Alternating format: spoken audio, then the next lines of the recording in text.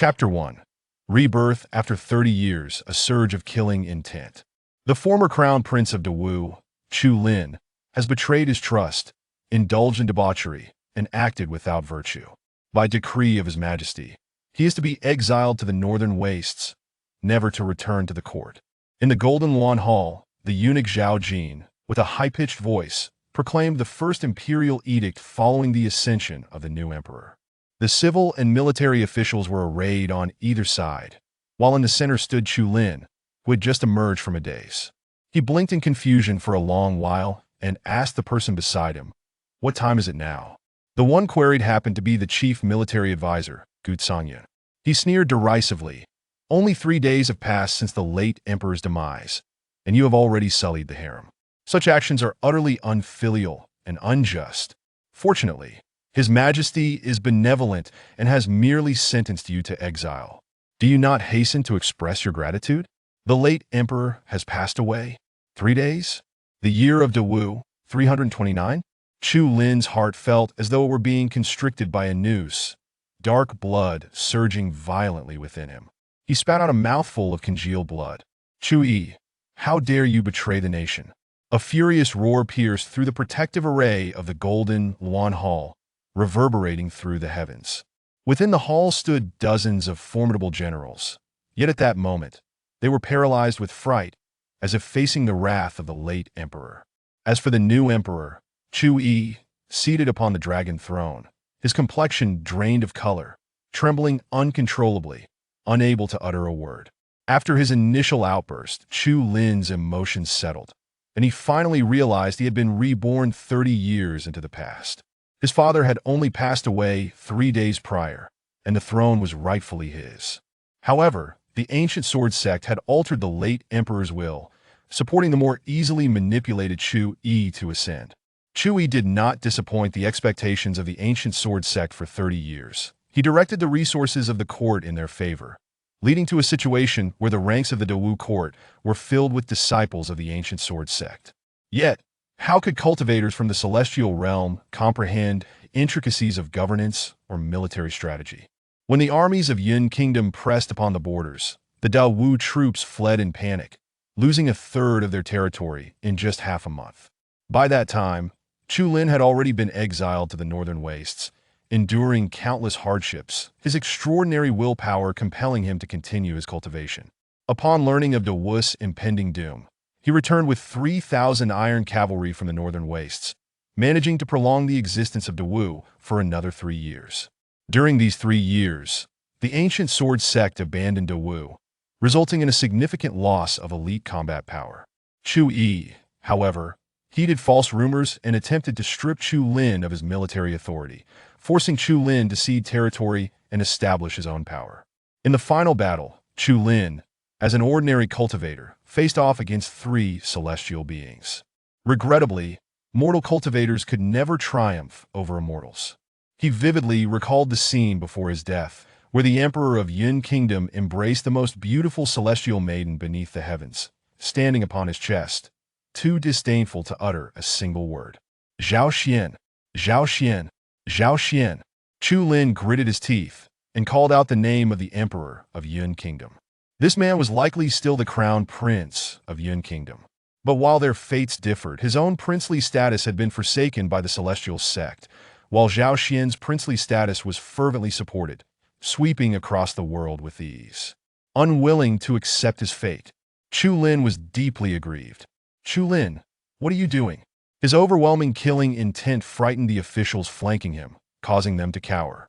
Gu Sangyan could no longer restrain himself and intervened, managing to suppress Chu Lin's body, but not his killing intent. Returning to reality, Chu Lin sighed in despair. At present, he was merely at the 27th level of law cultivation. How could he compete against Gu Sangyan, who had reached the realm of divine cultivation? Moreover, this was the imperial palace, where countless experts from the ancient sword sect lurked in the shadows. Even with profound sorrow and boundless ambition, he lamented his empty hands. What could one man achieve? Cultivators are categorized into 4 realms: 7 levels of body refinement, 12 levels of chi refinement, 36 levels of law refinement, and 81 levels of divine refinement.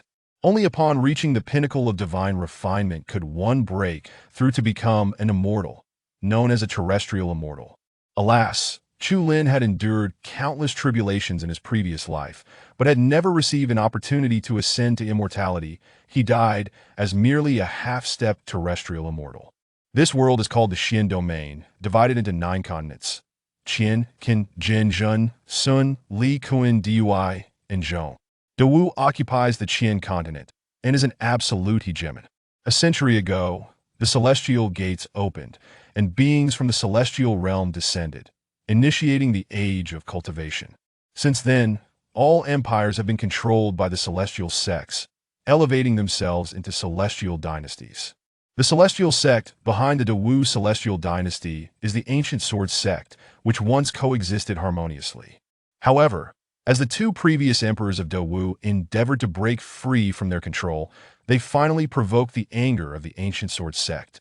Chu Lin was destined to be the emperor of Dawu in the 3rd generation of the cultivation era, inheriting the legacy of his 2 ancestors and continuing the struggle for independence. Yet alas, the power of the ancient sword sect was too formidable. Whoever they desired to elevate would ascend. Sigh, rather than endure this cycle again, I would prefer to die. Chu Lin felt no desire to cling to life. On the dragon throne, Chu Yi's face flushed with shame from the earlier outburst, and now he was seething with rage. Seize him and execute him by 5 horses. This proclamation startled many, prompting senior officials to intervene.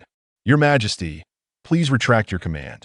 The former crown prince is, after all, a prince and should not be executed. If your Majesty were to kill the former crown prince, it would surely incite outrage across the realm. It is unthinkable. Chu Lin observed these individuals, feeling slightly reassured. At least some civil officials were advocating for him. However, it was regrettable that this was the age of cultivation. The powerless civil officials were but a mere flick of a hand against the overwhelming killing intent of the martial generals. The late emperor had once attempted to promote capable civil officials, but the issue was that most talented civil officials were ordinary people incapable of cultivation. The hall was filled with lamentations until a sudden explosion echoed. Bang! A powerful force shattered the air without harming anyone. The force emanated from the left side of the civil official array, where a large chair was situated, upon which a brawny man lounged, embracing a seductive beauty. I believe the young emperor's actions are justified. Anyone who dares to speak further should be executed alongside him. As these words fell, silence enveloped the hall. Even Chu Yi held his breath. Chu Lin turned to look, his eyes crackling with intensity. Had he not been so weak, he would have surely fought him to the death. Su Xiao, the director of the Dawu Cultivation Bureau, the king of valor. He had once been a citizen of Dawu, but after joining the ancient sword sect, he no longer harbored loyalty to Dawu. In Chu Lin's eyes, this man was the foremost traitor of Dawu. Many were aware of his treachery, yet they were powerless to act against him, for he was at the 81st level of divine cultivation. When Dawu meets its demise, Su Xiao, let us see how you will face your ancestors. In his memories, Su Xiao had seemingly fled with the ancient sword sect, inciting deep resentment. Haha, no need for the crown prince to worry. You should make your way to the afterlife swiftly. By the way, your 2 younger sisters are about to be sent to the ancient sword mountain to become concubines to Elder Zhao. They say they are as beautiful as flowers, so delicate it is a pity they will be given to that old man. I wonder how long they will last, considering Elder Zhao's proclivity for yin-yang manipulation. Had this been before, Chu Lin might have resigned himself to fate, believing that an early death would bring him rebirth, sparing him from the suffering of his past life. But now, upon hearing those words, a surge of fury ignited within him. If I possess sufficient power, I shall eradicate all traitors of Dawu and flatten every celestial sect. Boom! Dark clouds gathered overhead, thunder rolling ominously, reminiscent of the end of days. Ding! A detection of the world's strongest killing intent has been made. The divine general cultivation system has awakened. Congratulations! You have acquired the imperial level technique, the Emperor's heavenly decree. Congratulations! You have obtained the innate killing heart. It can absorb surrounding killing intent to enhance combat strength, stacking infinitely. Congratulations! You have received a special reward, the Ascending Dragon Pill, which will elevate your cultivation to the pinnacle of divine refinement. Congratulations! You have gained the titles Breakthrough of Heaven Marshal, Summon the Stars Sibyl. Titles can be conferred upon loyal subjects with over 80% loyalty. Congratulations! You have acquired the Imperial-level divine weapon, the Dragon-Suppressing Halberd. Chapter 2. The Celestial Gates open for me. The throne is rightfully mine. Chu Lin had no understanding of what the system was, but he sensed that he had likely received a unique fortune. He could now see his attribute panel. Name, Lin. Identity, Crown Prince. Faction, Dawu. Cultivation, 27 levels of law refinement. Innate talent, Killing Heart. Weapon, Dragon-Suppressing Halberd. Technique, Emperor's Heavenly Decree. A detection indicated that the host faced a life-threatening situation. The Ascending Dragon Pill was automatically consumed, and your cultivation will be elevated to the pinnacle of divine refinement. Initially, he thought he would ascend immediately, but to his surprise, there was a progress bar. Progress of Ascending Dragon Pill Refinement, 5%. Progress of Ascending Dragon Pill Refinement, 6%. Outside the Golden Lawn Hall, countless Imperial guards watched as Chu Lin was escorted out. Their expressions varied. Chu Lin gazed at them, a myriad of thoughts swirling in his mind, until a certain figure emerged. Name, Fu Tian. Identity, Deputy Commander of the Imperial Guards. Faction, Dawu. Cultivation, 23 levels of divine refinement. Innate talent, none. Loyalty, 85 excellent. Note, subjects possess the highest loyalty towards the Emperor. Seeing Chu Lin being led away, Fu Tian trembled with excitement, his leopard-like eyes wide open, blood-red with fury, his right hand tightly gripping the sword hilt. Chu Lin, fearing his impulsiveness, admonished, "Do not move." As the Crown Prince, even though the commander of the Imperial Guards had turned against him, there were still loyalists. Despite Fu Tian's imposing physique and seemingly dull demeanor, he was indeed more astute than 90% of Dawu's populace. Regrettably, Fu Tian had perished in the power struggles of his previous life. In addition to Fu Tian, Chu Lin also noticed an elderly man with graying whiskers, stealthily hiding around the corner of the Golden Lawn Hall, equipped with a treasured sword. Perhaps having heard of the Crown Prince's impending execution, the old man had come as well. Name, Zhu Mo. Identity, Grand Scholar. Faction, Dawu. Cultivation, 19 levels of Qi refinement. Innate talent, none. Loyalty, 81 excellent note. Only the Emperor holds the highest loyalty of his subjects. Why toil over such trivial cultivation of Qi? Zhu Mo, his mentor, had nurtured him for over a decade, hoping he would aspire to the lofty goal of liberating the Great Wu as his predecessors did. Ultimately, as Zhu Mo wished, Chu Lin indeed became that kind of person. However, the issue lay in the fact that Zhu Mo had only taught Chu Lin how to govern the state, neglecting to impart the intricacies of wielding power. Taking a deep breath, Chu Lin felt his spirits lift considerably. This great Wu would not ultimately plunge one into despair. Those who shared his aspirations simply lacked a leader. Turning back, Chu Lin observed the court officials surrounding Chu Yi as they exited the palace together. Chu Yi's face twisted with rage, and upon meeting Chu Lin's gaze, he erupted, "I must witness your demise with my own eyes before I can rest easy." The process of refining the Shenglong pill, 50% complete. Chu Lin dismissed this worthless individual and shifted his attention to others. Name, Nanzheng. Title, Chancellor. Affiliation, Great Wu. Cultivation, none. Talent, none. Loyalty, 56 poor. Chancellor Nan. Do you recall the moment in the Hall of Knowledge when you expressed your grand ambitions to Father? Dressed in resplendent attire, Nanzheng exuded an ethereal aura. With an expressionless visage, he replied, "That was then, this is now. I believe your majesty is the one who can secure the Great Wu's stability, while you martial men will only invite war." Chu Lin nodded.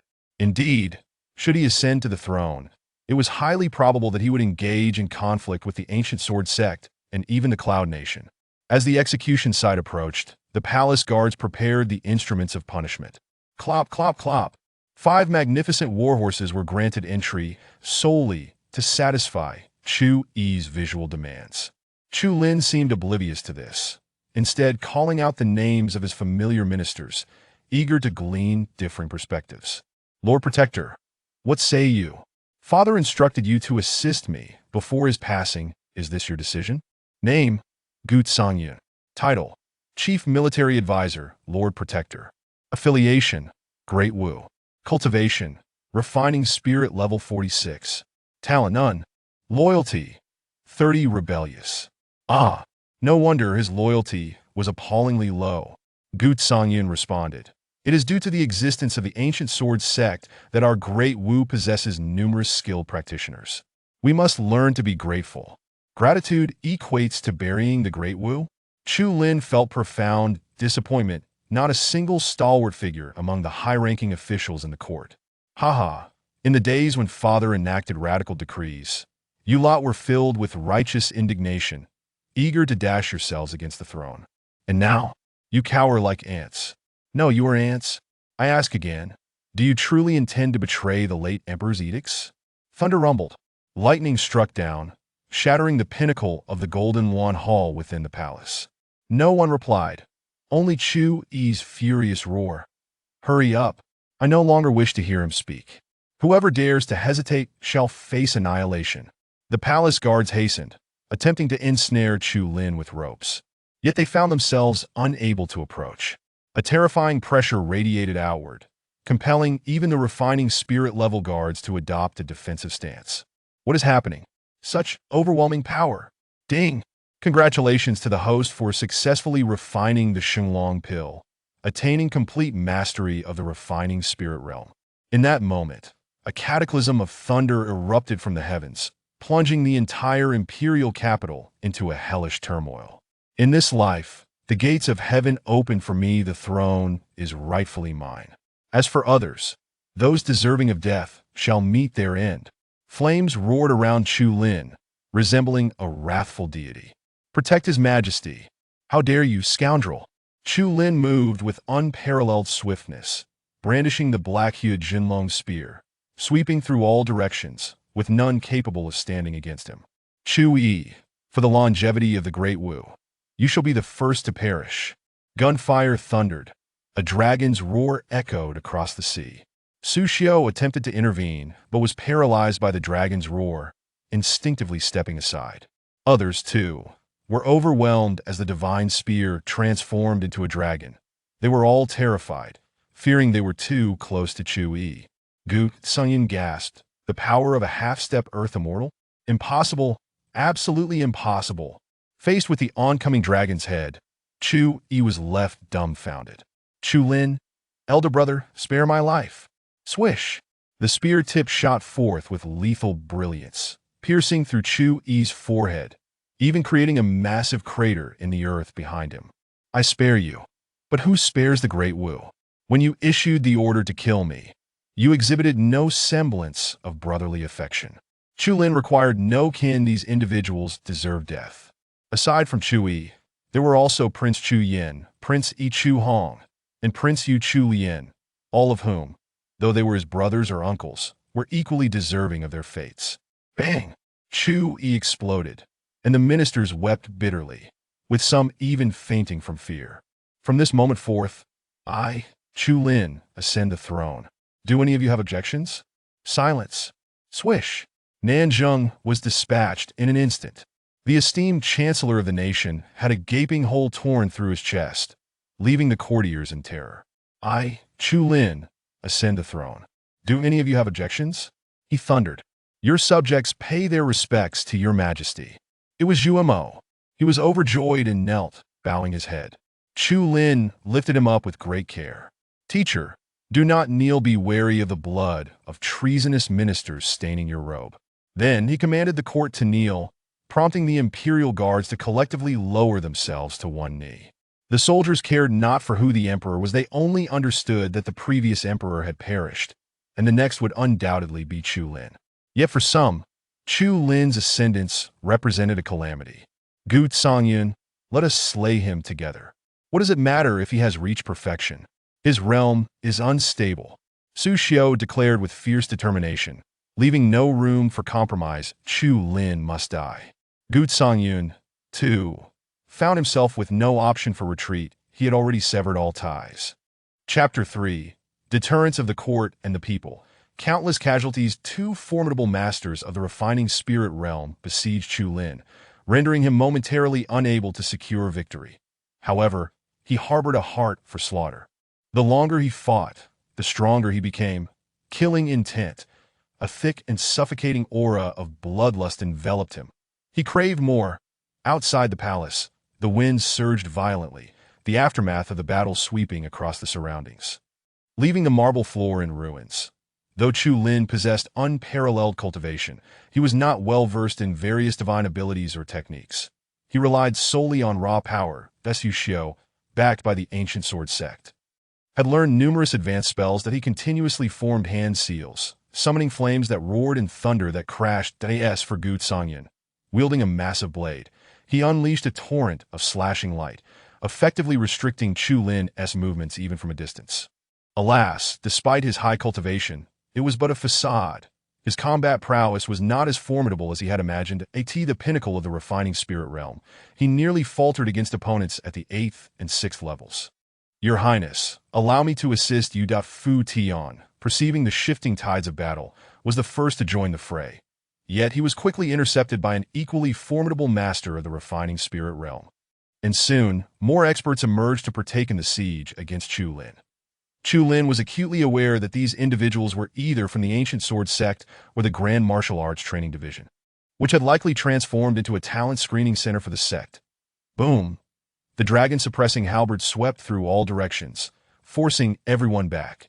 Chu Lin seized a momentary respite and, in a fit of rage, bellowed, "If you still consider yourselves people of the Grand Martial Arts, you ought not to assist the traitor. Otherwise, once I ascend to the throne, I shall exterminate your families with the majesty of an emperor." He indeed instilled fear in many, causing some to flee in panic while others grew even more ruthless. The Gu Songyun roared in fury, "A bunch of worthless fools. Have you not considered that given your past deeds, Chu Lin would ever spare you? Slaying him will usher in a new emperor. The royal family is not lacking in heirs." The battle raged on as Chu Lin navigated through the throng of masters, gradually gaining the upper hand. His killing intent had amassed sufficiently, elevating his heart for slaughter to the 2nd tier, that a reminder to the host indicated that the upgrade was a temporary effect, automatically dissipating after a brief ceasefire. In that moment, Chu Lin felt an unprecedented surge of power. Even after 30 years of arduous cultivation in his past life, he could not compare to the vastness of his current strength. His heart brimmed with wrath, yearning to shred every individual present into pieces. A fierce gale swept through, a manifestation of Su Xiao's spell. Chu Lin loathed him intensely and chose to disregard everything, traversing the storm with sheer physicality. Su Xiao, I long to flay you alive and drink your blood. You deserve to die. Boom! Disdaining the lengthy dragon-suppressing halberd, he discarded it temporarily and unleashed a punch that struck Su Xiao squarely in the chest. With a series of explosive sounds, a gaping hole was blasted through Su Xiao's torso, sending him careening outwards, likely meeting his end upon crashing to the ground. This swift kill sent shivers of fear through the others. Gu Songyun, his visage twisted with rage, shouted, "Kill! Kill! Continue the slaughter at all costs." He was indeed terrified, but what did fear matter in such an irrevocable situation? A quarter of an hour later, as Gu Songyun was slain by a single palm strike from Chu Lin, it signified the eradication of all traitors at the refining spirit level. Chu Lin surveyed his surroundings, noting the multitude of ministers and soldiers kneeling at a distance. Though terrified by the bloody battlefield, they dared not flee, fearing the wrath of Chu Lin would lead to their demise. Holding the dragon-suppressing halberd, Chu Lin took a moment to recuperate amidst the sea of corpses and blood. Once the killing intent faded and his heart for slaughter returned to normalcy, he finally regained his composure and breathed deeply. "Everyone, rise that I can discern clearly who is loyal and who is treacherous. We shall reconvene in court. Fu Tian, you shall take command of the Imperial Guards and cleanse the palace. As you command." Chu Lin raised his hand to shed his blood-stained robe and entered the golden throne hall clad only in his undergarments. Before he could settle onto the dragon throne, a eunuch rushed in, holding a new yellow robe. "Your Majesty, please change your attire." Chu Lin nonchalantly donned the robe, exuding an aura replete with the scent of blood and killing intent, causing the eunuchs and palace maids to tremble, their stomachs churning with nausea, yet unable to vomit. As he seated himself, it was a position he had never attained in his past life. Now he finally occupied it. In truth, it was not comfortable. He would have preferred the leisure of a simple rattan chair. Yet, he understood that for the grand martial arts to be reborn, this position could only be filled by him. While the ministers entered the hall, Chu Lin turned his gaze, fixing it ominously upon the grand eunuch Zhao Jin. "Do you have something to say to me?" Zhao Jin, pale with fright, knelt trembling. "This old servant shall serve your Majesty with utmost diligence." Chu Lin was not interested in such platitudes. He sought answers regarding the imperial edicts. I recall that the late emperor left behind 3 edicts. One in Gu Zongyin's possession, one concealed behind the plaque in the Chamber of Affairs, and the last in your hands. The late emperor held you in such esteem. How have you repaid him? Your Majesty, this old servant was coerced. It was all the doing of the ancient sword sect. I'm still thinking yourself clever. In his previous life, Zhao Jin had revealed his fangs after Chu Yi ascended the throne, colluding with Gu Zongyin and others to seize control of the court, leaving Chu Yi with no voice. Zhao Jin's betrayal of the ancient sword sect stemmed from their promise to restore his complete form. The restoration of one's body was the ultimate dream of all eunuchs. How could Zhao Jin refuse such an offer? The ancient sword sect could indeed fulfill this promise, albeit it was the ancient sword sect of the celestial realm. Due to the incomplete opening of the heavenly gate, the highest cultivation level of practitioners in the mysterious domain was merely that of earth immortals. Had it not been for this, the grand martial arts would have long been devoured entirely. For when the heavenly gate would be fully opened, that remained uncertain. Bring Zhao Jin away and execute him by dismemberment. The instruments of punishment prepared by Chu Yi should not go to waste. Should they? Anyone else wishing to experience this may step forward later. The ministers, having just entered the hall, knelt en masse, collectively shouting, "Long live your Majesty!" Zhao Jin screamed in desperation, weeping profusely. Upon realizing that Chu Lin would not relent, he stifled his sobs and began cursing frantically. "You have offended the ancient sword sect. Chu Lin, you shall be the bane of the grand martial arts. This old servant shall take my leave first, awaiting your Majesty at the bridge of helplessness." Once Zhao Jin was dragged out, the Golden Throne Hall fell into a chilling silence, an oppressive atmosphere weighing heavily upon the ministers. Chu Lin's eyes roamed, scrutinizing each individual through the system's data panel. Name: Duan Song. Title: Minister of War Faction, Grand Martial Arts Cultivation, Refining Law, 19th Level, Talent, None Loyalty, 73. Good Name: Sima Jin. Title: Minister of Justice Faction, Grand Martial Arts Cultivation, Refining Law, 7th Level, Talent, None Loyalty, 66. Good. A glance revealed that most civil and military officials had a loyalty rating of good, with only a few falling below 60, categorized as either poor or traitorous. No rush to deal with them. Among the ministers, Zhumo's loyalty was the highest, reaching 95, previously at 81. It had naturally increased now that Chu Lin had ascended the throne. Before long, Fu Tian strode into the hall with a commanding presence.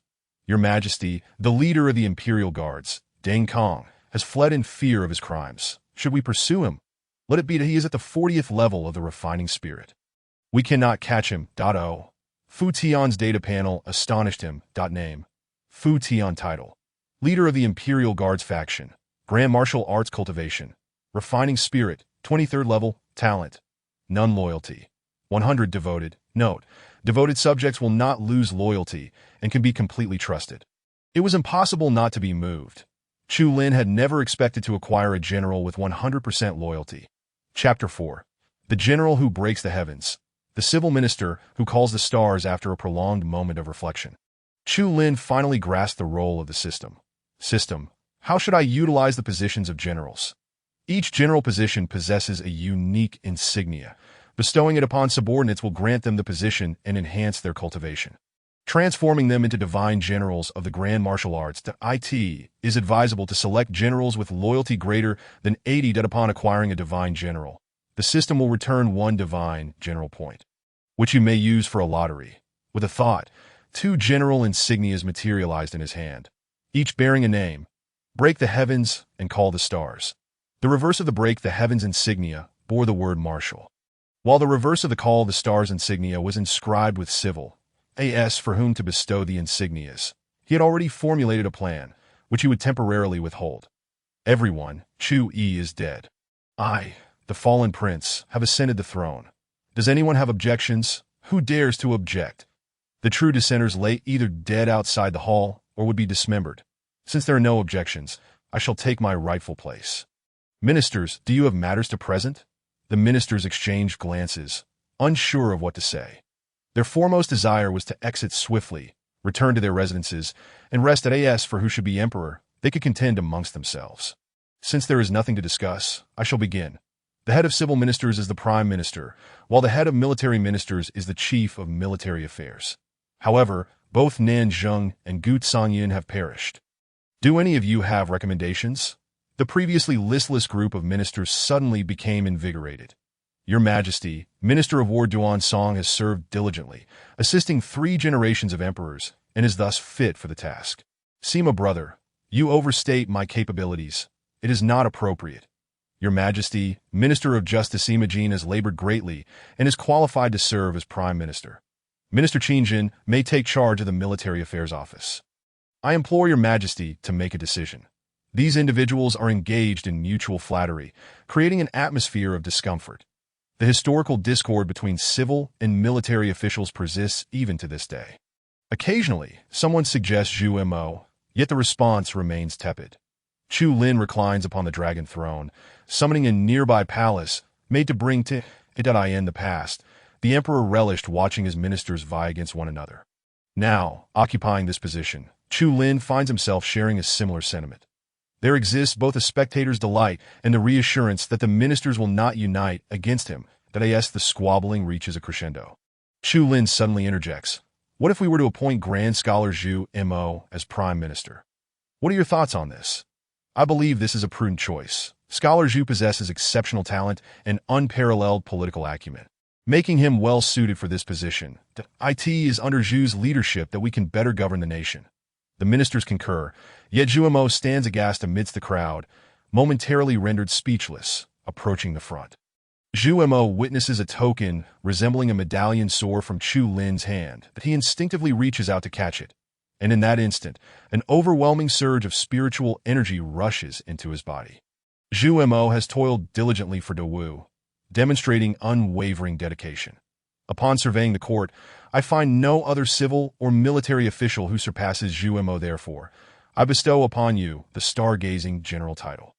To aid you in enhancing your cultivation, that I hope you will wholeheartedly assist me in restoring Dawu's former glory. Ding. Zhu Mo is now imbued with the stargazing general title, and the integration process begins. 10. What is national fortune but mere rhetoric? He could not disclose that his command medallion originates from a system that in no one could question the existence of national fortune, as only Chu Lin could perceive it. Closing his eyes, his consciousness spreads across the 49 states of Dawu, where he senses a formidable national fortune fervently surging. Thanks to this national fortune, even the ancient sword sect, with its earthly immortals, dares not engage in forceful plunder, but instead seeks to support the new emperor, that I possess divine generals. What does it matter if you have earthly immortals? At my command, even the celestial sects will be trampled by my legion of divine generals. Chu Lin's aspirations soar. From this moment forth, he shall truly wield control over the nation. Ding. The integration of the stargazing general title is successful. You have earned 1 general point. Now observing Zhu Mo. He appears somewhat ethereal, radiating a dazzling brilliance that is difficult for ordinary eyes to behold. Name. Zhu Mo type. Civil general title. Stargazing faction. Dawu cultivation. Spirit refinement, great perfection. Talent. Guardian artifact. Star map technique. Celestial gathering technique, loyalty. 95. Excellent guardian. Can suppress a radius of 1,000 miles, making rebels and traitors unable to escape. Possesses a chance to trigger divine abilities. Execution. Instantly annihilates targets with lower cultivation or weaker presence. Remarkably, this title has allowed Zhu Mo, who is at the Qi refinement level, to ascend directly to spirit refinement, great perfection. It is noteworthy that there exists an intermediate realm between qi refinement and spirit refinement. Zhu Mo becomes acutely aware of his cultivation transformation and the abrupt gains. Overwhelmed with joy, he promptly kneels to express his gratitude. Zhu Xiang, please rise and stand aside. Fu Tian. Step forward. Fu Tian joyfully approaches, accepting the Breaking Heaven General Medallion bestowed by Chu Lin. Though you have not achieved great merit, your loyalty and bravery are commendable. Henceforth, I grant you the title of Breaking Heaven General. For the future of Dawu's realm will require your unwavering protection. Fu Tian, overwhelmed with emotion, kneels on one knee. I vow to devote all my efforts to safeguarding Dawu. Ding. Fu Tian is now imbued with the Breaking Heaven General title. The integration process begins. 10. Shortly thereafter, the system once again delivers a notification. Ding. The integration of the Breaking Heaven General title is successful. You have earned 1 general point. At this moment, Fu Tian exudes an imposing presence, surrounded by a swirling red mist, an almost tangible aura of killing intent. Name: Fu Tian. Type: Military General title. Breaking Heaven Faction. Dawu Cultivation. Spirit Refinement. Great Perfection. Talent: Peerless Weapon. God Alarm Spear Technique. 100 Refinements. God Alarm Technique. Loyalty: 100. Devoted. Peerless. Doubles all attributes and has a chance to trigger the God Alarm Divine ability. God Alarm. Intense killing intent can intimidate foes, reducing their attributes across the board. Pleased with Fu Tian's attributes, Chu Lin is satisfied. Before he can speak, the system sends another alert. Both the Breaking Heaven and Stargazing titles have successfully integrated, and the host has gained the divine abilities of Execution and God Alarm. Are there additional benefits? Chu Lin perceives that he can indeed utilize these divine abilities without needing conditions to trigger them. Ding!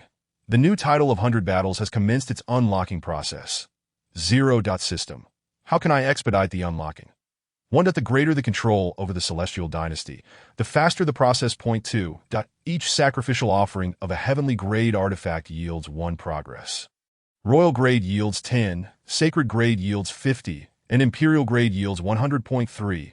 Each slain cultivator also contributes to progress, with the specifics determined by the situation. 4. Eradicating rebellious forces may yield progress depending on circumstances.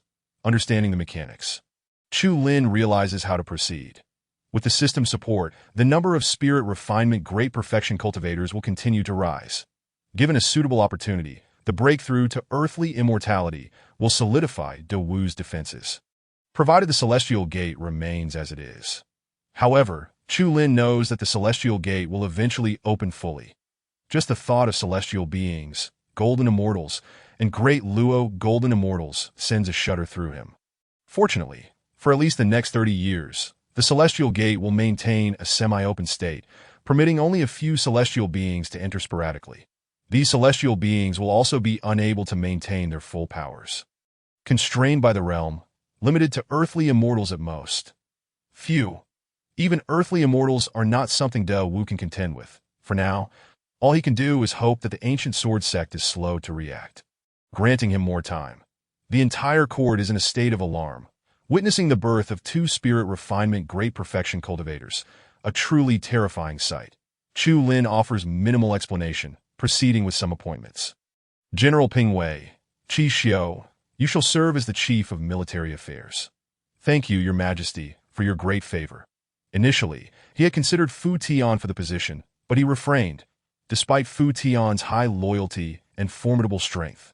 He was not suited for the role of Chief of Military Affairs. He would at best serve as a commanding general, struggling to oversee the broader picture. Chapter 5. Outside the 100 Spirits Palace. Absolute execution. The 100 Spirits Palace exudes a fresh and elegant ambience, harmonious and tranquil. The courtyard is adorned with lush trees and blooming flowers, imparting a refreshing sense of returning to nature. However, the scene by the pond, where a mother and her 2 daughters weep in each other's embrace, stands in stark contrast to the surroundings. Mother, brother intends to send us to ancient Sword Mountain. Please save us. The 2 young women lean against the resplendent figure of their mother, appearing utterly pitiful. The woman, named Mu Ling, is the late Emperor's Empress and the current Empress Dowager. With a sorrowful sigh, she laments, "The court is under the control of Chu Yi. I am powerless to aid you." The daughters cry even louder, tears streaming down their faces. Truly a sight that evokes compassion. Point 1 is named Chu Wei. The other Chu Qing, both beloved younger sisters of Chu Lin. Mother, is brother well? Your brother. Alas, it is all the machinations of the ancient sword sect that I can only hope that Liner remains safe. Everything else is of little consequence. Being an emperor is important, but living is even more crucial. Mu Ling has devoted half her life to planning for her son, only to be undone by an edict from the ancient sword sect.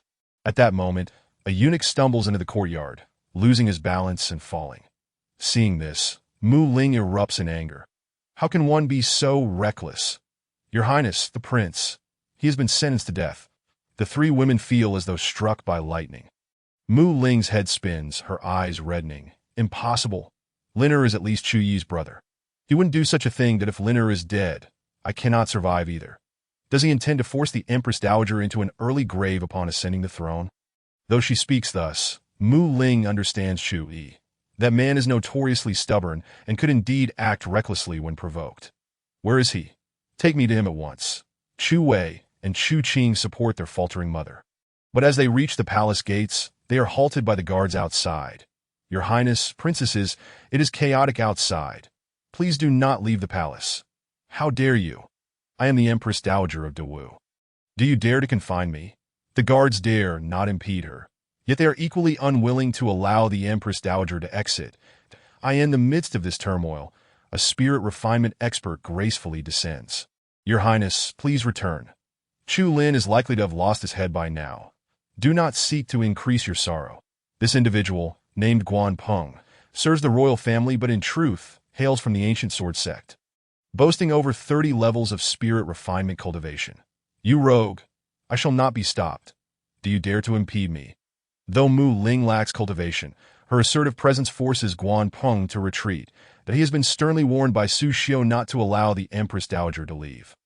Gritting his teeth, he forms seals with his hands, conjuring tendrils of green spiritual energy that tightly bind before Mu Ling. There was fierce combat at the Golden Dragon Hall. It is likely that Chu Lin and his faction have been quelled. Accept your fate. Is living not preferable? Guan Peng scoffs coldly.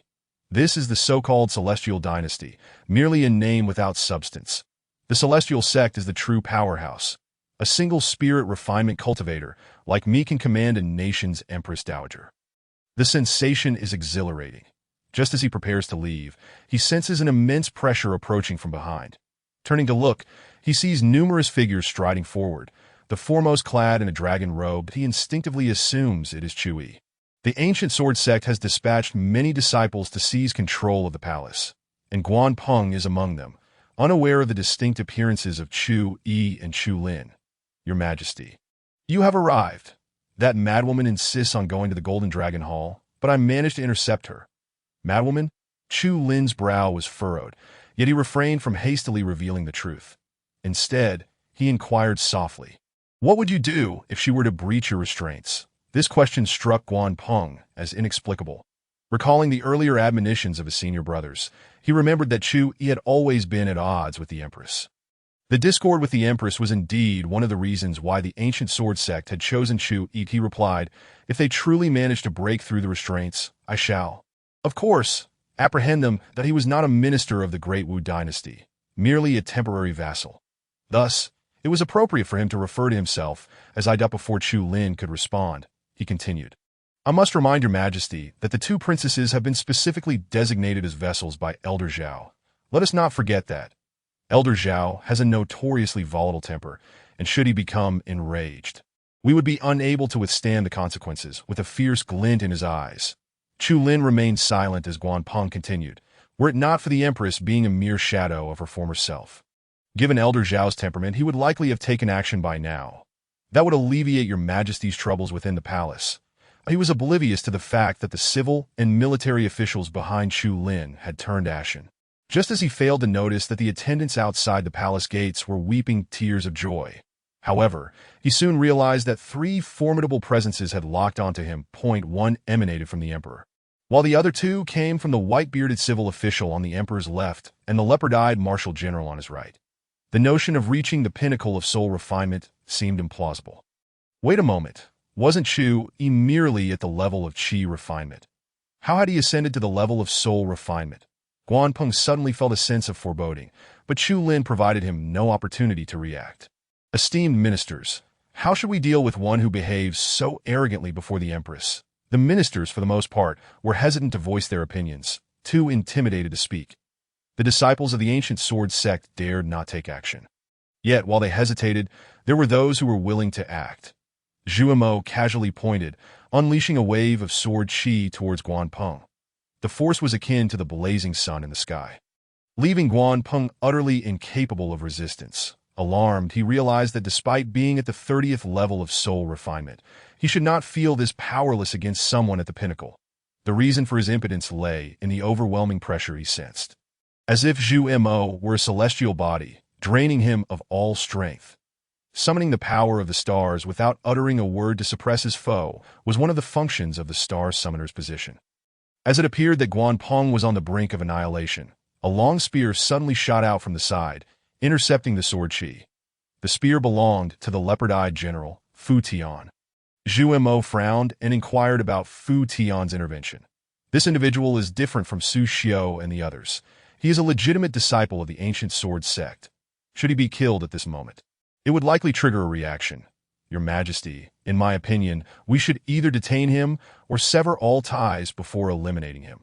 Chu Lin was utterly taken aback to find that it was the brawny Fu Tian who had recognized this. Rather than the cunning Zhu Mo upon reflection, it was understandable. Zhu Mo's lack of profound cultivation rendered him less knowledgeable about certain spiritual perceptions or celestial techniques. You speak wisely, my teacher, beyond attending to court matters. You must also broaden your understanding of cultivation knowledge, Chu Lin remarked, a hint of reproach in his tone. Zhu Mo, feeling somewhat abashed, repeatedly promised to improve. Then, with a gust of wind, Chu Lin's right hand transformed into a claw and struck fiercely against Guanpeng's chest. You dare threaten me? My master is the earth immortal Nan Gongxi. With a resounding crash, Guanpeng exploded into a cloud of ash. Ding! Guanpeng has been executed by the national fortune, simultaneously severing all connections, including fate and celestial secrets. Were it not for the overwhelming nature of this divine punishment, Chu Lin would have refrained from indiscriminately taking lives, for he currently required more time to develop and could not afford a head-on confrontation with the ancient sword sect. Following Guanpeng's demise, Chu Lin strode purposefully towards the gates of Taiching Palace, raising his hand to dissolve Guanpeng's confinement. Sun pays his respects to Mother. He knelt heavily, his knees striking the marble floor. For Mu Ling, her son had only been away for half a day. Yet for Chu Lin, it had been 30 years since he had left his mother's side. The longing he felt was indescribable to outsiders. My child, how fortunate you are to be safe. Rise quickly. Mu Ling's body weakened as Chu Wei and Chu Ling leaned down to help their brother to his feet. Brother, why are you dressed like this?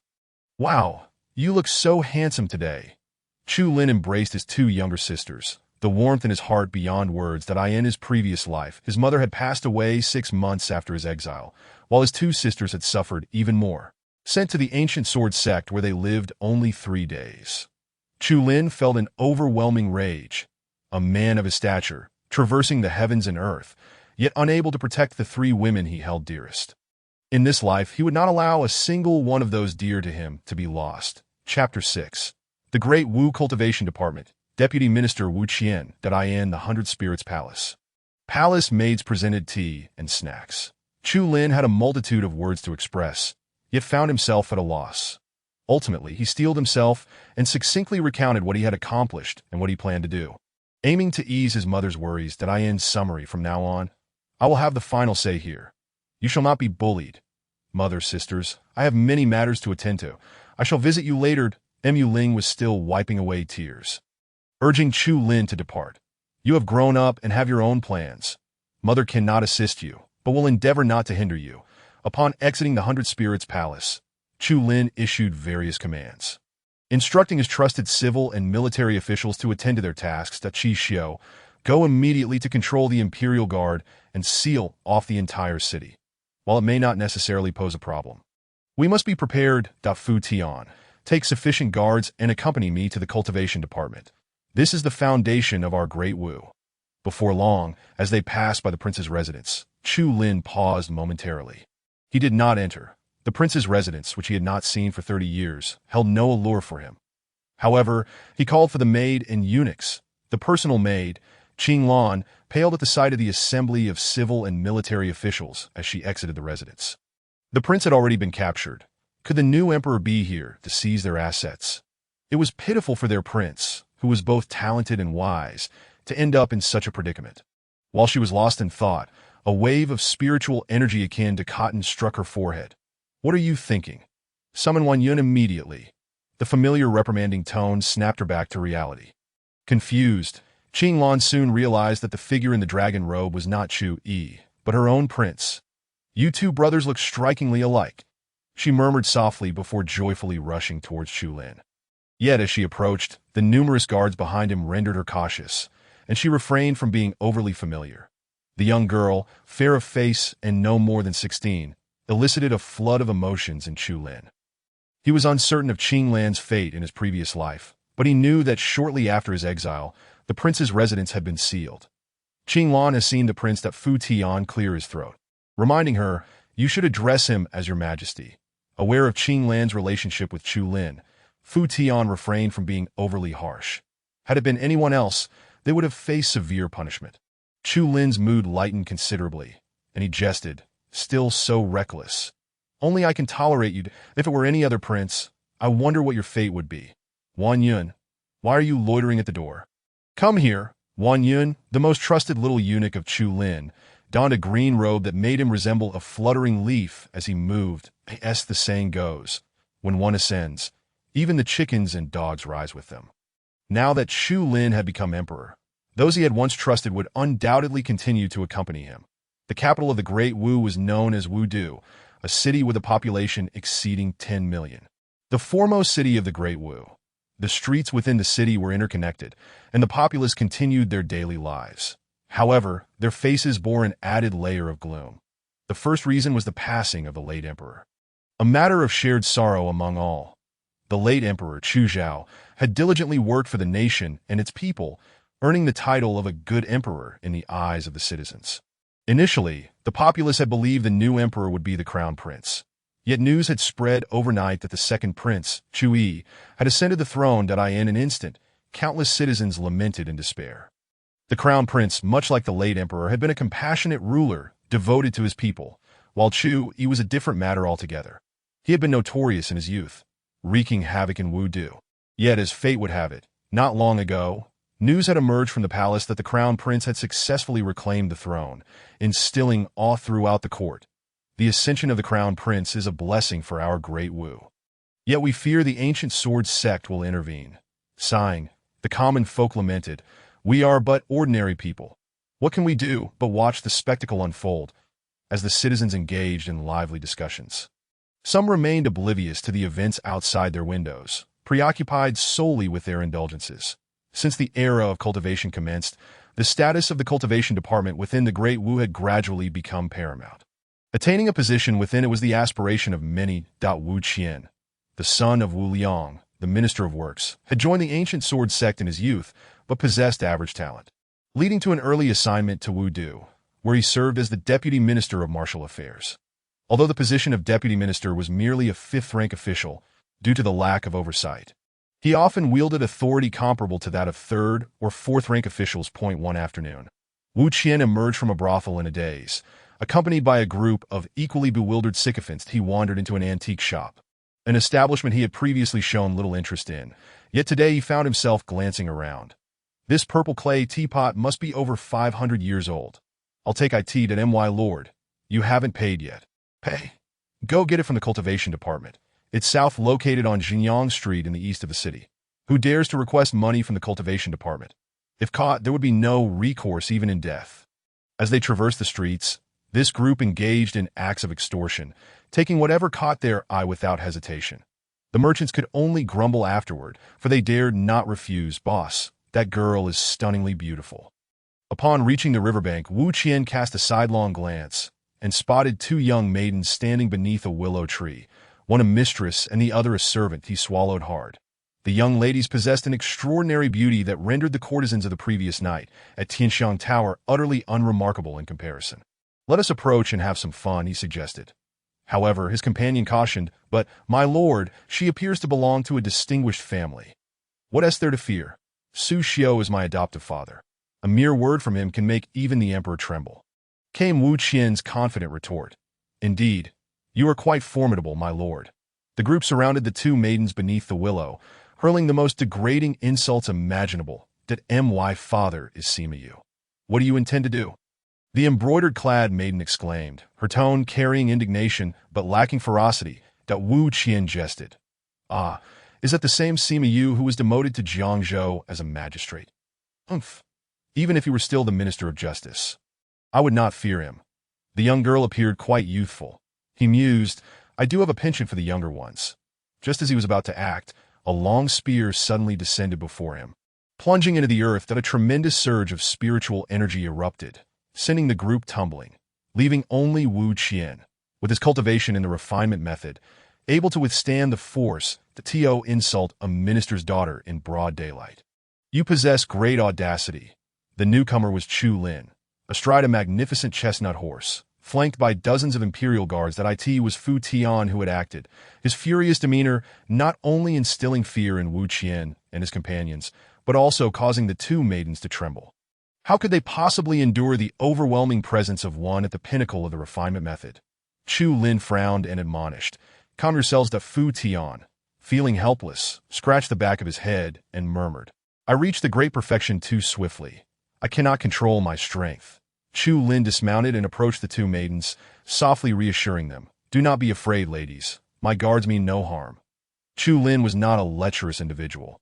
His concern for the maidens stemmed purely from a protective, elder brotherly instinct, given that his mental age had surpassed 50. Sima Yin nodded slightly. "Thank you for your rescue, young sir, but you should leave. He is from the cultivation office."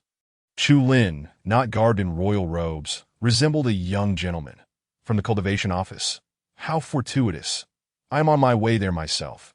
The girls may not recognize Fu Tian and the others as imperial guards, but Wu Qian did. Initially startled, he quickly regained confidence, recalling his acquaintance with the commander of the imperial guards, Deng Kong. "Who are you to disrupt my plans? Do you dare to threaten me with complaints to your superior?"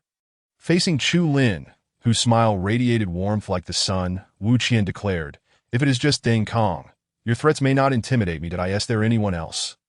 "I would not want to frighten you unnecessarily. I am the deputy minister of the cultivation office. Su Xiao is my adoptive father, and his words carry weight that even the emperor dare not refute. Kneel and bow your head, and deliver the two maidens to me, and I shall grant you a path to survival." Chapter 7. Kneel before me. A gentle breeze swept across the riverbank, and the spiritual energy began to grow increasingly chaotic. That Wu Qian's arrogant words incensed Fu Tian and the other imperial guards. With Fu Tian's spear locking onto Wu Qian, ready to strike him down at a mere command from Chu Lin. However, Chu Lin had long since moved beyond impulsiveness. He possessed the ability to both unleash fury and wield political finesse. Thus, he feigned trepidation, responding in a quivering voice. "Ah, so it is the Deputy Minister Su. I have long admired you. I am merely a newly appointed minor official of the Imperial Guards, unfamiliar with the rules. And I shall certainly apologize in due course." Seeing the Emperor's demeanor, Fu Tian could only retract his aggression, recognizing that the Emperor had a deeper strategy in mind. "Ah, are you frightened? You seem to have some sense. Kneeling is unnecessary. Just hand them over." "Of course, but elder brother, could you perhaps introduce me to Deputy Minister Su? I have some gifts. You understand that my adoptive father does not often entertain visitors, but you seem sincere." "Very well, I will take you to the official residence. Come, take them away." Sima Yin and her maidservant felt dizzy, having thought they were saved, only to realize that Chu Lin was in cahoots with these ruffians. "No need for you to trouble yourself. I shall escort them myself." Sima Yin, unwilling to cooperate, was met with a fierce glare from Chu Lin, causing her to weaken entirely. With swift precision, Chu Lin swept both maidens up and tossed them onto his horse. Concurrently sealing their acupoints to prevent them from crying out for help. For himself, he walked alongside Wu Qian, engaging in casual banter. Perhaps due to their shared interests, the two found themselves increasingly in sync in conversation. "If you wish to know who holds sway in the cultivation office, you have indeed come to the right person." That Wu Qian continued to rattle on. "The highest official in the cultivation office is the minister. My adoptive father Su Xiao. His status is elevated. You merely need to offer gifts, but do not expect favors. You are not yet worthy. Below him is the second-ranked general of martial instruction. Named Feng Long. If you aspire to develop within the military, he could assist you, albeit at a high cost, requiring either spiritual stones or spiritual artifacts. Then there is the Deputy Minister Xian Ziming. He is a ruthless character, involved in both brothels and gambling houses. The establishment I visited last night belonged to him, and brothers from the cultivation office receive half price, or even free.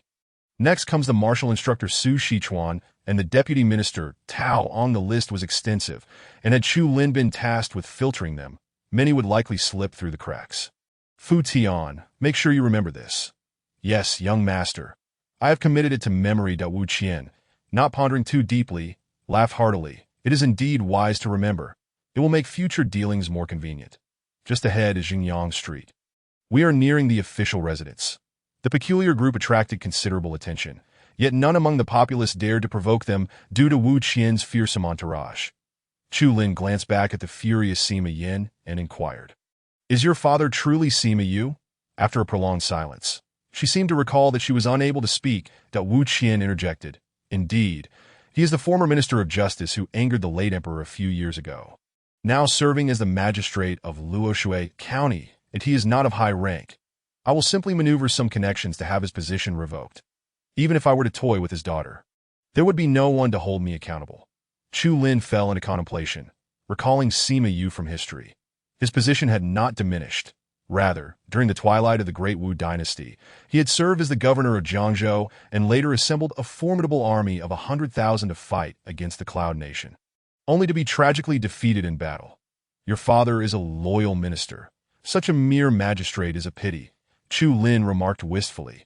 Sima Yin felt wronged, her mouth opening in silent protest. Enough, Fu Tian. Allow her to speak. Fu Tian released a stream of spiritual energy, unblocking Sima Yan's meridians. Instead of lashing out, she sighed with sorrow.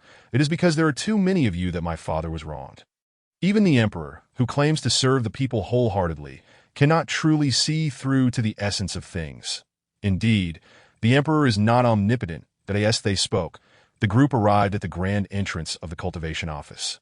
The magnificent structure appeared so imposing that a commoner visiting Wudu for the first time might mistake it for a royal palace. Chu Lin frowned. How can the cultivation office, which supersedes the 6 ministries, lack even a guard at its entrance? Wu Qian chuckled.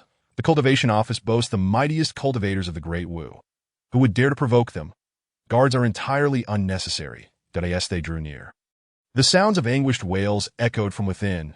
I have made a firm bet. This time, I shall definitely win small. I shall wager a low-grade spiritual artifact. With a resounding crash, Chu Lin kicked the grand door open. Upon peering inside, they beheld a vast courtyard where several gambling tables were brazenly set up, surrounded by a throng of cultivators who lounged with bare arms, shouting and hollering, resembling nothing more than a band of gamblers. Who dares to kick down the door of my cultivation office? Ah, Wu Ge has returned. Come and play. We have just opened the betting. I have even better toys here. You may amuse yourselves. The 2 maidens had dismounted from the horse. Regaining their mobility, Wu Qian, impatient, reached out toward Sima Yin, his expression lewd. Yet, at that moment, a blade of spiritual energy severed his right hand cleanly, swift and decisive. The esteemed cultivation office had truly fallen to such depths. One could only commend the ancient sword sect and Su Xiu in that moment. He felt the impotence of his father. Without decisive measures, the cultivation office of the Great Wu would continue its descent into depravity. Wu Qian stumbled back into the throng of his companions, howling in pain. Others, witnessing the sudden turn of events, hastily abandoned their tokens and dice to investigate. What has happened to Wu Ge? You little rascal. You have some nerve, Neil. Chu Lin's voice rang out with fury, echoing like a dragon's roar, stirring the winds around them. Who are you?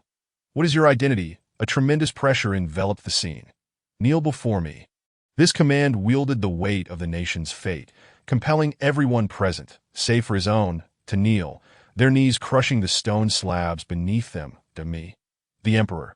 It was pitiful for these individuals, so engrossed in their amusements that they were oblivious to the upheaval in the royal court.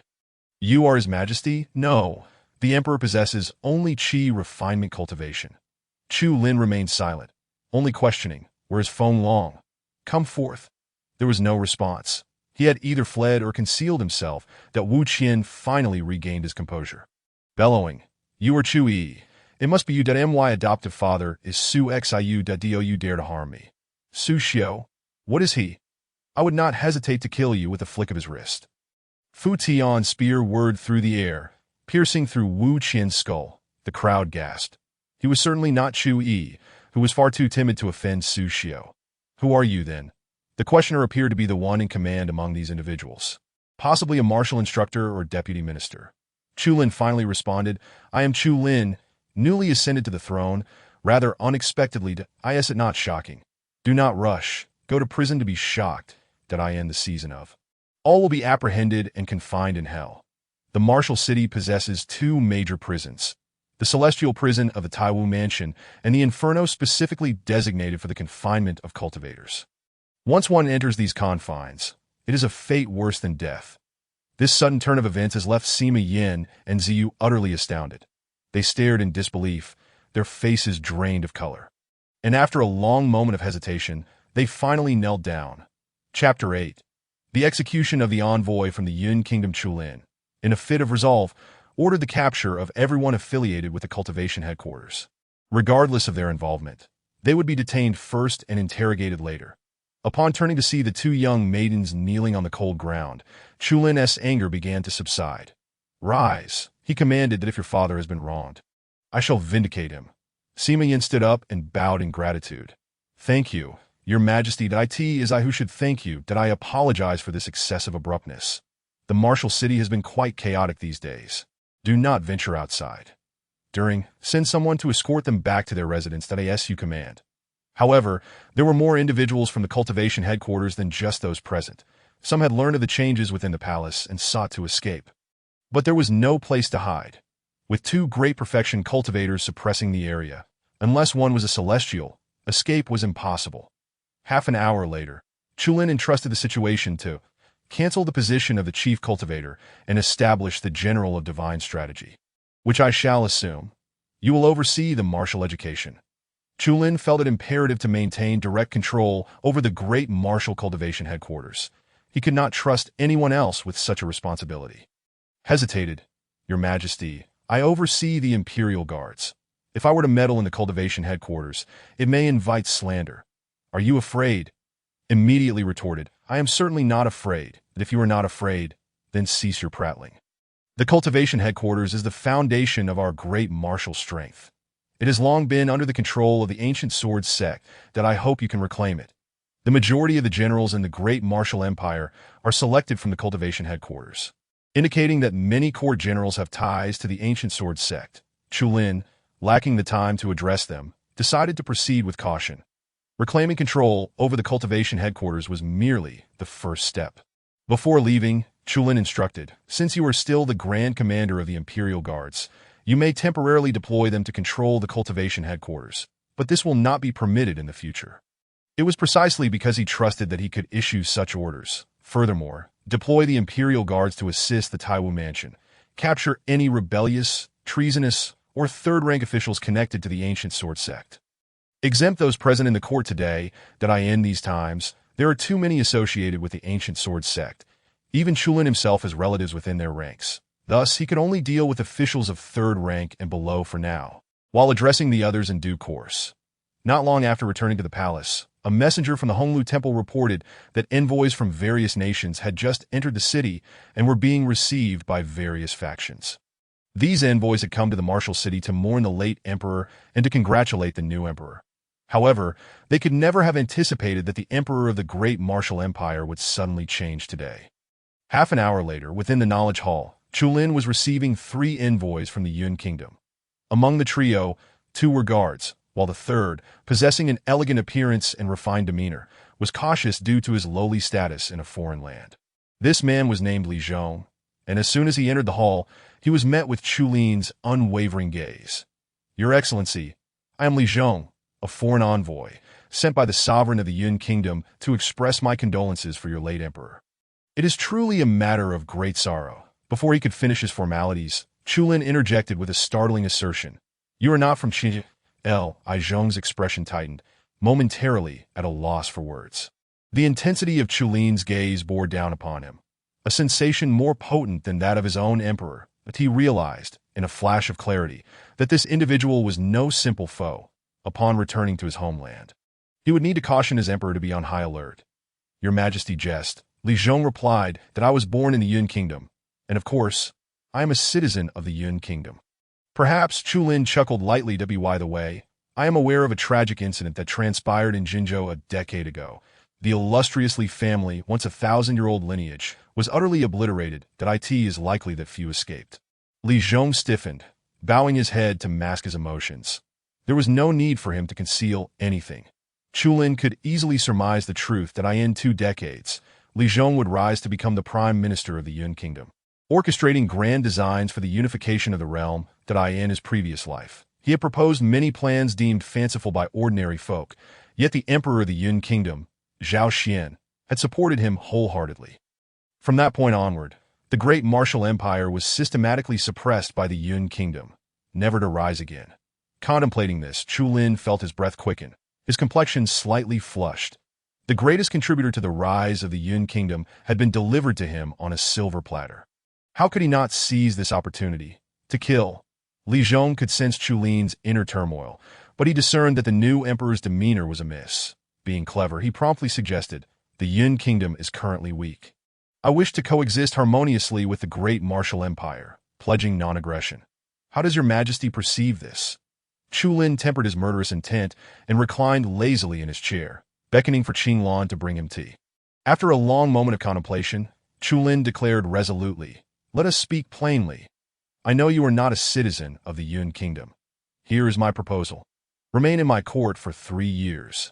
And after that, you may choose any position among the 6 ministries. What say you? Li Zhong was taken aback. He was merely a 7th-rank official. How could he possibly merit such attention from the emperor? Moreover, he had established a life in the Yun Kingdom. How could he remain in the great martial empire? Your Majesty, please do not jest. I am a citizen of the Yun Kingdom, and my identity cannot be easily changed. If that is the case, I shall take my leave now, and I will present all gifts later. As Li Zhong turned to leave, he was intercepted by the palace guards. His 2 divine refinement guards attempted to intervene, but soon sensed an overwhelming aura bearing down upon them. The Yun Kingdom has sent assassins to slay me. Capture Li Zhong and execute the other 2 as a public spectacle. Li Zhong was struck with terror. Your Majesty, I am an envoy. Your status means little to me. All I know is that you are Li Zhong. The 3 individuals were swiftly subdued and soon captured. Li Zhong was placed under secret confinement, while the other 2 were executed and displayed at the city gates, labeled as assassins. The news spread rapidly, solidifying the claim that the Yun Kingdom had dispatched assassins. Your Majesty, are we truly going to war with the Yun Kingdom? Qinglan asked, her expression filled with trepidation, prompting Chulin to gently pinch her cheek. Fear not. The Yun Kingdom would not dare to mobilize their forces for the flowing fire sect behind them. That remains uncertain. If I am not mistaken, the 2 divine refinement guards were disciples of the flowing fire sect. Chulin was no fool. There was a method to his actions. Firstly, he sought a reasonable pretext to place Li Zhong under confinement. If he wished to remain, that would be ideal. If not, he would simply eliminate him. Secondly, it was a show of strength to neighboring nations. They should not presume that the great martial empire would weaken with the former emperor's passing. A more formidable emperor had ascended the throne, one who was unyielding and resolute. Lastly, Chulin did not wish to be in outright opposition to the Ancient Sword sect. It was well known that the Ancient Sword sect and the Flowing Fire sect were rivals. By publicly executing members of the Flowing Fire sect, it would serve to appease the elders of the Ancient Sword sect. Indeed, at Ancient Sword Mountain, Deng Kong, who had escaped the martial city, was reporting the situation to Elder Zhao Jian. Zhao Jian erupted in fury. The emperor he had personally supported was now openly slain by Chulin, which was a slap in the face to him. All disciples of the sect heed my command. Proceed to the martial city at once. I wish to see how Chulin can withstand the weight of the throne. In an instant, spiritual energy surged within Ancient Sword Mountain, causing birds to scatter and beasts to flee. However, before anyone could depart, News of the assassination of the Yun Kingdom envoy arrived swiftly. The Flowing Fire sect has long sought to support the Yun Kingdom in consuming our great martial empire. It seems they have met with a setback. It appears this Chulin is indeed audacious. Elder, why do we not observe and see how Chulin proceeds? After all, you possess unparalleled combat prowess. You could replace the emperor at any time. Very well. In a few days, the funeral of Chu Zhao will take place that we shall attend then. Chapter 9. The discarded Imperial-level divine weapon. As the day wore on, news of Chulin's usurpation spread fervently across the land. Interestingly, whether among the common folk, scholars, or cultivators within the kingdom, most were pleased to witness this development. The commoners needed no further explanation. For scholars, Chulin represented the rightful lineage of the great martial empire. While Chu Yi's ascension had been inappropriate, now, the return to a legitimate ruler seemed only natural. For cultivators, the resources for cultivation had been plundered by the ancient sword sect, leaving them to survive on scraps. The new emperor's actions against the claw of the ancient sword sect presented an opportunity for them. Regardless of the uproar outside, tranquility gradually settled within the imperial palace. Ding. You have 2 divine general points. Would you like to draw from the lottery? What might you acquire? In the knowledge hall, with a moment of leisure, Chulin opened the system, ready to utilize his 2 divine general points. Reminder to the host. The prize pool contains elixirs, magical artifacts, formations, cultivation techniques, and more. You may draw twice consecutively. Ding. Congratulations. You have obtained the heavenly level 2-element mountain river formation and 54 bottles of body refinement elixir. Upon understanding their effects, Chulin could not contain his joy. The 2-element mountain river formation could be deployed at any time, capable of withstanding the might of even the highest celestial. The body refinement elixir could remedy the issue of rapid cultivation outpacing physical adaptation, making it perfect for him. Chulin instructed the guards outside to deny entry, then consumed the elixirs and began to circulate the Imperial Sovereign's heavenly command. The Imperial Sovereign's heavenly command consists of 9 levels. It does not require traditional cultivation, but is instead bound to the fate of the great martial empire and the divine generals. The stronger the national fate of the great martial empire, the stronger the divine generals, and in turn, the greater Chulin's strength would become. Moreover, with an increasing number of divine generals, his cultivation speed would also accelerate. After practicing for a while, he felt no immediate effects, as the elixirs would automatically take effect within his body without the need for active cultivation. Wang Yun? Wang Yun had been waiting outside the hall and promptly entered upon hearing his summons. What is your command, your majesty? I am about to visit the palace treasury. Please prepare accordingly. The servant shall arrange this forthwith. Offering treasures can expedite the unlocking process of the position. Chulin wishes to assess the situation. If there are any high-level magical artifacts, there is no need to retain them. They should be sacrificed directly, that in a prestigious celestial dynasty. It is only fitting to possess some royal or imperial artifacts. However, upon arriving at the scene, it was discovered that the royal treasury astonishingly contained only 2 inferior-grade heavenly spirit swords. Containing his fury, Chulin summoned the eunuch in charge of the treasury. I recall that there was originally a royal-level pagoda in the treasury. Where has it gone? The eunuch knelt and replied, Your Majesty, the pagoda was given as a gift to the Xuanmu sect by the late emperor. And the royal-grade platinum armor? It was presented as a birthday gift to an elder of the Tianhua sect by the late emperor. After inquiring, it became clear that the royal treasures had been entirely bestowed upon others by the late emperor.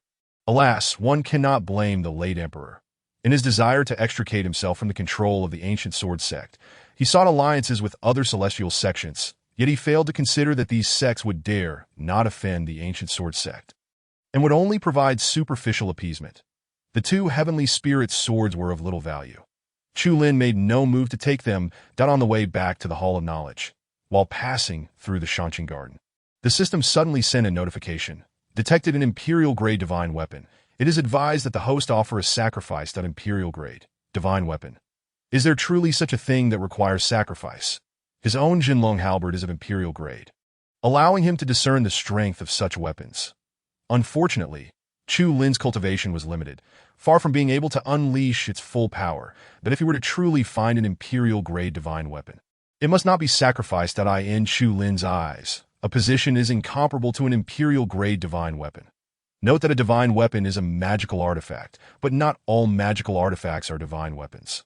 After a brief search, the palace guards finally retrieve a long spear from the lake, which appeared no different from an ordinary weapon. An abandoned Imperial-grade divine spear could yield a 50% progress in the unlocking process. Abandoned? Can it be repaired? Repairing this Imperial-grade divine weapon requires advanced celestial herbs and upper-level dragon pearls. Enough talk. Let us sacrifice it, as long as it does not bring him any benefit at this stage. Even the finest treasures are but worthless debris. Ding. The divine spear has been sacrificed, unlocking 57% of the position of 100 battles. At last, there is some gain. Chu Lin felt somewhat satisfied. Just as he was about to leave, a sudden flash of inspiration struck him, reminding him of an important matter and a significant individual in his past life. There was a woman skilled in wielding a spear who commanded the winds and rains in the northern wilderness. This woman had recently come to Wudu and was evidently displeased. He summoned Wan Yun and commanded, "Send someone to monitor the city. As soon as a woman named Lu Fei appears, inform me immediately." The next day at the morning court, the number of court officials was noticeably diminished. Chu Lin swiftly issued his first imperial decree, proclaimed to summon the princes from various regions to return to court promptly, to attend the late emperor's funeral rites. The late emperor, Chu Zhao, had passed away 3 days prior, and due to Chu Yi's power struggle, the burial had yet to take place. To be why the timeline, they would have to wait until the 28th of July for the burial. Today being the 23rd, Zhu Mo reminded, "Your Majesty, considering the current situation, it is uncertain whether the princes will dare to return." "I am aware." Chu Lin's eyes glimmered with frost. Whether they return or not is one concern. Whether the notification reaches them is another. These princes cannot stir up any storms. They merely serve to annoy like insects. There was more than one decree, and Wan Yun subsequently announced, the Great Martial Cultivation Office will undergo reform. The position of chief will be abolished and replaced with that of Divine Strategy General, to be held personally by Your Majesty. Commander Fu will serve as the chief martial instructor.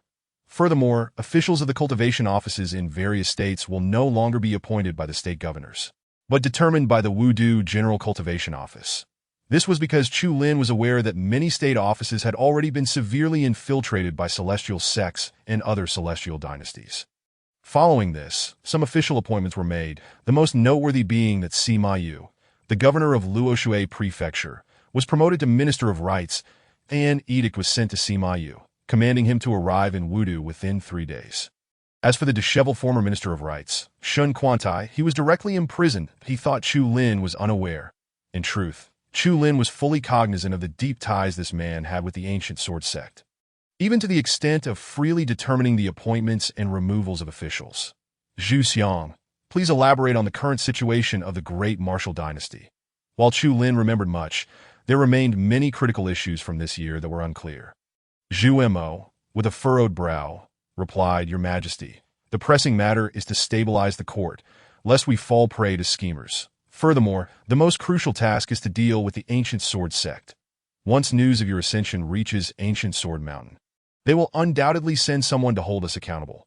The highest cultivation level in the Great Martial Dynasty is but half a step to Earth Immortal, while at least 2 Earth Immortals reside within the ancient sword sect." Chu Lin maintained a steady mindset and inquired further. Zhu Mo, with assuredness, clarified one matter after another. To the north of our Great Martial lies the Cloud Nation, to the south the Zhu Nation, and to the east the Jin Nation. The Zhu and Jin nations have historically been stable and are unlikely to pose issues in the near term.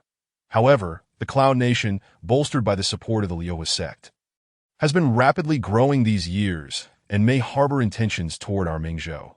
Domestic natural disasters have been frequent. The late emperor repeatedly allocated funds for disaster relief, yet it remains insufficient. After ascending the throne, Chu Yi immediately altered some of the late emperor's resolutions, which may adversely affect the disaster-stricken areas. The Fujian Pavilion brazenly supports the insurgents, likely inciting greater civil unrest in Huaizhou. Zhu Mo and other ministers elaborated on the myriad challenges facing the Great Martial Dynasty. Consuming an entire hour was a headache. The situation was far worse than Chu Lin had anticipated. Chapter 10. The Flourishing Flower Inn, the Celestial Fei. As various issues were laid bare, the Golden Luan Hall gradually became stifled with despair. Chu Lin quickly regained his composure and laughed heartily. Rest assured, everyone, whether it be the insurgents or the ancient sword sect, none shall be regarded by me. The changes in Fu Tian and Juemo were clear to all. As long as you devote yourselves to the great marshal, I too shall elevate your cultivation in the future. The ministers hurriedly expressed their gratitude, repeatedly proclaiming "Long live the emperor." He then emphasized the issue of the insurgents, with the civil officials attempting to make their mark before the new emperor, speaking fervently. Your Majesty, the reason the insurgents exist is entirely due to the dereliction of duty by the local officials, which has led to the suffering of the people and consequently to such outcomes that I believe a thorough investigation into local officials is warranted. The commoners become insurgents out of necessity. Water can carry a boat, but can also capsize it. I implore your Majesty to handle this matter with caution. Many of these insurgents are, in fact, simple folk. The best course of action would be to reform them rather than suppress them with military force. The moralistic rhetoric made Chu Lin's skin crawl, that he could not fathom how the late emperor endured such nonsense. For Chu Lin, he would rather drag many of these people out and execute them. Perhaps he would indeed do so in the future. Shortly thereafter, the noisy Golden Luan Hall fell silent due to Zhu Mo's remarks. Your Majesty, according to my knowledge, the root of the insurgents in Huaizhou is not government corruption or natural disaster, but rather because it has always been a wild and barbarous land. 70 years ago, Huaizhou was not part of our great martial territory. There existed a small nation called Huaizhou, which was conquered by us, thus becoming Huaizhou. Therefore, in my view, the insurgents may have ties to the Futian Pavilion, aiming to incite internal strife. Chu Lin nodded repeatedly. This was the answer he sought, not the superficial platitudes of righteousness. Zhu Xiang, well said. Is there a solution? I believe the insurgents lack high-level combat power and possess weak cohesion. We merely need to send experts to assassinate their leaders, and they will surely be left leaderless. We can then have the local military encircle and eliminate them, thus resolving the crisis. Immediately, a minister countered, I find this approach unwise. Huaizhou is already chaotic, and such actions may only exacerbate the situation. It would be better to pacify them first. Bang. Chu Lin slammed his palm on the dragon throne, rebuking, I will strive to provide a better life for all, but insurgents are insurgents.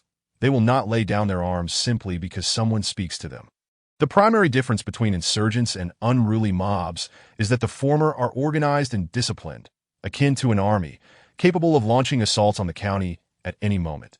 This matter is settled. We shall proceed according to Zhu Xiang's plan that if there are no other matters, the court is dismissed. I petition against Fu Tian. He recklessly apprehended people within the city yesterday, causing chaos throughout. It was my directive.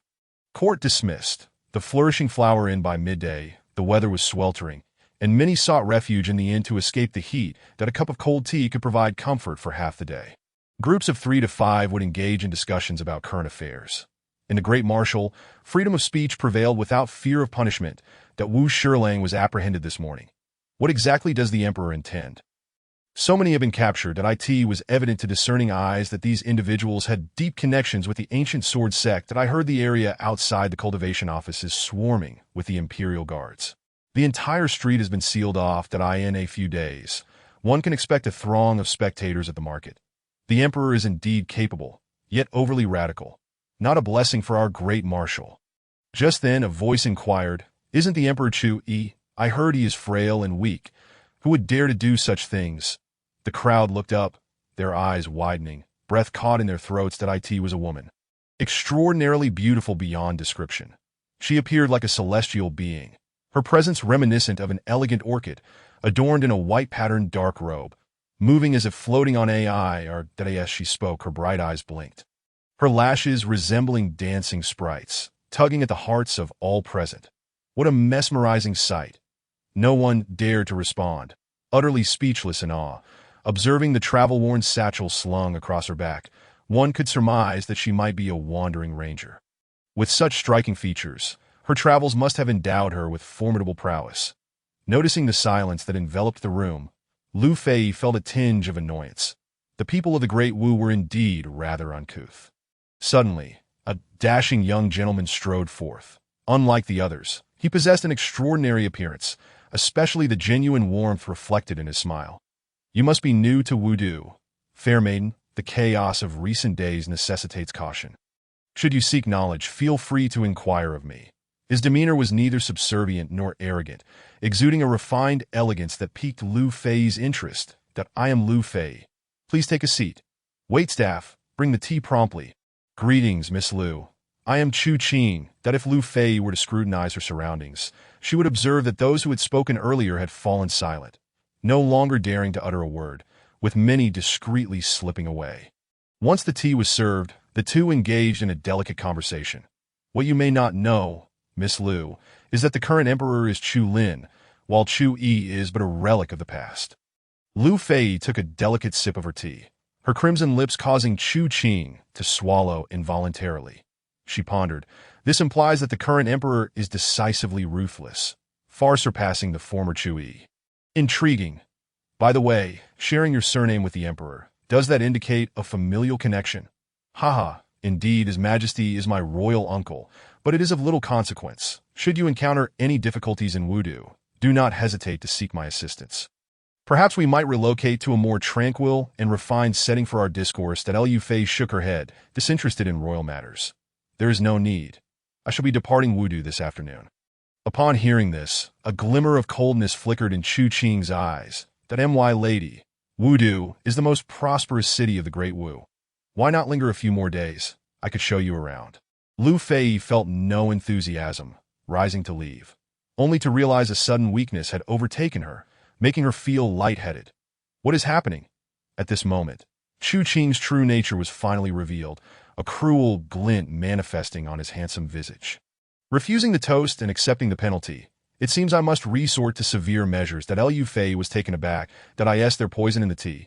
Not poison, merely a delightful concoction known as yin-yang gathering powder. Are you beginning to feel the warmth coursing through you? Fear not. This and may lack many things, but vacant rooms are plentiful. Surveying her surroundings, Lu Fei realized the absence of outsiders. Only Chu Qing's subordinates remained. With a sudden explosion of flames, she charged at Chu Qing. Though he possessed limited cultivation, he was accompanied by formidable guards skilled in spirit refinement, who swiftly intervened. Previously, Lu Fei had been at the 40th level of spirit refinement, but the effects of the drug had diminished her strength by half. What a vile individual. So this is what the so-called people of the Great Wu are like. That I in the annals of history. This incident marked the beginning of Lu Fei's deep-seated aversion towards the Great Wu. Chu Qing would ultimately fail, as Lu Fei possessed a skill for escape.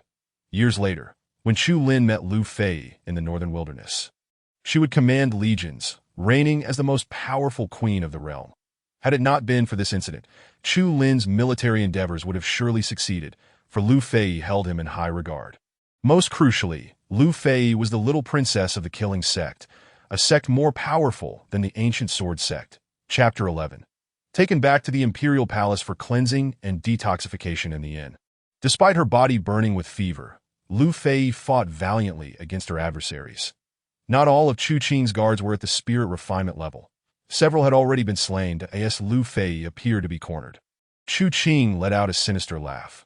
Little girl, do you still wish to flee? I advise you to surrender. Otherwise, if you lose your wits and disrobe in the inn, it would be quite the spectacle. Lu Fei's cheeks flushed crimson as she gritted her teeth, struggling to maintain her spells, which had become increasingly unstable. Just as she prepared to escape, an overwhelming pressure descended from above, targeting not just her, but everyone within the inn.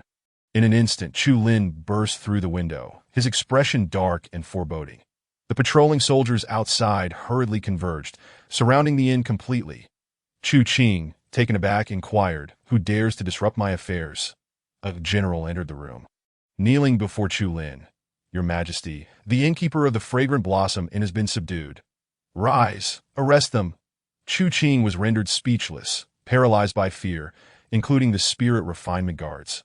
Once he regained his composure, he forced a smile. "Your Highness, it is I, Chu Qing. Take him to hell." The Great Wu had stood for millennia, and numerous branches of the royal family existed. Countless collateral relatives like Chu Qing made it impossible for him to recognize Chu Lin immediately. However, it mattered not.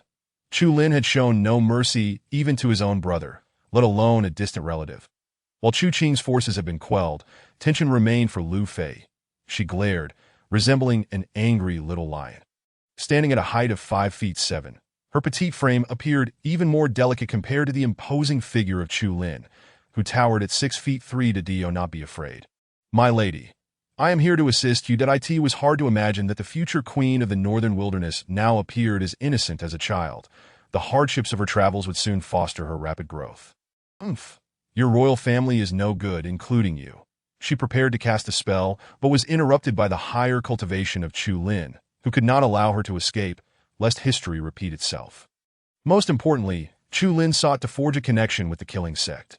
Without hesitation, Chu Lin advanced and struck Lu Fei unconscious, carrying her back to the imperial palace, the Ziwei Palace. Qing Lan was currently exerting her authority. Reprimanding the former maidservants, Chu Lin had granted her ample authority, allowing her to establish her dominance. Otherwise, with her muddled mind, she would never command the respect of the seasoned maids that I watched His Majesty grow up. No, it was His Majesty who watched me grow, that in any case, we were raised together. This means His Majesty listens to me. You all must heed my words as well, being members of the palace. None were ignorant of the fact that Chu Lin had a servant girl who seemed unlike any typical maid. Thus, they remained silent, bowing their heads in agreement. That moment, a gust of wind swept through the room as Chu Lin entered. Cradling Lu Fei, Qing Lan, prepare hot water. And Wan Yun. Wan Yun rushed in, breathless. I am here to go to the medicinal kitchen and find some herbs. I will provide you with the formula, after ensuring these arrangements were made. Chu Lin noticed Qing Lan tidying the bedding in the inner chamber. What are you doing? Hurry and assist. I am helping, preparing the bed for His Majesty. Qing Lan replied with a giggle that I always thought His Majesty had no interest in women. It seems he simply hasn't encountered the right one. If the Empress Dowager were to learn of this, she would surely be overjoyed. Chu Lin recognized her misinterpretation and chose not to clarify, hastily placing Lu Fei onto the bed. Though she had awakened, her mind was hazy, her body limp, emitting soft whimpers that stirred an involuntary reaction within Chu Lin. What a potent drug. Chu Qing must be thoroughly investigated. Shortly thereafter, the hot water and herbs were prepared, and Chu Lin moved Lu Fei over, stepping aside. Remove her clothing and place her in. There's nothing else to do but soak. This was an effective detoxification method he had often employed in the northern wilderness, where he had encountered numerous poisons that time. Hot water for bathing was scarce. He would simply mash the herbs and swallow them. Reflecting on the hardships of those times reinforced Chu Lin's resolve.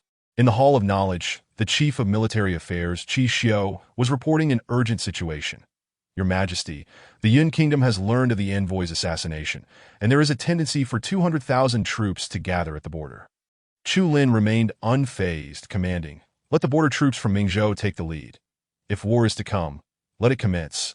Additionally, send the Zhongbei army stationed in Jiangzhou northward for immediate support. That Qi Xiu complied but added, Your Majesty, I am concerned about the stability of the border troops.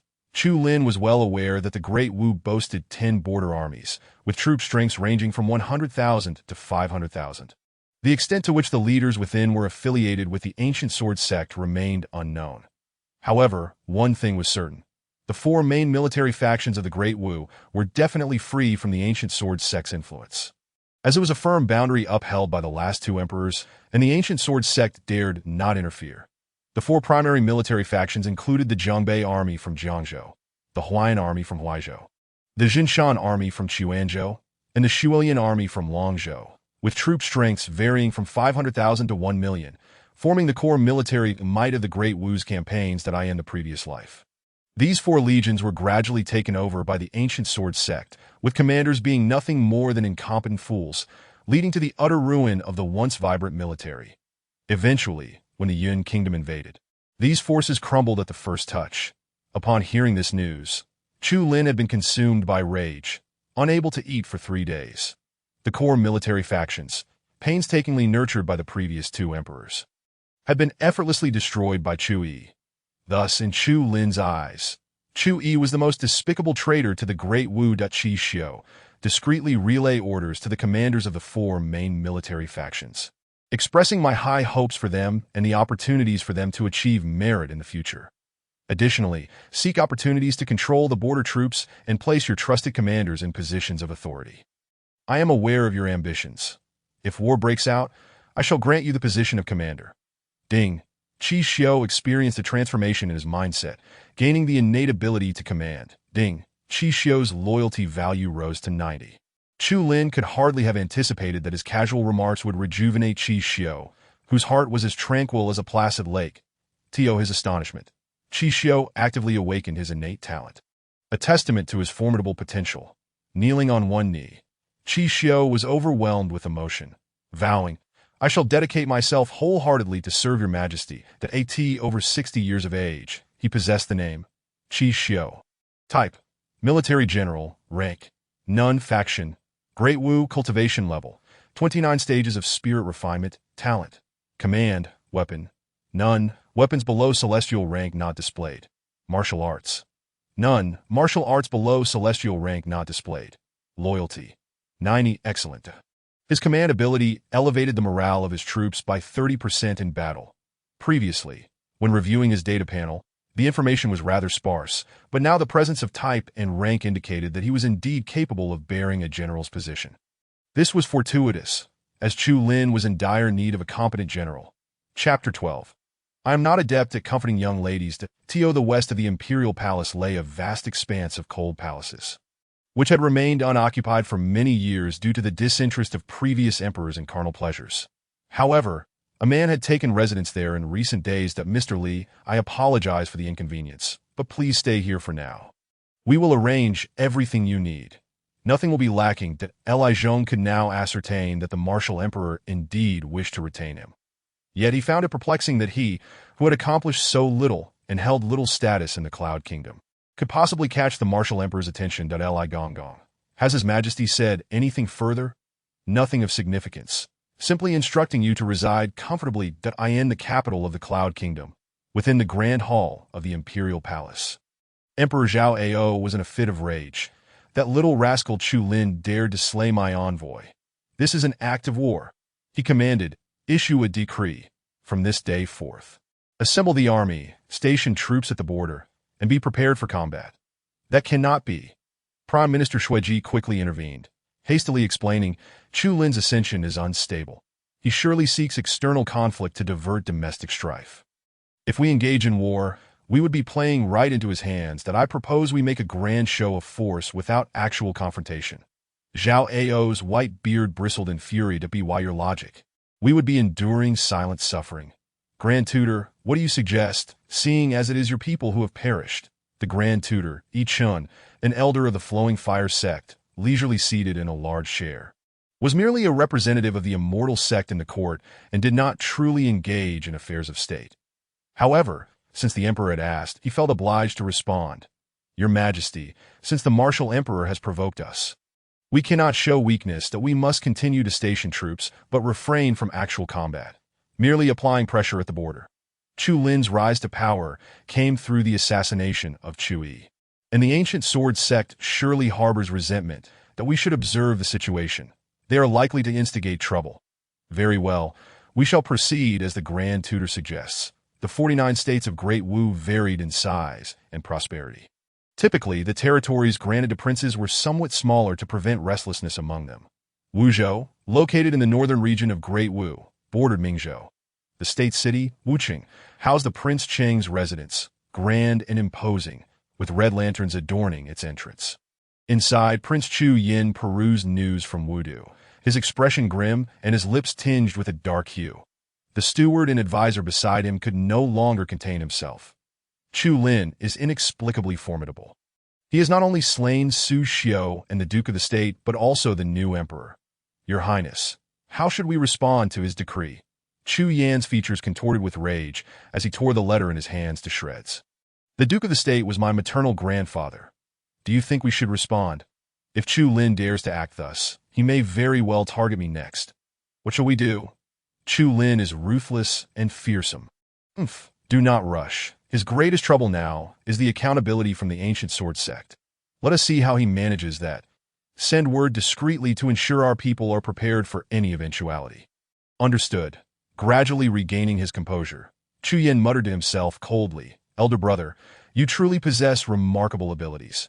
Yet your gravest error lies in offending the ancient sword sect. He pondered, if elder brother were to perish, The throne would naturally fall to me, for he was third in line. A fire ignited in Chu Yan's heart. I am the imperial palace of Great Wu. Within the Ziwei Palace, a throng of palace maids and eunuchs stumbled in their haste to flee. Upon encountering Chu Lin, they promptly bowed in greeting. She has awakened. Just regained consciousness, Your Majesty. You must hurry and see. That woman is behaving like a madwoman.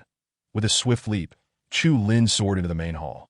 Exerting his formidable presence to quell the chaos, Liu Fei was awake, yet she believed herself to have been violated. Dressed in a sheer purple veil, she flailed about, overwhelming dozens of palace guards who found themselves at a loss. Where is your emperor? Bring him to me at once. With a roar akin to a dragon's, a tremendous force descended from the heavens, rendering Liu Fei utterly defenseless. In the future, Liu Fei would be regarded as an almost invincible entity. Yet in this moment, she was but a mere figure in Chu Lin's grasp. The true dragon hovered before her, gradually transforming into the Jinlong spear, menacing and fearsome, causing Liu Fei's anger to dissipate, leaving her in a state of stupefaction. Are you feeling better? I am not adept at comforting young ladies, so I can only assist you in this manner to ease your emotions that if it is insufficient. I can oblige you once more. The surrounding guards exchanged glances, marveling at their sovereign's uncanny prowess, and no wonder he had yet to take a consort or indulge with any woman. Noticing Liu Fei's breathing gradually stabilize, Chu Lin added, I have never harmed a woman nor deigned to employ any underhanded tactics. My earlier intervention was merely fate's design. Do you believe in destiny? I certainly do. Regarding the toxins within your body, I have purged them for you. If you doubt my words, you may inspect the bathing chamber, where the herbs are all beneficial. As for Chu Qing, he has received appropriate punishment. Liu Fei remained silent, closing her eyes to assess herself. Upon realizing she had indeed suffered no harm, her mind began to ease. You are the martial Emperor Chu Lin. Indeed, I am. Liu Fei scrutinized him from head to toe, finding Chu Lin strikingly handsome and exuding an overwhelming aura that instilled a sense of trepidation within her. I harbor no intentions towards you. The palace gates are open. You may leave whenever you wish. Do you require travel funds? I can have someone prepare them for you. Liu Fei's expression grew increasingly enigmatic, her eyes now devoid of wariness, replaced instead by curiosity. What a fascinating emperor! A smile graced her lips. Thank you, perhaps we shall meet again. Without donning her outer garments, Liu Fei ascended and soared away, as graceful as a celestial being. Chu Lin exhaled in relief, confident that Liu Fei would not harbor any ill feelings towards him.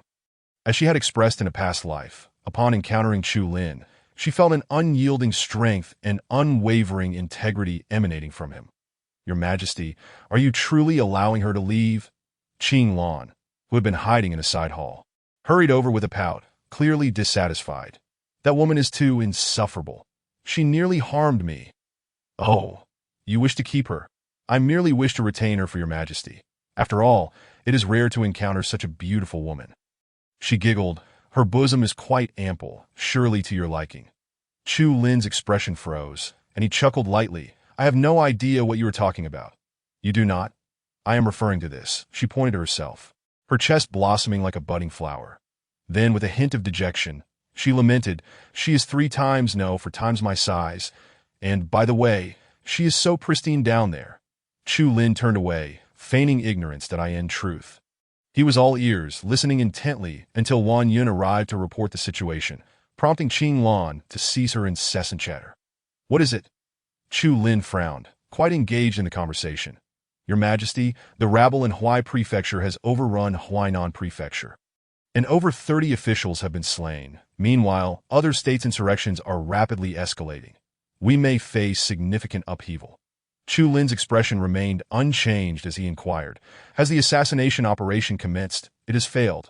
Inexplicably, several experts have appeared among the rioters, their origins unknown. Chu Lin could surmise that it was likely the Flowing Fire sect. Summon the ministers. We shall convene in the Zhishir Hall. Chapter 13. The late emperor's funeral. Zhao Jin's arrival in the Zhishir Hall. Zhu Mo spoke up, Your Majesty. The insurrection is more severe than ever. It seems someone is instigating it. Could it be the Ancient Sword sect? Chu Lin shook his head. The Ancient Sword sect desires a peaceful and intact Great Wu. They abhor chaos within the kingdom, that it must be the Cloud Kingdom or the Flowing Fire sect, that I have called you all here to devise a concrete solution. Though reborn, he possessed many prescient abilities. It did not imply he was omnipotent. Matters of warfare and governance still required the counsel of his ministers. Regardless of who instigates it, I believe we must deploy a main force to suppress it without delay. The Hawaiian army is stationed in Hawaii Prefecture and can be dispatched to quell the unrest. However, the Hawaiian army has been focused on guarding against the Southern Jew Kingdom and cannot be easily mobilized. The ministers engaged in heated debate, with civil officials and military generals presenting divergent views. Ultimately, it was Chu Lin who made the final decision. The insurrection cannot be underestimated. We shall have the Jiangzhou army and the Hawaiian army suppress the riots. The rebellion does not solely afflict Hawaii Prefecture. We indeed require the coordination of other forces. Zhu Mo was taken aback. But Your Majesty, the Jiangzhou army must advance north to guard against the Cloud Kingdom. Chu Lin rose, his expression steady as he declared, Old Zhao does not dare to make a move against my Mingzhou. It is settled. The late emperor is soon to be interred. Prepare yourselves accordingly. The funeral of the late emperor was a momentous occasion, and the ministers dared not voice their concerns, hastily attending to the associated matters. The ascension of Chu Lin to the throne stirred some ripples. Yet they were minimal, as his actions were both swift and decisive, leaving the older generation of his clan too intimidated to speak out. That on the 28th of July, the funeral rites for the late emperor finally commenced. Entertainment activities were forbidden nationwide, and the streets were draped in white, filled with the heart-wrenching sounds of mourning. From the break of dawn, Chu Lin donned mourning attire and, under the guidance of officials from the Ministry of Rites, performed the various ceremonies. Although fatigued, he approached each task with utmost seriousness. That it was a pity that his father, who had toiled throughout his life and reveled in no pleasures, met his end in such a manner. Succumbing to illness, in truth, the ancient sword sect possessed medicine, yet it was withheld, for they deemed the increasingly formidable Chu Zhao unworthy of survival, preferring instead to support the new emperor. During the proceedings, Chu Lin inquired of Fu Tian, have the princes from various regions sent representatives? No one has come in person. They all have sent representatives. Representatives? You send representatives to pay respects to my father? Chu Yin and Chu Hong, you truly are fine sons of the late emperor. Although the princes from the various fiefs did not attend, the late emperor's consorts and other children within the palace were compelled to accompany Chu Lin. Mother, can you endure this? Mu Ling was too frail, managing to stand for several hours. Her eyes were swollen from weeping as she sought to free herself from Chu Lin's grasp. Your father was a man of strength, determined to sever all ties with the ancient sword sect. That he did his utmost. For his final journey, I must send him off properly. You take care of your sisters. Chu Wei and Chu Ling were all right.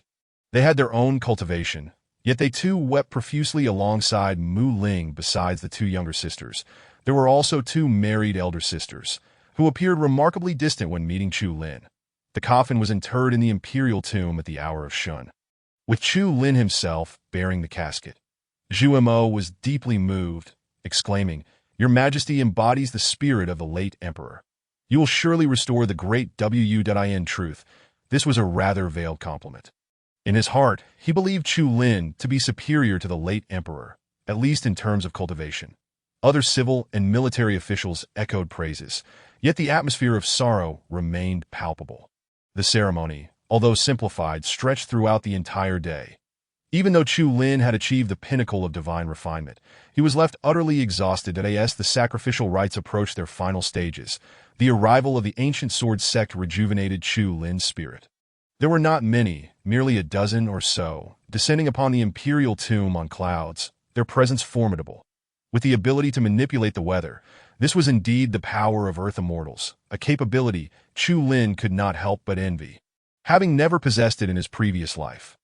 Zhao Jian of the ancient sword sect had come to bid farewell to the late emperor of the Great Wu. Basic courtesies were observed. Yet following these, an unexpected confrontation arose. Chu Lin, you have slain the new emperor and massacred court officials. Do you not acknowledge your crimes? The imperial tomb was surrounded by countless guards, alongside a throng of civil and military officials. Yet Zhao Jian alone managed to suppress them, his aura dominating the skies. The Earth Immortal truly lived up to his title, as if casting a shadow over the heavens. bearing down upon Chu Lin with overwhelming malice. Zhao Jian presumed that the weight of such pressure would crush Chu Lin, perhaps even bring him to his knees. However, Chu Lin stood tall, proud, and resolute, seemingly undeterred upon the altar. Years prior, he had contended against 3 Earth Immortals. This was no jest. Chu Lin was well accustomed to the deterrent power of Earth Immortals, but he scoffed coldly. "Elder Zhao, you jest. I am merely purging traitors and executing sycophants that owe. What is this? Why is Chu Lin exhibiting such extraordinary strength?" Zhao Jian could distinctly sense Chu Lin's cultivation, which was indeed at the pinnacle of divine refinement, nearing the threshold of becoming an Earth Immortal. Not only he, but there were also 2 others present at the same level of mastery. A revelation that had eluded him until now. Zhao Jian turned to glare at his disciples behind him, who lamented, "Master, it is not that we failed to report. It is simply that there were truly no others at the pinnacle before. Be more vigilant in the future. The Great Wu Court can accommodate a few more at the pinnacle, as long as they are not Earth Immortals." Zhao Jian then questioned Chu Lin, what constitutes a traitor? And what defines a sycophant? Chu Lin, neither humble nor arrogant, declared in a voice that resonated like thunder, "It is well known that the late emperor entrusted the throne to me. Chu Yi altered the will to usurp the throne. That is treason that Su Xiao and Gu Songyun betrayed the late emperor's edict and even sought my demise. They are sycophants. Elder Zhao, I have dealt with the traitors and sycophants. Is there truly a fault in that?" The clouds above surged with a mighty aura, not solely from Zhao Jian's power, but also infused with Chu Lin's righteous spirit, imbued with the fortune of the nation. Zhao Jian's heart quaked in astonishment. This young man was indeed fit to be emperor, having amassed such national fortune and imperial mandate in a mere few days. Yet, despite this, if this emperor were to remain uncontrollable, no amount of national fortune would suffice. Do you not know that Chu Yi is my disciple? Ah, so he is the esteemed disciple of Elder Zhao. How fortuitous. I shall assist you in cleaning house, sparing you the trouble of getting your hands dirty. No thanks necessary. Zhao Jin's imposing aura forcefully suppressed Chu Lin's presence that a clear mind does not speak in riddles. Chu Lin, what is your true intention? My intention is quite clear. I wish to coexist peacefully with the ancient sword sect. If that is the case, then release those imprisoned in the heavenly prison and purgatory. Chu Lin shook his head. Elder Zhao, it seems you have overstepped your bounds. The affairs of the Great Wu do not require interference from your immortal sect. With a thunderous roar, the skies erupted and several bolts of lightning descended upon Chu Lin. Your Majesty, protect the Emperor. Zhu Mo and Fu Tian rushed forward, but encountered Zhao Jian's suppression mid-flight. Fu Tian wielded his spear. Barely managing to resist, Zhu Mo produced a star map, inscribing a 10-mile radius within, countless stars twinkling within.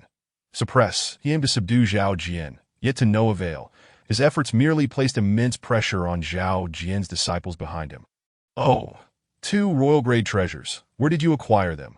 For the moment, disregarding the bolts of lightning striking Chu Lin, Zhao Jian sought to confiscate Zhu Mo and Fu Tian's treasures. Yet, to his surprise, the 2 treasures seemed to have taken root. Refusing to budge, the only solution was to eliminate their wielders. However, killing the Chancellor and the commander of the Imperial Guards was not something Zhao Jian could undertake lightly. That he turned to Chu Lin, coldly stating, "It appears the Great Wu still possesses considerable depth, that I have gained much insight today." Chapter 14. The Heart of a Tyrant, the National Fortune Suppressed. Elder Zhao, I, Chu Lin, excel in reasoning. Why have you come today? If it is merely to bid farewell to my father, I extend my deepest gratitude and invite you to a banquet within the palace. Zhao Jian's fury simmered down. Death is irreversible. He could not resurrect Chu Yi. Thus, for the ancient sword sect, having Chu Lin comply with their arrangements would be a satisfactory outcome. There is no need for a banquet. Those in the prison are yours to kill. It matters not. However, certain individuals must be released. Who are they? Feng Long, Exan Ziming. He listed a series of names, directing his ire towards the Ministry of Cultivation of the Great Wu. Chu Lin chuckled coldly. Zhao Jian was indeed a cunning fox. Well aware of where the true power lay, that if he could seize control of the Ministry of Cultivation, those whom Chu Lin had imprisoned or executed could be replaced with new appointments. Yet Chu Lin would never acquiesce. For the Ministry of Cultivation was also of utmost importance to him, and it must remain in his grasp. Elder Zhao, you jest. These individuals have sold ranks and committed atrocities. I have condemned them to death by slow slicing, that if you are interested, you may observe the proceedings. Boom. Another bolt of lightning fell, easily dispelled by Chu Lin. Chu Lin, I am not jesting. Elder Zhao, neither am I. Under the augmentation of national fortune, golden dragons swirled around Chu Lin, soaring skyward to shatter the clouds, even managing to push Zhao Jian's imposing aura back. Very well. Quite impressive for one so young. Possessing such cultivation, it seems you have hidden your abilities well. As he spoke, Zhao Jian raised his hand to strike. From his elevated vantage, this palm descended upon the imperial tomb, as if to shatter it. Chu Lin had no choice but to intervene. If the tomb were to be destroyed, he would bear the blame. Roar! The dragon-suppressing halberd sliced through the force of Zhao Jian's strike, completely neutralizing its impact. Zhao Jian was astonished, not by Chu Lin's combat prowess, but by the dragon-suppressing halberd, that a divine weapon of imperial grade. Where did you acquire this? Zhao Jian's eyes turned crimson, the instant greed overwhelming him, causing him to forget all else. That in a flash, Zhao Jian lunged forward, attempting to seize the dragon-suppressing halberd. Faced with such pressure, Chu Lin's body tensed, ready to unleash the two instruments' mountain river formation. His most reliable strategy against Zhao Jian. Yet suddenly, a chilling light flashed, and a token flew from afar, enlarging as it hovered before Chu Lin, resembling a shield. Zhao Jian dismissed it, believing it merely to be Chu Lin's treasure. However, as it drew near, he discerned an ancient character inscribed upon it, causing him to halt abruptly, his expression darkening. Kill. The token bore only that one word, seemingly unremarkable, yet exuding an aura of chilling slaughter. This aura resonated with Chu Lin's own murderous intent, sending a shiver through him. The slaughter gate. Who might this esteemed friend be? Swiftly, Lu Fei descended, her ethereal beauty instantly dispelling the tension in the air. Like a radiant flower blossoming in a desolate winter wilderness, I owe the martial emperor a favor. I implore you, esteemed elder, to grant me this courtesy. Seeing only a girl before him, Zhao Jian's tumultuous emotions began to stabilize. As long as she was not one of the malevolent lunatics from the slaughter gate, he could accept any arrangement that, if my guess is correct, you must be Lu Fei, the esteemed disciple of Eldarin. My master has only one female disciple, so it must be me. What say you? Either step aside or shatter my slaughter token. Chu Lin remained silent throughout, which felt rather intriguing. This girl surprisingly managed to fend for herself. If the Shashing sect were to intervene, the ancient sword sect would undoubtedly be at a disadvantage. Although the disciples of the Shashing sect are few in number, each is a ruthless individual. Do not be deceived by Lu Fei's current radiant appearance, resembling a neighborly little sister. In 10 years, when she rules over the northern wilderness, she will become a tyrannical queen whom none dare provoke. At this moment, what troubled Zhao Jian the most was the Shashing sect's tendency to protect their own. Should he bully Lu Fei today, he would soon find himself besieged by numerous madmen, potentially leading to the disintegration of the ancient sword sect. Thus, Zhao Jian retracted his imposing aura, a bright, vibrant smile blooming on his face. Since Miss Lu has said so, I shall grant you this favor. As for Feng Long and the others, let them be. I shall not pursue the matter. Zhao Jian spoke with a seasoned demeanor, carefully omitting any mention of the cultivation department or any pursuit of Chu Lin. Lu Fei was pleased, retrieving the killing order and offering a smile to Chu Lin. You assist me, and I assist you. Now we are even. Thank you, Miss Lu, he replied, and it appears you have yet to depart. I am hosting a banquet in the palace. Would you be interested? Indeed, she giggled, but you seem rather preoccupied at the moment. Zhao Jian felt vexed. This woman seemed intent on lingering. Anger simmered within him. Yet he found it difficult to express that he was indeed a terrestrial immortal, but Lu Fei's master was a celestial immortal. Although she could only exert terrestrial strength due to domain suppression, she could easily subdue Zhao Jian. A disciple behind him whispered, Master, shall we proceed with the plan as usual? What is there to linger over? One must adapt to the situation, Zhao Jian retorted. Chu Lin was not an easy opponent. Having ascended to the throne, he must possess considerable confidence, which it turned out resided with Lu Fei. After a moment's contemplation, Zhao Jian's eyes flickered as he spotted two enchanting figures on the ground. Your Majesty. Since Miss Lu is interceding, I shall refrain from pursuing this matter further. From his address, it seemed Zhao Jian acknowledged Chu Lin's identity. However, he swiftly altered his tone. Nevertheless, I previously promised that the two princesses would serve as my concubines. Can the martial emperor fulfill this? Gone was Zhao Jian's earlier composure. He appeared somewhat lecherous. The moment these words escaped his lips, an uproar erupted below. Chu Wei and Chu Qing turned pale, seeking refuge in each other's embrace. Terrified of being seen by others, many believed Chu Lin would acquiesce, trading the two princesses for the ancient sword sex trust, a most advantageous exchange. Yet they were unaware that it was precisely this remark from Zhao Jian that ignited a sudden fury within Chu Lin. With a roar, tempestuous winds surged across the martial capital, golden dragons howling, heralding the nation's fortune. Chu Lin soared into the skies, casting a disdainful gaze upon Zhao Jian and the others. Since the founding of our great Wu, there has never been a precedent for sacrificing women in exchange for peace. 2 millennia ago, the Yuan kingdom threatened our borders, occupying 3 states and 46 prefectures. Cowardly ministers sought to use princesses to negotiate peace. But the martial emperor at the time was incensed, executing half of the civil officials in the Golden Yuan Hall, but he then led an army to conquer the Yuan kingdom, resulting in what is now Yuanzhou and Mazhou. Zhao Jian, do you truly think Chu Lin, would be so cowardly as to appease you with women? You overestimate your own importance. If war is what you desire, then war it shall be. Am I to be intimidated by you? Ding, congratulations, host, on awakening the heart of the Overlord. Heart of the Overlord, fearless of all, unwavering in spirit. All attributes increased by 30%, with a chance to trigger a devastating strike that as this immense power surged through the heavens. Several of Zhao Jian's weaker disciples spewed blood in terror, succumbing to sheer fright. This was the passive trigger of the devastating strike.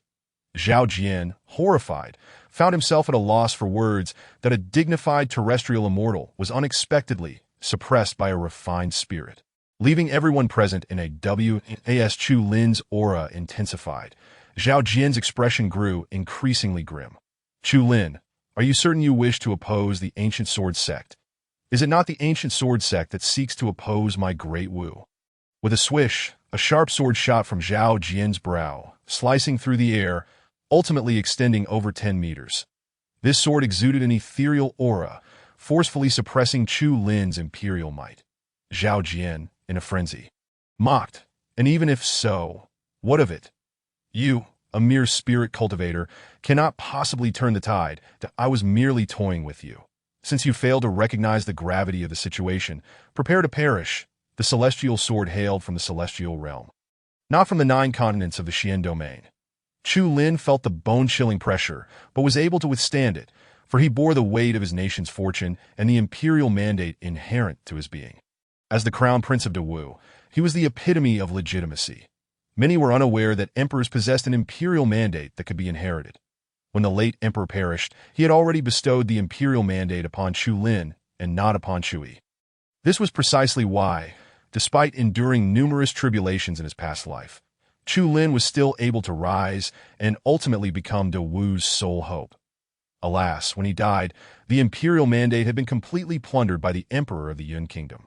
Now, having been reborn, all the imperial mandates remained intact, shining like the radiant sun in his consciousness. Zhao Jian, what does it matter that you are a terrestrial immortal? Can you truly stand against the millions of common folk? With a swish, Chu Lin donned golden armor, a golden phantom emerging from his body, towering over 100 meters tall.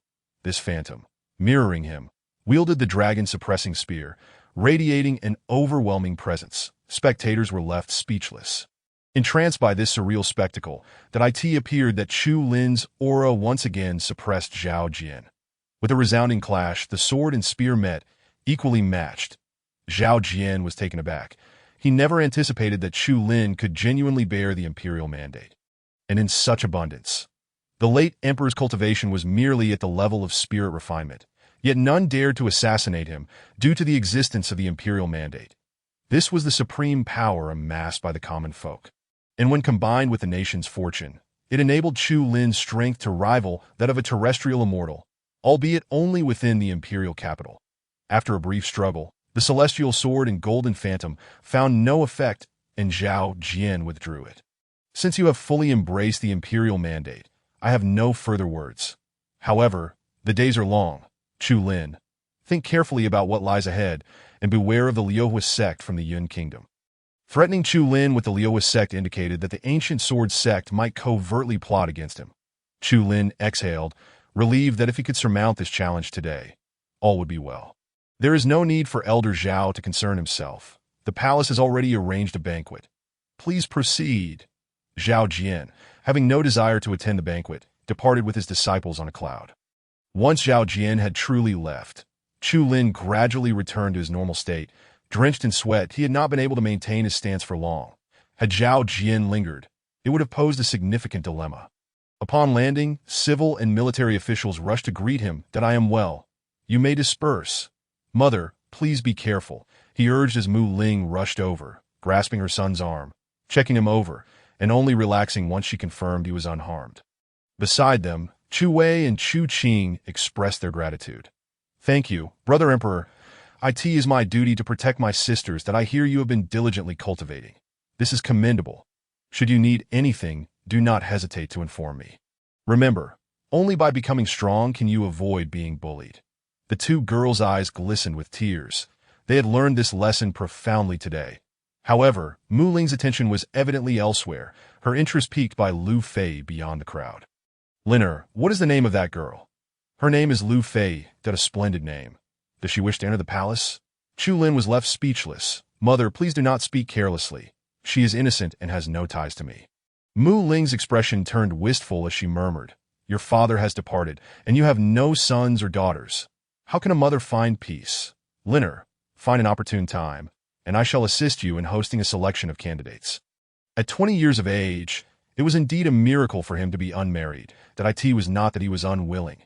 Rather, he had endured 2 broken engagements, each a profound humiliation that compelled him to vow never to marry lightly.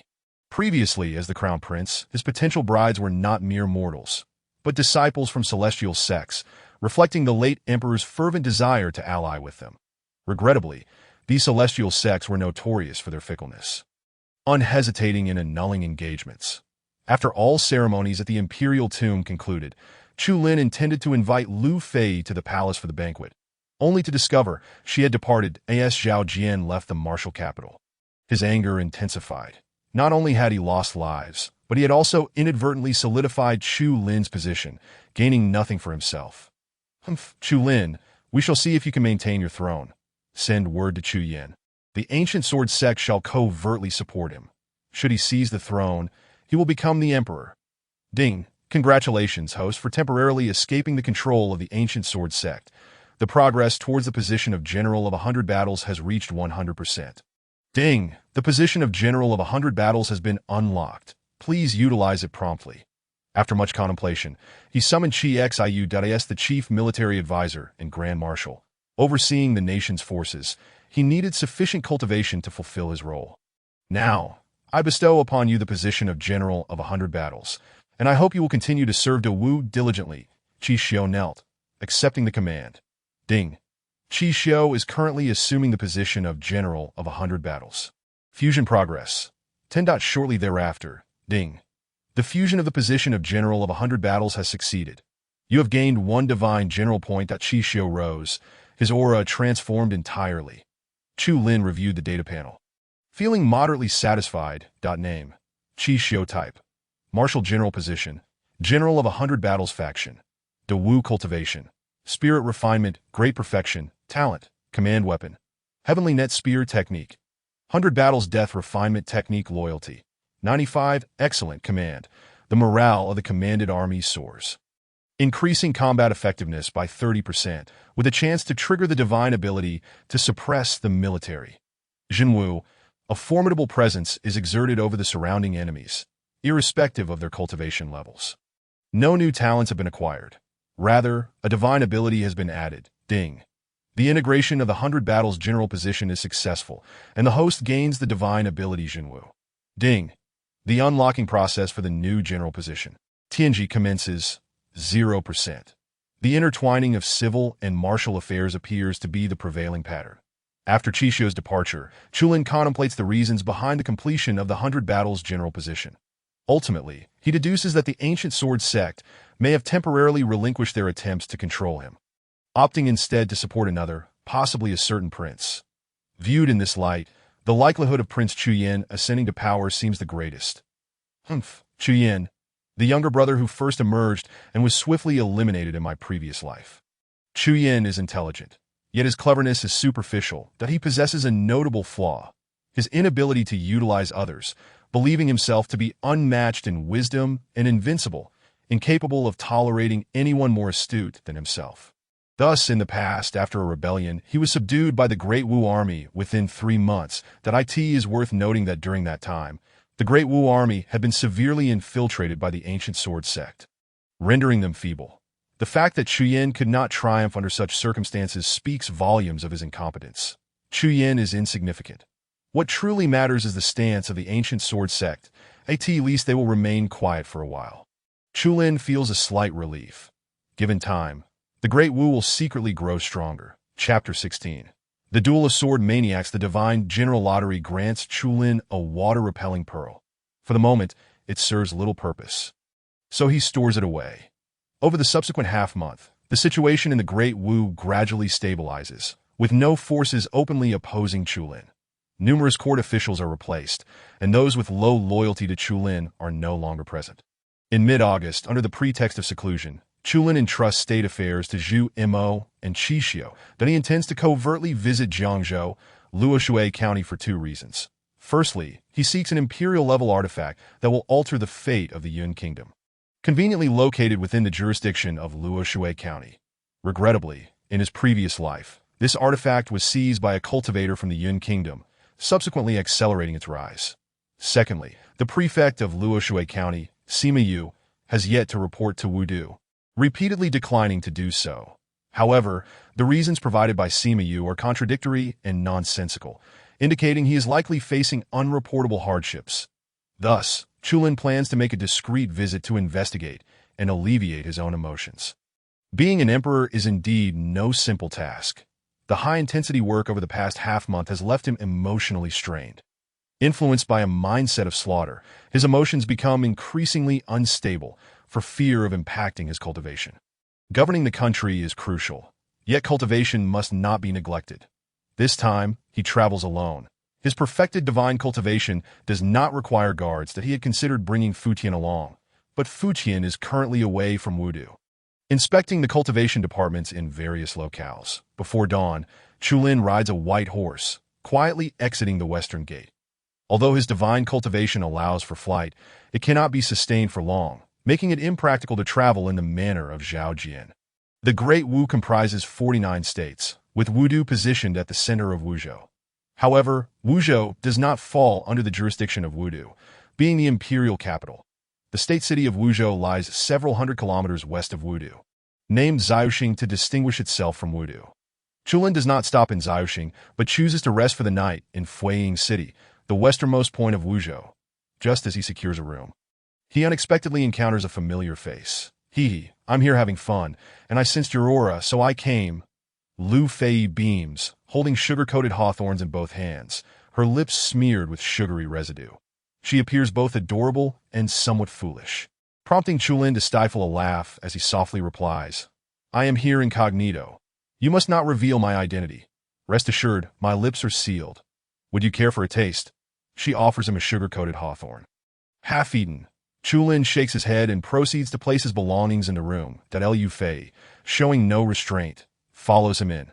The attentive innkeeper engages them in conversation. You must be here to witness the duel, right? You cannot miss it. Aaron has a perfect vantage point. A duel? Lu Fei interjects. 2 top-tier divine cultivators have agreed to duel tonight, and many cultivators have come to spectate. I am here for the excitement. Now understanding the situation, Chulin finds himself uninterested in the so-called duel. He would rather spend the evening in his room cultivating. Although the Emperor's art of ascendance does not require practice, he believes the necessary cultivation process should not be overlooked for better comprehension and insight. Once the innkeeper departs, Lu Fei stubbornly remains, prompting Chulin to gently urge her to leave. Miss Liu, are you not returning to your room? I intend to take a bath. Finally, she departs, but unbeknownst to him. She returns after dusk. Knock, knock, knock, Brother Chulin. Open the door. The duel is about to commence. Chulin, seated in meditation on the bed, rises to open the door to go enjoy the spectacle. I have no interest. Please, it's dull to go alone. She insists, tugging at Chulin's hand, treating him as if he were not a stranger. Chulin gazes at her, her visage reminiscent of their past life in the northern wilderness, evoking a peculiar sentiment.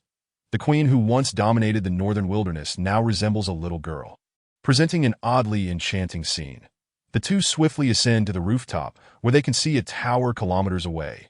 The tower itself is inconsequential. Rather, the two figures atop it command attention. Both are swordsmanship masters. The one clad in white is named Yin Shihua, a 17th-level divine cultivator, known as the Sword Maniac. The one in black is Yuan, a 15th-level divine cultivator, referred to as the Sword Flowing Wind. Sword Flowing Wind? Chulin recalls him vaguely. During his time as crown prince, he had extensively mingled with talents from across the realm. Yet, some had looked down upon him, including this Yuan. His nickname derives from the extraordinary speed of his swordplay. Brother Chulin, who do you think will emerge victorious? Yin Shihua, as he possesses a higher cultivation level that Liu Fei raises a sunflower seed, cracking it as she speaks. At this level of divine cultivation, a few levels of difference are negligible. I favor Yuan. His speed is simply unparalleled that if he ascends to immortality, he will undoubtedly be a legendary sword immortal that I have a great fondness for sword immortals. Their grace and freedom are unparalleled. The young girl demonstrates her unabashed enthusiasm, while Chulin's emotions are mixed. He wields a spear, destined to tread a path of brute strength, incapable of achieving such elegance. Thus, he scoffs, might conquers all. Can grace serve as sustenance? Yin Xiuhua's sword is heavy and powerful. He shall prevail that Liu Fei's interest peaks, and she proposes a wager. Let us bet.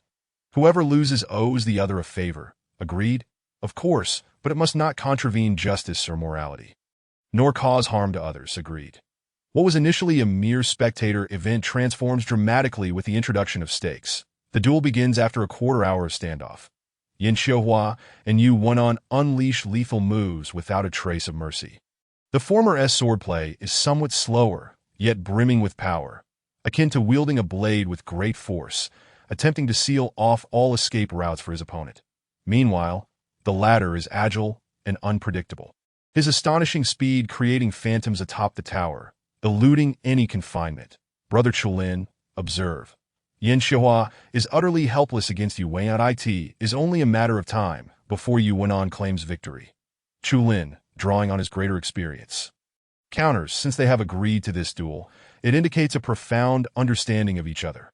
Yin Xiuhua is no fool. He certainly has contingency plans. Just watch. Aside from the two of them, patrons in taverns, tea houses, and street corners gaze upward, participating in the spectacle. This is the norm in the cultivation world, which is entirely absent in Wudu. Chulin meticulously observes his surroundings, able to perceive attribute panels, though the data is scant. Conversely, Liu Fei's data reveals more, indicating their relationship has deepened at name. Liu Fei affiliation. Killing life sect cultivation. 48th level divine cultivation artifact. Killing life order. Certainly, this is not the only artifact she possesses. Others remain concealed from Chulin's view. Yin Xiuhua has changed tactics. In a stark departure from his previous approach, Yin Xiuhua suddenly accelerates, intercepting Yuan mid-dash attack. Yuan appears taken aback, momentarily stunned, before resorting to countermeasures. With their cultivation levels being roughly equal, a swift victory is improbable. Both possess unique strengths, and their responses are continually evolving, preventing any individual from maintaining a consistent advantage. As time passes, it becomes increasingly impossible to discern a clear victor. All that remains is the dazzling display of flashing swords and the vibrant air currents swirling atop the tower, creating a visually stunning spectacle. Chapter 17. The Overturning Pavilion. Alchemist of Cultivators. The battle lasts a total of half an hour, culminating in a mutual defeat, with Yuan narrowly securing victory by a hair's breadth. Liu Fei's face flushes with excitement. I won, Brother Chulin. I can pose a condition to you. Chulin, adhering to the spirit of the wager, encourages her to proceed. I haven't decided yet. I will think about it. and let you know later. As they prepare to leave, an unexpected commotion arises in the direction of the duel. Clop, clop, clop, a host of officials and soldiers arrives. Simultaneously, several experts soar to the tower, easily subduing the injured duelists. Brother Chulin, should we lend a hand? Assist. What assistance can we provide? Duelists are not permitted in the city. Chulin's expression darkens. He is discontented with the tardiness of the officials. Upon returning to his room, Chulin intends to rest, but Lu Fei refuses to leave. Instead, she casually grabs a wooden chair, placing it beside the bed. What are you doing? I am about to rest, Lu Fei replies. You sleep? I am here to enjoy the scenery. Do you not have a room? Indeed, I often sleep outdoors. It is utterly perplexing to comprehend this woman.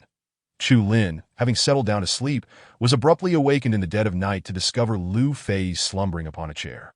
The moonlight streamed in through the window, casting a cool, elegant glow upon her, creating a striking sense of harmony. This woman's encounter with me cannot be mere coincidence. It is highly likely that it was orchestrated. Very well, I shall ascertain your intentions. Gently, Chulin lifted Lu Fei and laid her upon the bed. Having done so before, it was not an awkward endeavor that he took a seat on the chair. Gazing out at the star-studded sky, resplendent with brilliance, foretelling a fine day ahead. The following morning, as dawn broke, Chulin quietly departed. However, no sooner had he left the city than he was pursued from behind by Lu Fei. One cannot claim it is merely coincidence. Naturally, it is a coincidence, considering there is but one road leading out of the city. Are you headed west? That is precisely where I am bound as well. Suit yourself. Chulin rode a white horse, while Lu Fei rode a black one. Side by side, they complemented each other, exuding a unique aesthetic. They traversed an unknown landscape, surrounded by lush mountains and abundant wildlife. Lu Fei commanded her black steed to halt, prompting Chulin to inquire the reason for her sudden stop. That I sense the presence of those two formidable individuals from last night, she replied. And what of it? Although dueling within the city is deemed illegal, it does not constitute a crime. The authorities would surely reprimand them before releasing them. Not quite. I shall take you to see for yourself. The two tethered their horses amidst the woods and then glided silently through the trees, as light as a whisper. After approximately 15 minutes, they arrived at a secluded valley, where numerous wooden houses could be seen in the gentle expanse. Occasionally, individuals clad in peasant garb entered and exited. Chulin's expression darkened, his dissatisfaction with Lu Fei's time wasting apparent. It is merely an ordinary village. What is there to make a fuss about? Yet Lu Fei furrowed her brows. Questioning him, are you certain it is just a village? Have you not caught the scent of blood? It was only after her prompting that Chulin detected a faint metallic tang in the air. Upon further observation of the comings and goings, he noted that most individuals were young and robust, their aura emanating vitality. They were cultivators. Their expressions were devoid of emotion, and their deep-set eyes held a hint of enigma. These were not farmers, but rather seasoned sentinels, that Lu Fei remarked. This area lies at the intersection of Wuzhou and Mianzhou. If my intuition serves me correctly, neither state would pay much heed to such regions, as their boundaries are difficult to delineate. Are you not curious to see what lies within those wooden houses? It is likely far more intriguing than the exterior suggests. That you possess knowledge of what is inside. She turned her gaze away, vigorously shaking her head, clearly aware of the answer, perhaps due to some form of divination. However, Chulin chose not to pry further, respecting the secrecy of others. After a moment's contemplation, he instructed her to remain outside and stealthily slipped inside himself. With his mastery at the pinnacle of spiritual refinement, he possessed countless methods to evade the guard's notice. The wooden structures were numerous. Yet the largest was centrally located, resembling not a dwelling but rather a vast warehouse. Chulin navigated swiftly within. He overheard the guards conversing. The two individuals just brought in are quite commendable. Both are at the level of spiritual refinement.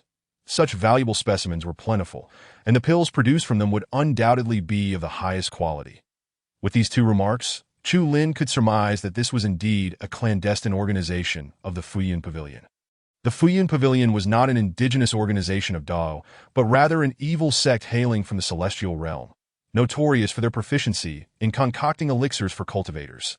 These elixirs, derived from living cultivators, granted a degree of cultivation upon consumption, and were considered forbidden in the celestial realm, garnering the ire of the populace. When the heavenly gate opened, the 9 regions of the Xian domain provided an excellent opportunity for the Fuyun Pavilion. At the time of Dao's demise, the Fuyun Pavilion remained unscathed and continued to thrive. Chu Lin was familiar with them due to his previous encounters during the final stages of his past life, wherein representatives of the Fuyun Pavilion approached him, offering assistance against the Yun Kingdom, contingent upon their recognition as a legitimate sect. Chu Lin, of course, had declined, and the matter ended there at this moment. He deftly navigated past multiple guards and finally breached the interior of the wooden structure. Upon entering, he discovered that the cultivators present were generally of low rank, the strongest being merely at the threshold of spiritual refinement. With that in mind, Chu Lin wandered freely within. "Who are you?" "I am your father." With a flick of his finger, he unleashed a blade of spiritual energy, severing the necks of 2 guards. Following this, no further guards remained, allowing Chu Lin to focus his senses and advance deeper into the structure. Initially, he encountered a considerable amount of water, resembling a moat, likely intended for extinguishing fires during the alchemical process. Upon crossing the water, he arrived at the central alchemical area. In the center stood a tall alchemical furnace, bound tightly with iron chains, with sparks erupting from the lid above. Surrounding it were numerous individuals. Besides the alchemists at the level of spiritual refinement, the rest were bare-chested apprentices or laborers, drenched in sweat. Chu Lin spotted the 2 swordsmen from the previous night's duel, stripped bare and poised to be cast into the furnace. They seemed aware of their impending fate and cursed vehemently. "Damn the Fuyun Pavilion. If I escape, I will surely make you pay. Yin brother, it appears we are to meet our end here." The despicable officials, colluding with the Fuyun Pavilion, the alchemist, growing weary of their lamentations, ordered his subordinates to cast the 2 into the furnace. Clang! The lid of the furnace was flung open, and intense flames billowed forth, not of ordinary fire. The 2 swordsmen turned ashen. No one could maintain their composure in such a moment. There was no escape. Their cultivation had been entirely suppressed by some sort of drug, rendering them incapable of channeling any spiritual energy. "Even in death, I shall return to haunt you," as they were about to be thrown in. A sudden sound pierced the air, and 2 apprentices were inexplicably propelled into the furnace. Their screams were brief, for it took but half a breath for them to be consumed by the flames. "Who is there? Who?" All were on high alert. Yet under Chu Lin's overwhelming assault, all but the alchemist fell to the ground. In the end, Chu Lin seized the alchemist by the throat, demanding, "Where is the headquarters of the Fuyun Pavilion?" "You shall never know." The man, employing some method, astonishingly committed suicide by poison. Chapter 18. A journey of beggars, a journey of trepidation, though nothing was gleaned. Chu Lin felt no regret, for he had discovered a token upon the alchemist's person. The Rain of Overcast, a high-ranking token of the Fuyun Pavilion, alongside the Cloud-Turning token. With this, he might one day uncover a trail to follow. "Brother, save us!" Yuan Nan cried out. Chu Lin casually flicked his hand, severing the iron chains binding them. "What transpired last night? Relate it to me in full." The immense pressure emanating from Chu Lin caused the swordsman to tremble in fear. This individual before them was evidently not one to be trifled with. As they took turns recounting the events, Chu Lin came to understand the circumstances. It turned out that the county magistrate of Floating Shadow City had colluded with the Fuyun Pavilion, secretly amassing immense profits. Through such means, those who resisted the magistrate within the city often met grim fates. Thus, Floating Shadow City was transformed into the magistrate's private garden, where no one could lodge complaints. Those who dared to do so found themselves dead. Suppressing his fury, Chu Lin inquired, "Where do you intend to go from here?" "As cultivators, we naturally wish to traverse the world, making it our home.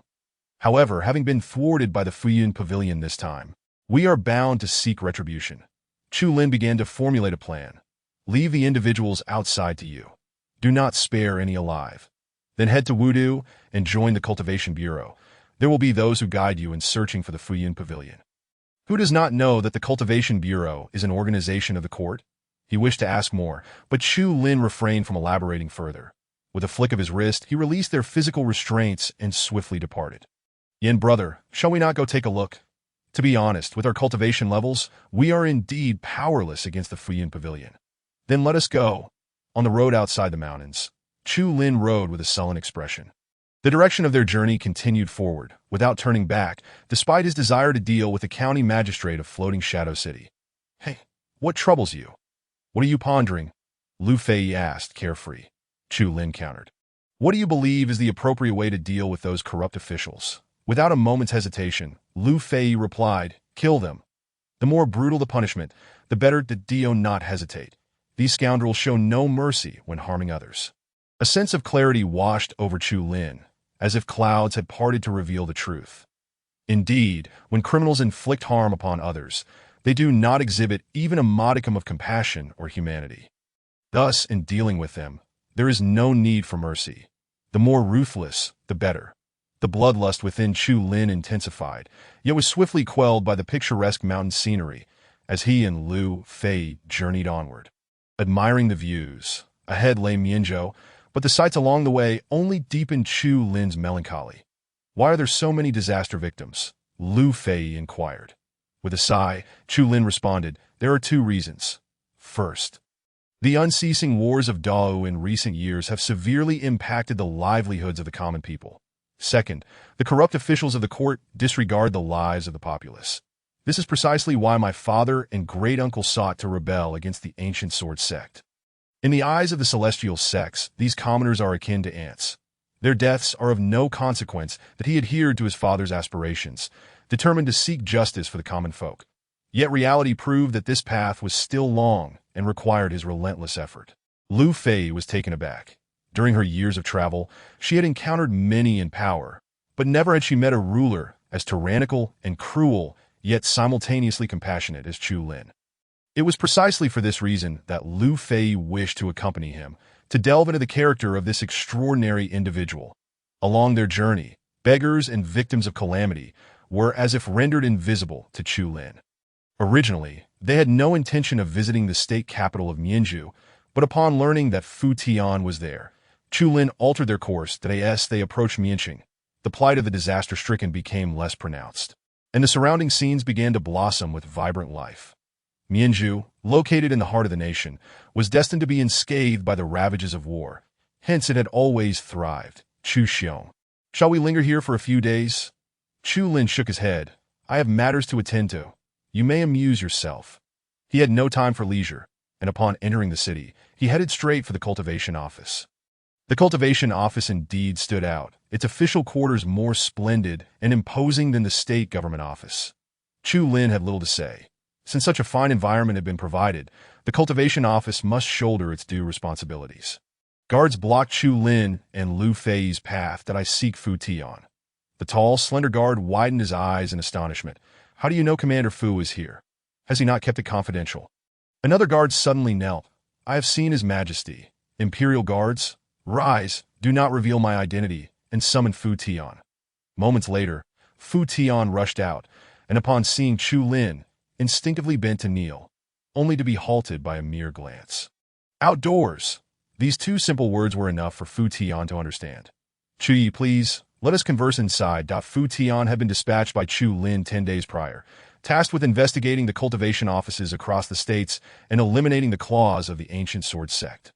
Once they were alone in the inner room, Fu Tian performed a solemn bow. "Rise. How fares the investigation in Wuzhou and Mianzhou?" Fu Tian replied, "Not optimistic. They have been severely infiltrated. The cultivation office in Wuzhou has already been dealt with, and the implicated individuals have been captured and sent to Wudyu from Mianzhou. I have just taken control here, and am currently conducting an examination to avoid alarming certain individuals. I am deliberately keeping it low-key." "Your Majesty, why have you come out?" "What of the court?" "The court has Zhu Mo and Qi Xiu. I have no concerns. Continue your work here and send someone back to Wudu with news." Chu Lin relayed the situation in Fuiying City, inciting Fu Tian's ire. Daring to collude with the overcast pavilion? No punishment could be deemed excessive. "Rest assured, Your Majesty, I shall handle it properly." "Good. I shall take my leave." Chu Lin arrived in haste and departed just as swiftly. Without lingering in Mianzhou, Lu Fei was sullen on their journey, prompting Chu Lin to jest. "I did not compel you to follow. If you find Mianzhou entertaining, you may remain." "Who said it was entertaining?"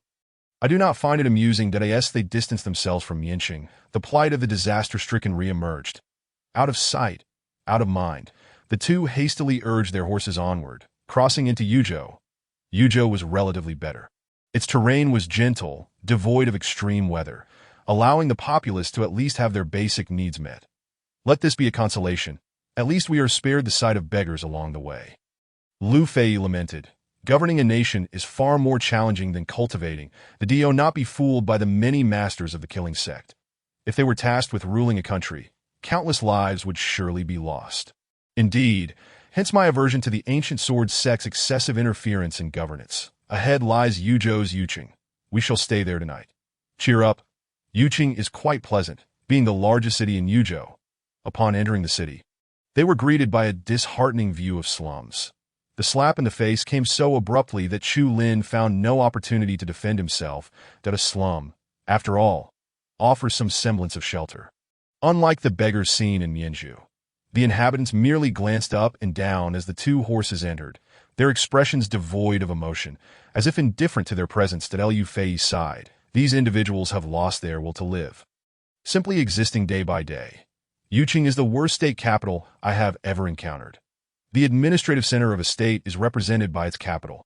If the capital is in disarray, it signifies the entire state is not faring much better. Chapter 19. Yuzhou Lantern Festival. Assassination of the State Order. Yuqing is divided into an inner city and an outer city.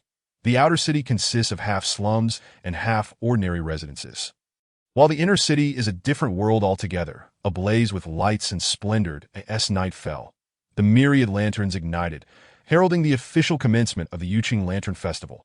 The low walls separating the outer and inner cities created two distinct realms. In the square outside the state office, a grand banquet was underway at a T1 table. State Order Zhu Rui was entertaining the heads of various prominent families in the city. Among them, the three families wielded the most influence: the Zhao family, the Lu family, and the Wang family. Esteemed guests, I, Zhu, have recently taken office and will rely on your support moving forward. This drink is for all of you. The crowd raised their cups, reveling in the camaraderie. Zhao Zheng, the head of the Zhao family, chuckled. Thanks to Lord Zhu's timely arrival, we have not missed this lantern festival. Indeed, Zhu Rui replied, following the ascension of the new emperor, countless officials have stepped down, allowing me such a splendid opportunity. That be by the way, Lu family head, I have heard that bandits are rampant in Yuzhou, causing great suffering to the populace. Is that so? Lu Qiliang, head of the Lu family, sat beside Wang Yuhao, head of the Wang family. Lu Qiliang responded, your insight is commendable. There are 4 major bands of robbers within Yuzhou. They are numerous, with the highest cultivation reaching the 57th stage of divine refinement, making it exceedingly difficult for us to cope. That we implore you to take action, my lord. Wang Yuhao added, as you embark on your new position, my lord, you need to present achievements to the emperor. Eradicating bandits would be most fitting. The assembly engaged in a chorus of praise, painting the bandits as devils and elevating Zhu Rui to the status of a celestial being, nearly begging him to take charge. Zhu Rui pondered for a moment, feigning difficulty. I too wish to eliminate the bandits, but alas, I lack the manpower. The civil and military affairs are divided in each state. The garrison forces in Yuzhou do not heed my commands. And Commander Zhang Tai is a steadfast individual.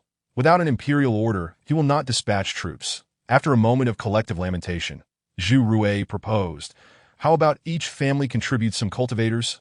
I assure you, I will not misuse their talents. The crux of the matter had arrived, and the heads of the families perked up. What do you mean, Lord Zhu? For the divine refinement level, this amount. For the refinement level, this amount, he gestured, indicating that for the use of cultivators at the divine refinement level, he would pay 10,000 taels of silver, and for those at the refinement level, 5,000 taels.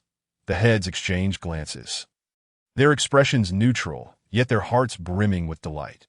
This man was quite astute, recognizing that to hold a position in Yuqing required gifting the 3 major families. Otherwise, they would guarantee Zhu Rui would be overworked and dead within 3 months. Zhao Zheng, beaming with joy, lifted his cup. As per Lord Zhu's suggestion, I toast to you. The crowd drank together, oblivious to the arrows flying from afar. Whoosh! The arrows soared swiftly, and theoretically, Zhu Rui could have been easily shot down. Unfortunately, the courtyard was adorned with lanterns, causing the arrows to inevitably pierce 1 or 2, veering off course. The guards of the state office reacted quickly, pushing Zhu Rui from his seat. That my lord, be cautious. There are assassins. Zhu Rui, shaken, erupted in fury. Capture him. Do not let him escape. Following this, numerous experts leaped onto the rooftops. The assassin, sensing the danger, turned to flee with remarkable agility. Chu Xiong, I never imagined today would be so fortuitous. Coinciding with Yuqing's annual Lantern Festival, it appears leaving Nianqing was indeed a wise decision. Hey, why do you always wear that expression? As Chu Lin and Lu Fei navigated through the throngs, the girl's cheeks flushed with excitement from the lively scene, making her exceedingly adorable. However, Chu Lin had no leisure to appreciate her charm. His thoughts remained fixated on the bleak sights of the outer city. How could a state capital be divided into inner and outer cities? The court had no such practice that Dio not wear such a stern face. Would you like some candied figures? Here. The two paused at a stall, and Lu Fei purchased 2 candied figures. The craftsman was remarkably skilled, fashioning them to resemble their appearances and attire, achieving a striking resemblance. Seeing the candied figure resembling himself, Chu Lin seized it from Lu Fei's hand. What is the point in eating something that looks like me? If we are to eat, let it be something different. Just as Lu Fei was about to take a bite, Chu Lin snatched it away, leaving her quite displeased. That I do not want yours. Give it back. She harnessed her spiritual energy, attempting to reclaim it forcefully. Chu Lin chuckled, leaping high and landing atop the eaves of a tavern. This display attracted many onlookers, yet it was not unusual enough for them to be astonished. Lu Fei quickly followed, but Chu Lin had already taken a bite of the candied figure, devouring half of its head. You with the beautiful candied figure now disfigured. Lu Fei was incensed, retaliating by taking a large bite out of Chu Lin's. It's just a candied figure. When we go to Wudu, I will get you as many as you desire. I will not be going to Wudu again. Once I have traveled across Da, I intend to return and enter seclusion, likely for over a decade. Chu Lin's pleasant mood dimmed slightly. It was indeed a matter of fact. She would ascend to the half-step Earth Immortal Realm after her secluded training, ultimately becoming a queen unifying the northern wilderness. How audacious! Just as Chu Lin was about to reflect on this, he suddenly noticed someone stumbling towards them. The individual seemingly mistook Chu Lin and Lu Fei for enemies and launched an attack. Chu Lin's temper was not so forgiving. He raised his hand and knocked the assailant unconscious. Clad in dark attire, could this person be a thief? Upon a quick search, Chu Lin retracted his hand in shock. It was a woman. Lu Fei warned. Someone is pursuing him, seemingly officials from the government. What should be done? Surrender? Recalling his experiences in Floating Shadow City, Chu Lin did not comply, but instead led her to the pre-booked-in room. As the clock approached midnight, the woman finally awoke. She could hear the faint conversation between 2 individuals nearby. Since you are a disciple of the killing sect, you must know some celestial techniques. Teach me a few moves, sure, as long as you join the killing sect. Then you will be my junior brother. As the Grand Emperor of the Great Wu, would I join your small sect? Small sect. Do you have any idea how powerful the killing sect is in the celestial realm? The territory under the control of the sect is even larger than your Great Wu, not to mention the population. Our Supreme Elder is rumored to be on the verge of breaking through to the Golden Immortal stage. Once he succeeds, we can easily eliminate the Ancient Sword sect. Chu Lin had never been to the celestial realm, so he could not discern the truth in her words. Suddenly realizing the woman had awakened, he quickly took control to prevent any rash actions from her. What is your name, and why are you being pursued by the officials? The woman remained silent for a long while, coughing a few times before replying. My name is Ling Qinyao. That I attempted to assassinate the prefect but failed, which led to my being hunted. That if you wish to hand me over, feel free. Upon hearing this, a murderous glint flashed in Chu Lin's eyes. The prefect of Yuzhou, Zhu Rui, was someone he had personally appointed. He could not allow a rogue to assassinate him with impunity, but if not for the fact that Ling Qinyao was a woman, Chu Lin would have dealt with her himself without involving the authorities. Lu Fei inquired about the reason. Ling Qinyao gritted her teeth and said, because Zhu Rui has embezzled all the disaster relief funds. Although the previous prefect was unreliable, he at least did what he was supposed to do and lacked the courage to be ruthless with the relief funds. But Zhu Rui, after taking office, he not only reclaimed the previously allocated relief funds, but also pocketed the new funds issued by the court. That tonight's Lantern Festival is, in fact, an opportunity for Zhu Rui to curry favor with the three prominent families. She suddenly halted, sensing an overwhelming intent to kill, as if a mountain were pressing down upon her. Do you dare to take responsibility for your words? Chu Lin asked coldly. Did I do? Otherwise, why would I risk my life to become an assassin? Chapter 20. Your Majesty, why must you stir up trouble?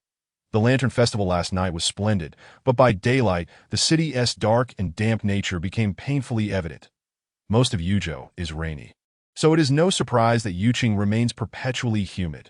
Inside the state office, Zhu Rui had gathered a large number of cultivators. These individuals hail from the three prominent families, and their so-called spirit refining was merely a superficial practice of qi refining. The so-called law refinement was nothing more than the ordinary cultivation of body practitioners. Zhu Rui turned a blind eye, uttering meaningless platitudes before instructing his subordinates to lead them on a bandit extermination mission. Everyone was aware that this mission was merely a pretext for a brief excursion outside the city, that at that point, they would eliminate a few disaster victims to pass off as bandits, report their success to the court, and reap substantial rewards. Consequently, the participants were filled with enthusiasm, as if they were truly embarking on a bandit extermination mission. However, shortly after they exited the city, they were rapidly apprehended by a multitude of soldiers. With none managing to escape, in the garrison camp, Chu Lin stood in a commanding position, while the commander Zhang Tai knelt beside him, hardly daring to breathe. Your Majesty, the bandit extermination force dispatched by Lord Zhu. No, Zhu Rui has been entirely captured. The highest cultivation level among them is merely the 6th level of qi refining, requiring little effort. Chu Lin turned his head to look at him, causing Zhang Tai to feel a wave of unease, cold sweat trickling down his back. Zhang Tai, can I trust you? Zhang Tai immediately knelt on one knee, speaking with resolute conviction.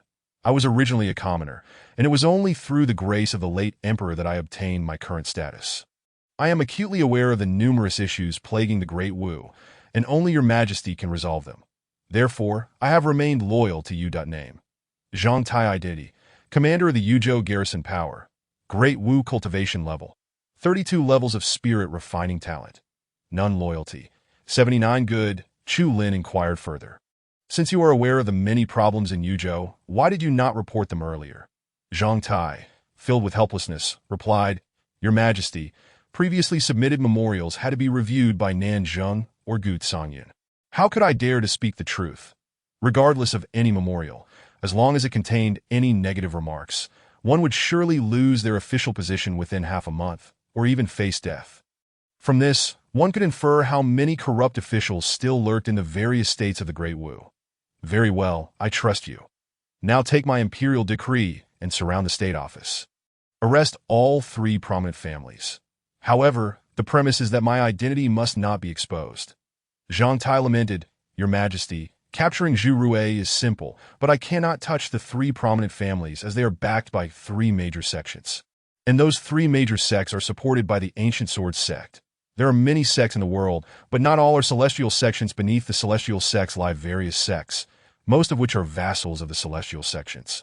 As far as Chu Lin knew, the Ancient Sword sect had more than 100 vassal sects within the territory of the Great Wu. Was these sects that ran rampant in local areas, granting the Ancient Sword sect indirect opportunities to interfere in local governance. Humph, you have me backing you. What is there to fear? Zhang Tai suddenly realized and promptly set about gathering the troops.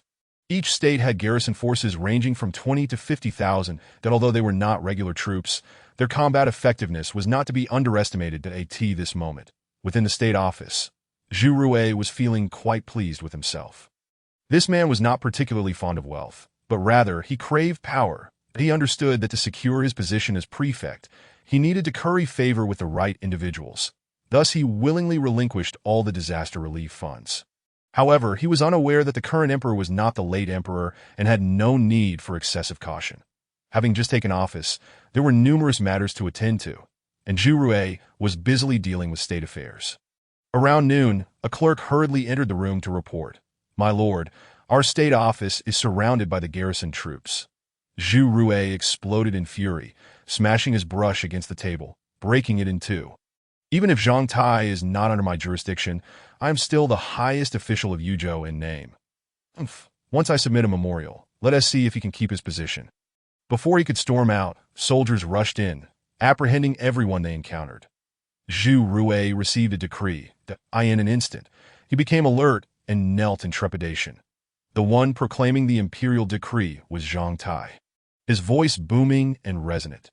"Zhu Rui, prefect of Yuzhou, has failed to live up to the emperor's grace, engaged in embezzlement and bribery, and misappropriated disaster relief funds. You are hereby dismissed from your office and taken to the imperial capital." Upon hearing this, Zhu Rui stood rigidly, expressing his bewilderment. "Impossible. The emperor could not have known so quickly. Your decree is a forgery." "The imperial seal is present above. Can it be forged? Take a look for yourself." To his astonishment, Zhu Rui tore the decree apart in a fit of rage, a fierce expression on his face. "Zhang Tai, you are falsely proclaiming the imperial decree. Seize him." Numerous cultivators emerged from the estate, including those with over 10 levels of spirit refining data. "So you, Zhu Rui, have raised such a number of henchmen within your estate that do you intend to rebel?" Zhu Rui did not waste words. With a wave of his hand, the cultivators surged forward with murderous intent. Zhang Tai sensed an overwhelming aura of killing intent and immediately issued a kill order. Yet before the two sides could officially engage in battle, an immense pressure descended, suppressing all of Zhu Rui's cultivators, rendering them incapable of movement. "Zhu Rui, I have placed such trust in you, and this is how you repay me." The voice echoed in his ears, but Chu Lin was not present in the courtyard. At that moment, Zhu Rui finally believed it. He bitterly laughed, kneeling on both knees. "Your Majesty, the Great Wu is already decayed to such an extent. It would be better to let it continue to rot.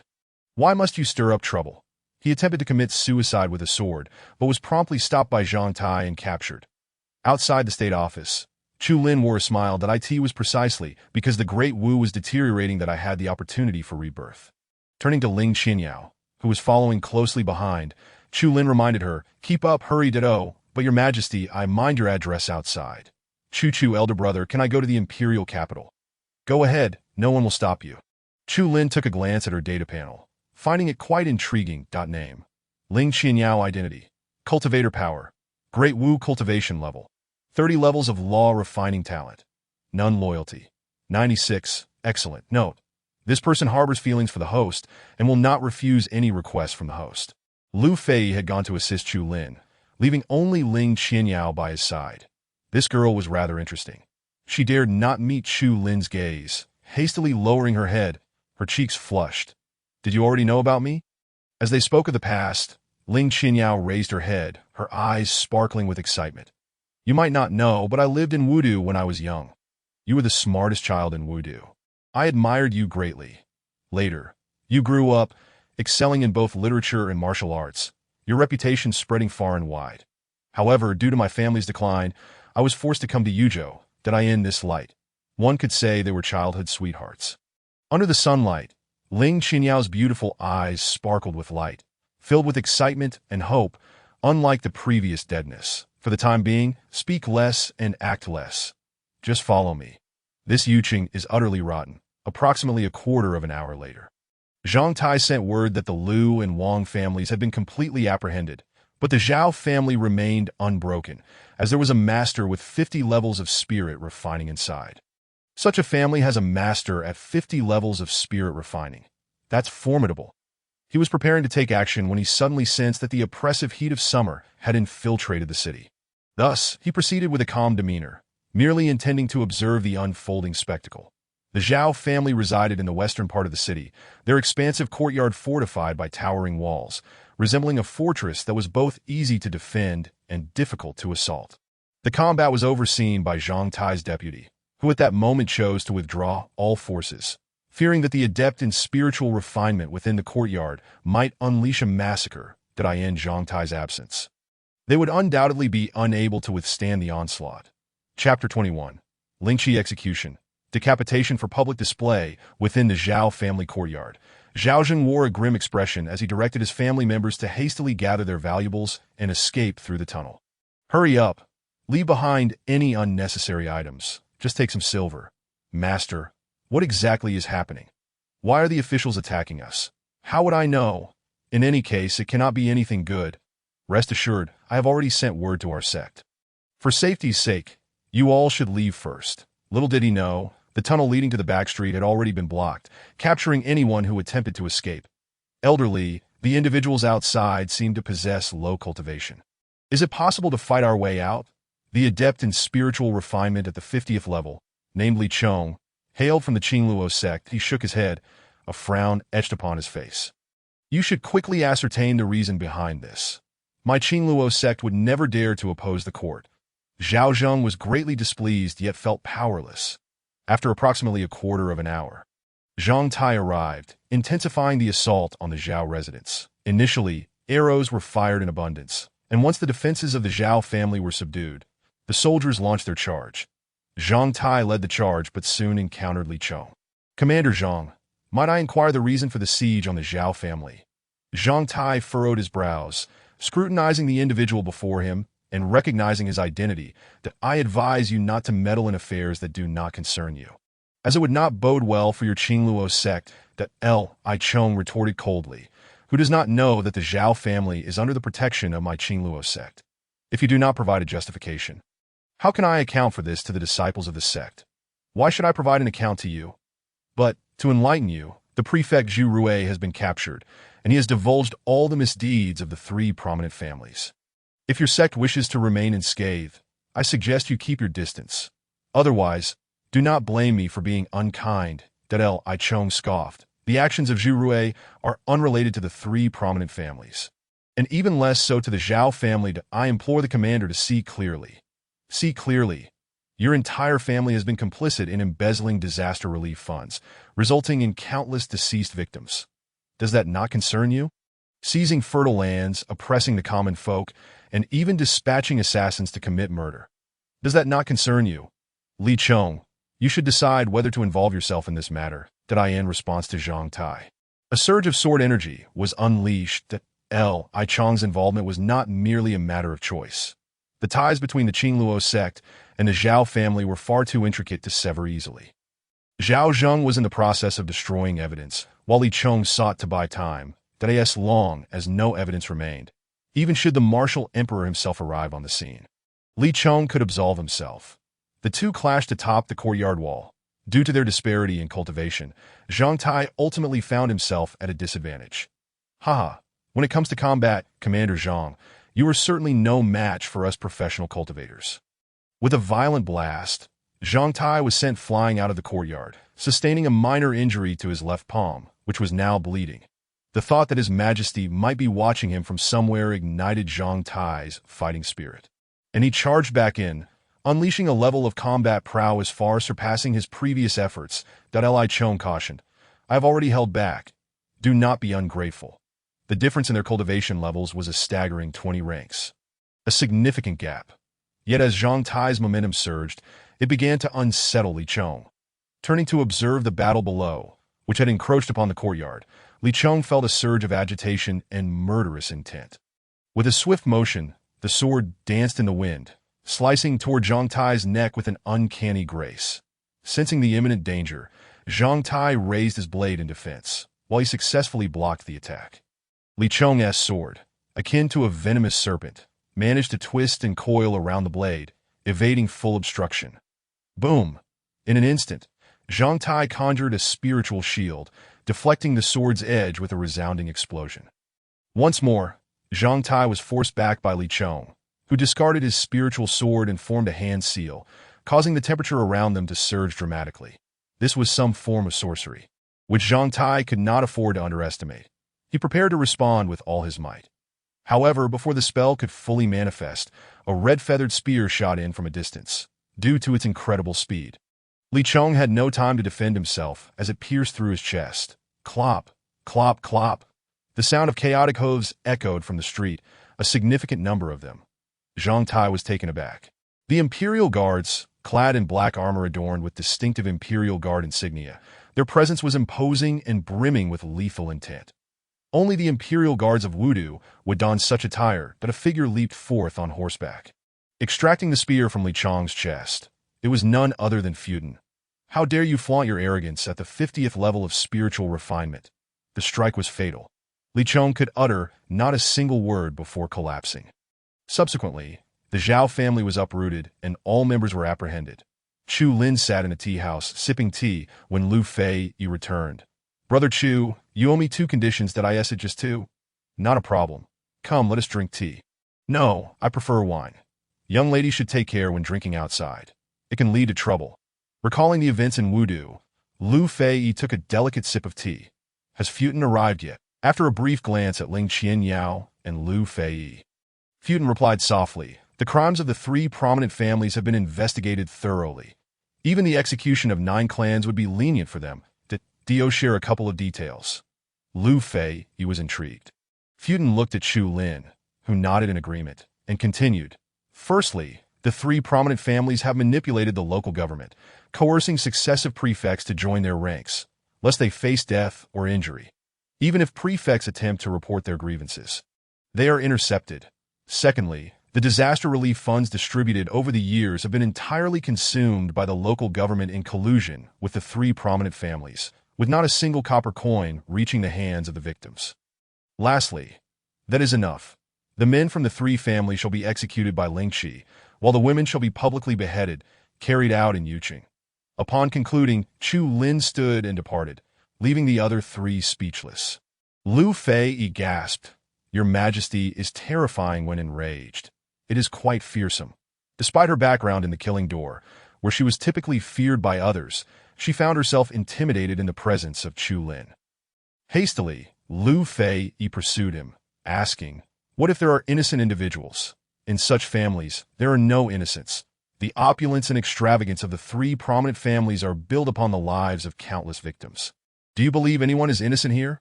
Please do not take your anger out on me. I was merely inquiring. By the way, may I witness the executions? I have never seen Lingqi before." "Do as you wish." "Futin, why are you dawdling? Hurry up and catch up." Futin and Ling Qianyao quickly followed suit.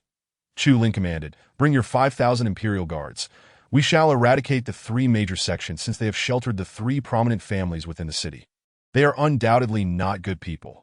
Futin was filled with excitement and immediately set out to gather the Imperial Guards. With such a long distance to traverse, it would be rather dull to kill merely Li Chong.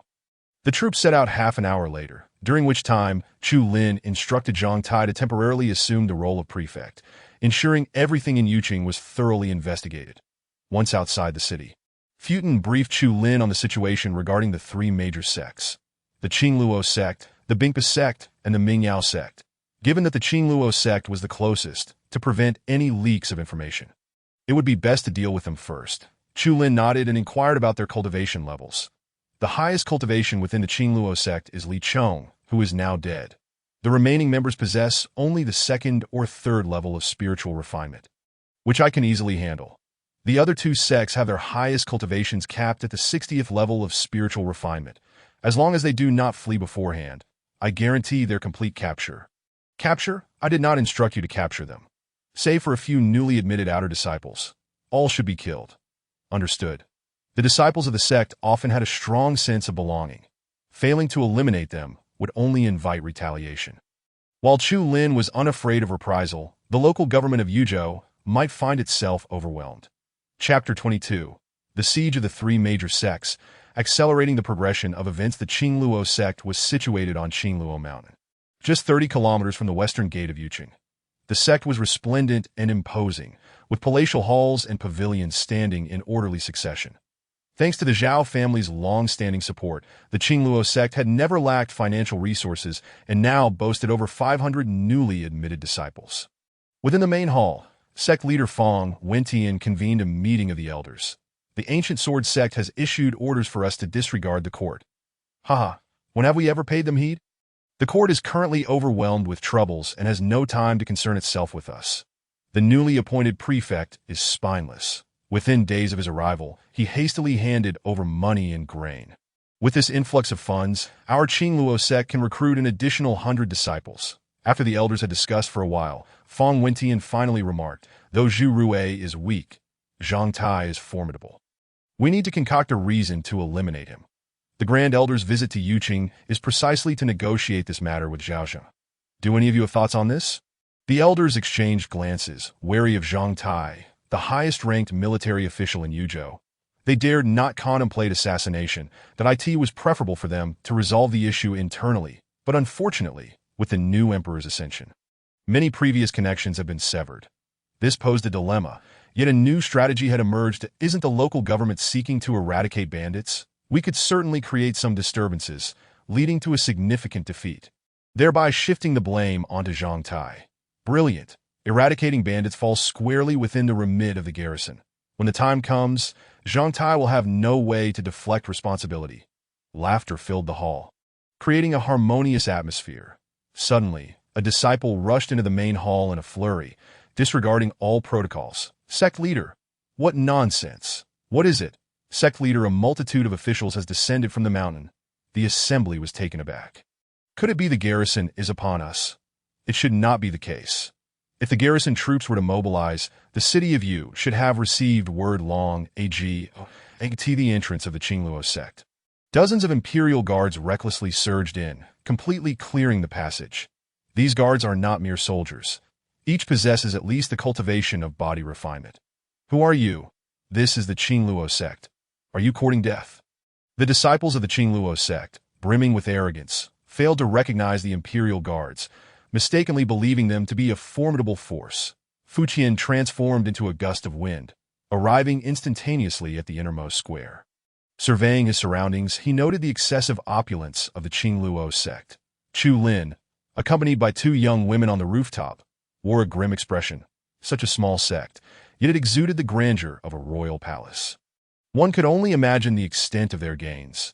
The halls were adorned with intricate carvings and splendid murals, while the four towering pillars in the square were etched with soaring dragon motifs, a sight unbefitting a mere sect. Contemplating the lavish expenditures of the court, Chu Lin felt a visceral desire to raze it to the ground. Brother Chu, I feel a bit restless. May I join in the fun? Go ahead, no need to ask me. Qian Yao, you can also join. The two girls leaped into the fray purely for amusement. Chu Lin soared directly toward the rear of the Qingluo sect, effortlessly dispatching any skilled opponents he encountered merely through his overwhelming aura. Where is your treasury? Behind the main hall, not far off. The treasury resembled a pagoda, and Chu Lin forcefully broke through the door. Who dares to be so audacious? Inside was an elder, a guardian of the tower, a figure likely to be a hermit master.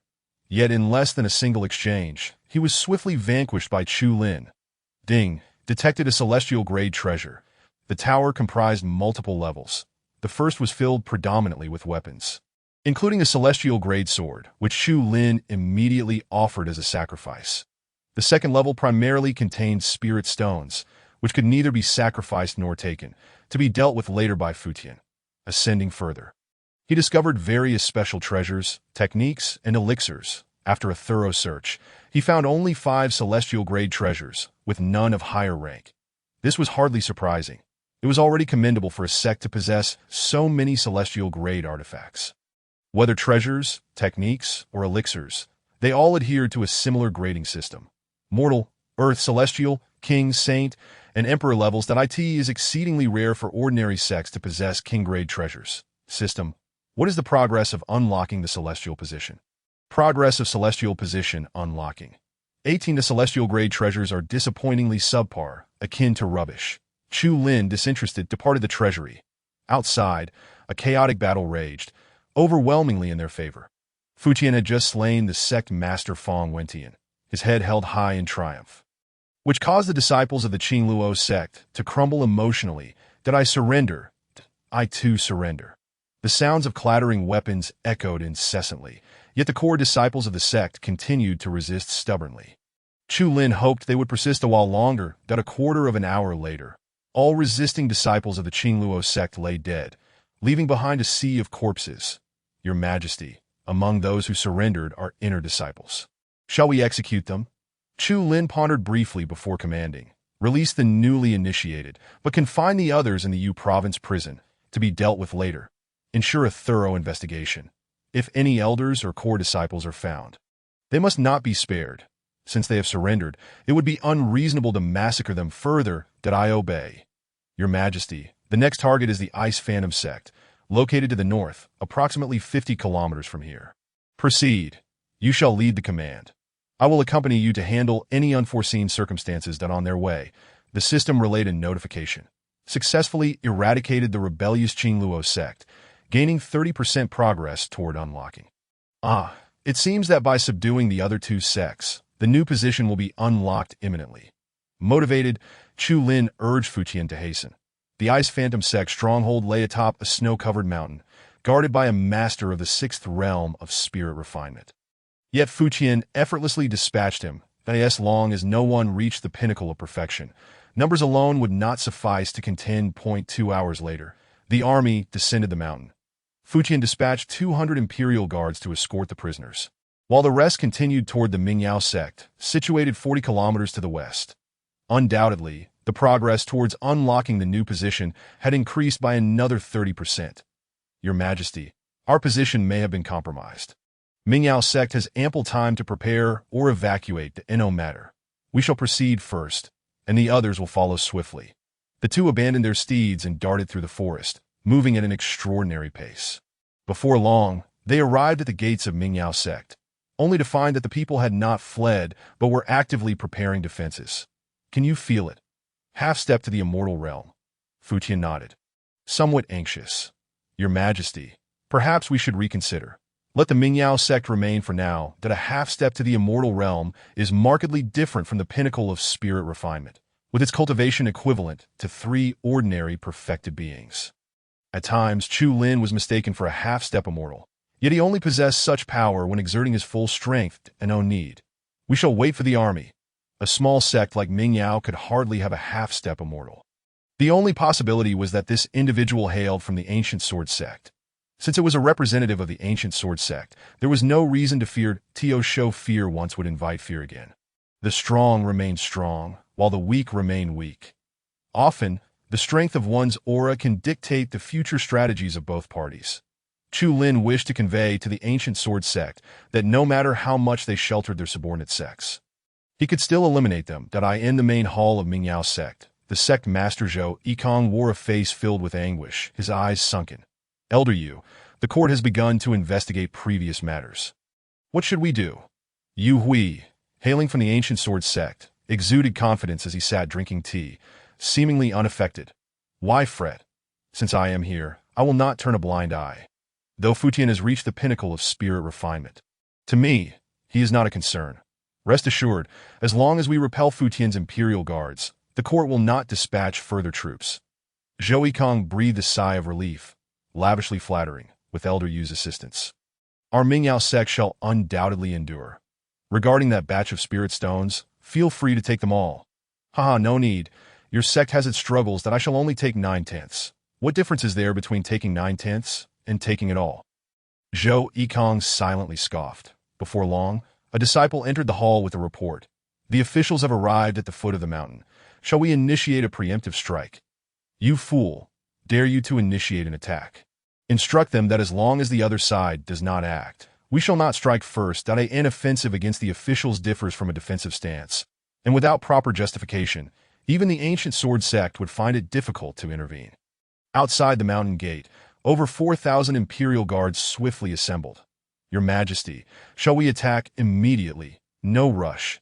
Let us first send a message. Mingyao sect cannot be crushed like the previous sect. Strategies must be employed. A direct assault would likely result in significant casualties. Fuqian amplified his voice with spiritual energy, ensuring all within the sect could hear. Zhou Yikong, your time has come. The Emperor has dispatched me to investigate. Why do you not hasten to surrender?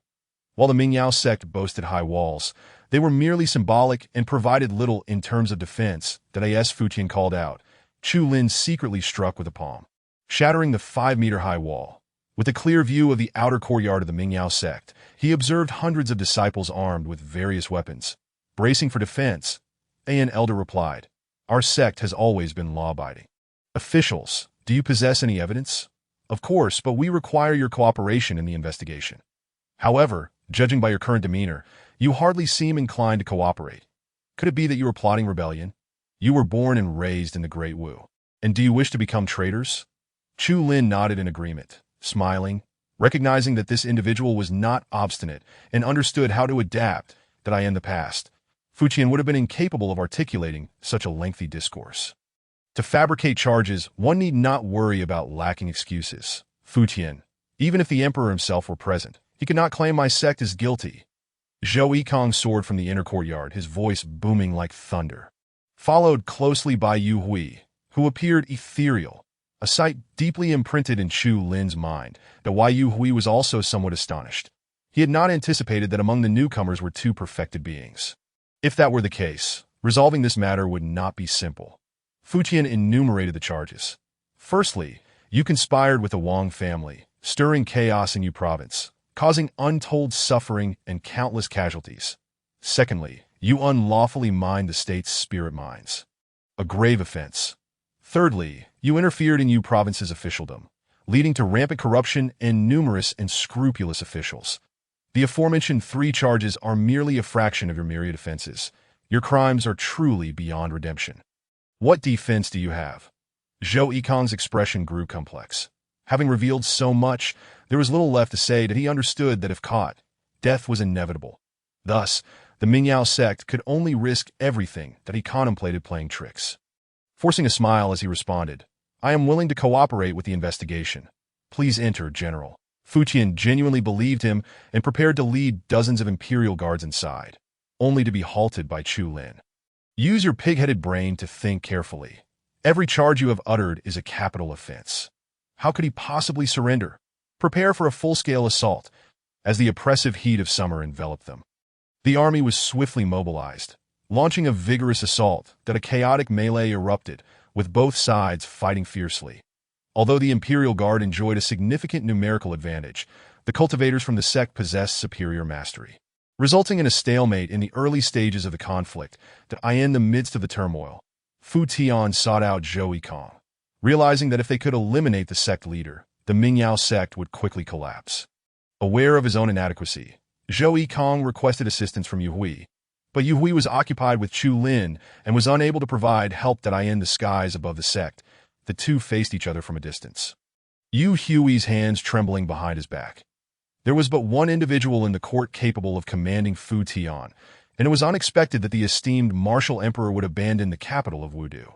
It seemed the so-called retreat was merely a pretext. You know too much, he remarked. Needless to say, many present are likely aware of it as well. Consequently, Chu Lin covertly issued orders to Fu Tian to leave no survivors, as revealing their identities could jeopardize his safety. Thus, even accidental killings were of no concern. After all, anyone who entered the Mingyao sect to act as a henchman could hardly be considered an innocent victim. Chu Lin was the first to strike, his Jinlong halberd roaring like the wind, infused with the spirit of a true dragon. Despite Yu Hui's greater cultivation level, he dared not underestimate his opponent. This martial emperor had once suppressed Zhao Jian, a figure of great renown and a lofty earth immortal. Thus, Yu Hui harbored little confidence in his ability to defeat Chu Lin. Your Majesty, the Mingyao sect poses no significant threat. Since they have committed an offense, let them face the consequences. That if you are interested, we can engage in a friendly spar. As he spoke, Yu Hui's subsequent moves were purely defensive, refraining from any lethal strikes. However, Chu Lin was acutely aware of Yu Hui's cunning nature, which likely meant he was waiting for an opportunity to exploit any lapse in Chu Lin's vigilance. During their previous exchange, Chu Lin recalled that Yu Hui would ascend to Earth immortal status 13 years hence. A grand affair that would even involve the mobilization of an entire city for his celebration. At that time, the reigning emperor, Chu Yi, in an attempt to curry favor, had bestowed numerous gifts upon him, including his own 10-year-old daughter as a congratulatory gesture. Such actions had drawn the scorn of the world. Now that they had crossed paths, Chu Lin would not grant him the opportunity for growth. Yu Hui, what are you hiding? You must be eager to eliminate me to curry favor with Zhao Jian, thinking I am oblivious to your intentions. Yu Hui's expression darkened, his features contorted with fury, flames of wrath burning within him. Since you have uncovered my intentions, then perish. With a thunderous roar, flames erupted from his center, radiating outward with devastating force. To slay a martial emperor would be a crowning achievement in my life. The blame lies with your departure from Wudu. He refrained from voicing the latter part of his thoughts upon seeing Chu Lin emerge unscathed from the inferno, the Jinlong halberd slicing through the fire as if the very heavens were cleaving apart. In the brilliant sunlight, Yui distinctly observed the sunlight being torn asunder by the halberd's tip, plunging the area into an instantaneous darkness. Such speed and power. Truly, the martial emperor was extraordinary that he conjured a shield to defend himself. His hands swiftly forming seals, spirit of the world, Brahma fire spell, releasing the energy from his palms, a black flame transformed into a dragon, appearing small yet deceptively adorable. However, Chu Lin sensed an overwhelming threat. This flame was deadly upon contact. Spirit of the mind, suppress the martial.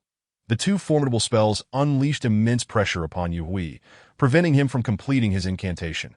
The fire dragon dissipated, leaving behind remnants of black flames that resembled the fires of the underworld. Chu Lin deftly maneuvered around, plunging his halberd into Yu Hui's abdomen. The killing blow was triggered. Chapter 24, Arrival at Luoshui County, Seeking Treasure in the Mountains Ding. Congratulations to the host for unlocking the position of Heavenly Mechanism General. Now the question arises, to whom should this position be assigned? Each general position carries distinct attributes, and the individual assigned must not only possess adequate loyalty, but also have compatible attributes. For instance, the Breaking Sky position corresponds to the fire element, which aligns with Fu Tian, while the Star Calling position belongs to the water element, perfectly suited for Zhu Mo. Similarly, the golden attribute of Qi Xiu matches flawlessly. The newly unlocked Heavenly Mechanism position corresponds to the wood element.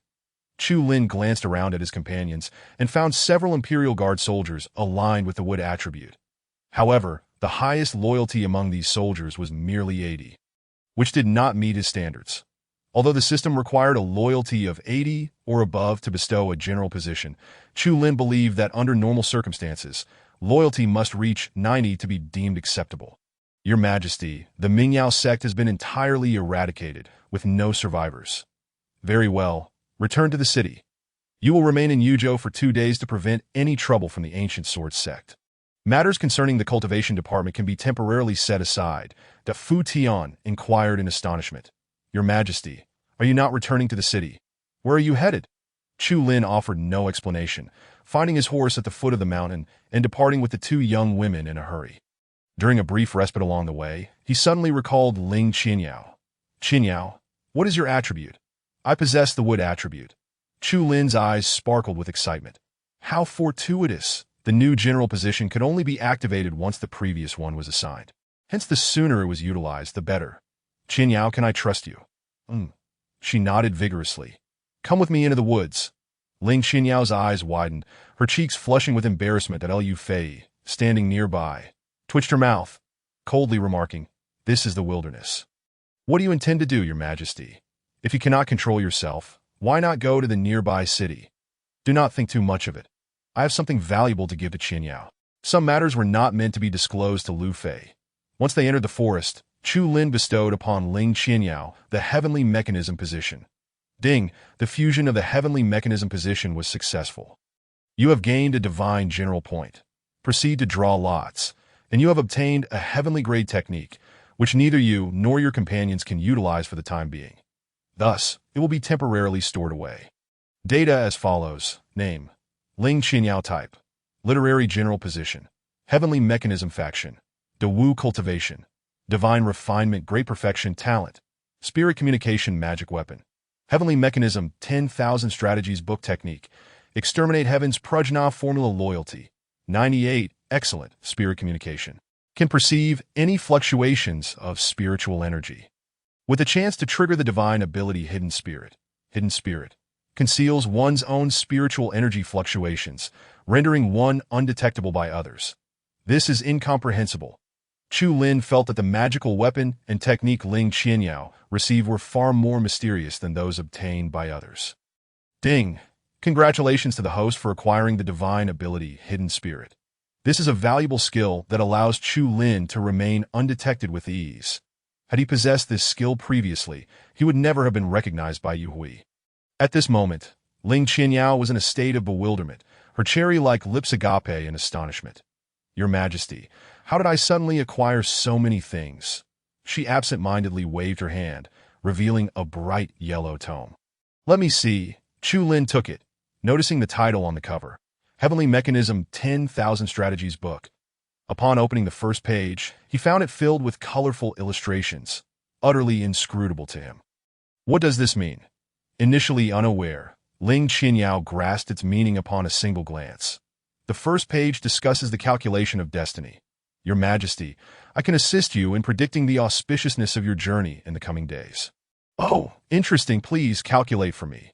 Ling Qinyao performed the hand seals with an air of mystery, as if channeling ethereal forces. After a moment, she relaxed her furrowed brow. Your Majesty, my powers are still limited, and I cannot predict clearly. However, I sense danger on your journey. Perhaps it would be wise to reconsider that, leaving the imperial capital is inherently a perilous endeavor. Not bad. Keep up the good work. Let us hurry outside, lest we be misunderstood by Lu Fei. Once outside on the official road, Lu Fei mocked. Is that all you can manage? Just this short while. Didn't you say men could last for hours? Chu Lin shot her a glare. You can come and see for yourself how long I can last.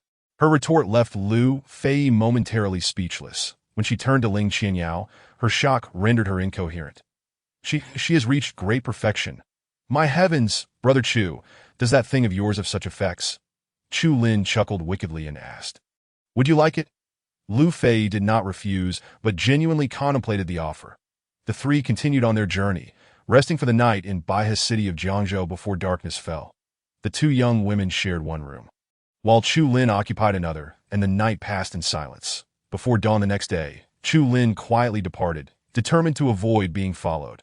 His purpose was to seek treasure, and he could not afford to have Lu Fei accompany him. Yet, fate had other plans, and as noon approached, she caught up with him once more. Brother Chu, why did you run off alone again? Chu Lin sighed, running a hand over his forehead, that I saw you sleeping soundly and didn't want to disturb you. Surely you are hiding something good and unwilling to share it with me. Rest assured, I'm only here for fun, not treasure. That is hard to say. That treasure is something even the greatest immortals of the celestial realm cannot refuse. Since he could not shake her off, they would have to travel together. Did you not sleep well last night? Lu Fei's eyes were slightly red and puffy, with faint traces of blood visible in her eyelids. Despite her condition, she had managed to catch up, indicating her determination to stick with Chu Lin. Yawning, she replied, Ling Qinyao was clearly weaker than I am, yet now she's absurdly strong, which kept me up all night. Weak, strong, apologies, but Chu Lin's mind wandered to many inappropriate thoughts that as he pondered, his throat grew parched, prompting him to summon a handful of refreshing mountain spring water, which was quite delightful. However, Lu Fei's next comment caused him to spit it all out. I was thinking, for the sake of cultivation, some sacrifices are actually worthwhile. Why not give me some of that thing? What thing? He spluttered. Lu Fei gestured, struggling to articulate her thoughts. The thing you used yesterday to help Ling Qinyao boost her strength. Apologies, I am quite innocent and do not understand. Now dismount and enter the mountains. Two horses were tethered in the forest, safeguarded by shields, free from the worry of being devoured by monstrous beasts. As they journeyed into the mountains, Lu Fei remained entangled in her thoughts, much to Chu Lin's growing annoyance.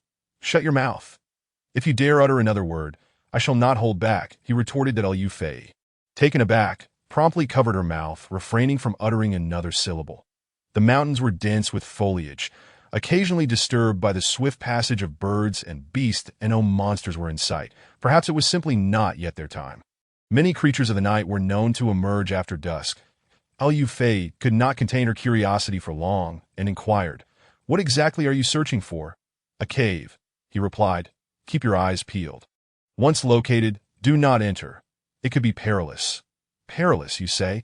I fear it is you who is concerned about her obtaining treasures first. The pair ascended half a mountain, and as the sun reached its zenith, casting down its fiercest rays, Chu Lin finally discovered the cave he sought. This must be it. That I shall proceed first. You follow closely behind. Historical records of the Cloud Kingdom recount that the mysterious disk, known as the Xuanji Pan, was discovered in a cave outside of Luoshui County. The cave was peculiar. Its entrance was square-shaped, flanked by a decayed stone tablet. The scene before Chu Lin mirrored the descriptions he had read with astonishing accuracy. Chapter 25. Obtaining the Xuanji Pan. Trapped in a cage, the interior of the cave was not damp, but rather dry. They traversed for quite some time, unaware of how deep they had ventured. Fortunately, the cave held no traps, only a few insects and beasts, which were swiftly dealt with. Chu, it's rather eerie inside. Perhaps we should leave. Lu Fei expressed her trepidation, that if you are afraid, then by all means. Exit. I possess great courage and wish to explore further. By the way, there may be snakes inside.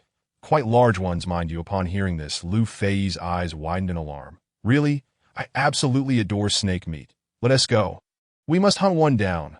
Good grief. Aren't girls supposed to fear snakes? After approximately a quarter of an hour, the two finally emerged from the passage into an ancient subterranean chamber.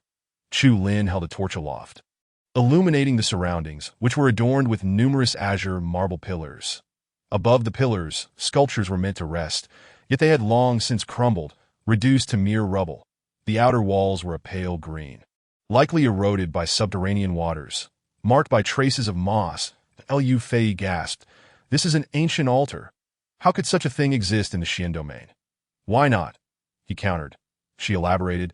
These altars are typically erected to honor deities, usually established only by large tribes, and are quite common in the celestial realm. Yet, I have never heard of one existing in the 9 continents of the Xian domain. You are woefully uninformed. There may be treasures here. Search for yourself. The prospect of treasure intrigued Lu Fei, prompting her to scour the vicinity. Seizing the opportunity, Chu Lin pressed forward, swiftly distancing himself from her, that he felt no concern for her safety within the cave. After another 15 minutes of exploration, Chu Lin inadvertently stepped on some loose stones, causing him to tumble downwards. He initially planned to fly back up, but upon noticing the depth was not too great and glimmering stones adorned the ground below, he opted to descend. Approximately 500 meters down, he found himself before a larger altar. At its center stood a damaged statue, suggesting that this deity had likely fallen. The text contained no precise location for the Xuanji Pan, leaving him to search slowly. After roughly half an hour of searching, Chu Lin unwittingly broke through a stone pillar beneath the statue, revealing an object within that in an instant, a kaleidoscope of colors erupted forth, casting a rainbow hue across the cave ceiling. Lucky for them, they were underground. Had they been above ground, it might have triggered a celestial phenomenon. Ding. A damaged artifact, the Xuanji Pan, has been detected. Do you wish to offer a sacrifice?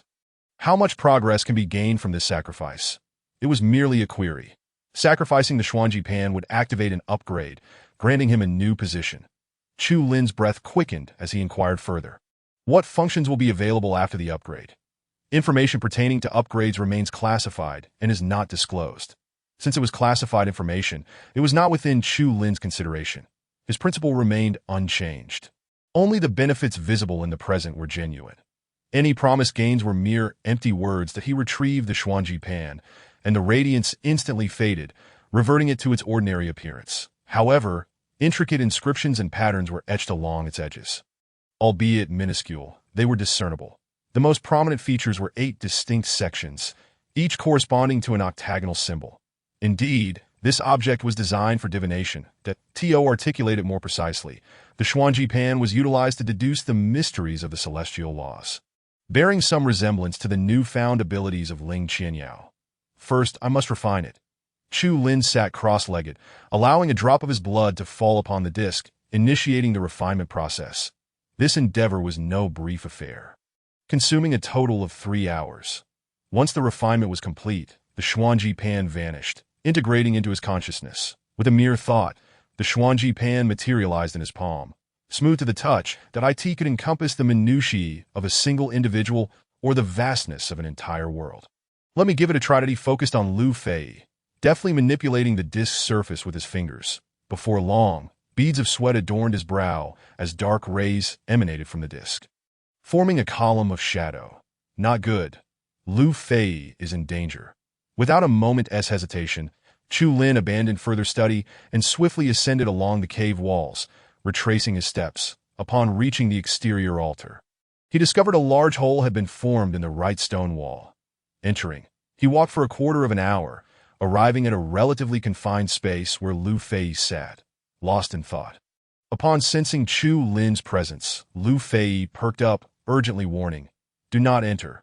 Chu Lin glanced back at the passageway, noting a faintly shimmering membrane that had been imperceptible moments prior. "Oh no, you've entered too. What now? This place is a cage. We cannot escape." "Are you certain we cannot escape?"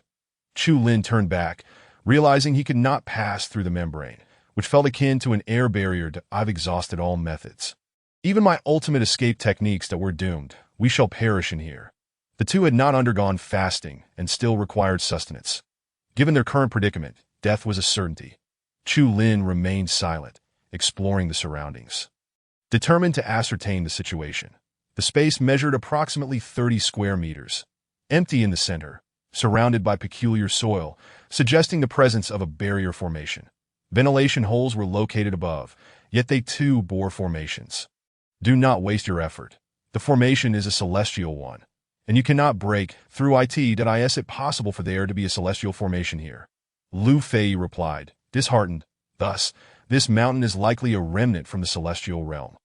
The cave, embedded within the mountain, was completely severed from the earth below, validating Lu Fei's hypothesis. Chu Lin subsequently attempted to forcefully breach the wall, but to no avail. Even the imperial-grade divine weapon, the Jinlong halberd, failed to dismantle the formation. It was not that the formation surpassed the Jinlong halberd in strength. Rather, Chu Lin's cultivation level was insufficient. You hail from a celestial sect. Cannot you manipulate formations? Who said that those from celestial sects necessarily understand formations? My killing sect never practices formations. We charge headlong into battle, for formations are far too cumbersome. Chu Lin closed his eyes, utilizing the Xuanji Pan within his consciousness, without needing to extract it. The Xuanji Pan provided solutions. One was to forcibly penetrate the formation with Earth immortal level strength, which would certainly break the cage. The other was to locate and destroy the formation's core. However, the core was located outside, while they were trapped inside. The architect of this cage was no fool. They would not place the core within reach for easy destruction. There was also a final method: to remain here and cultivate until they broke through to Earth immortal, thereby facilitating their escape. That is absurd. Not a single one of these methods is reliable. Chu, as an emperor, do you not possess any celestial artifacts? You overestimate me. Were I in possession of celestial artifacts, I would have long since toppled the ancient sword sect. Let us continue brainstorming. Chu Lin remained deep in thought, while Lu Fei, lacking patience, leaned against him and fell into a deep slumber within half an hour. It was hard to believe that this prideful girl, brimming with flaws, could eventually become the decisive queen of the Northern Wastes. Ignoring her, Chu Lin persisted in his study of the Xuanji Pan, hoping to deduce the core element and at least unearth the most suitable method. Time slipped away, and before long, Lu Fei began to mumble in her sleep that I must grow stronger. I must return to take revenge. Chu Lin, could you lend me that thing of yours? But do not touch me. Otherwise, I shall inform my senior brothers, and they will devour you. Chu Lin felt a sense of embarrassment. The notorious lunatics of the killing sect were renowned across the realm. Even as a reborn individual with a system, he dared not provoke them lightly. Chapter 26. The Forbidden Grounds of the Divine Weapon Clan. Puppet mechanized beasts. 2 days swiftly passed, and Lu Fei gradually adjusted to the prospect of being trapped for an extended period. Chu, you have been studying for 2 days. Have you made any progress? I still require further study done on the surface. Chu Lin appeared to be examining the formation of their prison, but in truth, he was engrossed in his study of the Xuanji Pan. Such an artifact, even with a year of time, could not be fully comprehended. What if we were to perish here of old age? Heh, you've strayed off course. The pertinent question is, what if we were to starve to death here? Those at the divine refinement level could survive without food for 10 days to half a month, but certainly not longer. She reached in her bosom, producing 2 pills. These are fasting pills. They allow one to go a year without sustenance and still survive. They are quite valuable. Here, take one. Chu Lin accepted it, only to hear Lu Fei add, this is the 3rd favor I owe you. Did I return it? I do not want it. He has made a breakthrough in his research on the mysterious disc, and it is anticipated that he will depart within 3 days. Certainly, he does not require her fasting elixir. Lu Fei should keep it for herself. When you come seeking my assistance, the terms will no longer be the same. Who knows who will be in need? After the passage of 2 hours, Chu Lin's eyes sparkled with realization that I have found the breakthrough. He extended his hands, vibrant, multi-hued light radiating from his palms towards the eastern wall. A series of thunderous explosions echoed, reminiscent of celestial thunder, followed by the sound of mechanisms whirring into action. Before 2 pairs of eager eyes, a stone door suddenly swung open. Indeed, there was an exit. Let us proceed. Chu Lin grasped the excited Lu Fei. Perhaps it is not an exit, but a calamity. The mysterious disc had informed him that at the very moment the stone door opened, they had already stepped into a perilous realm. A sound akin to rushing wind filled the air. Yet it was not merely wind. It was a distortion of space.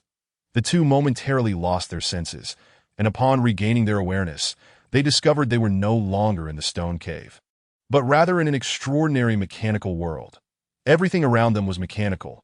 Even the trees that thrived were mere lifeless constructs. Lu Fei covered her mouth, her eyes wide with astonishment.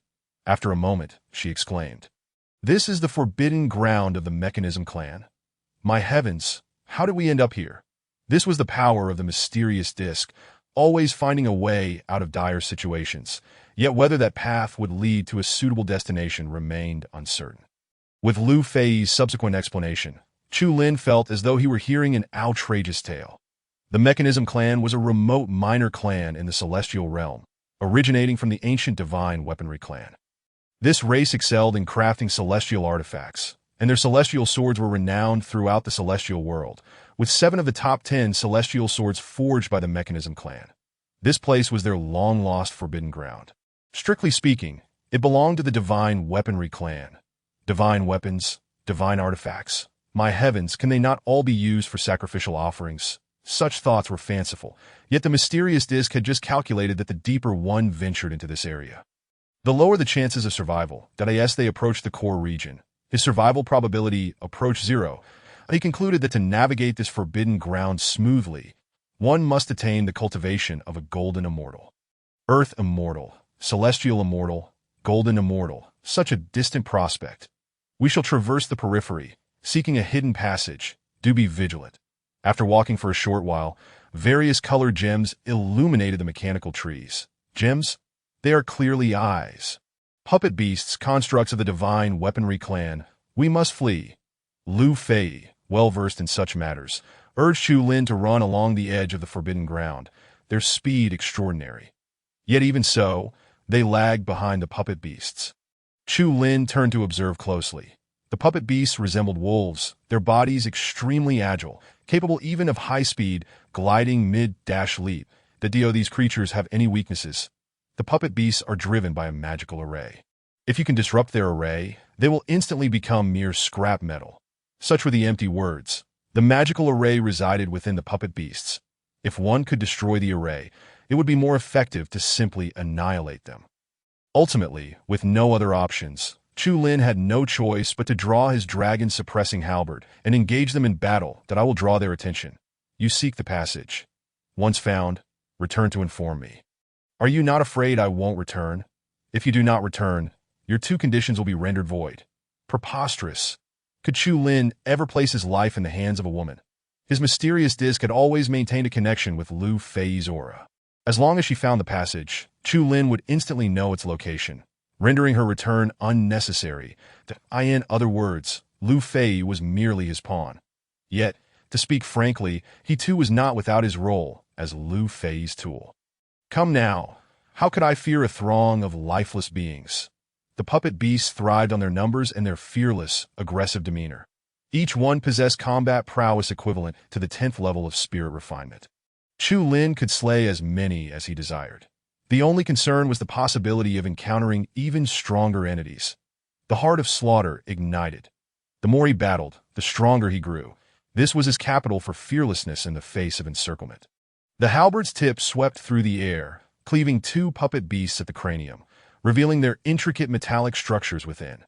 Each possessed a spirit crystal that exploded upon the death of the puppet beast.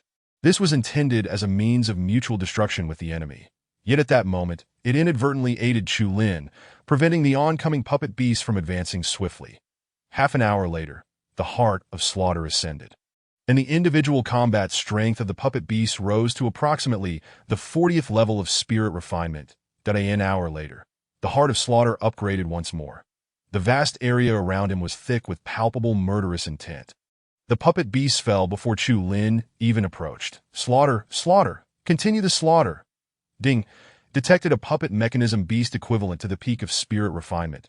Please exercise caution, host. Chu Lin sensed it. A puppet beast akin to a fierce tiger raced through the black mist.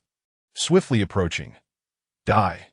Chu Lin reversed the grip on his long halberd, gathering his strength, timing his strike perfectly to slam it down upon the beast's head that a thunderous explosion reverberated as the tiger-like puppet beast's head shattered. The ensuing explosion of the spirit crystal obliterated over 10 wolf-like puppet beasts that at all. Enraged, Chu Lin felt his garments torn asunder from the force of his own power.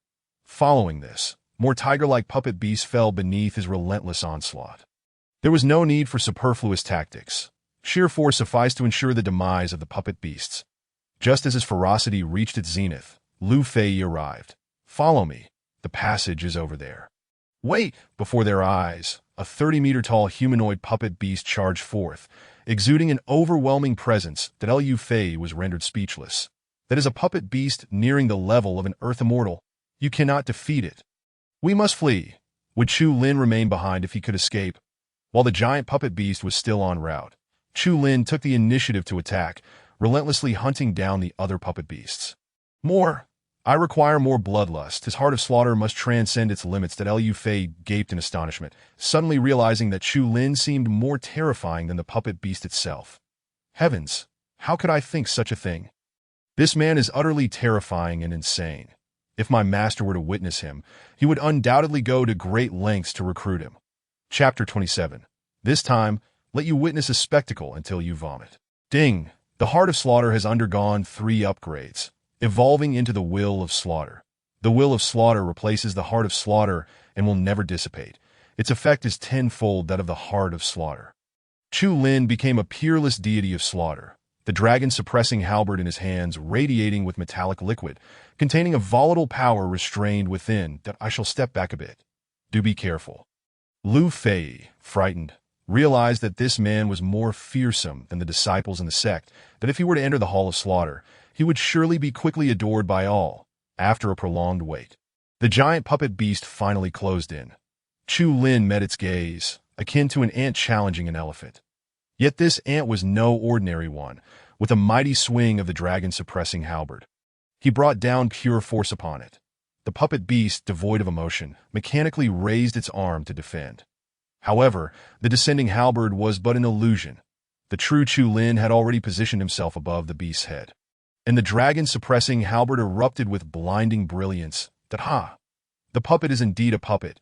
Remarkably foolish. This strike contained all his strength, imbued with every ounce of murderous intent. It was an earth-shattering blow. A momentous event. Boom, crack, bang. The head of the puppet beast was torn asunder, followed by a colossal explosion of energy that engulfed the surroundings. Chu Lin could not comprehend why every puppet beast was equipped with self-detonation capabilities. Did they not fear injuring their own kind? Seizing the opportunity presented by his surge in power, Chu Lin rapidly fled the area, simultaneously pulling the dazed Lu Fei along with him. The passage lies 10 miles away. Behind us, the sky is filled with explosive flames, surging like an ocean. Before leaving, he cast one last glance at the place. It was a pity, for the treasures he sought lay deep within, tantalizingly out of reach. Chu Xiong, how did you know the passage was here? Stop with the trivialities. We must go. Chu Lin firmly grasped her, and they traversed through the passage, in a moment of disorientation. They found themselves amidst dense forests, back in their original location. Upon looking back at the passage they emerged from, it had vanished without a trace, a one-way route. Hey, will you not release me? Chu Lin let go, and Lu Fei stumbled, nearly falling to the ground. She did not pursue the matter further, instead complaining of hunger. Chu Lin inquired, did you not consume your fasting elixir? That thing should not be taken lightly. Only in true extremities. Then let us go, foraging for food. Half an hour later, at an inn in Luoshui City, Chu Lin and Lu Fei devoured their meals ravenously, attracting the curious gazes of passers-by. Chu Xiong, why is this place called Luoshui County and also Luoshui Prefecture? As Chu Lin guzzled a bowl of chicken soup, feeling a sense of fullness within, he explained, centuries ago, the governance of the Great Wu was chaotic. Below the state were the prefectures, and beneath them were the counties. Later, it was discovered that this division was flawed due to overlapping jurisdictions between prefectures and counties. Thus, the cities within the country were renamed from counties to prefectures. However, in some places, the names became too entrenched to change, that Liu Fei nodded in understanding, then asked, "This city feels quite peculiar. The people seem very tense, as if preparing for war. Do you know the reason?" "How would I know?" "Eat quickly. We shall inquire later." A quarter of an hour later, after inquiring with 3 commoners, Chu Lin finally discerned the reasons behind the situation and understood why Sima Yu chose not to depart from Luoshui City, the capital of the prefecture. Sima Yu served as the prefect here, having previously held the esteemed position of Minister of Justice, earning him considerable renown and the admiration of many. Within the city existed a coalition of powerful clans, a consortium of prominent families that specialized in extorting the common folk and opposing the authorities. Bolstered by formidable sects and with allies in the court, these clans had long acted with impunity. The arrival of Sima Yu curbed such rampant behavior and enabled the return of some fertile lands to the commoners. Cowed by Sima Yu's formidable reputation, the clans dared not provoke him and could only symbolically cede a portion of their holdings, which was sufficient to sustain thousands of families. As early as half a month prior, Sima Yu had received a summons from the court. While this was initially a cause for celebration, upon learning of it, the common people banded together to beseech Sima Yu not to leave. They knew that should he depart, the lands that had been restored would inevitably be reclaimed, and they would face even graver indignities. Confronted with these dilemmas, Sima Yu could do naught but repeatedly delay his transfer orders. Reflecting on this, Chu Lin found it unsurprising that Sima Yu would later ascend to the position of governor of Jiangzhou. For the esteem he held among the populace was immense that Liu Fei was incensed. Throughout this journey, it is the prominent families that have caused all the trouble. Chu Lin, however, was not as irate and replied with a smile. There exists a hierarchy between the noble families and the commoners, where those of higher status oppress those below them, such is the fundamental survival law of the human realm. Just as I, being of royal blood, can suppress countless individuals due to my status. However, this oppression can be benign or malignant. Much of what the powerful clans engage in is purely malevolent suppression. That Liu Fei, somewhat bewildered, rubbed her fists together. Should we not charge in now and eradicate these families entirely? How infuriating! I did not witness the execution in Yuchenji. Then no need to be vexed. This time, I will show you something that may cause you to retch. A fierce glint flickered in Chu Lin's eyes, sending a chill down Liu Fei's spine. Whenever this fellow displayed such a gaze, it undoubtedly heralded mischief. Within the government office, Sima Yu, a man in his 50s with graying temples, coughed incessantly. A nearby maid attended to him with great care, offering him water and wiping his brow. My lord, why endure such hardship? It would be better for you to return to Wudu sooner. Both your wife and daughter miss you dearly. Sima Yu, of gentle disposition, sighed. As a parental official, if I cannot ensure peace for my jurisdiction, what right have I to return to Wudu? Quickly, take me to my study. The weather in Luoshui County had been erratic lately, with 2 heavy rains causing Sima Yu to fall ill twice in succession. The physician diagnosed him with typhoid fever and advised him to rest quietly. Yet, how could he remain tranquil? The cases concerning disputes between the powerful clans and the commoners piled upon his desk, demanding his attention.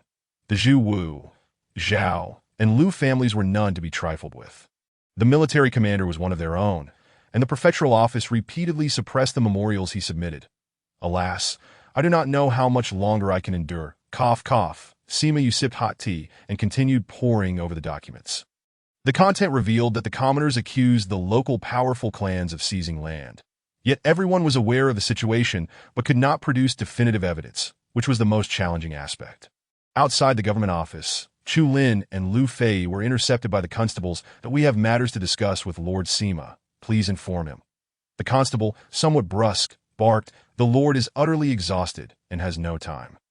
Which clan has sent you as envoys? Be gone." Despite the rebuke, Chu Lin remained unfazed, his expression serene. "You need only inform him that we hail from Wudu. That is no trivial matter." The constable hastily went to relay the message. In that brief interlude, Chu Lin and Liu Fei had already entered the office, surveying their surroundings. "Chu brother, this place is quite dilapidated. There are 2 types of officials. One purposely allows their offices to fall into disrepair to appease higher authorities during inspections. And the other, like Sima Yu, simply lacks the funds for maintenance." After a short while, the constable returned. "Hey, who let you in?" The Lord does not receive guests. You may leave. Being refused entry was unexpected. Fine, we shall leave at once. A sudden gust of wind swirled, leaving the constable disoriented. By the time he regained his senses, the couple had vanished without a trace. Chapter 28. A feast at Lion King Tower. The aristocrats gather for a banquet. Your humble servant Sima Yu pays his respects to your majesty. That I in the study. Chu Lin sat behind the desk, reviewing documents, and gestured for Sima Yu to rise. That I at this trivial matter that has you detained. Despite Sima Yu's status as a veteran official and former Minister of Justice, he was so agitated he could barely articulate his thoughts. After a prolonged moment, he steadied his emotions, coughed a couple of times, and responded, Your Majesty is unaware.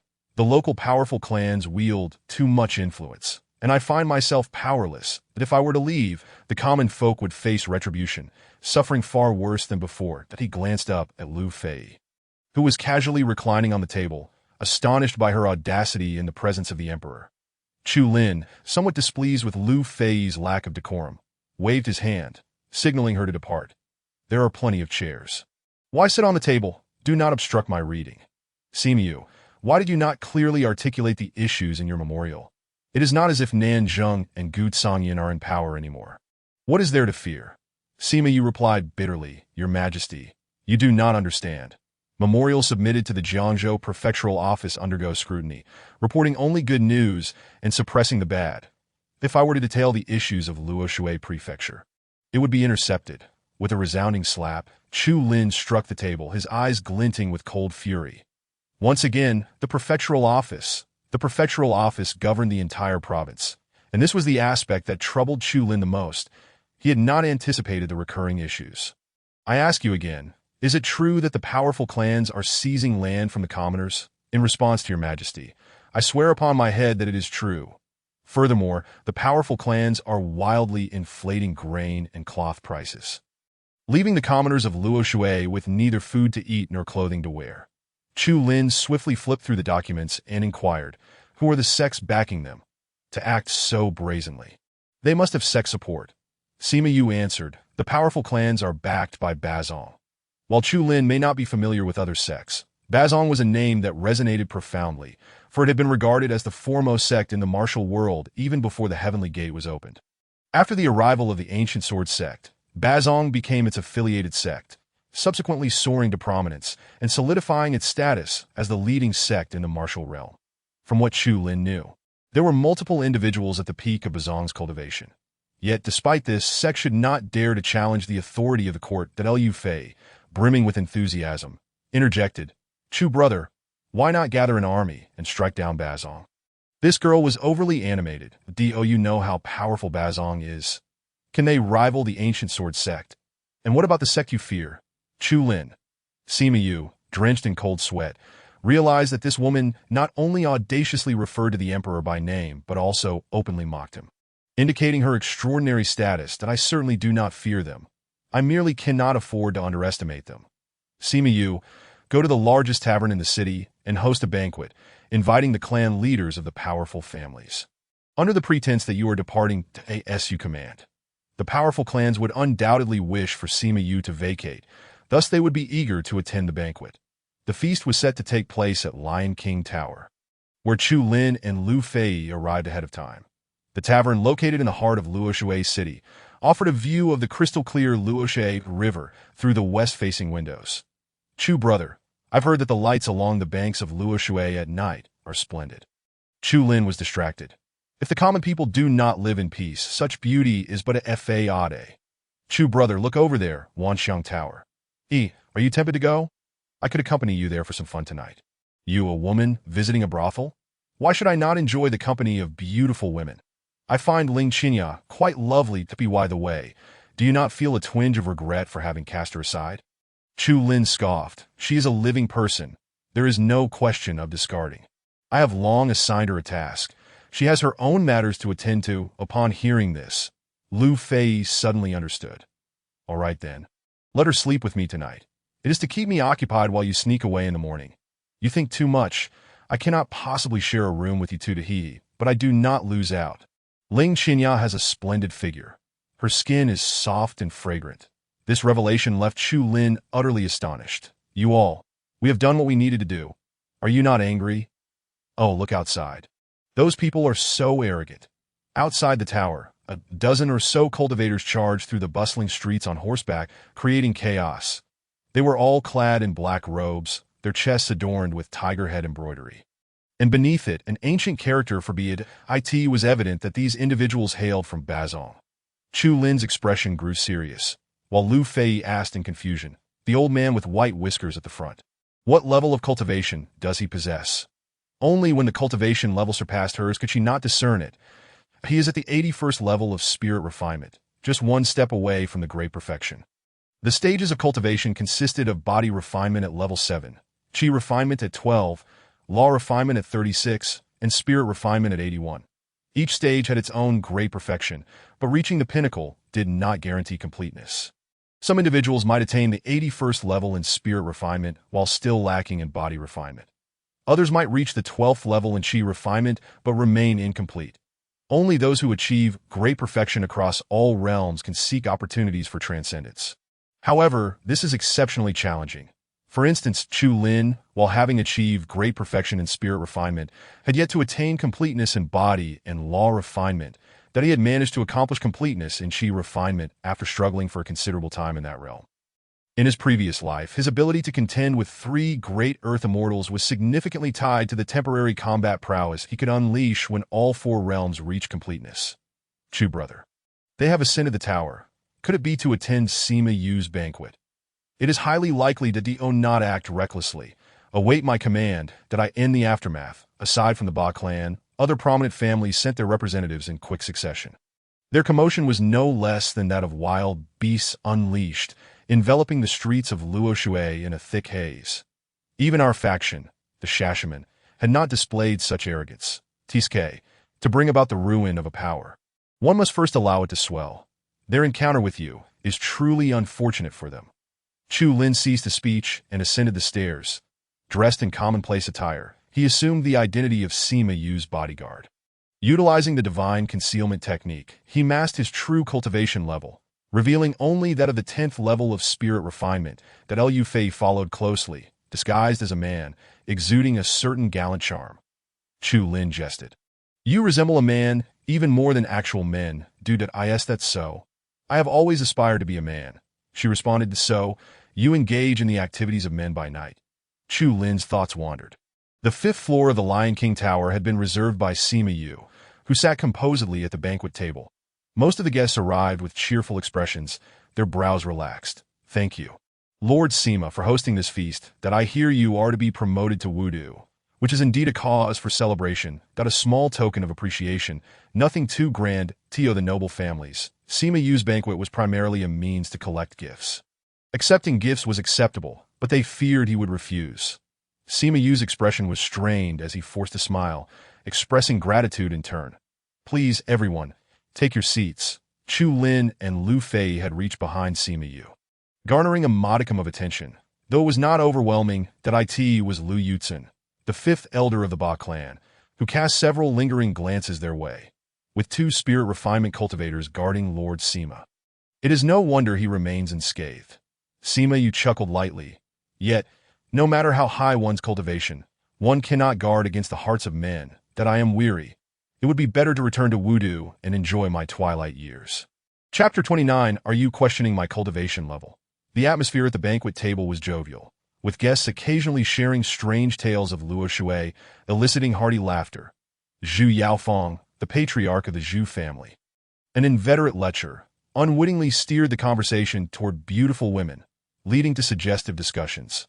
Miss Chin Yu from Wanxian Tower is a paragon of beauty, stunning beyond compare. That I acquired her last night. The experience is not something I can share with outsiders. Take care of your health, old Wang. I have seen Chin Yu. She is indeed fair, but her figure leaves much to be desired. The voluptuous beauty from Hongyu Tower, however, is far superior, with a curvaceous form and supple skin. Your opinions differ, yet all these women are mere courtesans, ordinary folk at that. When it comes to exceptional women, one must look to cultivators, powerful in physique and free of impurities within.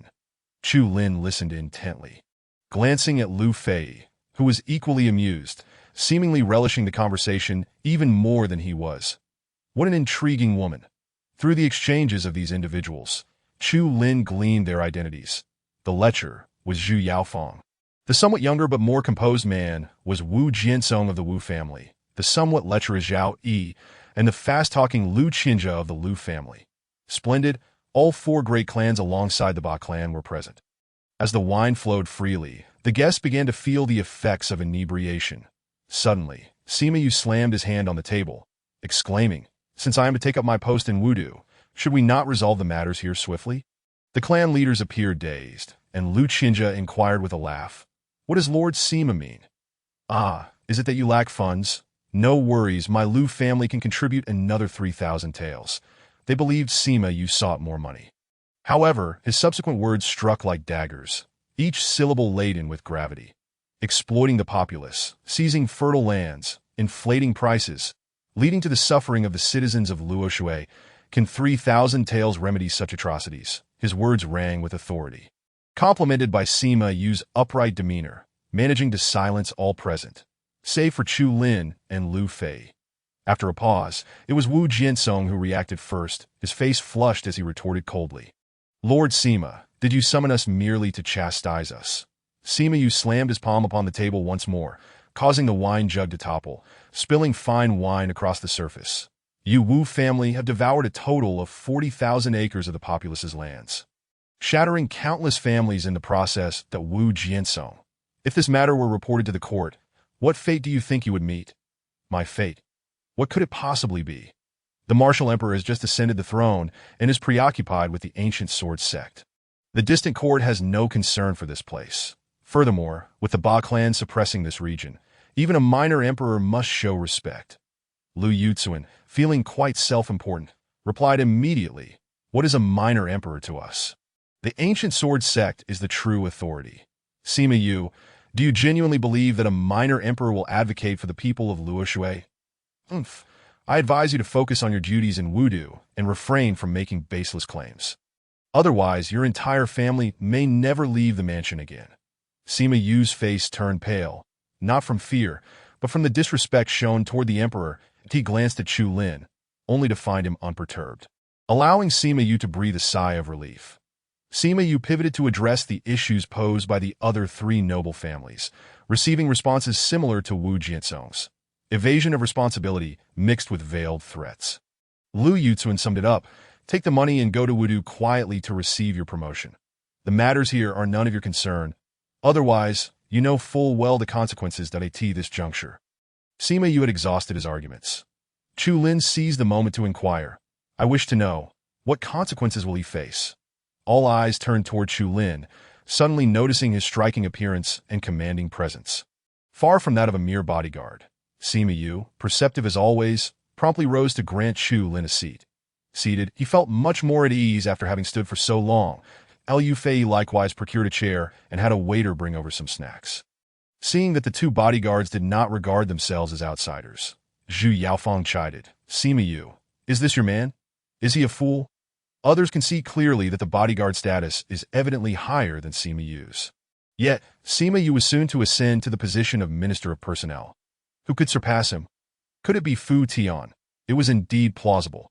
Fu Tian was the commander of the Imperial Guards, overseeing the cultivation department, and was a favored figure beside the emperor, his status surpassing that of the 6 ministers that Wu Jiansong. Feeling confident, beamed, "This must be Commander Fu Tian. What an honor it is. Why didn't you announce your arrival in Luoshui earlier?" Chu Lin was momentarily taken aback, then nodded, mimicking Fu Tian's tone. "Do I need to report my arrival to you?" No, of course not. You are free to come and go, as you please. One must treat Fu Tian and Sima Yu differently. Fu Tian commanded an army of 100,000 elite soldiers and wielded unparalleled power in the cultivation department. With his cultivation at the peak of spirit refinement, even the Ba clan would have to tread carefully. However, Lu Yuzuan harbored doubts.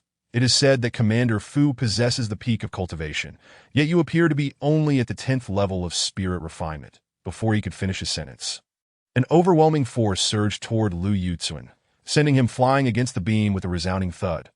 "Are you questioning my cultivation level?" His voice was low and heavy, signaling a tempest of fury. Everyone was taken aback. To defeat an 8th-level spirit refinement cultivator in a single move, one must indeed possess the peak level of cultivation. With his identity validated, the patriarchs grew increasingly respectful. It seemed this banquet was not organized by Sima Yu, but rather orchestrated by this esteemed individual. "Might I inquire what instructions you have, sir?" Chu Lin, wielding his authority, exerted pressure around the room, leisurely stating, "The three great families of Yuqing conspired with the provincial governor to oppress the citizens and embezzle disaster relief funds, recently facing the sentence of slow slicing." Are you familiar with slow slicing? It involves using a small knife to gradually remove flesh from the body. Sima Yu, has Luo Shui ever witnessed slow slicing? Sima Yu responded, "Such a punishment requires the emperor's approval. Therefore, it has not been seen here." "Very well, should the opportunity arise, I shall allow the citizens of Luo Shui to witness it in full." Turning to the clan leaders, he found them drenched in cold sweat, trembling with fear. The most shocked was Lu Yucun.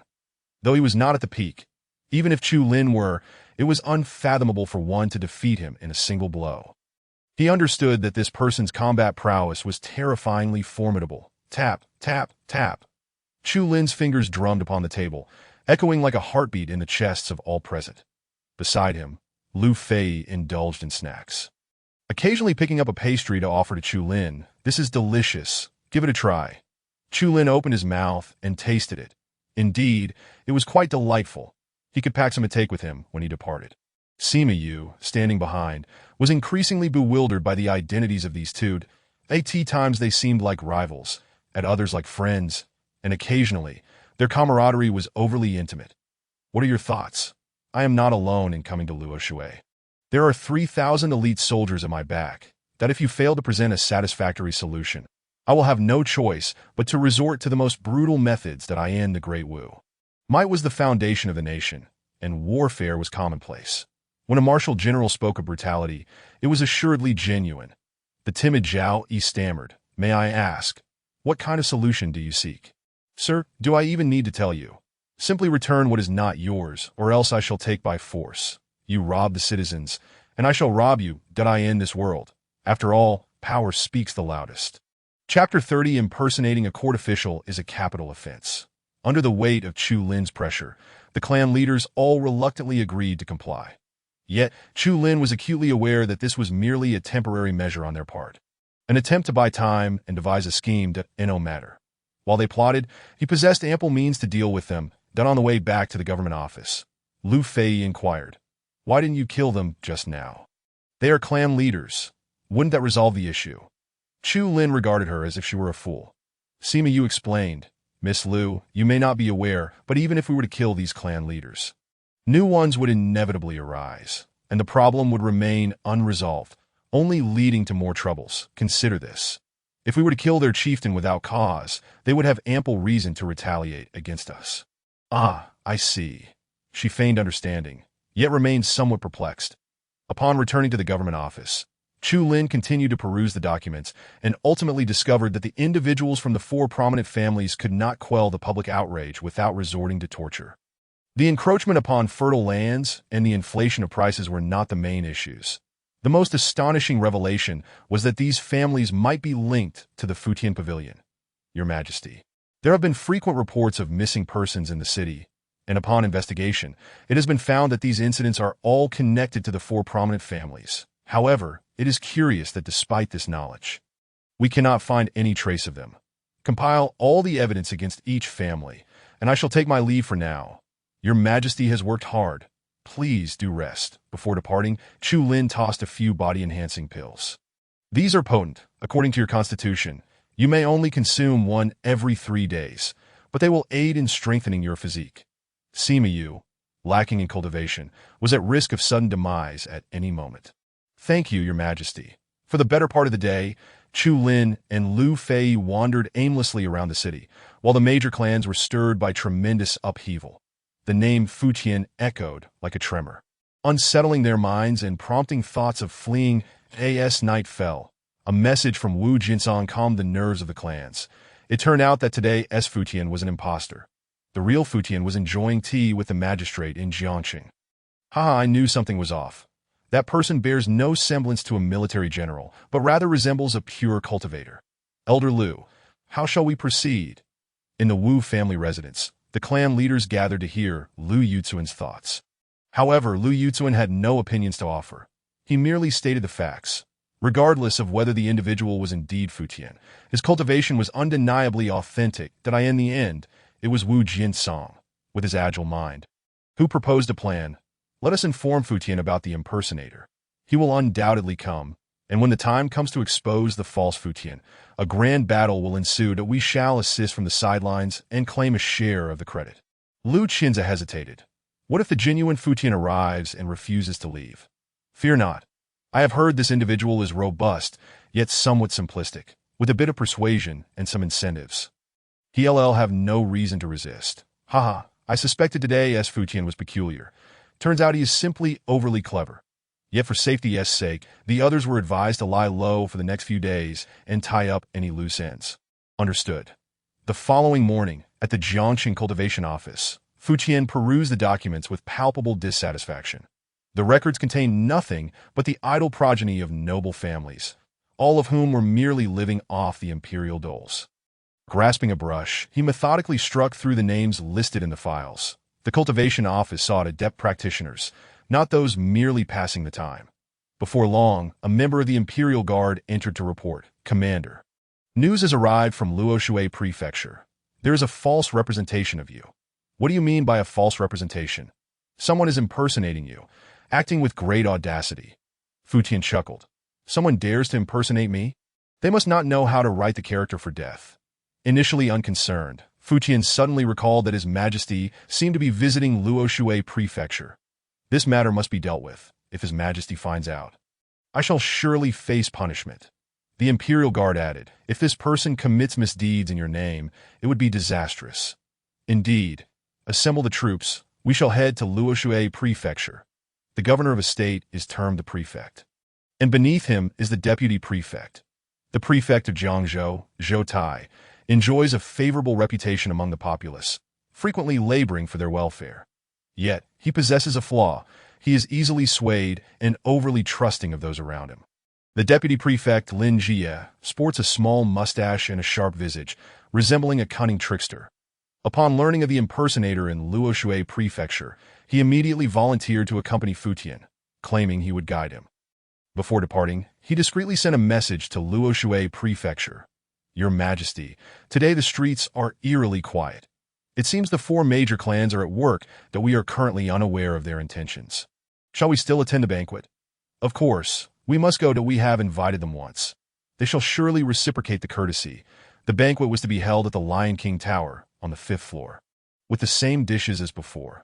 However, this time, Chu Lin and Lu Fei took center stage, directly seated at the table that as soon as they were seated, Chu Lin got straight to the point. Have you all made your decision? Wu Jinsong laughed heartily. Indeed, we have decided. When weighed against our lives and fortunes, wealth is of little consequence. Commander Fu Tian, will you provide clarity? If we return the money and lands, can we preserve our families? Chu Lin nodded, appearing sincere, though in his heart he had already sentenced them to death. Those in collusion with the Fu Tian Pavilion would find no mercy, even if they called upon the deities for intercession. I promise, as long as you compensate for the losses suffered by the common people, all will be well. The atmosphere at the table remained jovial, with an array of colorful topics filling the air. Commander Fu Tian, some gifts are unsuitable for public display. Please accept them privately, the Lu Fei interjected coldly. What could possibly be so unsavory? Are they items of ill repute? Her identity as a woman was already revealed, prompting the clan leaders to remain silent. Only bursting into laughter, as the meal drew to a close, Chu Lin attempted to take his leave, but was met with a barrage of excuses to keep him. There's no rush. I have invited the finest theater troupe from Luoshui City to entertain us after the meal. Before long, a superb performance commenced nearby.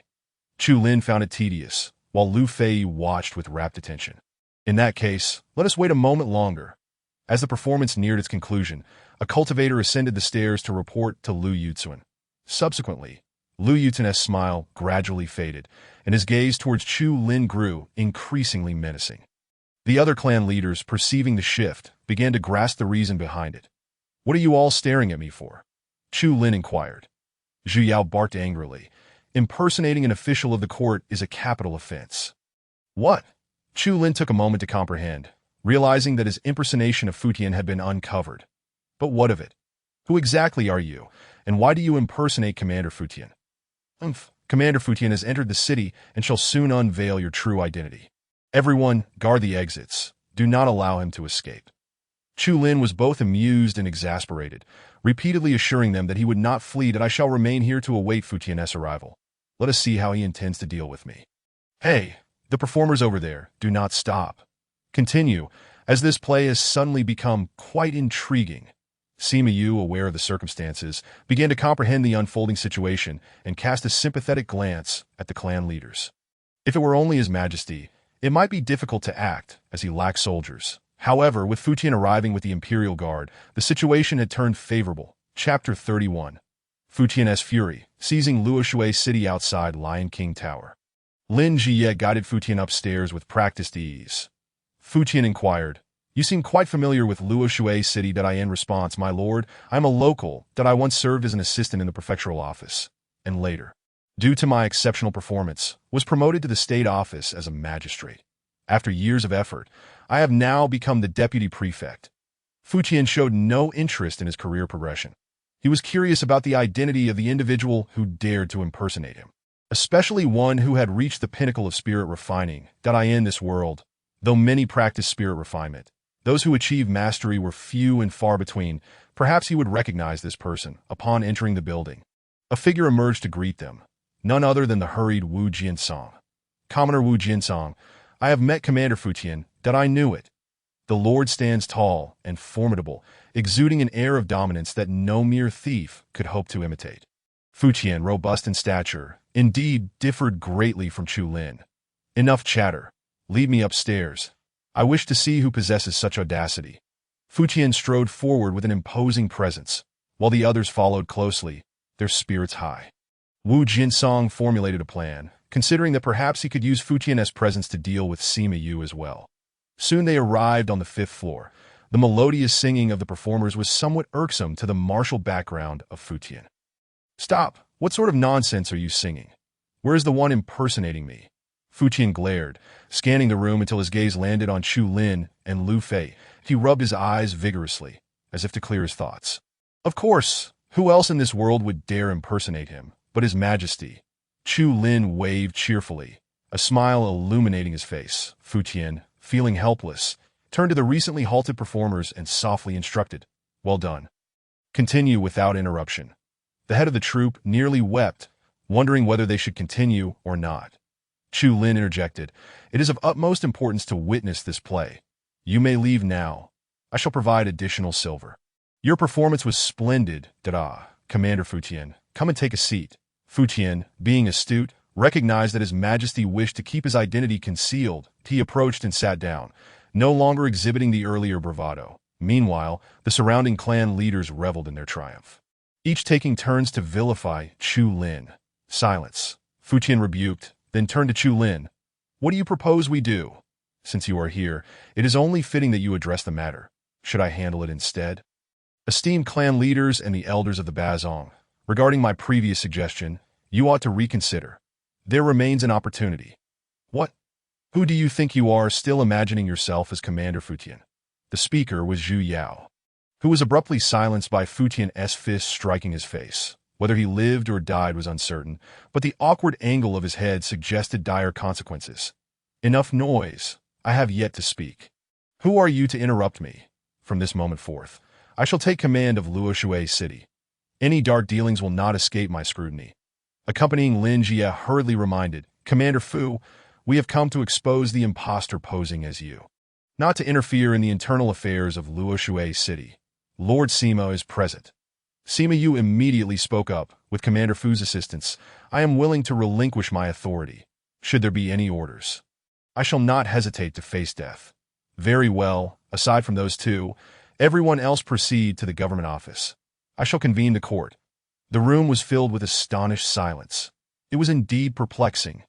The clan leaders turned to Wu Jinsong, who appeared equally bewildered, still trying to grasp the situation.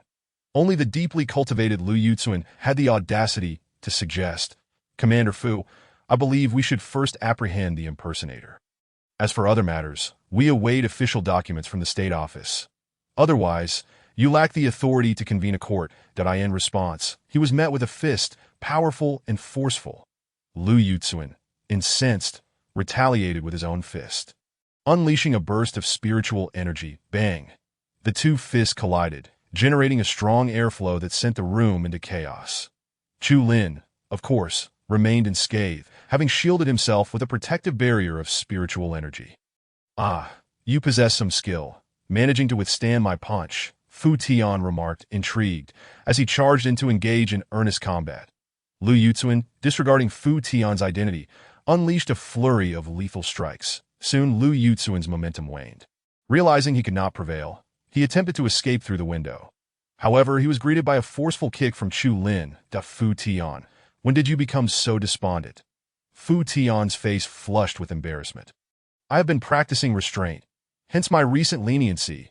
He followed up with two punches, rendering Lu Yuzuan unconscious and allowing the guards to escort him away.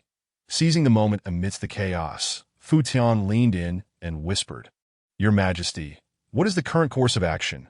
Proceed as you see fit. Conduct the trial as necessary, and I shall be present to observe. Understood, Your Majesty. The clan leaders of the Lion King Tower were all apprehended. And Zhu Yao had not perished but merely sustained severe injuries. This news swiftly spread throughout Luoshui City, inciting tremendous uproar. General Fu of Wudu has arrived, intending to convene court in the government office. Everyone, hurry! Who is General Fu? I have not heard of him. Are you truly so uninformed? Following the ascension of the new emperor, two prominent figures have emerged in the court. One is Prime Minister Zhu Mo, and the other is the commander of the Imperial Guard, Fu Tian, that he also holds the title of Chief Martial Instructor of the Training Division. Although he is the Chief Martial Instructor, he essentially bears full responsibility. No different from the previous Chief Justice. Goodness, is he not one man beneath the heavens? Let us go and see. Those wretched aristocrats are finally in for it. Have you seen? The ancestral homes of the four great clans have already been seized by the officials. How delightful! I hope General Fu can bring them to justice. Among the crowd heading to the government office were Chu Lin and Lu Fei. I never expected that burly Fu Tian would possess such wit. Do not judge a book by its cover. Many labeled as martial men are, in fact, more astute than those so-called wise individuals. They are merely adept at disguise. I fear Bazong may intervene. Do not act recklessly without my command. Hey, I do not believe I am your subordinate. Everyone within the realm of Dawu is subject to this. You are no exception. Such a domineering tone left Lu Fei without the courage to retort. She felt disgruntled, yet unable to express her frustrations. One reason she continued to follow Chu Lin was precisely this. She was unwilling to be suppressed by him and sought ways to reclaim her standing. Yet, the more she interacted with him, the more she realized she could not overpower this man. Instead, she was consistently subdued. Wait, that description is inappropriate, truly inappropriate. Lost in thought, they followed the crowd to the entrance of the government office. Although Chu Lin could have taken a more favorable position, he desired to be among the common folk, to hear their voices and perceive their joys and sorrows. That was the duty of an emperor. As an emperor, one should stand high above. For the purpose of suppressing all officials, as an emperor, one must bow to listen. For the purpose of understanding the hearts of the people, an emperor must also be capable of bending and straightening. For the state cannot yield or resist. Only the emperor may do so. This was the last testament of the late emperor, which Chu Lin held dear to his heart. Chapter 32. Is this not more effective than the gavel?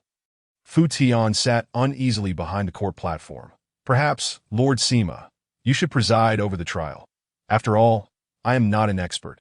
Having spoken so decisively earlier, he now regretted his words. Sima, you, of course, would not take this position. He could not command the individuals below. Lord Fu, if I were to take this seat, those clan leaders would not utter a word. Please be at ease. His Majesty has instructed that the trial proceed normally without constraint. Normal proceedings are acceptable, but Your Majesty, please do not stand directly opposite me. From Fu Tian's perspective, Chu Lin stood directly across from him. After adjusting for a while, once everyone had arrived, Fu Tian slammed the gavel down. Crack! The gavel shattered into pieces. Who could have anticipated this scene? The clan leaders below wore scornful smiles. Even in such a moment, they could not care less about Fu Tian's identity. He was undoubtedly their adversary. The court officer, quick on his feet, immediately presented a new gavel, only to have Fu Tian toss it aside. This useless object is of no use. My palm is far more resonant. Smack. This slap carried considerable force. Yet due to its controlled application, it did not shatter the table. Rather, it transmitted the power throughout the courtroom, nearly forcing the clan leaders to their knees. Chu Lin silently approved. Fu Tian was no fool. He was intentionally behaving in this manner. Without the gavel, it signified that Fu Tian would not adhere to established protocols. He would act freely. Who is present in this court? State your names. The 4 clan leaders took turns revealing their identities. With only the 4 of them on trial, while Lu Yuxuan was temporarily detained in prison. What crimes have you committed? We have committed none. We are innocent. Commander Fu, please discern our righteousness. We are honorable individuals. Never engaging in heinous acts, Fu Tian slapped his palm again, the force reverberating and leaving the audience's ears ringing. Is this not more effective than the gavel? You claim to be innocent, yet is it not true that you engage in actions that invoke the wrath of heaven and the ire of the people? Wu Jinsong, the most astute among them, quickly countered, Lord Fu, you cannot tarnish a person's reputation without evidence. As the saying goes, capture the thief with the stolen goods. Do you have proof? Fu Tian exchanged glances with Sima Yu, who promptly ordered the retrieval of a large pile of scrolls, containing numerous petitions from the common folk, as well as evidence he had collected himself. After briefly perusing the documents, Fu Tian bellowed, the evidence is all here. What else do you have to say? Bring forth 30 lashes.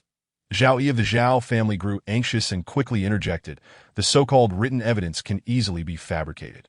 Do not speak without basis. My lord. Fu Tian ignored him, simply commanding the punishment to commence. The 4 clan leaders, though possessing cultivation, found themselves unable to utilize it in this moment, crying out in anguish. Lu Fei quietly asked Chu Lin, is this not a case of coercion?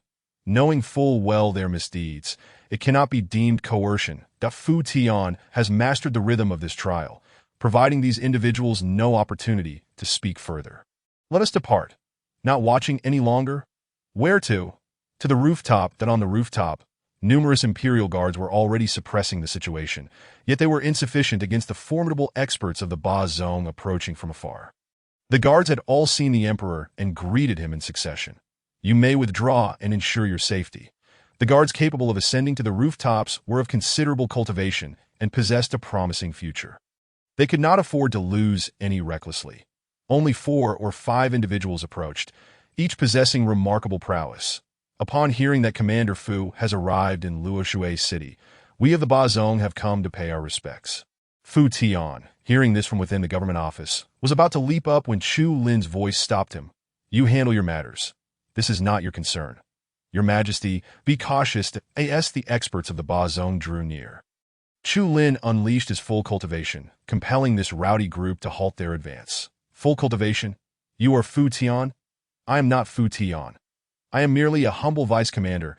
My superior is currently presiding over a trial and must not be disturbed. Do you intend to breach the government office? 2 of the visitors were at the pinnacle of the spirit refinement stage, both elderly men with white hair and beards.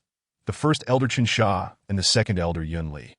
Qinsha spoke, we would never dare intrude upon the government office. We merely heard of the arrival of the commander and wish to make acquaintance. Acquaintance can wait until after. We have no time now. Yunli, hot-tempered, appeared ready to strike, but was restrained by Qinsha's fierce glare. Qinsha continued with trivial conversation until suddenly inquiring about Lu Yuxian. My 5th brother has a rather poor temperament. If he has offended in any way, we ask for your forgiveness. Might you consider releasing him? Once again, I say, let the commander decide after the trial. You would not be here on behalf of the aristocrats of Luoshui City, would you? Qinsha shook his head. Of course not. We are here solely for my 5th brother. As for how these families are dealt with, it is of no concern to us. Previously, it may have been relevant. But now that the matter was in Fu Tian's hands, these sects would surely want to distance themselves. News of Fu Tian's annihilation of the 3 major sects in Yuzhou had spread swiftly. The Ba Zong could not be unaware that at this moment, the punishment had concluded below. The four clan leaders, accustomed to a life of luxury, had never endured such torment. The previously injured Zhu Yao fell unconscious and was carried out. The common folk cheered joyously, as if celebrating a festival, the only thing missing being a barrage of firecrackers. Just as they spoke, firecrackers indeed arrived that a few robust men carried firecrackers to the entrance of the government office, preparing to ignite them at any moment. Chu Lin seized this opportunity to warn Chen Sha, "Your disciples hail from the common folk. Do you not fear that one day they may turn against you for such treatment? My disciples are held to rigorous standards, and there shall be no occurrence of oppression or bullying for the family in question. Our interactions are merely occasional collaborations, strictly confined to commercial matters and nothing beyond that." Only a fool would believe otherwise. That Liu Fei, with utmost candor, mocked, "Your fifth brother is long since confessed. Why do you pretend to be so grand?" A sharp clap from Fu Tian echoed once more, resonating through the air. "Have you not yet pleaded guilty? I have already dispatched individuals to search your residence. Impressive indeed. You possess the forbidden elixirs of the cultivation world. Do not dare claim they were purchased. The evidence is irrefutable." On the rooftop, Chu Lin coldly interrogated Chen Sha. "Do you collude with the Futian Pavilion? Do not speak recklessly. The Futian Pavilion is a disgrace to the cultivation realm and an arch-nemesis of the ancient sword sect. How could we possibly engage in trade with them? Given the circumstances here, we shall take our leave that my fifth brother is absolutely innocent. I implore you to discern the truth." Mentioning the Futian Pavilion made them flee. "I cannot allow Chu Lin to harbor suspicions. Not to worry, for those who have committed misdeeds will inevitably reveal their true colors." Chu Lin and Liu Fei descended and discovered that the trial was nearing its conclusion. As the elixirs, numerous deeds, and account books were presented, the clan leaders had no retort, only lamentations. Fu Tian transmitted a message. "Your Majesty, what punishment shall be decreed? The principal offender shall face dismemberment, the accomplices shall be executed, and their families shall be exiled. The plundered wealth shall be returned to the populace, with the remainder allocated to the national treasury." Fu Tian swiftly rendered his judgment, and the populace erupted in exuberance. Their joy palpable, firecrackers were ignited, startling Fu Tian into thinking Chu Lin had encountered trouble, prompting him to emerge swiftly. Yet, as soon as he stepped out, he was besieged by the masses, rendering escape impossible. Half an hour later, Liu Yuzuan was released. Fu Tian was perplexed. "Your Majesty, he is clearly an accomplice. Why was he set free?" "One Liu Yuzuan is of little consequence. The entire Ba sect is the crux that if we cannot uproot the Ba sect entirely, it is best not to provoke them for now. The ancient sword sect is already wary after the annihilation of the three major sects in Yuzhou. Should Chu Lin dare to strike against the Ba sect, it is likely the ancient sword sect will dispatch Earth Immortals. Power, indeed, is paramount." Chapter 33. The Yongquan sect, a division of the Futian Pavilion. Chu Lin's purpose in arriving at Luoshui County was the Xuanji plate. Now that it was obtained, he intended to return. Before departing, he and Liu Fei strolled around, taking the opportunity to witness the grand execution. Chu Lin anticipated that Liu Fei would be thoroughly disgusted. Yet to his surprise, she was exhilarated, even lamenting the lack of condemned individuals, feeling deprived of a satisfying spectacle. Indeed, those who could join the killing sect were all madmen. In his leisure, Chu Lin continued to study the Xuanji plate, and, on one occasion, inadvertently conducted a divination regarding his return to Wudu. The result left him drenched in sweat and his scalp tingling. The plate indicated that should he return to Wudu within 3 days, he would undoubtedly meet his demise. His identity was likely already exposed, leading to 2 possible fates: assassination by the ancient sword sect or by the Futian Pavilion. Should these 2 formidable forces exert their full might, Chu Lin would have no chance of evasion. Consequently, he instructed Fu Tian to proceed with the original plan, sending Sima Yu to Wudu while he and Liu Fei ventured westward, temporarily avoiding the eastern path. The Xuanji plate had the capacity to foresee the future, and eventually could even predict the nation's trajectory, which underscored the necessity of acquiring it. The sole issue was that each divination consumed a substantial amount of spiritual energy, and it was best to avoid such endeavors unless in exceptional circumstances. You aren't returning? That is splendid. Let us journey to Longzhou. There lies the sea. Jiangzhou to the west is Longzhou, the westernmost region of Dawu. Further west, One encounters the treacherous Western Sea, teeming with sea monsters. What is there to see in the Western Sea? Are we to visit the deserts of Longzhou to gaze upon sand? She retorted. Chu Lin found himself at a loss for words. Longzhou was indeed barren, offering little of value. However, it did abound in spiritual materials, making it a popular destination for many. The two rode for half a day, unaware of their location, until they unexpectedly encountered a throng of people. Initially mistaking them for bandits, they soon realized that they were a multitude of impoverished commoners organized by cultivators, seemingly preparing to ascend the mountain. The largest mountain within 100 miles was called Yongquan Mountain, home to a sect known as the Yongquan sect. Could these individuals be disciples of the Yongquan sect? Just as this thought crossed his mind, a fierce cultivator approached them, barking angrily. Have you reached the base of the mountain and still ride on horseback? Chu Lin was speechless. Were these people truly blind? Though they could not discern the cultivation levels of the two. Their attire and demeanor hardly resembled that of commoners. Just as he was about to refuse, the fierce cultivator continued to bellow, those who come to my Yongquan sect must ascend the mountain. No one is permitted to leave. Otherwise, you understand the consequences. That it was indeed perplexing. Did this so-called Yongquan sect enforce mandatory recruitment? This was quite intriguing. Many sought to join sects but found no avenue. As sects prioritized talent and had limited recruitment resources, unlike the Yongquan sect's approach. Chu Lin deliberately stated, I possess no talent for cultivation. Kindly allow us to depart. The man glanced at Lu Fei. Swallowing hard to talent often means block meridians. Our sect's elders excel at unblocking them, that if you both ascend the mountain, you will surely open the path to cultivation. The level of deception demonstrated by these charlatans was lacking. Lu Fei wished to retort, but was halted by a glance from Chu Lin. Subsequently, she smiled and declared to the Yongquan sect's cultivators, we are willing to ascend the mountain. We shall leave our horses at the foot. Thereafter, Chu Lin and Lu Fei blended into the crowd, appearing conspicuously out of place. Hey, why are we going up there? Lu Fei whispered. Chu Lin replied, we may encounter sect swindlers. We intend to expose them. Oh, how amusing! Lu Fei instantly perked up with excitement. The path up the mountain was a chaotic mess, revealing the sect's limited financial resources, as they could not even be bothered to maintain their own thoroughfare.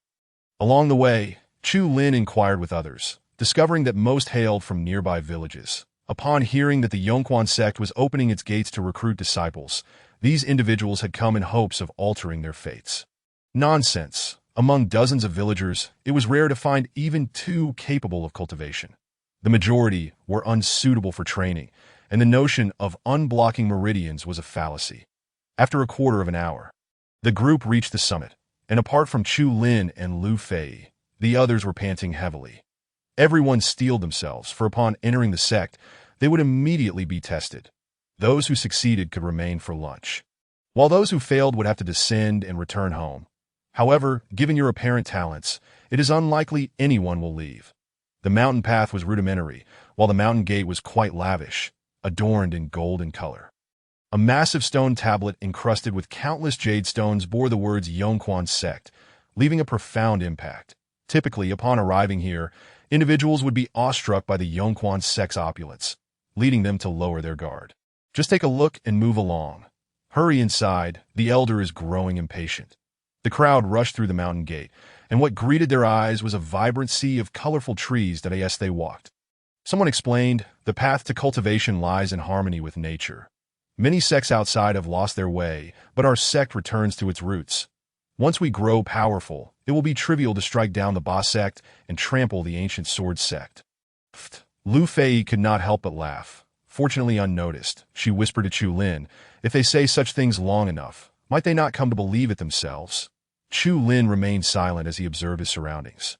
He discovered that within the entire sect, only two capable spirit refining cultivators could be found, and their levels were below the 10th stage of spirit refining. How could such a subpar sect afford to build such extravagant facilities?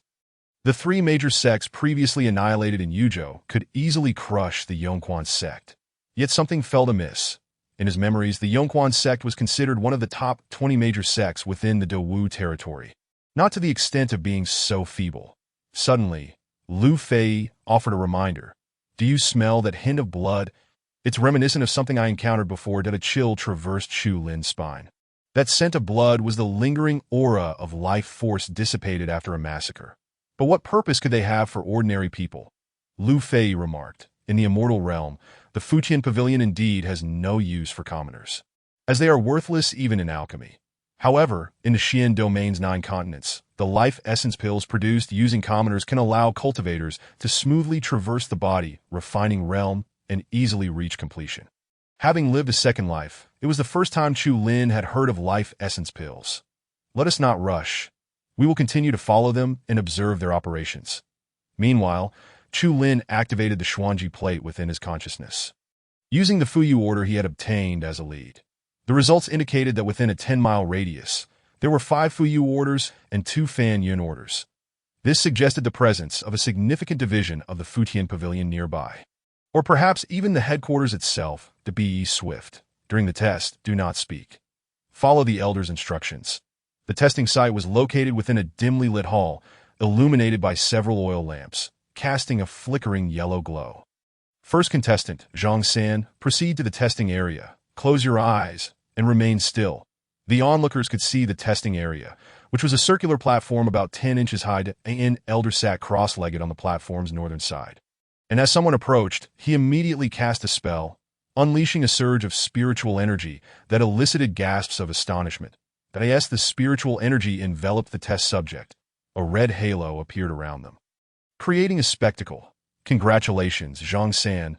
You have awakened the 7-star talent. Your future is limitless. Please rest to the side. Zhang San was unable to contain his joy, a pure smile illuminating his darkened face. Chapter 34. The Wrath of the Annihilation Sect. Discovery of the overcast pavilion's base. As the number of testers increased, Chu Lin gradually discerned the underlying truth. This was not merely a test of talent. It was in fact an assessment of attributes. Each individual possessed their own classification of attributes, varying only in strength. It appeared that the objective of the Yongquan sect was to first ascertain the attributes of these individuals before proceeding to refine their elixirs accordingly. Suddenly, a male cultivator approached to My lady. Your talent is remarkably formidable. Please proceed to the side hall for testing. His words were directed towards Lu Fei, delivered with utmost sincerity and respect. However, Lu Fei was not naive. She could easily perceive the intentions behind the gazes of the cultivators along the way. Very well, I shall go at once. Chu Lin paid no heed, for there was no threat to her presence upon this mountain. Nonetheless, he felt compelled to remind her. Do not forget about that cup of tea from Woodyu. Lu Fei's countenance darkened. It was a stain upon her life. Before long, it was Chu Lin's turn for testing. He stepped forward and inquired at the testing point. Elder, can you truly discern my talent? The old cultivator, visibly impatient, retorted, Cease your prattle, focus your mind, and think of nothing. Very well, let us proceed, as the spiritual force surged forth. A kaleidoscope of colors enveloped Chu Lin, entirely distinct from those who had come before him. Elder, may I inquire what my talent is? Chu Lin beamed brightly. The old cultivator pondered deeply, before eventually responding. A commendable talent, you may proceed. Chu Lin remained stationary, questioning, Is that all? I possess the 5 elemental attributes of metal, wood, water, fire, and earth. TSA, how can you not be astonished? Perhaps sensing his own emotional misstep, the old cultivator quickly proclaimed. A perfect mastery of the 5 elements. You are exceptionally gifted. Young man, your future is promising, and ascending to divinity is well within your reach. Haha, your words are quite amusing. Elder, that I have yet to exhibit all 5 attributes. I only showcase the fire attribute, merely altering the color of my spiritual energy. Upon hearing this, the old cultivator erupted in fury, unleashing his spiritual power, which transformed into arcs of lightning, attempting to punish Chu Lin. Yet, these mere arcs of electricity were effortlessly captured and toyed with by Chu Lin, leaving the onlookers utterly astounded. After the jest, Chu Lin's expression turned frigid, his tone grave that a mere chi-refining cultivator dares to masquerade as a divine refiner testing talents. Truly audacious, he had long understood that the genuine assessment of attributes was not conducted by the old cultivator, but rather by the platform beneath his feet, equipped with formations that would reveal the attributes of those who stood upon it. The old cultivator's only role was to channel spiritual power to activate the formation. Seeing the situation unravel, the old cultivator attempted to flee into the side hall. Chu Lin, however, seized him midair, coldly demanding, "How many individuals have you tested? Who are you? Tell me. Otherwise, I shall reduce you to ashes. That I have tested over 2,000 people." Over 2,000? This implied that more than 1,000 innocent civilians had likely perished. Unforgivable. An explosive conflagration erupted, instantly incinerating the old cultivator to ashes. The surrounding cultivators stood frozen in shock, paralyzed by fear, scattering in all directions. Chu Lin harbored no qualms about punishing those who inflicted harm upon others. "Do not flee, all of you." Countless flames shot forth, claiming the lives of anyone they touched, leaving no one unscathed. Upon exiting the hall, Chu Lin furiously berated the bewildered civilians. "Are you all fools? Do you genuinely believe yourselves to be exceptionally gifted? The sects look down upon you from their lofty heights. Hurry down the mountain. Do not blame me for your demise." The crowd dispersed in a frenzy, and whether they truly descended the mountain was of little concern to Chu Lin. As the events unfolded, an increasing number of Yongquan sect cultivators emerged, quickly amassing to over 100. That who dares to intrude upon my Yongquan sect? A cultivator at the 8th level of divine refinement descended from the heavens. A handsome youth wielding a folding fan, exuding an air of nonchalance. However, before he could touch the ground, Chu Lin had already flashed before him, delivering a fatal punch. "Did I ask that all? If this is the caliber of your sect, then your days are numbered." Upon witnessing the elder of divine refinement fall, the remaining cultivators dared not linger, their formation collapsing in disarray. Chu Lin, having dealt with some, chose to disregard those who fled. At that moment, a battle erupted within the side hall, as Lu Fei emerged, sword stained with blood, radiating an aura of murderous intent. Currently, Lu Fei had yet to wield a firearm. In 10 years hence, her marksmanship would reach unprecedented heights, rendering her an unparalleled force. Truly disgusting. The Yongquan sect not only concocts life-restoring elixirs, but also operates as a den of debauchery.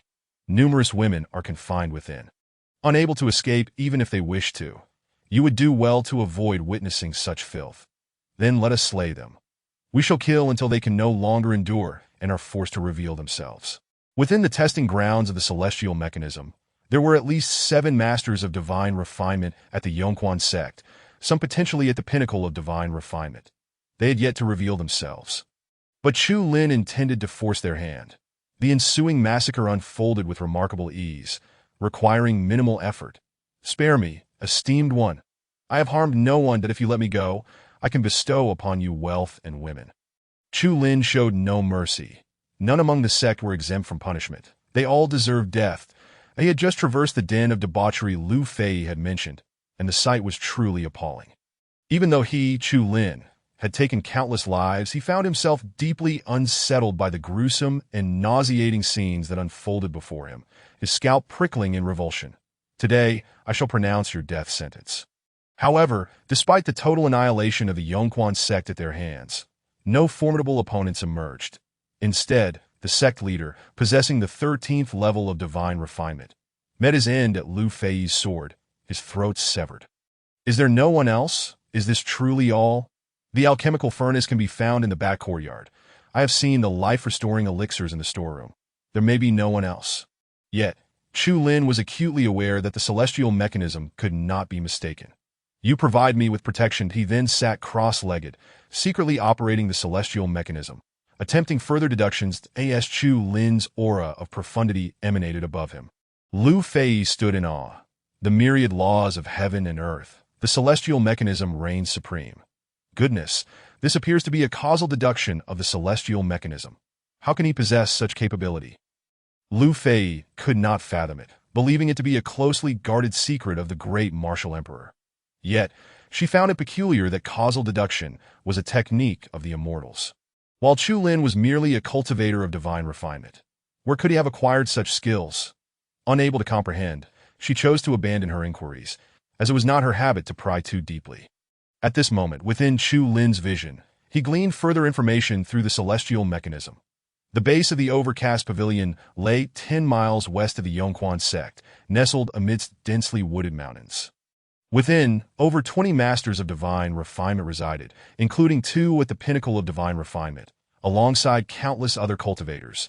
This was a substantial force. After concluding his deductions, Chu Lin took a few deep breaths. Chu Xiong, what have you discerned with just the 2 of us? It is utterly insufficient. Allow me to ponder. After a brief contemplation, he reached a decision. The overcast pavilion must not be spared, but we must proceed with caution. Here is the plan. You go to Jiangzhou and summon Futian, while I head to Longzhou. What lies within Longzhou? Longzhou houses the great martial empire's foremost army, the Blood Refining Army. Chapter 35. The Blood Refining Army of Longzhou.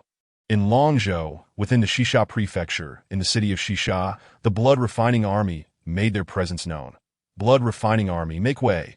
The rhythmic sound of hooves echoed as hundreds of soldiers clad in crimson armor rode their chestnut steeds in perfect formation down the streets. The civilians promptly cleared a path, none daring to obstruct their passage. New bandits had surfaced outside the city, and the Blood Refining Army dispatched 500 men to swiftly deal with the situation. Efficiency unmatched. Indeed, the combat prowess of the Blood Refining Army is formidable, that we owe our safety to them.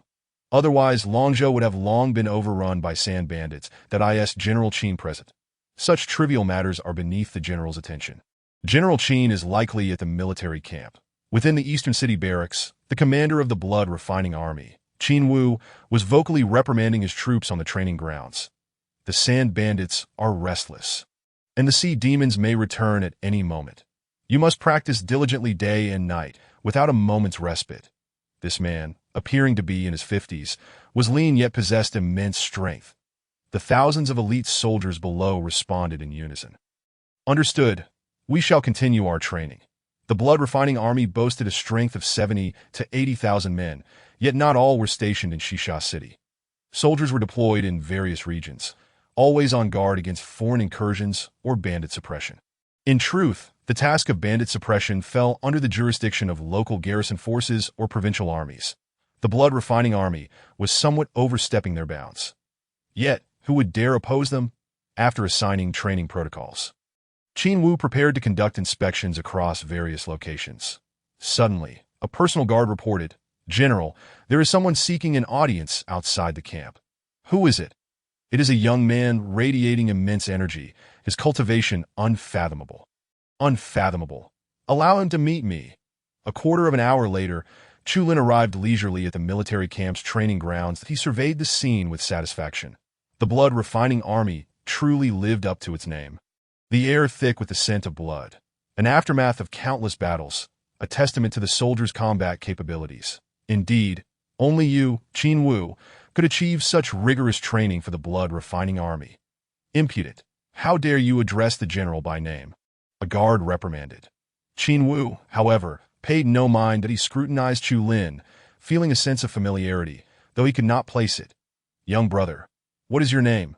Chu Lin had a splendid name, bearing the imperial surname. "Wait a moment. Chu Lin, I am your subject. Qin Wu, I have the honor of meeting your majesty." Qin Wu knelt on one knee, swiftly triggering a chain reaction as others followed suit. "Rise," he urged. "Are you not afraid I might be an impostor?" Qin Wu rose to respond. "In all the realm, only your majesty dares to bear this name." That he had just felt a sense of familiarity, and now recalled that his majesty bore a striking resemblance to the late emperor. Chu Lin had met Qin Wu once over a decade ago. Yet the now-grown Chu Lin was vastly different from his youthful self. "That I heard that his majesty was in seclusion." "What brings you here?" How could one emerge from seclusion otherwise? During their conversation, he examined Qin Wu's information panel. Name: Qin Wu. Title: Commander of the Blood Refining Army Faction. De Wu Cultivation: Spirit Refinement, Great Perfection. Talent: None. Loyalty: 76. Good. His loyalty was commendable, marking him as a relatively high-ranking general dispatched from afar. Qin Wu, assemble 30,000 troops immediately. We shall proceed to Jiangzhou together. I obey the command. Yongquan Mountain lay within Jiangzhou's borders, not far from Longzhou. Before long, 30,000 cavalrymen, led by Qin Wu and Chu Lin, surged forth from the city, galloping at full speed. Approximately 2 hours later, Chu Lin and Fu Tian converged 30 kilometers outside Yongquan Mountain. Wary of alarming the enemy, that Fu Tian held Qin Wu in high regard. Despite their equal status, he still treated him with the courtesy of a junior. It is an honor to fight alongside General Qin on this occasion. I am undeserving of such praise. Commander Fu, your protection of His Majesty is greatly appreciated. Please continue to prioritize His Majesty's safety. Chu Lin, disinterested in their pleasantries, promptly outlined the battle plan. I, Fu Tian, and Qin Wu shall penetrate the enemy's base and create chaos. Fei, you will lead the troops from behind and encircle the Futu Pavilion's base. Leave no one unscathed. Everyone nodded in agreement. Deep within the mountains, hidden caves were scattered throughout the dense foliage, guarded by sentinels who patrolled the area. Should any unusual activity arise, they could swiftly conceal themselves and activate the cave's stealth formation inside the main cavern. A winding path extended for 100 meters, leading into a vast mountain interior.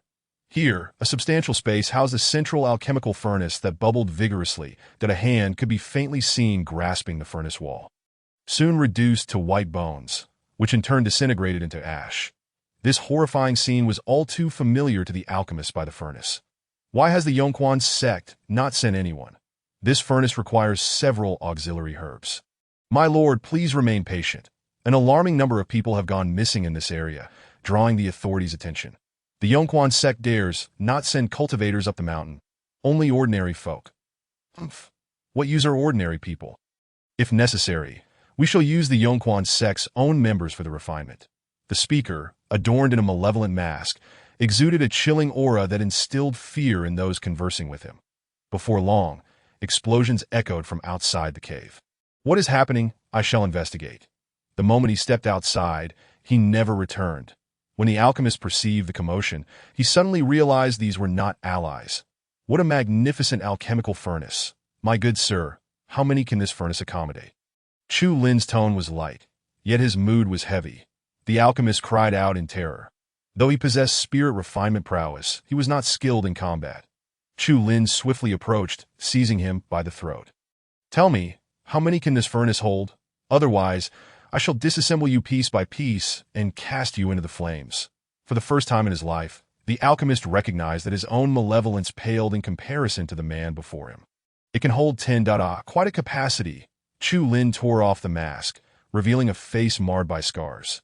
You have committed many misdeeds to end up looking like this. My lord, if you require high-grade cultivator elixirs, I am willing to provide them as long as you spare me. Chu Lin raised his hand and cast him into the furnace.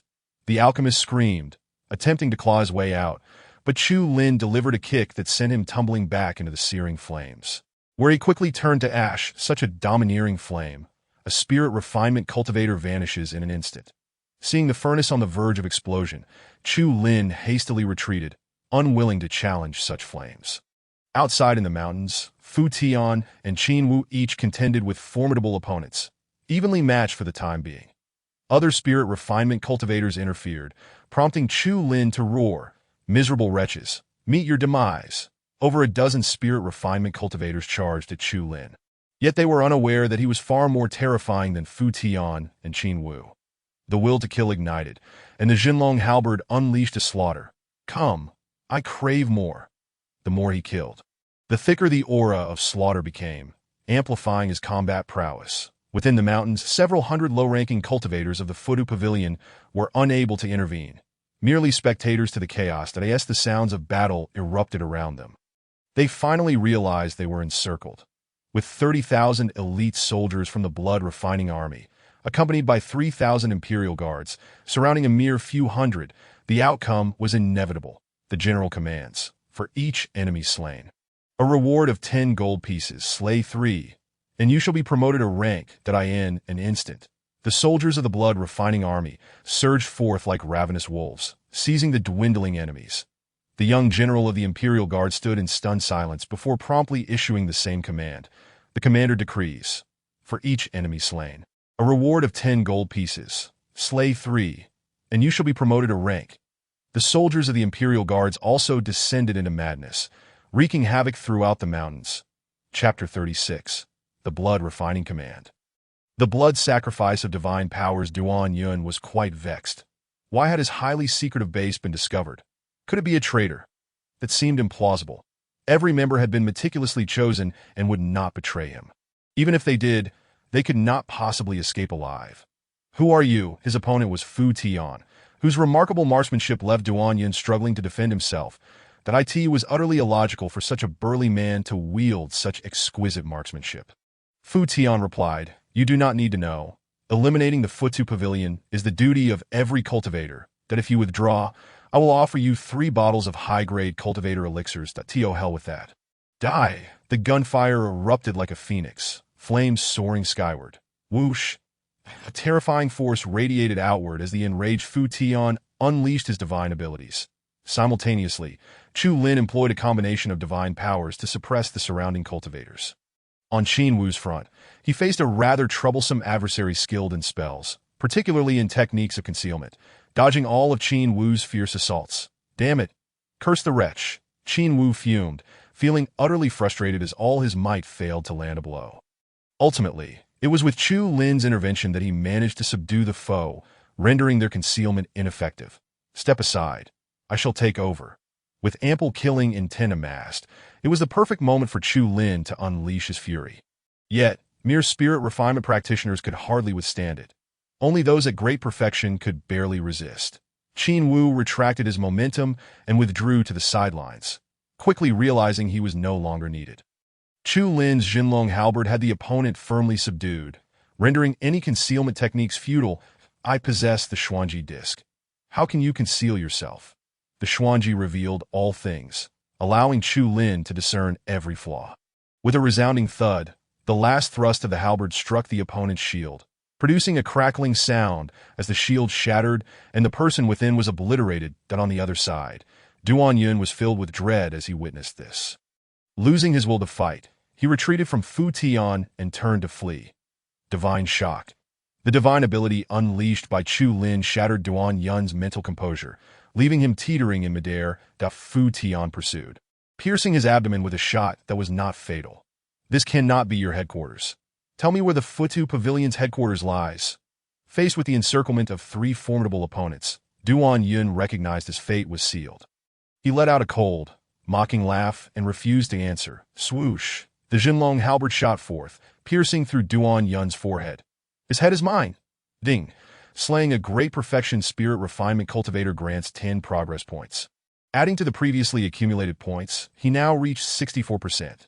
Ding! Annihilating a Futu Pavilion branch unlocks the new command progress to 100. Congratulations, host, for unlocking the command. Blood refining. Was this command tailor-made for the blood refining army? Or merely a coincidence?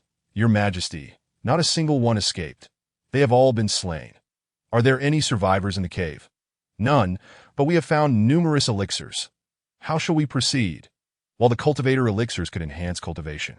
Each one represented 1 or more cultivators. Chu Lin was capable of taking lives, descending into madness, and engaging in heinous acts, yet he could not bring himself to consume cultivator elixirs, as it contradicted his principles. Fu Tian, collect them as forbidden items for the national treasury. That I shall comply. They swiftly dealt with the battlefield, returning the forces to their respective origins, upon learning that Chu Lin intended to head to Longzhou. Fu Tian wore a worried expression. Your Majesty, should you not return? I am aware. I shall soon return to Wudu. You remain in Jiangzhou for the time being. My instincts tell me there will be a time when I shall need you. This is the intuition of the mysterious disc. The oppressive heat of summer is quite disheartening, as it seems that this journey will demand much of oneself. That it appears that His Majesty's foresight in sending me forth was indeed prescient. The destination of this expedition to Longzhou is not Shisha City, but rather Longcheng. The main military camp of the Blood Refinement Army is situated in Longcheng, while Shisha City is merely a minor locale. Upon arriving in Longcheng, Chu Lin promptly summoned Qin Wu to his temporary palace. Though referred to as a palace, it is essentially a residence designated for high-ranking officials from Wudu. Consequently, the governor of Longzhou, Zhu Mao, is already aware of Chu Lin's presence. However, due to Chu Lin's request for discretion, he has refrained from making it widely known. In the drawing room, Chu Lin produced the imperial seal and inquired of Qin Wu. Can I place my trust in you? Qin Wu knelt on one knee and declared, I shall forever remain loyal to the late emperor and your Majesty, never yielding to any sect. Should the day come when we engage in battle against the ancient sword sect. I am willing to lead the 800,000 blood refinement troops as the vanguard. Very well, Qin Wu, you have my command. Qin Wu extended his hands to receive it. Ding. Qin Wu is currently bearing the position of Blood Refinement General. Fusion progress, 10. Ding. The fusion of the Blood Refinement General position is successful. You have obtained a Divine General Point. The Divine General Point grants a lottery draw, resulting in a blueprint named the Tower of Heaven, which is rather incomprehensible. Thus, Chu Lin set it aside without further consideration. Next, he examined Qin Wu's attributes panel.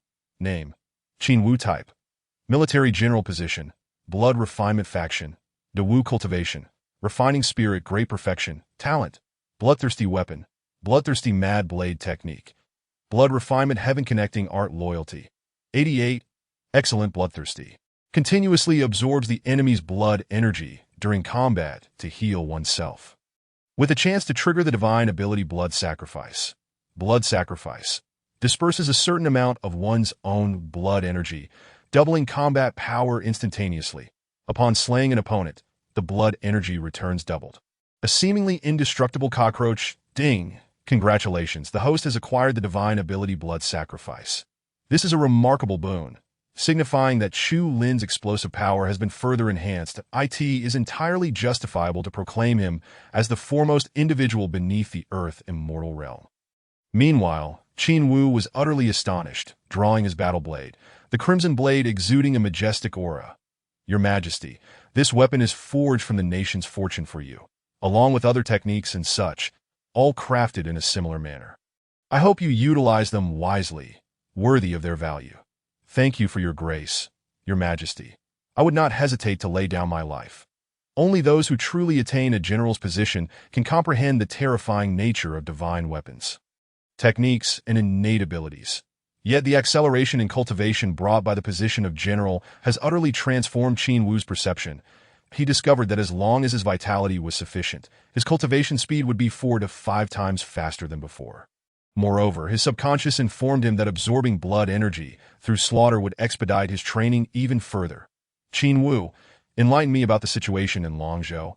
I have often heard whispers of unrest in Wudu. Qin Wu snapped back to attention and elaborated. Here, we face 2 primary threats: the Sand Bandits and the Sea Demons. The number of Sand Bandits is approximately 500,000. Fortunately, they are dispersed into numerous small factions, making them relatively easy to guard against. The troublesome aspect is the Sea Demons. Ever since the Heavenly Gate opened, the spiritual energy in the 9 realms has grown increasingly abundant, resulting in a surge in both the numbers and strength of the Sea Demons. Your Majesty, if the current trend continues in a few decades, we may find ourselves unable to contend with them. What do you propose? My counsel is to annihilate them while they are still in their growth phase. Chu Lin shot him a skeptical glance. You dare to entertain such thoughts? The ocean is vast and boundless. What do you intend to use to exterminate them? Have Zhu Mao prepare a large vessel for me. I wish to venture out to sea. Chapter 37. Setting sail. Encountering sea demons, the weather was fair, and the waves danced merrily. Occasionally, a large fish would breach the surface, captivating Lu Fei for quite some time. One was the Emperor of Dawu, and the other, the little princess of the Killing Sect. The two leaned over the ship's railing, utterly lacking in grace. The vessel was a large iron ship, part of Dawu's navy. Historically, Dawu has not placed much emphasis on its navy, and given its short coastline, the naval force is quite limited, consisting of only 2 insignificant fleets stationed in the Western Sea. Brother Chu, that fish looks quite delectable. Then let us catch it. I shall have them start a fire to grill it. Before long, a fine roasting stove was set up on the deck, manned by 2 soldiers adept at grilling fish. The ship's deck was made of steel, so there was no concern about igniting a fire. In the end, Lu Fei consumed little, but they managed to catch plenty, which Chu Lin instructed the others to handle. Perhaps this is the joy of fishing. One may not necessarily relish the catch, but rather the thrill of the pursuit. Brother Chu, why haven't we seen any sea demons, with 3 large iron ships on the water? What sea demon would dare to show itself? To ensure Chu Lin's safety, Qin Wu was also present, albeit on another ship, with the purpose of not disrupting Chu Lin's enjoyment. Chu Lin pointed towards the horizon and asked Lu Fei, "Do you know what lies beyond?" That is still the sea, but I am aware that thousands of kilometers away lies a new continent, though I cannot recall which one. Chu Lin replied, that is Kunze. Furthermore, thousands of kilometers south from Qianzhou lies Jinzhou, and thousands of kilometers east is Canzhou, the AS for the north. It leads to an endless abyss, of which no one knows what lies within. Wow, you know so much. It is not obscure knowledge. It's quite normal for me to know. You descended from the immortal realm. Is it vast? In Chu Lin's view, the 9 realms seemed extraordinarily expansive, likely comparable to the immortal realm. However, Lu Fei remarked, the 9 realms within the immortal realm are, in fact, merely territories owned by a single celestial sect. They are certainly not small sects like the ancient sword sect, nor the indifferent killing sect, but rather grand sects that emphasize taking in disciples. The immortal realm also has its own celestial dynasties, with a single country comprising 9,000 states. One celestial state is equivalent to 4 or 5 states of Dawu. Just imagine how immense the immortal realm must be. Chu Lin dared not ponder further, only letting out a long sigh, realizing how limited his experiences truly were. I see you are quite young. Why did you leave the immortal realm? Lu Fei's expression stiffened, and after a long moment, she chose not to respond. Chu Lin did not press her, instead cautioning her as a wave approached. The western sea was tumultuous, and one could never tell when a great wave might arise. Safety was paramount, and no matter how powerful a cultivator, they would still be somewhat diminished in the ocean's depths. The ship's captain soon approached to warn that sea demons might be lurking about. Will the sea demons attack us? Indeed, not all sea demons are aware that we are not to be trifled with. There will always be reckless ones. Sure enough, from the waves crashing against the ship, sea demons emerged bearing their teeth. These creatures resembled fish, lacking any of the anticipated humanoid features, sporting fish heads, bodies, and tails with sharp teeth. The captain explained, there are 2 types of sea demons, the pure demons, like those we see now, and the merfolk, who possess human heads and fish bodies. There are even fish dragon tribes capable of casting spells, making them quite formidable. Lu Fei inquired, are there mermaids? There should be. The females of the fish dragon tribe could certainly be deemed mermaids. That Lu Fei then smiled at Chu Lin and said, it is said that human emperors have a fondness for mermaids. Do you have any interest? Such interest is nonsensical. The merfolk have human heads, but fish bodies below. How could one possibly be interested? As they spoke, the waves surged towards them. On board were cultivators, who promptly formed hand seals to create protective shields against the oncoming waves. The waves crashed against the barrier, momentarily freezing in midair. However, the sea demons, with their elongated sharp fangs, quickly punctured the shield. Your Majesty, be cautious. Chu Lin extended his hand, effortlessly intercepting the massive sea demon with merely 2 fingers. This creature's strength was only equivalent to that of the body refining stage. Could it be that these sea demons were merely fodder? The captain shook his head. This is already a main force. The cannon fodder among sea demons comprises the ordinary ones, which account for 70% of their total numbers. In that case, the sea demons do not seem overly formidable. All 3 ships faced the assault of the sea demons. Yet the soldiers remained unperturbed, handling the situation with remarkable composure. Before long, the surface of the sea was littered with countless corpses. Qin Wu shouted from the adjacent ship, Your Majesty, it is time for us to return. Very well. Let us head back. On the return journey, they encountered no obstacles. The waters were calm. As they gazed at the sun meeting the sea, the scenery was splendid. One day, I wish to see what lies beyond the sea. Will you accompany me? Lu Fei inquired. Chu Lin nodded, then shook his head. That it is too far. The ship returned to port under the cover of night, docking at Shihai City. Shihai City belongs to the Shisha Prefecture, with Shisha City just 50 kilometers further west. Chu Lin decided to remain in the city for the night, as the ambience here differed greatly, offering an exotic charm.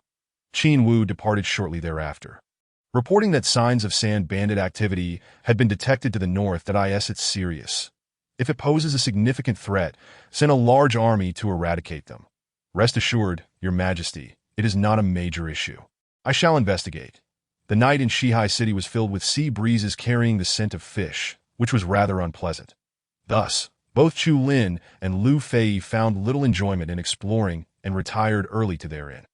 He had previously declined the offer of a luxurious residence from the county office, finding the inn far more comfortable and inviting. The next morning, Chu Lin was awakened by the clamor outside. Looking down from the window, he observed numerous soldiers from the Blood Refinement Army.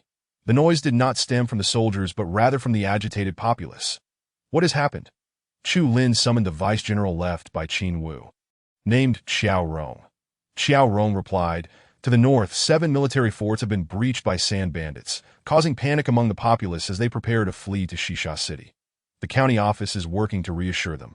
But the city gates have been sealed. The military fortress, known as a garrison, is a bastion constructed for the purpose of defense and surveillance along the borders, typically housing between 100 to 1,000 soldiers. The sudden breach of 7 fortresses overnight indicates a considerable enemy presence, likely orchestrated by a commanding force, the AS for General Qin Wu. He is currently mobilizing troops with 100,000 elite soldiers prepared to march to the front lines. Your Majesty, rest assured, Shihai City remains secure. Yet, I am acutely aware that mere assurances of safety are of little consequence. It is vital for the common people to be informed. Instruct the county magistrate to ensure the welfare of the citizens. Yet refrain from opening the city gates. The populace is often impulsive. Should the gates be flung open, they would likely scatter, leading to some perishing on the roads while others become refugees. Such a fate is unnecessary. The journey from Shihai City to Shisha City is fraught with peril, traversing vast stretches of desert, which would spell doom for ordinary folk. Liu Fei was soon roused from her slumber, inquiring about the commotion, and expressed a desire to survey the border. You are not permitted to go. Wait for further news. Who knows if there are formidable foes among the sand bandits? This terrain is unfamiliar, and safety must take precedence. Although Liu Fei contemplated retorting, the stern countenance of Chu Lin quelled her words. Very well, I shall descend to procure some sustenance. I am famished. Returning to his chamber, Chu Lin activated the mechanism of the mysterious device. Indeed, Shihai City faced danger, but this threat stemmed not from the sand bandits, but from the sea monsters. Chapter 38. The Siege of the Sea Monsters. A grand spectacle. The sea monsters have commenced their assault. The predictions of the mysterious device proved accurate. After Chu Lin had breakfast, news from the city walls surged through the city like a tidal wave. Outside the city, tumultuous waves gathered and swelled, their grandeur escalating. Being a border city, Shihai City must also guard against the sea monsters, thus maintaining a permanent garrison of 50,000 troops, commanded by General Zhong Liu. That he had already ascended the city walls, directing his soldiers to prepare for defense. General, the ships of the 2 fleets are retreating to the inner lake, avoiding any attacks. Good. We are now in a state of war.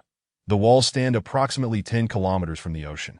Yet should massive waves arise, they would inevitably face the brunt of the impact. Meanwhile, upon hearing of the impending sea monster attack, the citizens cried out in desperation, seeking to flee. The county magistrate, Zhou Ji, implored them with earnestness. You all know that beyond the city lies vast stretches of desert. If you venture out now, you will surely be engulfed by the approaching waves. Do not panic. The sea monsters cannot breach Shihai City. That a voice erupted in anger. We have never encountered such a formidable scale of sea monsters. Shihai City is bound to fall. That if we leave now, we may yet find a glimmer of hope. Indeed, remaining here is tantamount to a death sentence. We might as well take our chances. The residents of Shihai City were predominantly fishermen, strong and resilient. In the event of conflict, the few soldiers of the county office would be utterly incapable of holding them back. At that moment, Chu Lin descended from above, his arrival not particularly miraculous, but to the anxious citizens. He appeared as a celestial being. Zhou Ji, allow them to depart. But your Majesty, the outside is far too perilous. He hesitated, unable to voice his concerns about the possibility of conscripting these individuals should the city truly fall. Chu Lin cast him a knowing glance, and Zhou Ji understood that he immediately knelt, followed by the soldiers who also bowed. Your Majesty's grace is boundless. I shall comply at once. Open the gates, Your Majesty. The citizens stared in bewilderment. How could the emperor, who resided in the lofty capital of Wudu, descend to such a desolate place as Shihai City? Their expressions reflected their astonishment. Chu Lin addressed them with measured eloquence. I am here incognito to assess the situation across the realm. Shihai City is commendable. From the county magistrate to the common folk, all have diligently managed the westernmost stronghold of Dawu. Now that danger looms, you must hasten to evacuate, though the outside is fraught with desert and beasts. If fortune smiles upon you, there remains a chance for survival. Protecting the citizens is my duty. Go forth, and I shall endeavor to buy you time at the front lines." The crowd remained perplexed, but soon, one individual knelt. "Commoner pays his respects to your majesty." Increasingly, more citizens followed suit, gradually calming the frayed emotions. With the emperor present, it signified that Shihai City was not as perilous as they had imagined. "I see no reason to leave. The outside is likely more dangerous than within.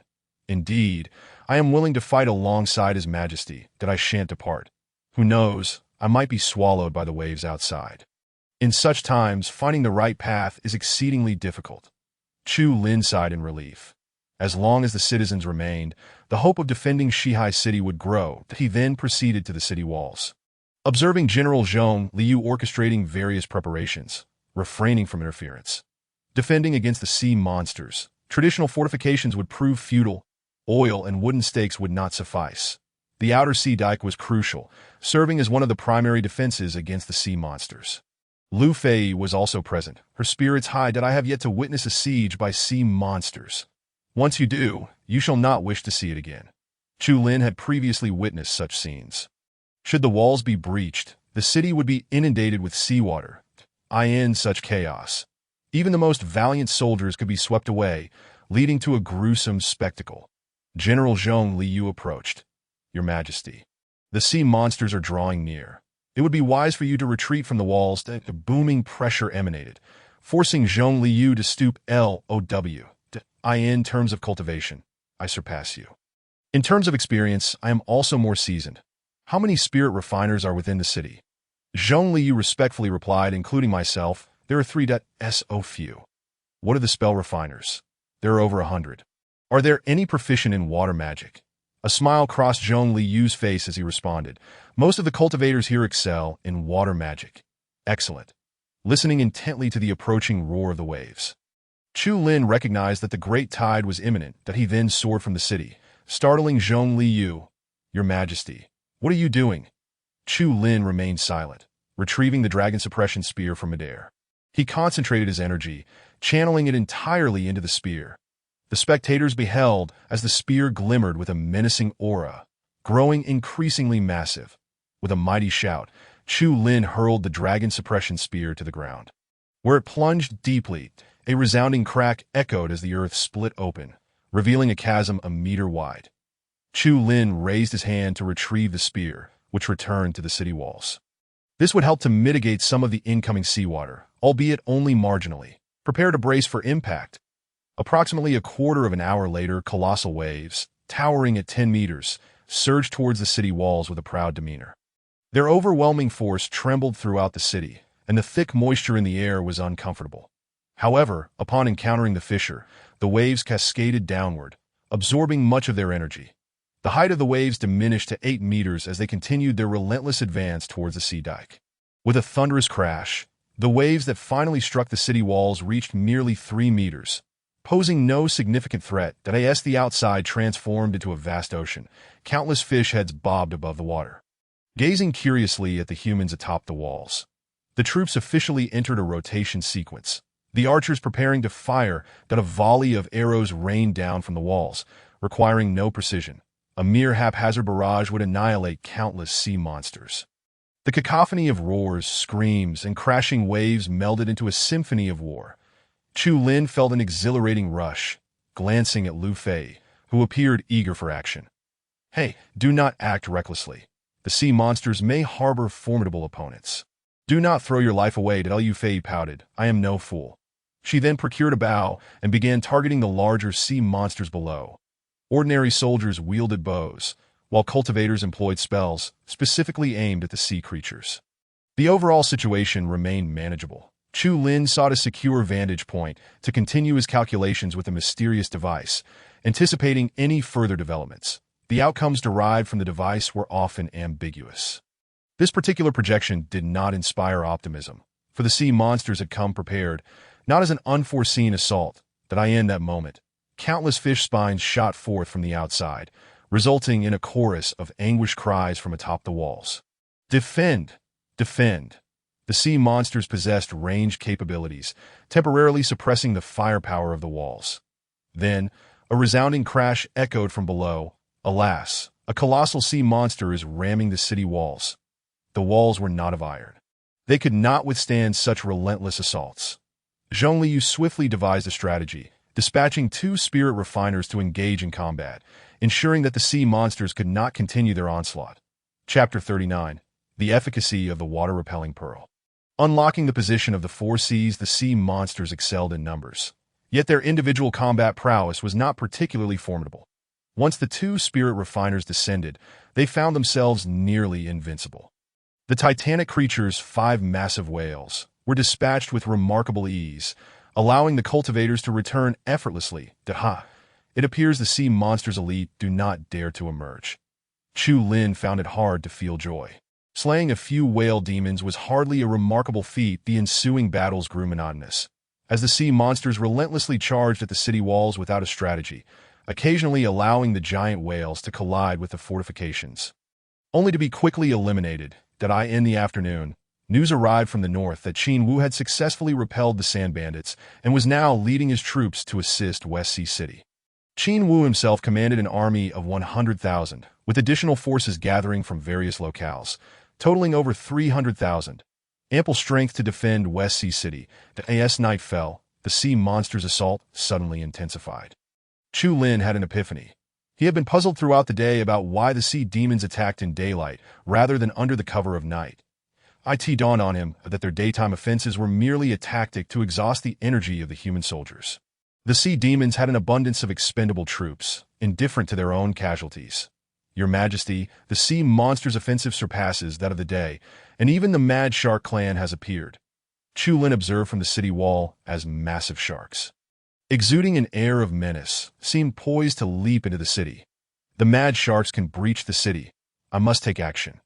Zhong Liu soared away from the wall, suspended beneath the stars. He formed intricate hand seals, unleashing a tremendous surge of spiritual power that pressed down upon the battlefield. This was a formidable spell, one that Chu Lin had never learned as the spell took effect. Dark clouds gathered overhead, crackling with arcs of electricity. Thunder rumbled, brilliant bolts of lightning descended, illuminating the dark night sky. Both the human soldiers atop the walls and the sea demons in the water were struck with awe at the sight of the lightning. As the thunder struck the water, an explosive reaction ensued, akin to boiling water, causing the sea to erupt violently, claiming countless sea demon lives. The mad sharks could not withstand this onslaught and suffered heavy losses under Zhong Liu's focused attention. At that moment, a thunderous explosion erupted from the sea as a flood dragon surged into the sky, unleashing a torrent of water arrows directed at Zhong Liu. The arrow pierced through him, completely disrupting his aura. Humans are nothing but this. What good is refining the spirit? I shall devour you. The flood dragon spoke in a gravelly voice, reminiscent of something emerging from a broken vessel. It charged forward, mouth agape, attempting to snap Zhong Liu's head off. However, it missed its target, instead biting down on the sharp tip of the dragon-suppressing spear. How dare a mere flood dragon act so brazenly? Chu Lin hurled Zhong Liu back to the city wall, thrusting the dragon-suppressing spear forward, unleashing a violent force that obliterated the flood dragon's head into countless pieces. Chu Lin reached out, retrieving a blue orb. This was the flood dragon's source of power, the Dragon Pearl. The surface of the sea stirred with commotion as the sea demons looked up at Chu Lin, their expressions betraying human-like fear. Perhaps the flood dragon was regarded as a powerful being among them. With a roar, a golden dragon soared above Chu Lin, creating a striking contrast against the descending carcass of the flood dragon. This is the land of my great Wu. If the sea tribes do not retreat, do not blame me for slaughtering them in the future. His voice resonated throughout the universe, the national fortune suppressing many sea demons, causing them to be directly exterminated. Subsequently, the remaining sea demons hastily retreated, withdrawing alongside the receding waves. Chu Lin returned to the city wall, only to be reproached by Lu Fei. If you possess such a technique, why did you not employ it earlier? Sister, this is not Wu capital. I cannot easily draw upon the national fortune. Moreover, do you truly believe they have retreated? The sea had only receded 3 miles before halting. Not returning to the depths, Chu Lin fed the dragon pearl to Zhong Liu, allowing for swift healing of his wounds. "Thank you, your majesty. You still need to command the troops. Do not falter. I shall return to rest. At least tonight, the sea demons will not dare to return." Exhausted, Chu Lin collapsed in a sleep. He was roused in the middle of the night by a commotion outside. Discovering that Qin Wu was leading an army of 100,000 into the city. This formidable force brought a sense of reassurance to the citizens of West Sea City, allowing Chu Lin to sleep soundly until dawn. The following day, no sea demons launched an attack that as Chu Lin patrolled the city walls. Qin Wu and Zhong Liu accompanied him. "You frequently deal with sea demons by the coast. When do you expect their return?" Qin Wu replied, "It is difficult to say. Our intelligence on the sea demons is not comprehensive. That as far as I know, they are not a united front, likely constrained in some manner though." "How so?" Zhong Liu elaborated. "Among the sea demons, the mermaids hold the highest status. However, there are many tribes, such as the Fish Dragon Clan and the Mad Shark Clan, all vying for dominance among the sea demons, but struggling to achieve unity. The recent assault on West Sea City was spearheaded by the Mad Shark Clan. This was encouraging news, indicating that the fragmented sea demons lacked overwhelming strength. 2 days passed, with West Sea City amassing 300,000 troops before the sea tribes stirred once more. A dozen colossal whale demons approached, riding the waves. However, the whale demons did not charge the city walls. Instead, they thrashed about a kilometer away, causing the waves to rise higher and higher. Zhong Liu exclaimed. "They intend to flood West Sea City." The wall stood only 40 meters high, yet the waves were steadily exceeding that height and continued to grow. "Your Majesty, what shall we do?" The approaching waves, nearly 50 meters high, posed a dire threat, even to Qin Wu, who had achieved the pinnacle of spirit refinement. While the waves themselves could not harm them, they posed a lethal threat to the soldiers and citizens within the city. More troubling was the fact that sea demons were interspersed within the towering waves, attempting to surmount the walls directly. Yet Chu Lin remained unperturbed as he produced a blue orb, the water avoidance pearl. Initially, he believed the pearl's purpose was to protect him while entering the water. Now he realized that it could also deflect massive waves, including the current onslaught. Chu Lin swiftly activated it, creating a vast blue curtain that enveloped the western city walls. Boom! The waves crashed against the water avoidance pearl's barrier, leaving it unscathed. Everyone was astonished. What kind of treasure was this, so immensely powerful? Chu Lin spoke solemnly. "The water avoidance pearl can only last for a quarter of an hour. You two will follow me to hunt down the whale demons." "Understood." The three exited the city, breaking through the water. The sea demons seemed to sense their intent and promptly launched a coordinated attack. Zhong Liu, adept in spells, conjured various shields to defend, allowing Chu Lin and Qin Wu to engage in combat. Chu Lin needed not to approach. With a sweep of the dragon-suppressing spear, he obliterated a whale demon mid-air. Qin Wu's blood-drinking blade cleaved with a 10-meter arc of light, capable of slicing through not only whale demons, but even the water itself, leaving a wound that would not heal. "Masters of the Mad Shark Clan have arrived. Your Majesty, General Qin, retreat quickly." The whale demons had all been vanquished, and the exact number of Mad Shark Clan masters remained uncertain. They dared not overreach. Upon returning to the city wall, Chu Lin asked Zhong Liu, "Can I trust you, Ding?" The position of Four Seas General was unlocked. Zhong Liu, bewildered, immediately knelt on one knee. "I shall forever follow your Majesty." "Very well. I bestow upon you the title of Four Seas General, hoping you will suppress the Four Seas on my behalf." Chapter 40. The King's Rebellion, Chaos in Wu Capital Ding. The position of Four Seas General successfully fused. You have received 1 Divine General Point. The Divine General Point can be used for a lottery, yielding 40 bottles of Jade Spirit Pills, suitable for healing. Name: Zhong Liu. Type: Civil General. Position: For Seas Faction. Great Wu Cultivation. Spirit Refinement. Great Perfection. Talent: Heart of the Ocean Weapon. Sea Calming Divine Spear Technique. For Seas Gathering Spirit Technique. Loyalty: 92. Excellent. Heart of the Ocean. Unhindered in water. Capable of learning any water attribute spells. Inherently restraining lower-level sea demons. Possesses a probability of triggering the divine ability Calm the Sea. Calm the Sea can bring tranquility to the waters, suppressing sea demons. It seemed that one could indeed obtain what they desired. Chu Lin suspected that this system might have considerable origins. Ding! Congratulations to the host for acquiring the divine ability, Calm the Sea. Zhong Liu rose, grasping the shimmering sea-calming divine spear, rendered speechless with excitement. Your Majesty's grace, I have no means to repay. There is no need for repayment. Simply safeguard the waters of Great Wu. Next, you shall accompany me to suppress them. Chu Lin retracted the water avoidance pearl, activating the divine ability Calm the Sea. The towering waves seemed to gain sentience, slowly retreating. Zhong Liu, with grandiose presence, soared from the city, raising the sea-calming divine spear, which he then hurled, landing firmly on the coastline. From this day forth, the sea tribes are forbidden from crossing this line. The sea demons fled in terror. Even the Mad Shark clan abandoning all pretense and retreating into the depths. It is worth noting that not all commanding officers were martial generals. There were many civil generals as well. For instance, Prime Minister Zhu Mo could also lead troops into battle, often rivaling the most renowned generals. The primary distinction between martial and civil generals lay in their combat styles. Martial generals excelled in close-quarters combat, while civil generals specialized in spells, as for commanding troops and arranging formations. It did not depend on the type of general. Zhong Liu returned to the city wall and reported to Chu Lin. Your Majesty, the sea demons have retreated and should not dare to invade again. Excellent. Rest for now, and then tally the casualty figures. Compensation will be issued at triple the rate. I possess some medicinal pills. Take them to the soldiers for healing. However, due to their potency, it is best to dilute them. Chu Lin produced half of the jade spirit pills. Though these pills were precious, he felt no remorse in using them for his own men.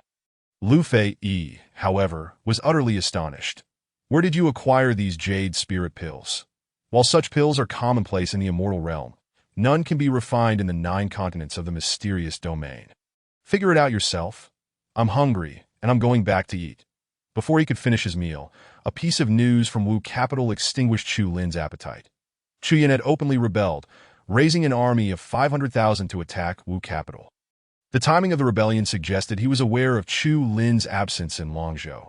Qin Wu, take your troops back to Long City and spread word that I am inside. Make a grand display and move slowly. In secret, I returned to Wudu, hastening my pace. Qin Wu understood Chu Lin's intentions, yet he felt a deep sorrow. Your Majesty, would it not be prudent for me to accompany you back to Wudu? No need. The fewer the people, the swifter the journey. After making the necessary arrangements, Chu Lin returned with Lu Fei.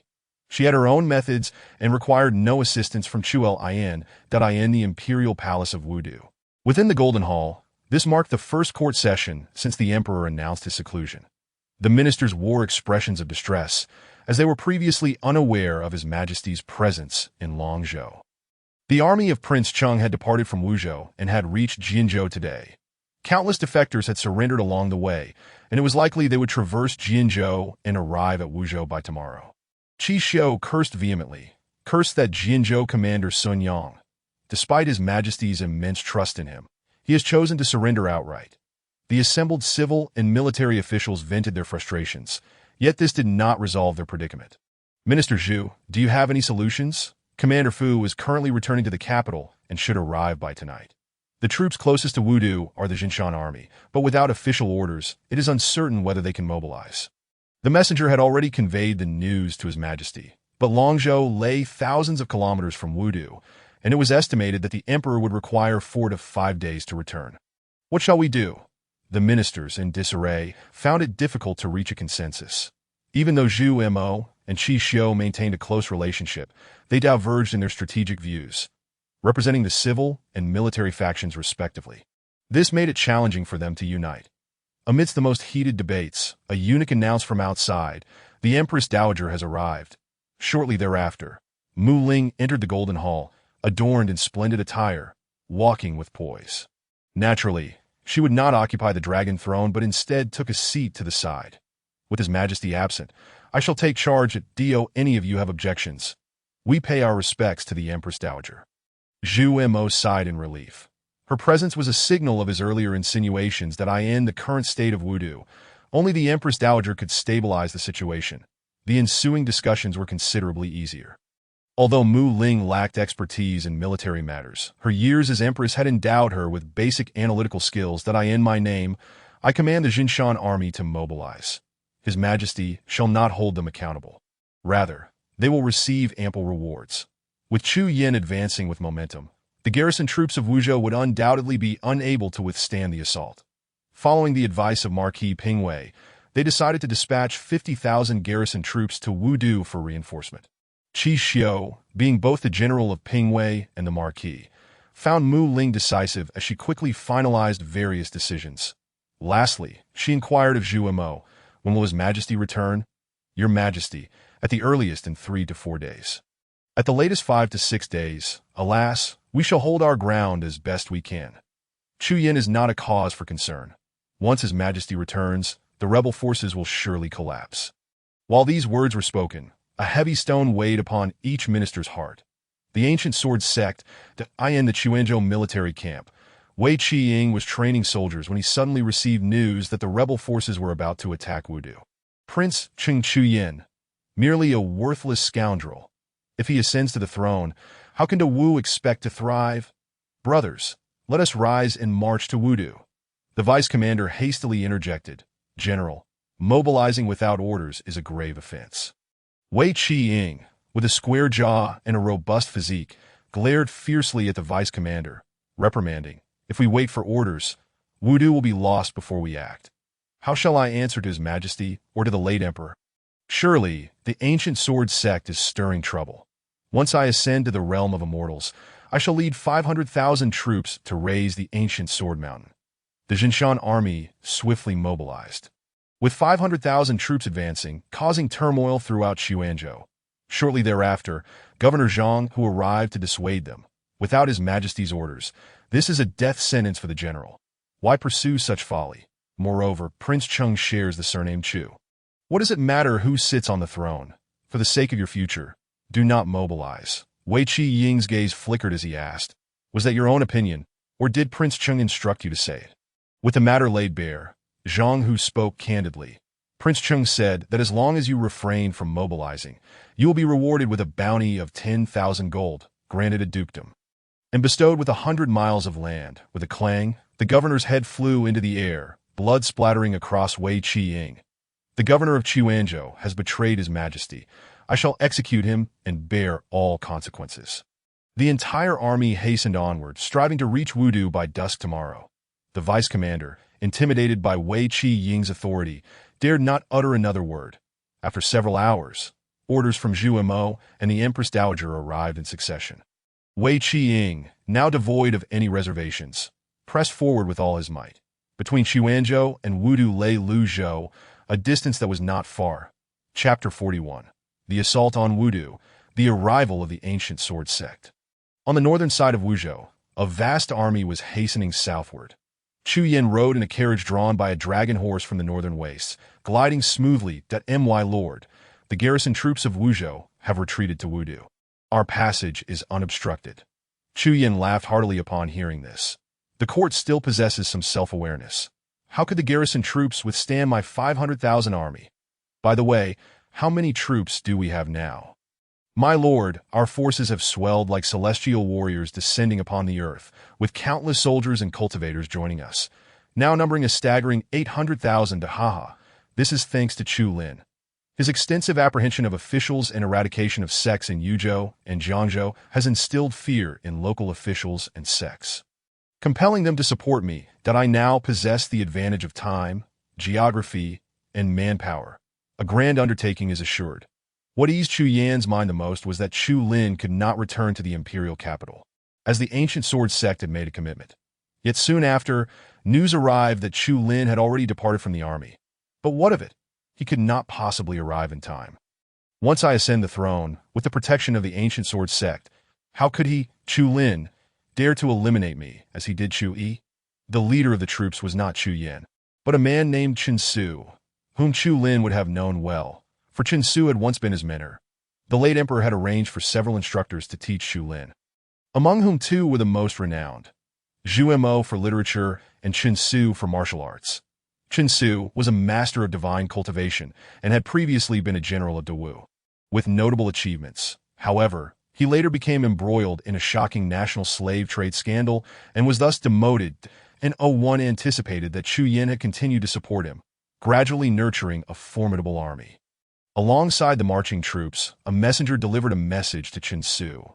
After reading it, Chen Su tore it to shreds. Wei Qiying is indeed formidable, but it is a pity that the ancient sword sect has sent mere state governors to persuade us. Pass the orders down. We must march swiftly and reach the outskirts of Wudu by tomorrow's dawn. Chen Su, with his sword-like brows and starry eyes, bore an excessively grim expression, indicating he would not remain docile for long. He then personally inquired of Chu Yin, when will the ancient sword sect make its move? They have not specified. They wish to sit back and watch the tigers fight, aiming to weaken our strength while eliminating Chu Lin. Your Highness, should you ascend, remember that the ancient sword sect cannot be trusted. Chu Yin repeatedly assured him, though he was largely indifferent, that in his view, with a vast population of over 100 million across Dawu's 49 states, how could the ancient sword sect wield significant influence? Chen Su discerned his thoughts but chose not to elaborate further. The journey continued smoothly, and they finally arrived at Wudu just before the hour of the rabbit. With only a quarter of an hour remaining until the hour of the dragon, the commotion of the 800,000 troops was immense, waking countless people and instilling panic. The rebels have come. I wonder if we can hold out that it matters not to us. After all, their leader also bears the surname Chu. Shu, do not speak of the rebels. Be careful not to face repercussions later that I dare to speak of the rebels. Chu Yin must surely fail that I heard that His Majesty, in disguise, has punished many corrupt officials and sects. It seems these individuals can no longer remain at ease. The common folk each harbored their own thoughts, while the soldiers on the walls shared a singular intention: to intercept the rebel forces that Fu Tian had returned the previous night and was now leading the Imperial Guards in cooperation with Qi Xiu. Qi Xiu held command, overseeing the mobilization of all city forces, including the Imperial Guards. Under the influence of his innate leadership, the soldiers' morale soared. Undeterred by the numerical disadvantage, as dawn broke, voices called out from outside the city. Chu Lin has slain his own brother and massacred loyal ministers. Now, he further harms the faithful and annihilates sects. This man is unworthy of the throne. Today, Prince Chung arrives with celestial troops to rectify the chaos and restore clarity to Dawu. Qi Xiu angrily retorted, "Who is the barking dog outside the city?" "Enough! I have no desire to know. In the end, he is merely a cur. If you wish to usurp the throne, just say so. Why beat around the bush? Whether His Majesty's actions are just or not, the people of the world shall judge. Your doubts are unnecessary." Outside, Chu Yin rode forth, approaching the front lines. Qi Xiu, where were you when Chu Lin executed Chu Yi? This question rendered Qi Xiu speechless for a long moment. That time, Qi Xiu had not intervened, not out of fear, but because he believed Chu Yi deserved death. That on the other hand, he had refrained from aiding Chu Lin, as he did not think Chu Lin could succeed. The deeper one delved into cultivation, the more one could comprehend the terror of the ancient sword sect. Yet now, the situation had changed. Chu Lin had proven his ability to confront the ancient sword sect, which had solidified Qi Xiu's trust. "Prince Chung, His Majesty has never held you accountable. Why do you offer yourself up? Even the ancient sword sect cannot contend with His Majesty. What abilities do you possess?" Chu Yin scoffed. "The ancient sword sect is ultimately a sect. They cannot resolve internal conflicts within the nation. I can." He then waved his hand, summoning Chen Su forward. Upon seeing Chen Su, Qi Xiu's anger flared. "You were once demoted. Have you not yet come to your senses? Foolishness. As long as you sincerely repent, there may yet be a path back for you. You know, His Majesty has asked me multiple times whether you were wronged. I said it required further investigation. And what of you? You turned around and delivered such a surprise to me and His Majesty." Chen Su was slightly moved, but soon her emotions returned to calm as she replied indifferently. "Thank you for your graciousness, Your Majesty, but everyone has their own aspirations. Lord Qi, open the city gates to avoid unnecessary casualties. That if you possess the ability, come and strike. I am eager to see just how much power you truly wield." Few knew that in her youth, Chen Su had served as the deputy commander under Qi Xiu. Since persuasion had failed, Chen Su ordered an all-out attack without any preliminary testing. Archers, catapults, crossbows, and various siege equipment were all fully prepared. The air was filled with the sound of arrows and stones being launched. "Defend! Defend!" shouted the soldiers. Shields, the protective barriers of cultivators. Anything that could serve as defense was hastily employed. The towering city walls could not rely solely on defense.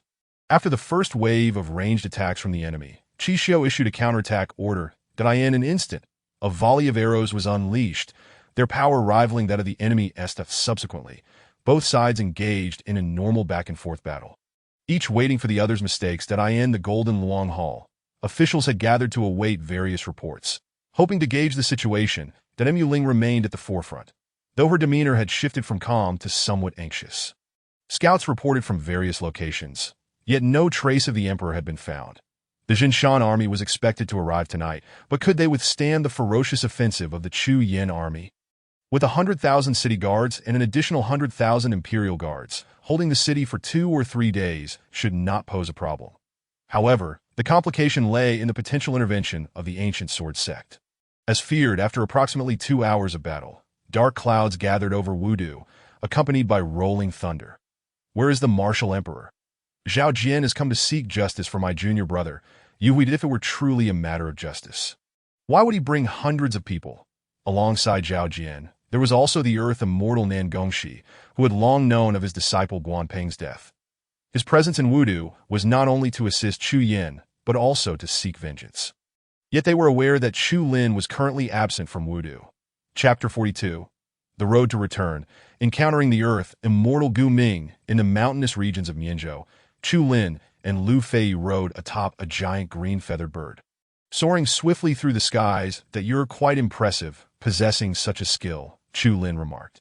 Their previous journey had been undertaken on horseback or through flight, but upon reaching the mountains of Mianzhou, Lu Fei had tamed a large bird, significantly increasing their speed. Lu Fei was proud, as earning Chu Lin's admiration was no small achievement.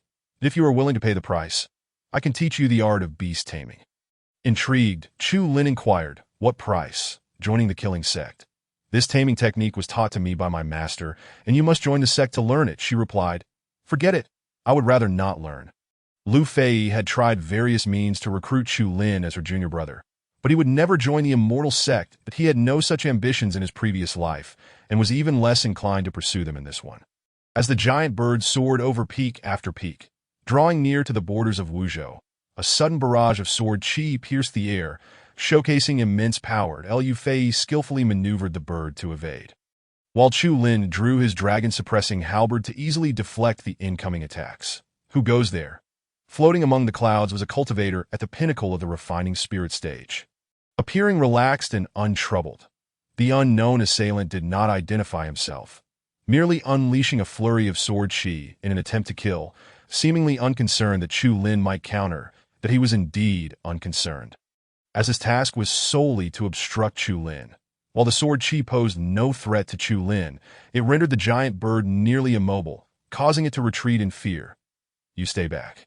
I will deal with him," Chu Lin said, his anger flaring. That moment, anyone who obstructed him would face dire consequences.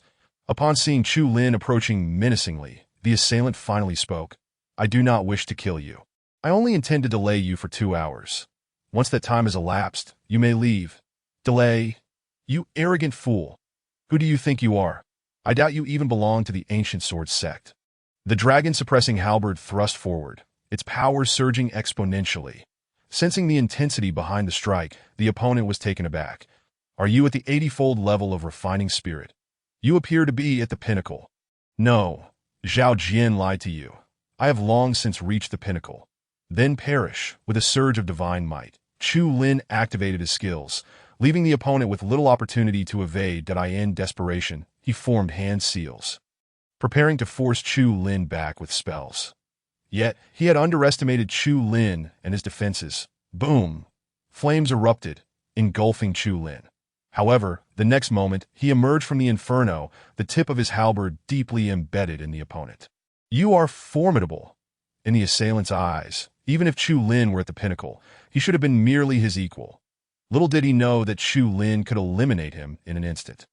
Not even asking for his name in his dying breath, Chu Lin had no interest in such trivialities. Returning to the bird's back, he continued onward, still grasping the dragon-suppressing halberd. pointing it to the side without putting it away. He understood that since their route had been exposed, there would undoubtedly be further obstacles ahead.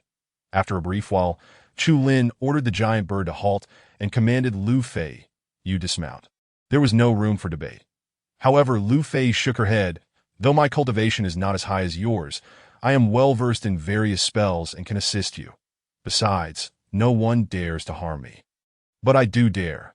With a firm hand, Chu Lin pressed down on her shoulder, steadily bringing her to the peak of the nearby mountain. "The restrictions do not hinder your movement, only your cultivation. They will likely be undone in about a quarter of an hour, but if you wish to return to your sect, you should hurry back. I look forward to your return in 10 years. Lu Fei's eyes reddened with anger. "Hey, you brat, I said I could help you. Why don't you trust me? With my killing order, I could subdue many." Yet the individuals Chu Lin had encountered so far could not be intimidated by the killing order. They were Earth Immortals. The Earth Immortal lay on a cloud, a small table of white cloud beside him, upon which rested a wine cup, being filled and sipped leisurely. "The Ancient Sword Sect has commissioned me to kill. They promised me 2 immortal artifacts when I return to the immortal realm. While a mere mortal emperor may not be much, he is certainly not worth 2 immortal artifacts. Hence, I have also requested the territory of a great state to practice my swordsmanship." His voice was ethereal, and his demeanor refined. Any ordinary woman who beheld him would likely be smitten. In truth, he was ruthless and had taken countless lives, unable to survive in the immortal realm, which led him to the Xian domain. In his past life, he became notorious for the incident over 20 years later, where he killed 11 disciples of the killing sects in Xian. This led to unending retribution from the killing sect, ultimately cementing his infamous reputation. Thus, when Chu Lin calculated the presence of this individual, he urged Lu Fei to leave immediately. This man cared not for the identity of his targets. Chu Lin maintained his composure and coldly stated, "Gu Ming, a scattered immortal from the immortal realm, has offended many great immortal sects and is pursued by dozens of them. This forced you to the Xian domain to survive." The Jiu Ming was suddenly unsettled, his face paling in shock. "How do you know my identity?" "Only the Ancient Sword Sect is aware of my presence in the Xian domain. Have you not considered the relationship between the Dao royal family and the Ancient Sword Sect? I know everything about you. I will tell you this. Zhao Jian's promise may not be fulfilled, for his integrity is questionable, though we can negotiate a deal." The Jiu Ming's emotions shifted. His handsome features softened as he asked, "What kind of deal? Are you offering me an additional province? You can forget about the land of Dao, but I can offer you the Ancient Sword Sect." The Jiu Ming paused momentarily, then burst into laughter. "Are you foolish or am I? Why not just offer me the immortal realm itself? If you lack sincerity, then forget it. Go die." "Wait," Chu Lin called out, and Gu Ming obediently halted, lifting his wine cup to drink. The wine was red, with a bloody scent mingling with the surrounding clouds. Chu Lin continued, "Once I stabilize my side, I will certainly attack the Cloud Nation. That time, what would it matter to grant you 3 provinces? Regardless of what might happen in the future, he could promise anything in the present. For someone of Gu Ming's caliber, Chu Lin could break his word 1,000 times without hesitation. Unfortunately, Gu Ming was no fool. He shook his head. "I want something tangible, not promises. Seeing your lack of sincerity, go die." With a snap of his fingers, white clouds turned into ribbons, swiftly transforming into blades that sliced through space towards Chu Lin. Chu Lin swung the dragon-suppressing halberd, dispelling the minor tricks. The Jiu Ming, "If you have true skill, then show it, and stop dragging your feet." Simultaneously, he called upon the system to prepare the 2 instruments' mountain-river formation, his most relied-upon means of protection. The issue was that the formation could not be moved, and since Chu Lin still needed to return to Wudu, he aimed to avoid using it if possible. Upon realizing that Chu Lin was no ordinary pinnacle cultivator, Gu Ming became serious, raising his hand to conjure countless spells, flames, thunder, fierce winds, and various powers amalgamated into a chaotic whirlwind, encircling Chu Lin. Earth Immortals were indeed formidable. Their spellcasting speed far surpassed that of those at the refining spirit level. Dragon-suppressing halberd, "Protect me!" The Imperial-grade divine weapon hovered beside him, emanating a faint red glow, shielding him from all threats. Gu Ming's eyes gleamed with excitement. An Imperial grade. Chapter 43. Repelling the Earth Immortal. Crisis in the royal palace. Gu Ming never expected that in this wretched place of the Xian domain, someone would possess an imperial-grade divine weapon. Kid, if you hand over that divine weapon, I can let you go. Are you foolish, or am I? If you take the divine weapon and then turn on me, will I turn it for justice? The ancient name, Gu Ming, glared with fierce intent, ready to seize by force. However, he soon realized that the Jinlong spear had merged with Chu Lin, rendering any attempt to wrest it away from the living Chu Lin utterly futile. Very well, then I shall simply kill you first. That he continued to cast spells, ensnaring Chu Lin in a myriad of predicaments. For Chu Lin, this type of battle was the most loathsome. He desired close combat. Yet Gu Ming offered no such opportunity. Thus, within the protective sphere of the Jinlong spear, Chu Lin secretly deduced the intricacies of the situation, seeking to uncover Gu Ming's vulnerabilities. Just as he began his calculations, Chu Lin suddenly observed Gu Ming raise his hand, summoning countless demonic apparitions that surged forth, aiming to engulf him. Excellent. As long as he could accumulate killing intent for his subordinates, Chu Lin dared to slay immortals and gods. He dispelled his defenses and, wielding the Jinlong spear, embarked on a frenzied rampage. Unaware of the gravity of the situation, Gu Ming continued to merrily summon numerous shadowy figures, leaning against the side to drink and watch the spectacle. Haha, don't even think about escaping. They must all be exterminated. Once Chu Lin obliterated the demonic shadows, Gu Ming would effortlessly claim the spoils, showcasing his prowess as an earth immortal. Chu Lin disregarded him entirely, focusing solely on his ruthless slaughter to amass killing intent. Regardless of the opponent, as long as he could slay, it would trigger his will to kill. Ding! Killing intent has risen to the second level. Much like the Heart of Slaughter, killing intent could also be upgraded. When the killing intent ascended to the third level, Gu Ming suddenly sensed something amiss. Why did he feel no weakness, in fact? He seemed stronger than before. The killing aura emanating from Chu Lin startled Gu Ming profoundly. Something is very wrong. Having witnessed much, he quickly deduced a possible explanation, a certain ability that grew stronger with each battle. Am I not foolish? No longer summoning shadowy figures, Gu Ming found Chu Lin's appearance increasingly demonic. His long hair billowing, eyes fierce, the Jinlong spear ominously poised to erupt. Gu Ming perish. With that thrust, Gu Ming was so frightened that he fled. Retreating high into the clouds. Chu Lin truly can kill me. Gu Ming trembled in fear. He was not adept in close combat, excelling in spells that if Chu Lin closed the distance, he could truly perish. Always valuing his own life above all, Gu Ming swiftly made a decision. Brother, you are formidable. I hereby nullify the transaction with the ancient sword sect. Feel free to act as you wish. With that, he slipped away, leaving Chu Lin unable to pursue him. Letting go of the pursuit was acceptable.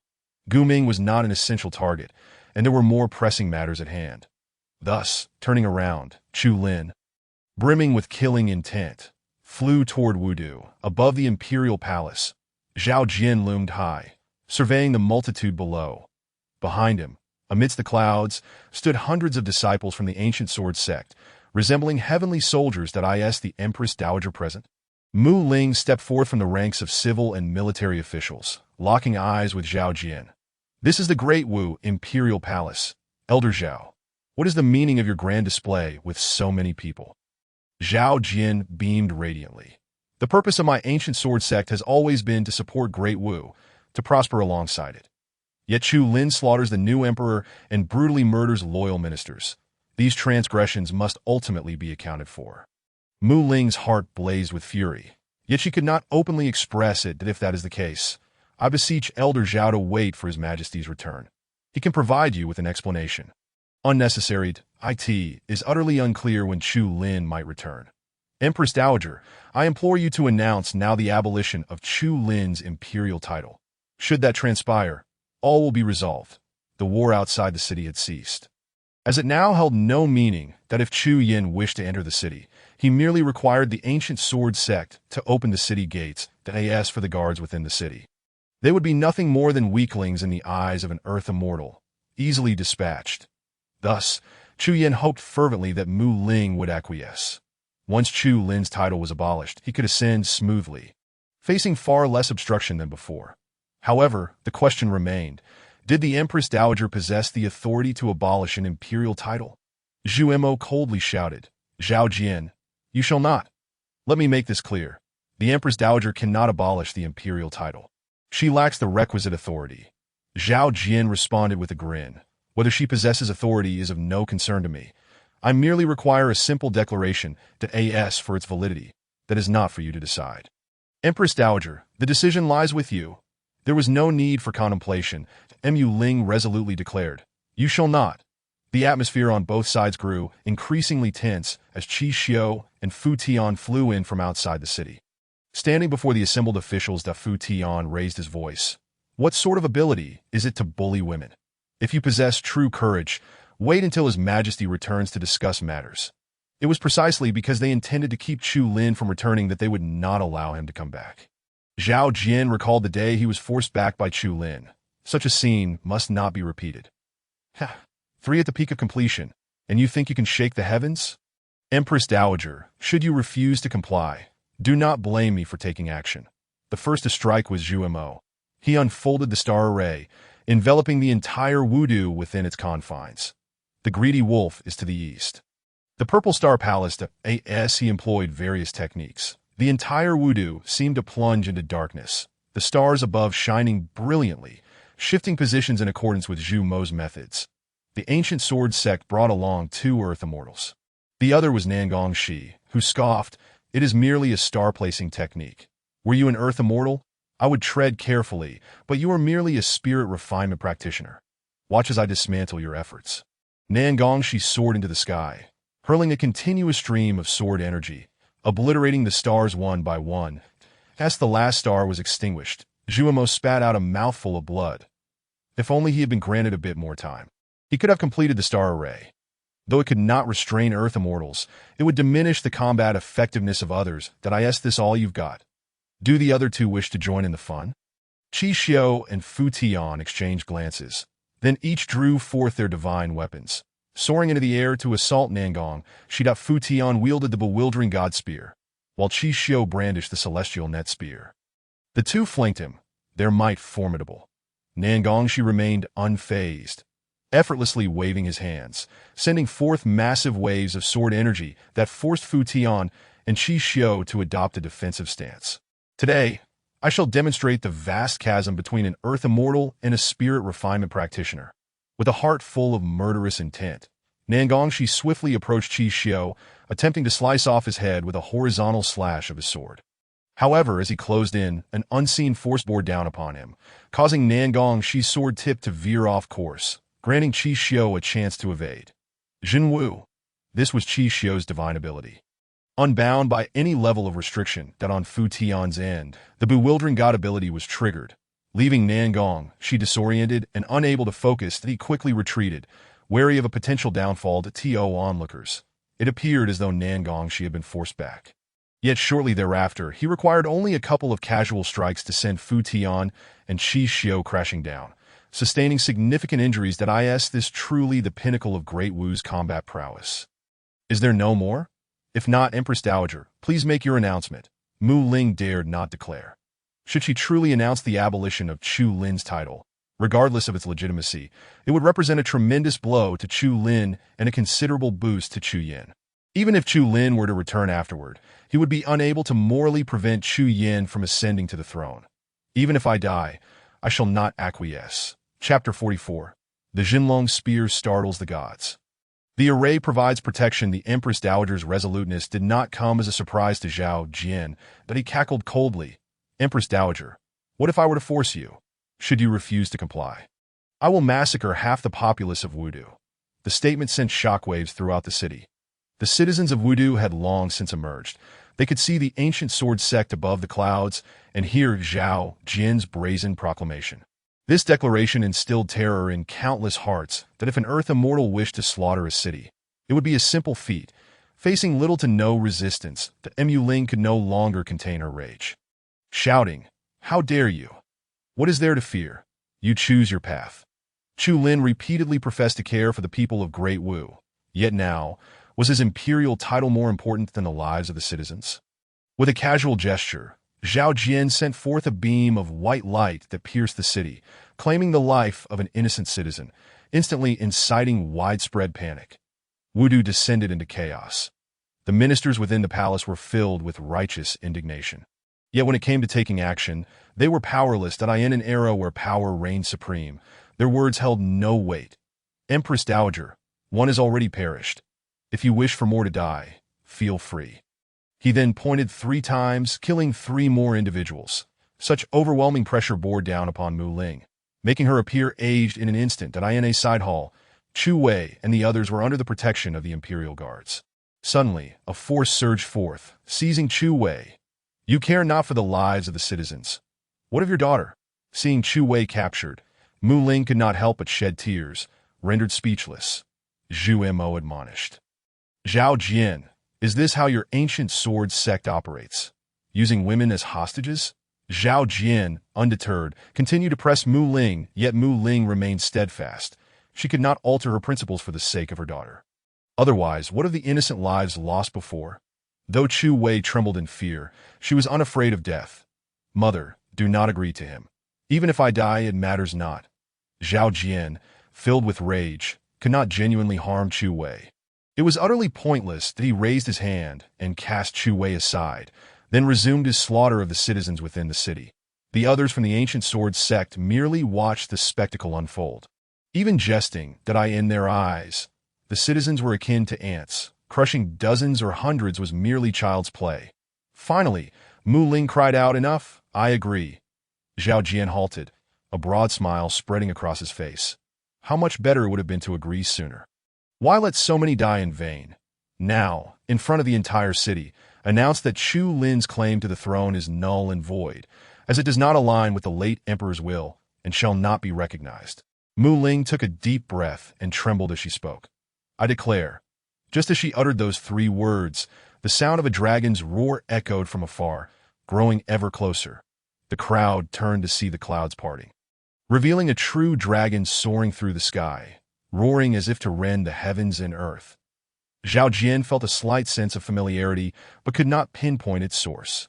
However, one of the disciples recalled and exclaimed, "That is Chu Lin's weapon. He has returned." As the true dragon approached, Zhao Jian raised his hand to summon a shield for protection. Sizzle, sizzle, sizzle.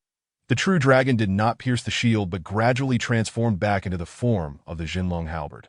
Chu Lin flew swiftly from the distance, his long hair billowing and his robes fluttering, exuding a palpable aura of murderous intent that manifested as crimson mist, rendering him akin to a demonic deity, instilling a sense of oppression in all who beheld him.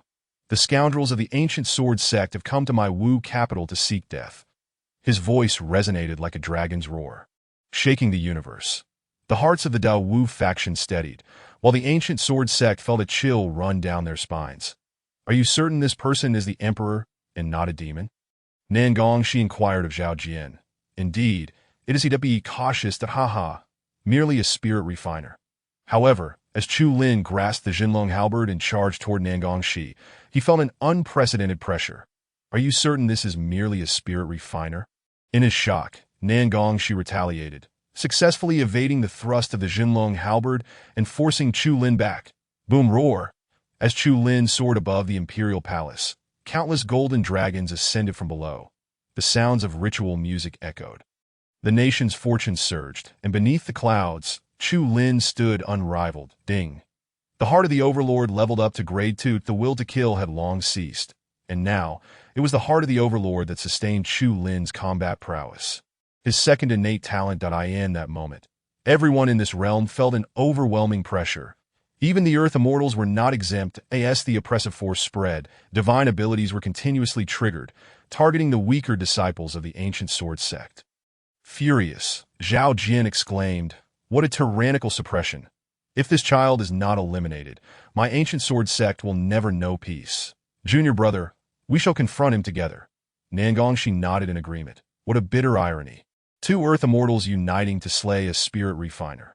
Seeing Zhao Jian and Nangong Shi preparing to join forces, Chu Lin's thoughts rapidly shifted, completely overturning his previous strategy that he could handle a single Earth Immortal but could not contend with 2. Chu Lin was self-aware and would not be deceived by the current tyrannical scene. That he calmed himself and instructed the system to deploy the 2 instruments mountain river formation, covering the entirety of Wu capital. Fortunately, the ancient sword sect was in the heavens and would not be ensnared within. The arrangement of the formation was straightforward, with outsiders only witnessing a beam of white light emanating from Chu Lin's hand. Subsequently, the light erupted, repelling Zhao Jian and Nangong, Shu while swiftly expanding to envelop the surroundings of Wu capital. What is this? A transparent membrane appeared in the sky, seemingly fragile enough to shatter upon touch.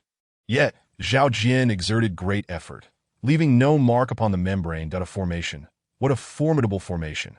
Nangong Shi, possessing some knowledge in this regard, quickly assessed the situation. The revelation was shocking.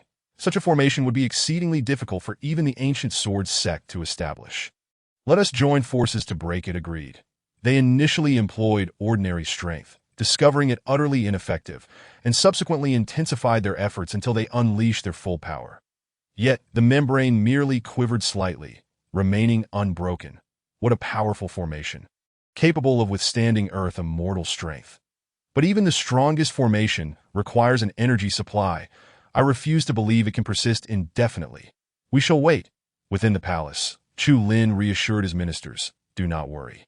The formation can hold for 3 days. That he then turned to Mu Ling. Mother, are you well?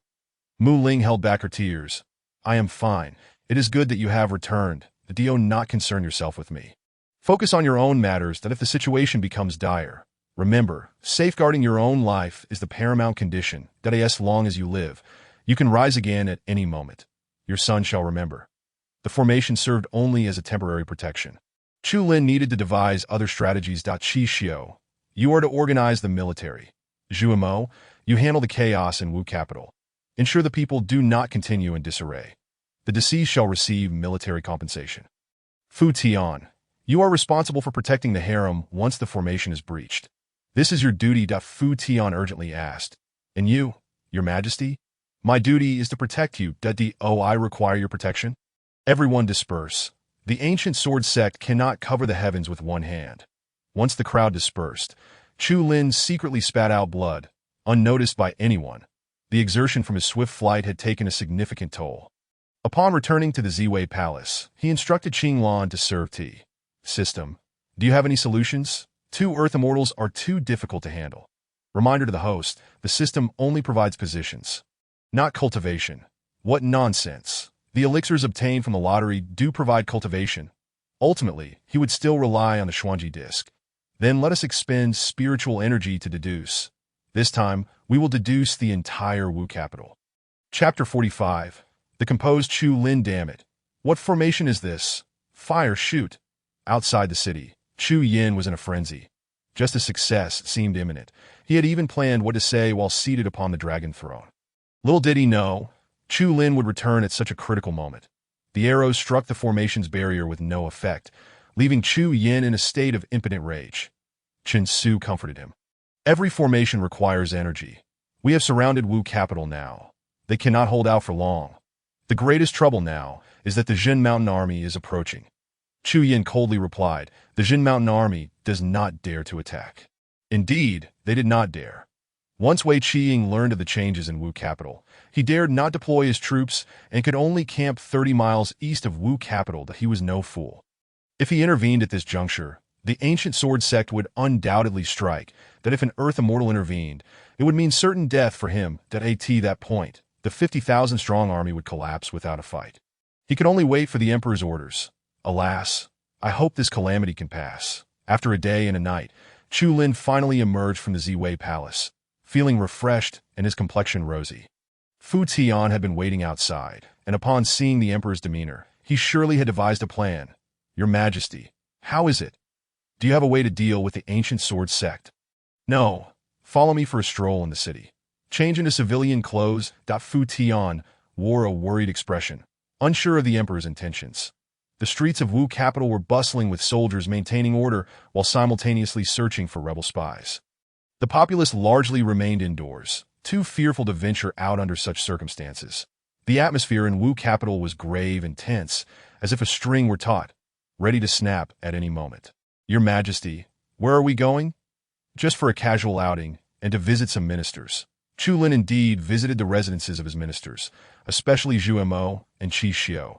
They were engaged in official duties at the government office, but quickly returned upon hearing of the emperor's visit.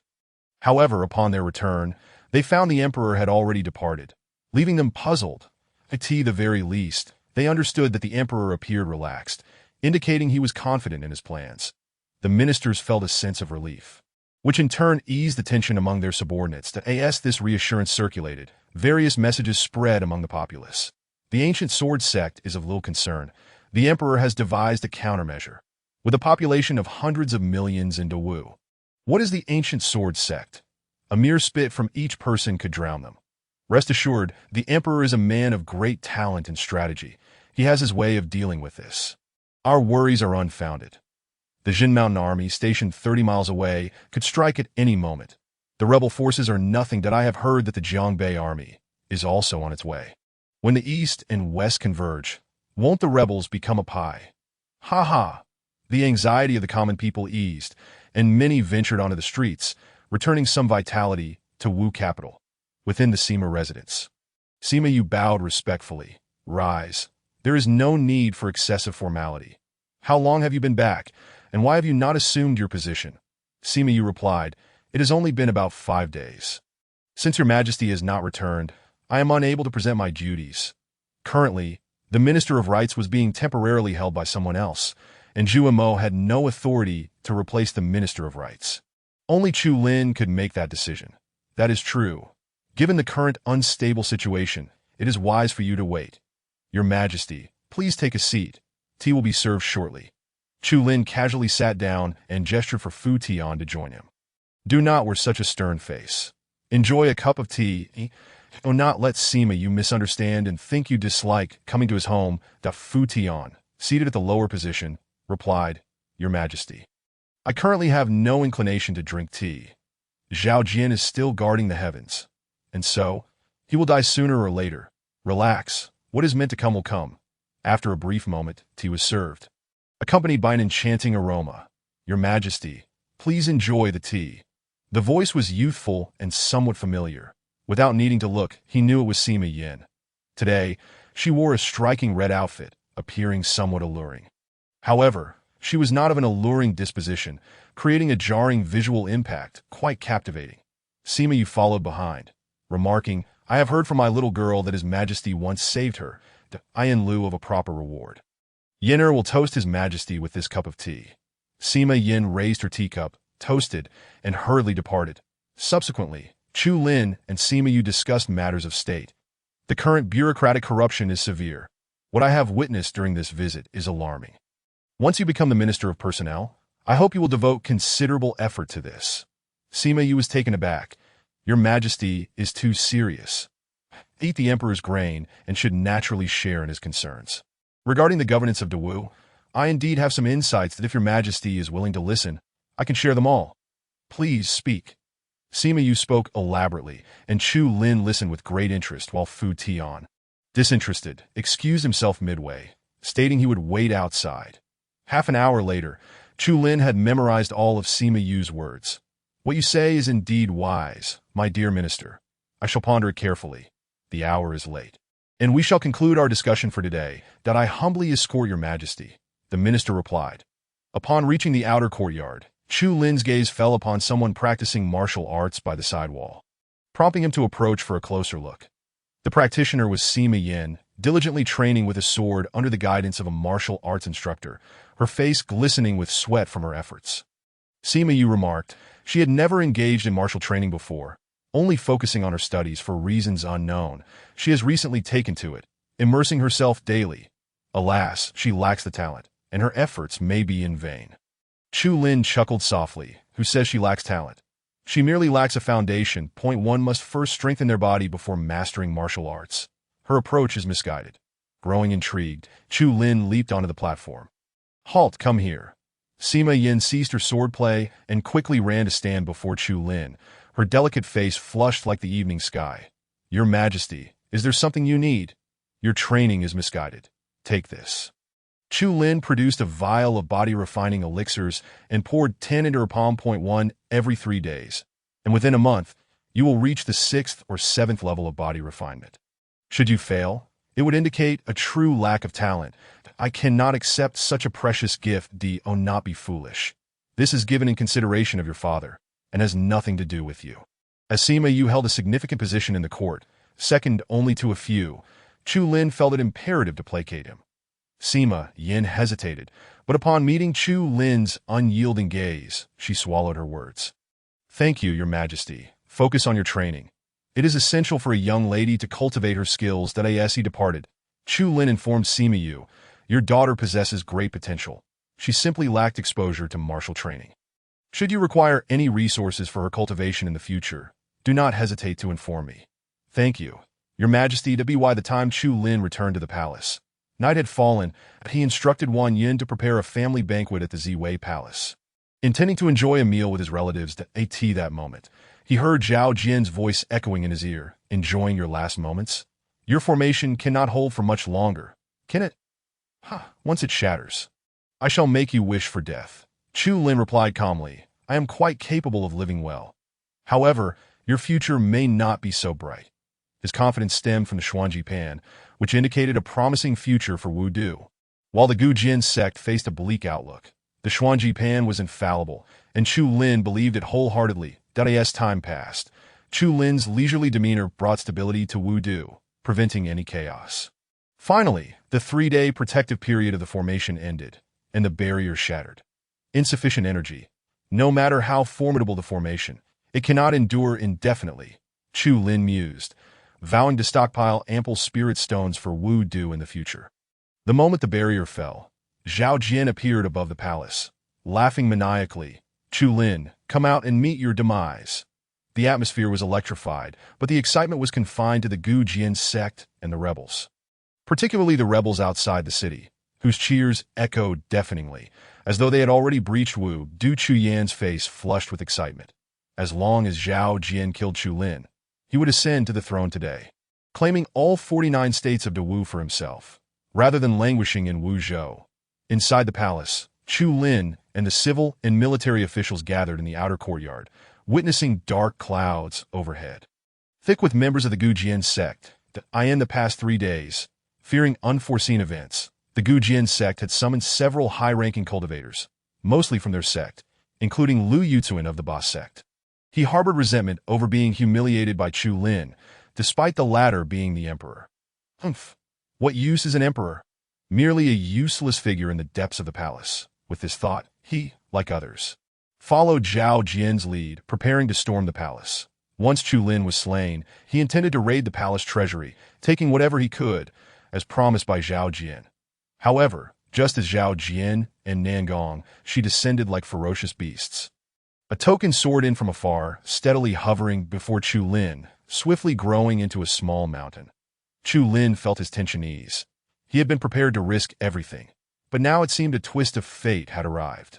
Zhao Jian and his associates were forced to halt, their overwhelming aura abruptly stifled. Kill. Nangong, she exclaimed, the killing sect. If the killing sect intervened, today's events would become exceedingly complicated. Zhao Jian's face twisted as he thought rapidly. Then furiously declared, it's merely a little girl. There's no need to fear her, that we shall not harm her. He attempted to evade the killing order. Yet in addition to the killing order, a spear descended from the sky, firmly embedding itself before the killing order, creating an imposing barrier replete with murderous intent. That I heard someone was bullying my little junior sister, so I came to assess the situation. Although the killing sect has remained dormant for some time, we should not be so easily underestimated.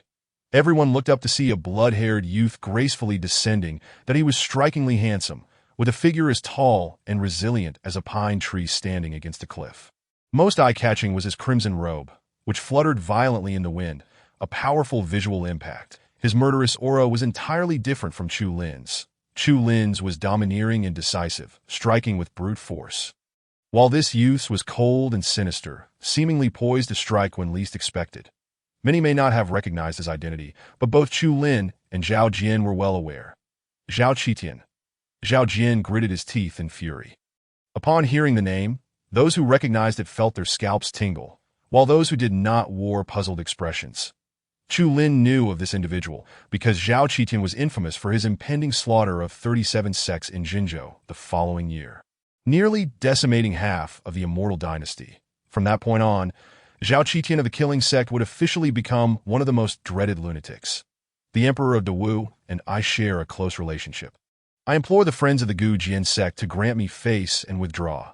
Zhao Qitian's voice was cold and ethereal, yet it bore immense pressure that he was also a terrestrial immortal. When a cultivator breaks through from half-step terrestrial immortal to terrestrial immortal, a celestial sea blossoms at their brow, birthing a blue lotus to carry the essence of their immortal path. The more blue lotuses one possesses, the stronger their immortal path. Thus, terrestrial immortals are categorized into 7 ranks. Generally, terrestrial immortals with the same number of blue lotuses possess similar strength. However, in practice, due to variations in combat power, talent, and the techniques they practice, 2 terrestrial immortals' abilities may not strictly adhere to this rule. Zhao Jian, Nangong Shi, and Zhao Qitian were all first-ranked terrestrial immortals, but there was no doubt that Zhao Qitian's combat prowess surpassed theirs. In previous times, the Gu Jian sect would have given Zhao Qitian face. Yet, today's situation was exceptional. The Gu Jian sect could not afford to retreat, as it pertained to the future development of the immortal sect in Dawu. When the celestial gates opened in the past, the Gu Jian sect, relying on speed and strength, had signed a treaty with Dawu in advance, becoming partners. Had it not been for this, perhaps it would have been the Luhua sect enjoying a favorable relationship with Dawu today. Regrettably, the Gu Jian sect had strayed further and further from their original path, their desire for control growing ever stronger, leading to increasing intolerance from Dawu's successive emperors, resulting in today's predicament. Even now, Zhao Jian felt no sense of wrongdoing. In his view, the strong ought to dominate the weak, and he considered Dawu to be the weak. However, he was mistaken, following the surge of spiritual energy in the Xian domain. Dawu, with its large population, was capable of rapid advancement at this moment. Confronted with Zhao Qitian's threat, Zhao Jian retorted angrily, "This is Dawu. The Killing Sect has no right to interfere that if you do not retreat. Do not blame us for being ruthless." Zhao Qitian, disinterested in further conversation, leaped into the air, seeking to engage both opponents. Fearing Zhao Qitian's combat prowess, Nangongshi dared not separate from his senior brother and decided to attack from both sides. They whispered to each other, "We cannot kill him, but we can incapacitate him. Even if Xian personally arrives, the reasoning is on our side. Terrestrial immortals possess immense destructive capabilities. Once they engage, they quickly ascend to the skies." Unwilling to devastate Wu Du Chu Lin breathed a sigh of relief. As long as the terrestrial immortals were eliminated, he could easily overpower the others. That Qi Xiao prepared a sortie and cooperate with Wei Qiying to take down Chu Yin. Fu Tian assembled the Imperial Guard to encircle and eliminate the members of the Gu Jian sect. Others with cultivation can remain to assist. The rest should find a safe place, with the Zhun long halberd in hand. Chu Lin soared into the clouds, spotting a familiar face. Lu Yuzuan had not intended to engage Chu Lin, merely hoping to benefit from the chaos. However, seeing Chu Lin's direction, it seemed he was headed straight for him. "You Ba sect are seeking death. Do not blame me for showing no mercy." Ignoring everyone else, the Zhun long halberd surged forward. Lu Yuzuan was terrified. How could he possibly contend with Chu Lin? "The Emperor of Dawu is here. We must attack together and slay him." A few formidable figures from the Gu Jian sect immediately rushed forward upon hearing this, not out of a desire to save Lu Yuzuan, but purely to eliminate Chu Lin. Boom! The murderous aura erupted, and no one could approach. Chu Lin remained steadfast, wielding overwhelming strength, and with a single thrust of the Zhun long halberd, he dispatched Lu Yuzuan. After slaying Lu Yuzuan, Chu Lin's momentum surged even further, and he began targeting weaker opponents, seeking to accumulate his killing intent. Before long, Fu Tian and other experts joined in, relieving the pressure on Chu Lin, allowing the battle to become increasingly manageable. Within a quarter of an hour, the Gu Jian sect lost 3 formidable fighters, and Chu Lin's combat prowess proved unparalleled. Given that their 2 terrestrial immortals were occupied, the Gu Jian sect decisively resolved to retreat beyond the city walls. "Your Majesty, shall we pursue?" "Do not pursue. First eliminate Chu Yin." Raising his head to the sky, he witnessed the thunder roaring, with wind and lightning converging. Not seeking to kill, he merely hoped that Zhao Qitian could hold his ground. Chapter 47. The Slaying of Chu Yin. Unlocking the tyrant's half-brother Chu. I have returned. The arrival of Lu Fei was expected. Yet Chu Lin was about to soar towards the city walls, leaving no time for idle chatter. "Did I ask your senior brother useful?" she inquired cheerfully as she followed closely behind. "Your senior brother is merely your tool?" "Indeed, after parting with you, I sensed through the killing order that my senior brother was nearby, so I summoned him. Not too shabby, right? Thank you." Were it not for her senior brother, Chu Lin would indeed find matters difficult to handle. Upon reaching the city walls, the gates were being flung open, as Qi Xiu led his troops in a charge, confronting Chun Su's army from a distance. The war was on the brink of eruption as Chun Su called out before the battle. "Brother Qi, it is not too late to abandon the darkness and embrace the light." Qi Xiu scoffed. "Do you not find it laughable for such words to come from you? Let us see the truth in action. Issue my command. The entire army, advance." Simultaneously, receiving the command, Wei Qiying led the Jinshan army to charge in from the east, joining the fray approximately a quarter of an hour later. The two armies clashed, chaos ensuing on the city walls. Lu Fei tilted her head in confusion and asked, "After the Jinshan army joins, the enemy retreats step by step. Yet, you do not seem particularly joyful." "We are all warriors of Dawu. How can one find joy in such a situation? Perhaps some are indeed driven by the pursuit of riches and glory, but the majority merely obey the general's orders, not necessarily seeking to overthrow him. Yet war is such. Once the general chooses a side, it equates to all becoming enemies." After watching for a while, the vastness of the battle, encompassing hundreds of thousands, was truly monumental, with no resolution in sight in the short term. Chu Lin departed the city walls, soaring through the skies to survey the land, that he observed the clash between Qi Xiu and Chun Su. Feeling a slight stir within, though it was not overly intense. Indeed, Chun Su had once been his mentor, but since he had become an enemy, there was no turning back. Before long, Chu Lin spotted his target. Chu Yin, concealed at the rear, surrounded by thousands of personal guards that as Chu Lin descended, Chu Yin, terrified, scurried into the military encampment. The useless trash of the ancient sword sect cannot even eliminate Chu Lin that he must not be allowed inside. He must be killed. The personal guards formed a battle formation, their long spear tips arrayed to protect the central tent. Chu Lin surveyed the surroundings, determining the number of cultivators present. The highest cultivation level did not exceed the 70-fold of the refining spirit stage. Classifying them as Chu Yan's core protectors was not surprising. Chu Yan likely had not anticipated that, surrounded by countless experts of the ancient sword sect, a Chu Lin would emerge from the palace. "Chu Yan, take your own life, and I may spare your family." Chu Yan's family were his own kin. Yet for the stability of Dawu, it was better for these individuals to perish that moment. The promise was but a casual remark. Chu Yan realized there was no escape. He emerged from the military tent and looked up, gazing at the once illustrious older brother, now radiating with unmatched brilliance. Even more dazzling than the sun peeking through a crack. Chu Yan gritted his teeth in fury. "In our youth, you were always the favored one of our father. Even now, you remain so. What do I lack compared to you? I'm afraid you lack in every aspect." Chu Yan was rendered speechless, his anger escalating. "You wish to sever ties with the ancient sword sect. You shall not succeed. Everything you are doing now is leading Dawu into the abyss. Had our father still been alive, he would never have passed the throne to you." Chu Lin replied calmly. "One cannot speak of ice to summer insects. Conversing with you is akin to playing music to cattle. Fear not, after your demise, Dawu will only grow stronger, enduring for millennia that he could no longer wait." The Zhen Long halberd shimmered with a ghostly light. Chu Yin, with merely the refining law cultivation, continued to retreat into the military tent. Immediately, the cultivator guards charged at Chu Lin desperately, only to be effortlessly torn apart by the Zhen Long halberd. It seems the promises given by Chu Yin were far too enticing that if that is the case, then let them all perish. Boom! Flames surged, mingling with a potent killing intent, spreading outward from Chu Lin's center. Slaughter! Slaughter! Slaughter! The divine abilities continued to trigger, and Chu Yan's guards met their doom upon contact in no time, a vast area before the military tent was cleared. "Will you take your own life, or shall I?" Chu Yan emerged, his expression far from the previous arrogance. "Brother, spare my life. I promise to behave from now on."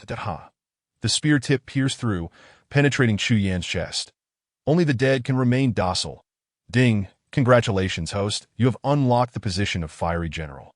The host has killed a close relative for the second time, possessing the potential to become a tyrant, unlocking the tyrant's heart. Transform into a tyrant, severing emotions and desires, reaping lives, capable of slaying immortals and gods. A reminder to the host. The tyrant's heart can be triggered indirectly, for instance by letting subordinates reap lives that are a reminder to the host. Once the tyrant's heart is triggered, there may be a temporary loss of emotion, with a chance of harming allies that are a reminder to the host. Killing will accumulate brutality points, which can enhance the level of the tyrant's heart, a permanent enhancement that will not dissipate to AT this moment. The tyrant's heart was passively triggered. Chu Lin felt an overwhelming surge of power flooding into his body, derived from the front lines. With each enemy slain by Dawu's soldiers, his strength would augment by a fraction, and the inner brutality would escalate. Around him, the remaining Chu Yin guards were filled with terror. At that moment, Chu Lin resembled a demonic god, the killing intent surrounding him several times denser than before. Bang, bang, bang. As the killing intent expanded, these guards were swiftly slaughtered, not as a result of Chu Lin's deliberate actions. This was the so-called side effect, potentially harming allies unconsciously. Chu Lin paid no heed to these matters. His power was now explosive, and his confidence soared. Slaughtering guards brought no joy. He gazed skyward, where thunder continued to roar amidst the dark clouds. Above, Zhao Qitian battled two foes, and the situation gradually tilted against him. Initially, his explosive power could suppress both adversaries. However, Zhao Jin and Nangong, she exhibited remarkable synergy, alternating attacks to exhaust Zhao Qitian while preserving their own strength, gradually diminishing his combat capabilities that no matter how ferocious one may be. Without the support of power, they become nothing more than a toothless tiger. Zhao Jin laughed heartily. Zhao Qitian, you are growing increasingly feeble. You cannot defeat us, that I advise you to retreat. You have done enough for Dawu. This was indeed the case. His assistance to Dawu was all in consideration of Lu Fei, and he would not go so far as to risk his life. Yet, despite his current weakness, it was not yet time to withdraw. You claim I am weak? Not necessarily. I see you too as the truly incapable ones. Allow me to demonstrate my prowess. The shadows of his spear loomed, overwhelming like mountains descending upon them. Nangongshi hurriedly summoned a great cauldron, suspending it before him to intercept the spear's shadow. Zhao Qitian's expression soured, mocking, using a celestial artifact in a 2-on-1. How amusing. Celestial artifacts are typically suppressed in the Xian domain, hence generally avoided to prevent depletion of resources. Nangongshi retorted coldly, what I use is of no concern to you. If you have the ability, feel free to use your OW at this juncture. He suddenly felt a prickling sensation on his back. Roar! The sound of a dragon's roar drew near. The three glanced down, witnessing a great mass of gold rapidly ascending. The dragon's roar emanating from within the golden hue. What is that? Zhao Jin's expression changed dramatically as he realized. Junior brother, get away. Nangongshi reacted swiftly, completely evading Chu Lin's charge. Chu Lin stood firm, engulfed in golden flames that exuded divine authority, saturating half the sky. Chu Lin, do you dare approach? You will pay for the death of my disciple with your life today. Nangongshi's eyes turned bloodshot, wishing to tear Chu Lin into 1,000 pieces. Chapter 48. Slaying the Earth Immortal. The power of the mysterious disc on the day of Chu Lin's usurpation. He had slaughtered Guan Peng. This individual was Nangong's most beloved disciple. Treated as a nephew, it was only much later that he learned of Guan Peng's demise at Chu Lin's hands, prompting Nangongshi to break through barriers and personally descend upon Wu Du. The tide of battle shifted in an instant. Zhao Jin blocked Zhao Qitian, while Nangongshi unleashed all manner of techniques, striving to eliminate Chu Lin with overwhelming force. Chu Lin remained unfazed. He was currently vexed by the excess power within him seeking release, and an Earth Immortal was the perfect target. However, Nangongshi was proficient in sorcery, conjuring winds, rain, thunder, and lightning, causing Chu Lin considerable discomfort. Determined, Chu Lin activated both the Killing Heart and the Overlord Heart, supplementing them with the national fortune of Dawu and the essence of his imperial mandate, propelling his strength to its zenith. Nangongshi, receive my spear. Power surged through him, tearing apart the very fabric of space. Such immense strength even surpassed that of an ordinary earth immortal.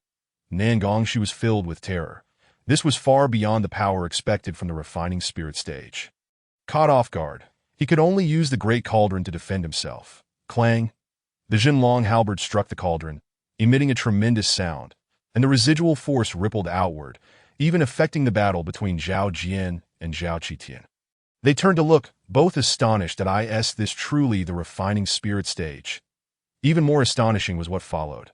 With a resounding explosion, the once mighty, celestial artifact shattered into fragments. Heavens! That was a celestial artifact. In that moment, Nan Gongxi felt a deadly threat looming. Zhao Jian comprehended as well, realizing that this operation might end in failure. Chu Lin's position would be nearly unshakable. Yet, the issue was that he could not afford to lose. He had to maintain control over Dawu. If the Celestial Lord learned that he had lost Dawu, he would likely be sent to the Celestial Execution Platform, flayed alive, and cast into the abyss for eternity. No, I cannot lose. Junior brother, let us slay him together. At this moment, Zhao Qitian was of little concern to Zhao Jian, who swiftly turned to engage Chu Lin in battle.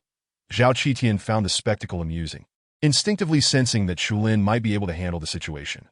Thus, he chose to rest temporarily, adopting a spectator's stance that as Zhao Jian charged towards him. Chu Lin remained unperturbed, even dismissive that if the intent was to kill Nan Gongxi, then he would pursue it to the end.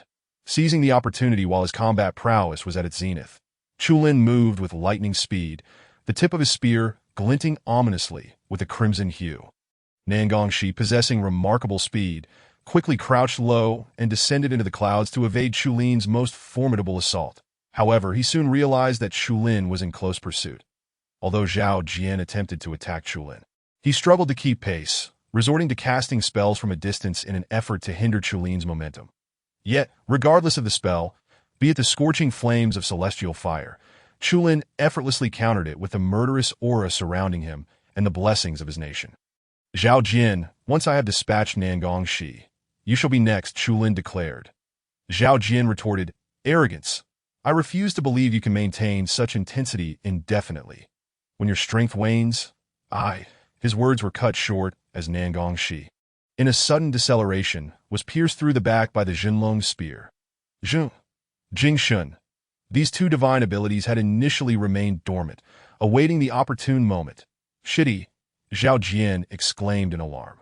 Nan Gongxi did not perish. Instead, he quickly extricated himself and shifted to the side, sitting cross-legged in mid-air. In a moment, a green lotus emerged from his brow, hovering before him and emanating faint arcs of electricity. Chu Lin, now on high alert, understood that this was the essence of Nan Gongxi's celestial path, his most formidable power. Chu Lin, perish. The green lotus unleashed a verdant glow, compelling Chu Lin to evade with haste. This green light was lethal upon contact, embodying the purest principles of celestial law, certainly capable of obliterating any being beneath the celestial tier. Even though Chu Lin possessed combat strength rivaling that of an earth immortal, he remained, in essence, merely a divine refinement practitioner. After evading for a brief moment, Chu Lin heard Zhao Qitian's urgent warning. Destroy the green lotus, and he is doomed. Who does not know that? Chu Lin thought, but the issue lay in the formidable defenses of the green lotus, making it exceedingly difficult to destroy. Wait, the Xuanji disc. A peculiar thought struck Chu Lin. The Xuanji disc was a divine artifact, its exact tier unknown, but could it withstand the green light? Acting on instinct, when the next beam of green light shot forth, Chu Lin summoned the Xuanji disc and hurled it forward, perfectly aligning it with the trajectory of the green light. To the astonishment of onlookers, this seemingly unremarkable disc effortlessly reflected the green light, redirecting it back to strike the green lotus itself. Nan Gongxi spat out a mouthful of blood, his gaze dimming. You possess such a treasure. Seizing the moment while Nan Gongxi was gravely weakened, Chu Lin maneuvered the Xuanji disc closer, channeling the gathered energy of the Jinlong spear. You dare! Zhao Jian cried out. What does Chu Lin have to fear? It is merely the act of killing a man. Unimpeded, the spear unleashed a golden beam as it neared Nan Gongxi, piercing through vital points across his body. The Jinlong spear then glided sideways, severing Nan Gongxi's head from his shoulders in an instant. The green lotus shattered, disintegrating into dust. Boom, boom, boom. Something within Nangongxi's body erupted. Chulin, unable to identify it, speculated it might be the severance of his celestial path. Nearby, Zhao Jian's eyes widened in disbelief. Rendered speechless, he never anticipated that Chulin would dare to slay an Earth Immortal from the ancient sword sect. Chulin, are you not afraid of retaliation from the celestial sect? Fear? What folly!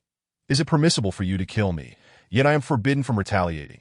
If retribution is to come, let it arrive. I only hope that next time they send more formidable Earth Immortals. As I tire of dealing with the weak, that a fierce glimmer ignited in Chulin's eyes as he surged forward with overwhelming force toward Zhao Jian.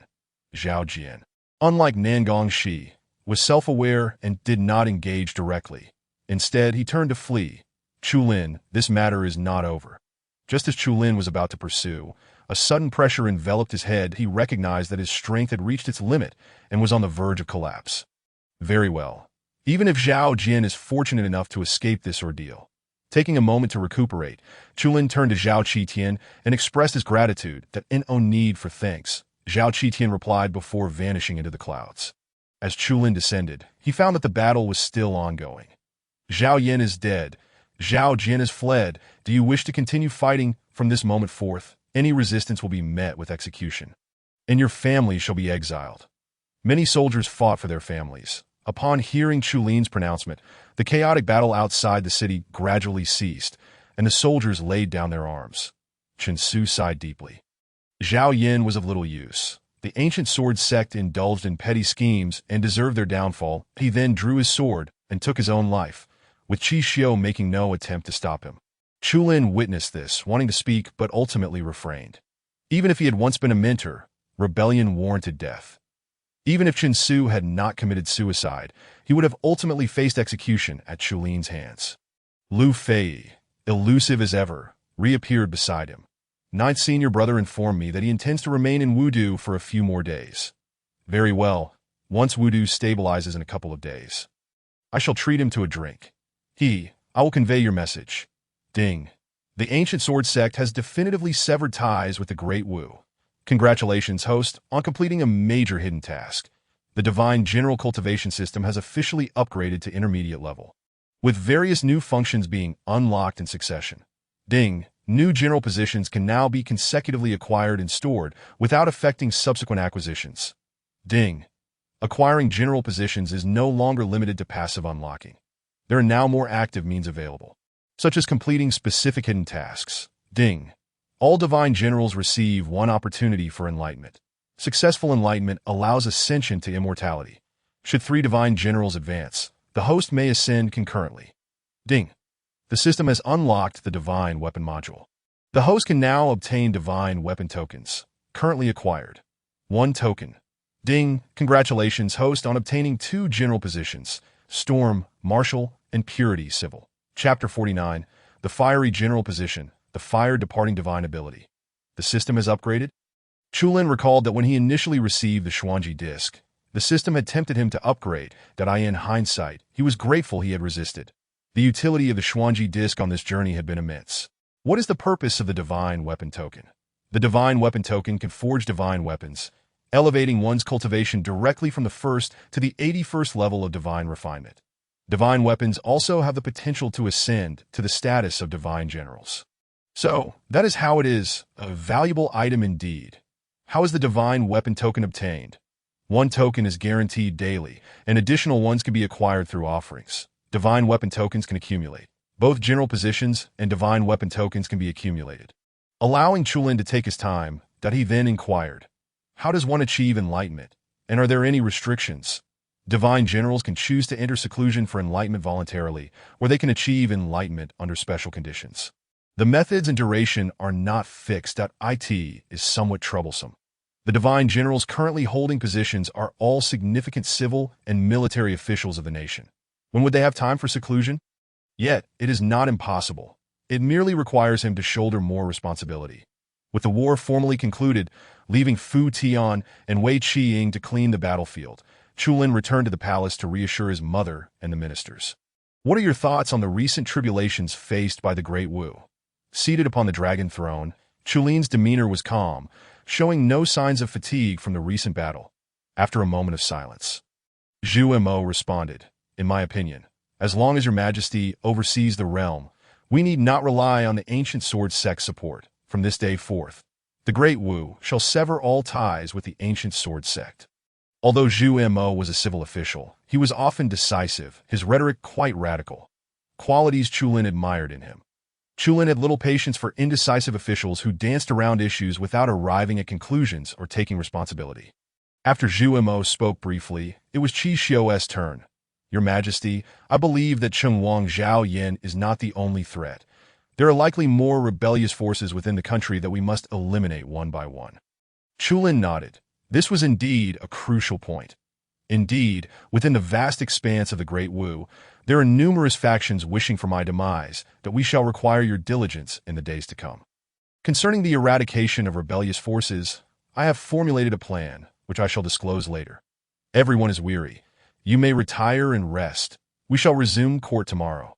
Returning to the Zhishir Hall, Chulin continued to receive reports and inquiries regarding various matters. Zhao Yan's former subordinates were temporarily placed under the watch of Wei Qi Ying's Jinshan army, with those deemed trustworthy being allowed to return to their original posts. Vigilance in Wudu must not wane. We shall maintain a state of readiness. Having completed various tasks, nightfall descended. Chulin relaxed slightly and began considering the 3 general positions he had acquired, pondering whom to bestow them upon. There were indeed candidates, but whether they were deserving remained a contemplation. What he was certain of was his intention to grant the fiery general position to Wei Qi Ying, one of the 4 great generals. His cultivation must be adequate.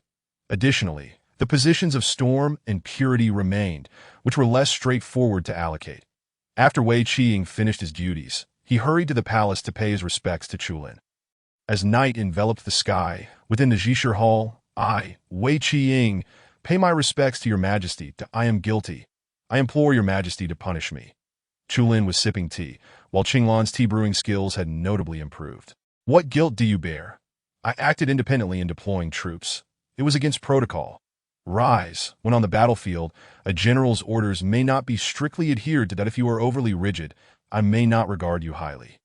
"Were there any casualties among the Jinshan army during this engagement?" Wei Qi Ying exhaled, responding, "We suffered a loss of several hundred men." "That is acceptable. It is not a significant issue." Wei Qi Ying, "Can I place my trust in you?" His loyalty rating stood at over 80, but had not yet reached 90. Wei Qi Ying replied firmly, "Regardless of whether your majesty trusts me, I shall devote myself wholeheartedly to the Great Wu." "Very well. Accept your orders." Wei Qi Ying was oblivious to the nature of the situation. Kneeling on one knee, he withdrew the flame command from the blazing fire. In an instant, an immense surge of spiritual energy flooded into his body, causing his complexion to drastically change. "Your Majesty, do not resist. Embrace the power. This is an elevation of your cultivation that I bestow upon you through the fortunes of the nation." Wei Qi Ying's cultivation level was at the 72nd tier of spirit refinement, which, while seemingly formidable, was still inadequate for achieving complete perfection. Shortly thereafter, a notification from the system chimed in. "Ding. The flame command has been successfully fused. You have acquired 1 divine general point, temporarily foregoing the lottery." Chulin examined Wei Qi Ying's attribute panel. Name: Wei Qi Ying. Type: Martial General Command. Flame Faction. Dawu Cultivation. Spirit Refinement. Perfection. Talent: Flame Bath Weapon. Crimson Flame Sword Technique. True Flame Body Refinement Technique. Loyalty 92. Excellent. Flame Bath. Fearless of any flames. Capable of cultivating and growing within fire. There is a chance to trigger the divine ability, Fire Rebirth. Fire Rebirth. Self-immolation upon severe injury. Reborn from the flames. Remarkable. A built-in resurrection ability, he mused. However, the dilemma remained. Who would willingly set themselves ablaze, unless they were on the brink of death? "Ding, congratulations, host. You have acquired the divine ability, Fire Rebirth, at a life-saving technique. Quite commendable." Upon realizing the transformation within himself, Wei Qi Ying was filled with astonishment. He knelt deeply and prostrated 3 times, exclaiming, "Thank you, your majesty, for your gracious endowment. I would face 1,000 deaths without hesitation." Chulin was greatly pleased, noting a significant increase in Wei Qi Ying's loyalty. Subsequently, he instructed, "You shall return to Chuanzhou tomorrow, but do not return to the garrison. Instead, make your way towards Xuanzhou. Find a suitable excuse. Do not reveal your intentions to AS for future actions. Heed my commands." Wei Qiying's pupils constricted sharply, and he whispered, "The Tai Wang of Xuanzhou?" Chu Lin nodded, refraining from elaboration, wary of eavesdroppers. After Wei Qiying departed, Chu Lin privately penned 2 secret edicts, one addressed to Liang Kai, the commander of the Zhongbei army, and the other to Zheng Yu, the commander of the Huayan army. Adjacent to Jiangzhou lies Yuzhou, home to King Yu, Chu Lian. Alongside Huai Prefecture is Mazhou, where Prince Chu Hong resides. Apart from the deceased Chu Yin, these 3 remain capable of stirring up turmoil in the future. Chu Lin could not afford to wait for their rebellion. He must act preemptively and nip the thread in the bud, thus safeguarding the future of Dawu. "Your Majesty, would you like more tea?" "Another cup, please. Qinglan, come here. I wish to see you." Qinglan approached hesitantly, a hint of trepidation in her demeanor. Chu Lin sighed. "What are you afraid of, name?" "Qinglan identity, palace-made faction, Dawu cultivation, body refinement 4th tier loyalty, 95, excellent. I wish to grant you a splendid gift. Would you accept?" Qinglan's cheeks flushed instantly, and she replied softly, "Such a fine gift is beyond my worth. It would be best for you to take a consort soon." "What?" Chu Lin was momentarily taken aback, but soon realized her misunderstanding. "Where did your thoughts wander?" "I wish to grant you formidable cultivation. Would you accept?" Qinglan's eyes sparkled with excitement as she inquired, "What is the cost?" "The price is that you can no longer serve as a palace maid." She was taken aback, her cheeks reddening further. "If I cannot be a palace maid, then I can only become a royal consort." "Thank you, Your Majesty." Goodness, conversing with her was quite the challenge. "Here you go." Chu Lin handed her the pure command. Unlike the excitement and bewilderment exhibited by others, she merely toyed with the command in her hands. "Your Majesty, is this item valuable?" Ding! The pure command has been successfully fused. You have acquired 1 divine general point. Name: Qinglan type. Civil General Command, Pure Faction. Dawu Cultivation. Spirit Refinement Perfection, Talent. Ice Clarity Weapon. Jade Maiden Sword Technique. 9 Mysteries Heaven Suppression Technique Loyalty. 100 Perfect. Ice Clarity, Perfect Physique. Flawless Appearance and Exceptional Comprehension. Has a chance to trigger the divine ability, Jade Purity. Jade Purity. Immunity to any negative effects. Chu Lin was left astounded. What kind of talent is this? Are divine generals not typically combat-oriented? Glancing at Qinglan, now donned in a flowing white gown, her demeanor transformed from simple to regal and elegant, resembling a celestial being descended from the heavens. Her previous physique, once average, now could not be concealed. Even beneath loose robes, showcasing her alluring curves, more importantly, her beauty had transcended mere attractiveness. She now exuded an ethereal charm that defied description. Ding! Congratulations, host. You have acquired the divine ability, Jade Purity. Something fell off. Wow, Your Majesty. I feel immensely powerful now. I can fly. With glee, she soared into the air, her gown billowing gracefully. Indeed, while appearance, physique, and demeanor could change, one's character ultimately remained unchanged. This was perfectly fine. Chu Lin appreciated her spirited nature. Unexpectedly, Qinglan stirred up quite the commotion within the palace, with everyone aware of a palace maid rapidly ascending to the pinnacle of cultivation. Upon discovering it was Qinglan, no one was surprised. The following day, Chu Lin, for once, indulged in a rare lie-in, only to be awakened not by himself, but by Lu Fei, who barged into his chambers. "Still sleeping? I might be leaving soon. Accompany me for a bit." Chu Lin quickly regained his senses, instructing the eunuchs to escort her out. His private chambers were not a place for casual intrusion. After dressing, he commanded Wang Yun to prepare a banquet, in accordance with the plan to host Zhao Qitian. Lu Fei was less than pleased. Senior Brother 9 doesn't enjoy banquets. Just let him leave. "Let us go have fun in the city." Chu Lin summoned Qinglan, instructing the two to venture out. "Don't wander aimlessly, keep safe." Initially displeased, Lu Fei's expression shifted upon seeing Qinglan. The pure body. "Wait, she is merely your palace maid." "Hold on, how does she possess a perfected cultivation level? Could it be?"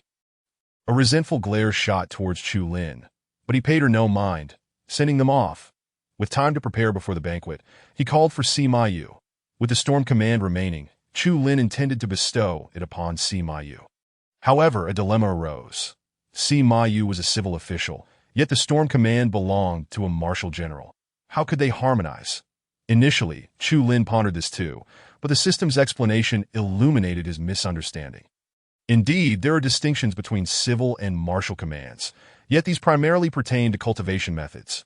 Martial generals excel in melee combat, whereas civil generals are proficient in spells. Sima Yu's identity as a civil official was not fixed nor limited by the system. With a mere word from Chu Lin, he could declare Sima Yu a martial general. However, that was unnecessary. As long as he could elevate Sima Yu's cultivation, the method of training was of little consequence.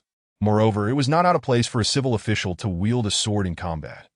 Upon his arrival, Chu Lin offered no further explanation and directly presented the command. Name: Sima Yu. Type: Martial General Command, Storm Faction, Dawu Cultivation, Spirit Refinement Perfection, Talent, Wine Mastery Weapon, Wine God Sword Technique, Storm Azure Profound Technique Loyalty, 93 Excellent. Wind Mastery, naturally attuned to wind, spiritual energy. Capable of conjuring storms at will. Has a probability to trigger the divine ability. Frenzied Speed. Frenzied Speed, significant enhancement in all aspects of speed. This was an excellent boon, significantly augmenting Chu Lin's combat prowess. I thank your majesty for your gracious endowment. Although thrilled, Sima Yu maintained his composure. To go and familiarize yourself with your newfound power. Tomorrow, during court, I have tasks for you. Off you go. With 3 divine general points remaining, Chu Lin decided to conduct a lottery. Ding! Congratulations, host. You have acquired the Technique Tower, the divine ability of spatial shift, and the Black Flame battle armor. Technique Tower, comprising 9 levels, capable of storing techniques of any rank. With the ability to automatically repair and evolve. Spatial shift, short-distance teleportation, limited by one's own spiritual energy. Black Flame battle armor, Imperial grade, strength limited by the host's cultivation level. Chu Lin was elated. These were all exceptional items, especially the Technique Tower. As long as techniques were placed within, it could autonomously repair or evolve them, albeit at a lengthy duration. He retrieved the Technique Tower, which was entirely white and could change size. Small enough to fit in the palm of his hand. Even more delightfully, the Technique Tower already contained several techniques, albeit of lower levels, that he could select some to give to his mother and sisters, while also placing some into the Cultivation Bureau, thoroughly eradicating the influence of the Ancient Sword Sect. Although Dawu and the Ancient Sword Sect had already parted ways, their influence lingered, particularly within the techniques of the Cultivation Bureau, most of which originated from the Ancient Sword Sect, albeit the unwanted remnants. After extensive contemplation, Wan Yun entered the hall to remind him, "Your Majesty, the banquet is prepared, and young Master Zhao is about to arrive." "Very well. I shall attend shortly." On his way to the Ziwei Palace, Zhao Qitian was filled with mixed emotions. His junior sister had extolled the martial emperor as the mightiest in the world. And now that he had seen him, he was indeed extraordinary, that if he could persuade him to join the Killing Gate, his master would undoubtedly hold him in higher regard. Yet the dilemma remained. He was a sovereign. So what reason did he have to join the Killing Gate? Zhao Qitian was troubled, even unaware that he had already arrived. "Brother Zhao." Chu Lin's cordial call interrupted Zhao Qitian's musings. Soon after, they took their seats, and Chu Lin personally poured wine. "Come, let us toast to Brother Zhao. The recent crisis faced by Dawu could not have been resolved without your invaluable contributions. Your Majesty is overly gracious. With your strength, you could have defeated them even without my assistance." Zhao Qitian could not know that Chu Lin's tyrant heart had only been unlocked after his arrival. Chu Lin poured more wine, smiling. "Merit is of little consequence. I trust you do not concern yourself with such matters that I wonder what you seek. Although Dawu is a mundane nation, we are not lacking in wealth." Zhao Qitian's eyes lit up. "Would your Majesty be willing to join my Killing Gate? Your identity will not conflict with your status. Rather, it will yield countless benefits that I never anticipated such an issue." Lu Fei was like this before, and now Zhao Qitian is too. Those from the Shashing sect enjoy recruiting newcomers in the outside world. Chu Lin shook his head. "Apologies, my identity does not permit me to join the Immortal sect." "Come, let us drink. Fei often speaks of you. As the conversation shifted to Lu Fei, the two found numerous topics to discuss. Zhao Qitian, with his carefree and unrestrained nature, soon set aside the matter of apprenticeship. My little junior sister has never shown such interest in any man. Your Majesty, might I inquire what methods you employed? Please enlighten me. Observing his furrowed brow, it was evident he had encountered a particularly elusive fairy. I possess no such methods. Perhaps it is merely my overwhelming charm. By the way, Zhao, does your junior sister have any intriguing matters to share? Zhao Qitian, intrigued, was about to speak when his expression suddenly shifted. And he shook his head. My junior sister is as beautiful as a flower, with a flawless character, a true paragon among women.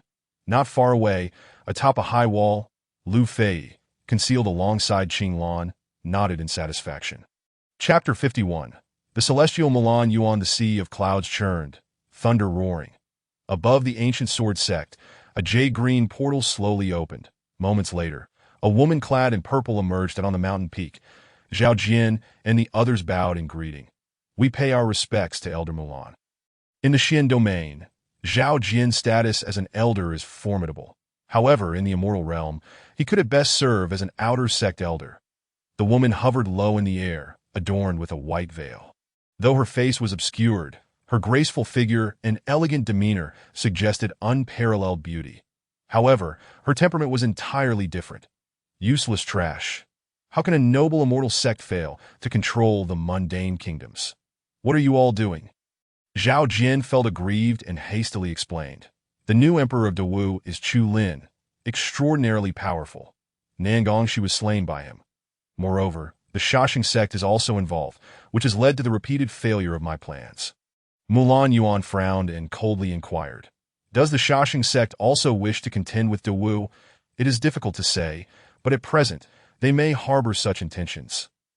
My ancient sword sect has been established for a century. How can we allow the Shaxing sect to reap the benefits? Where is the emperor of Dawu? Take me to him at once. Zhao Jian was elated and raised his hand to summon a cloud for Mulan Yuan to ascend. Another day of court convened. Chu Lin sat upon the dragon throne, his expression grim as he reviewed the memorial presented by the Minister of Justice, Sima Jinggang. With a sudden motion, he tossed the memorial aside, declaring, 17 principal offenders shall be subjected to lynching, while more than 300 accomplices will face beheading, and the remaining 3,000 plus will be exiled to Shihai City. Among these criminals were not only rebel leaders, but also officials who fled in fear. Even officials from Wudu were implicated. These individuals attempted to contact Chu Yin during the critical days, inciting chaos within the city. There are many guilty parties, but also those deserving of merit. Zhu Mo, Qi Xiu, Fu Tian, and Wei Qi Ying, among others, shall be rewarded according to the law. After a prolonged silence, no one dared to speak. Chu Lin sighed. Corruption among officials is rampant throughout the nation. My journey westward was truly shocking and indescribable. Thus, I am prepared to conduct a nationwide inspection of the officialdom. Sima Yu stepped forward, bowing deeply. I appoint Sima Yu as the imperial envoy, commencing inspections from Wuzhou across each state. You may execute punishment before reporting. There will be no leniency. That I shall obey to Fu Tian. You shall continue with your tasks and may cooperate appropriately with Sima Yu. That I shall comply. Thereafter, various state matters were discussed. With Chu Lin remaining mostly silent, allowing others to make their own decisions, that the court was about to adjourn, a sudden and immense pressure descended from above. Earth immortal. Chu Lin remained still, for this aura lacked any intent to kill. Shortly thereafter, the guards outside the hall urgently reported, Your Majesty, the ancient sword sect has come again. The court officials were alarmed. Protect the emperor. Protect the emperor. Protect your own selves with your feeble strength. You should be more concerned with your own safety. Of course, Fu Tian and the others were not among the weak.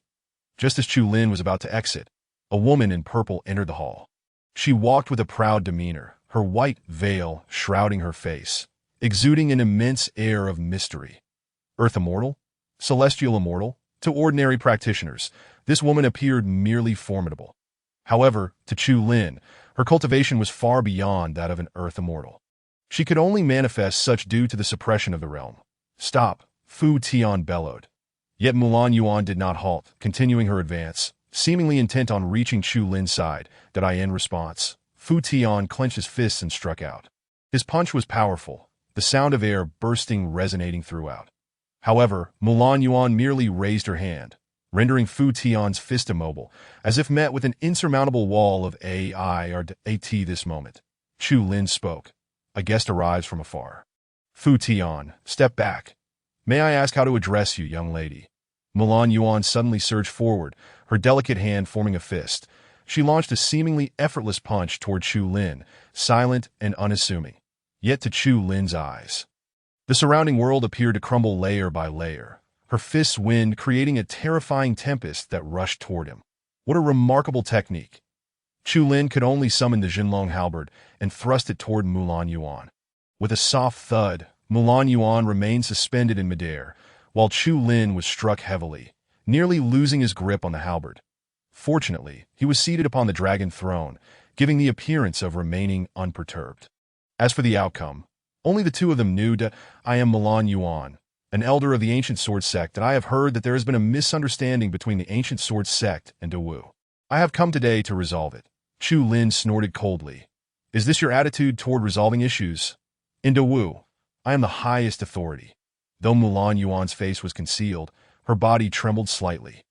Subsequently, she landed gracefully, bowing slightly, that I have met His Majesty the Emperor of Wu.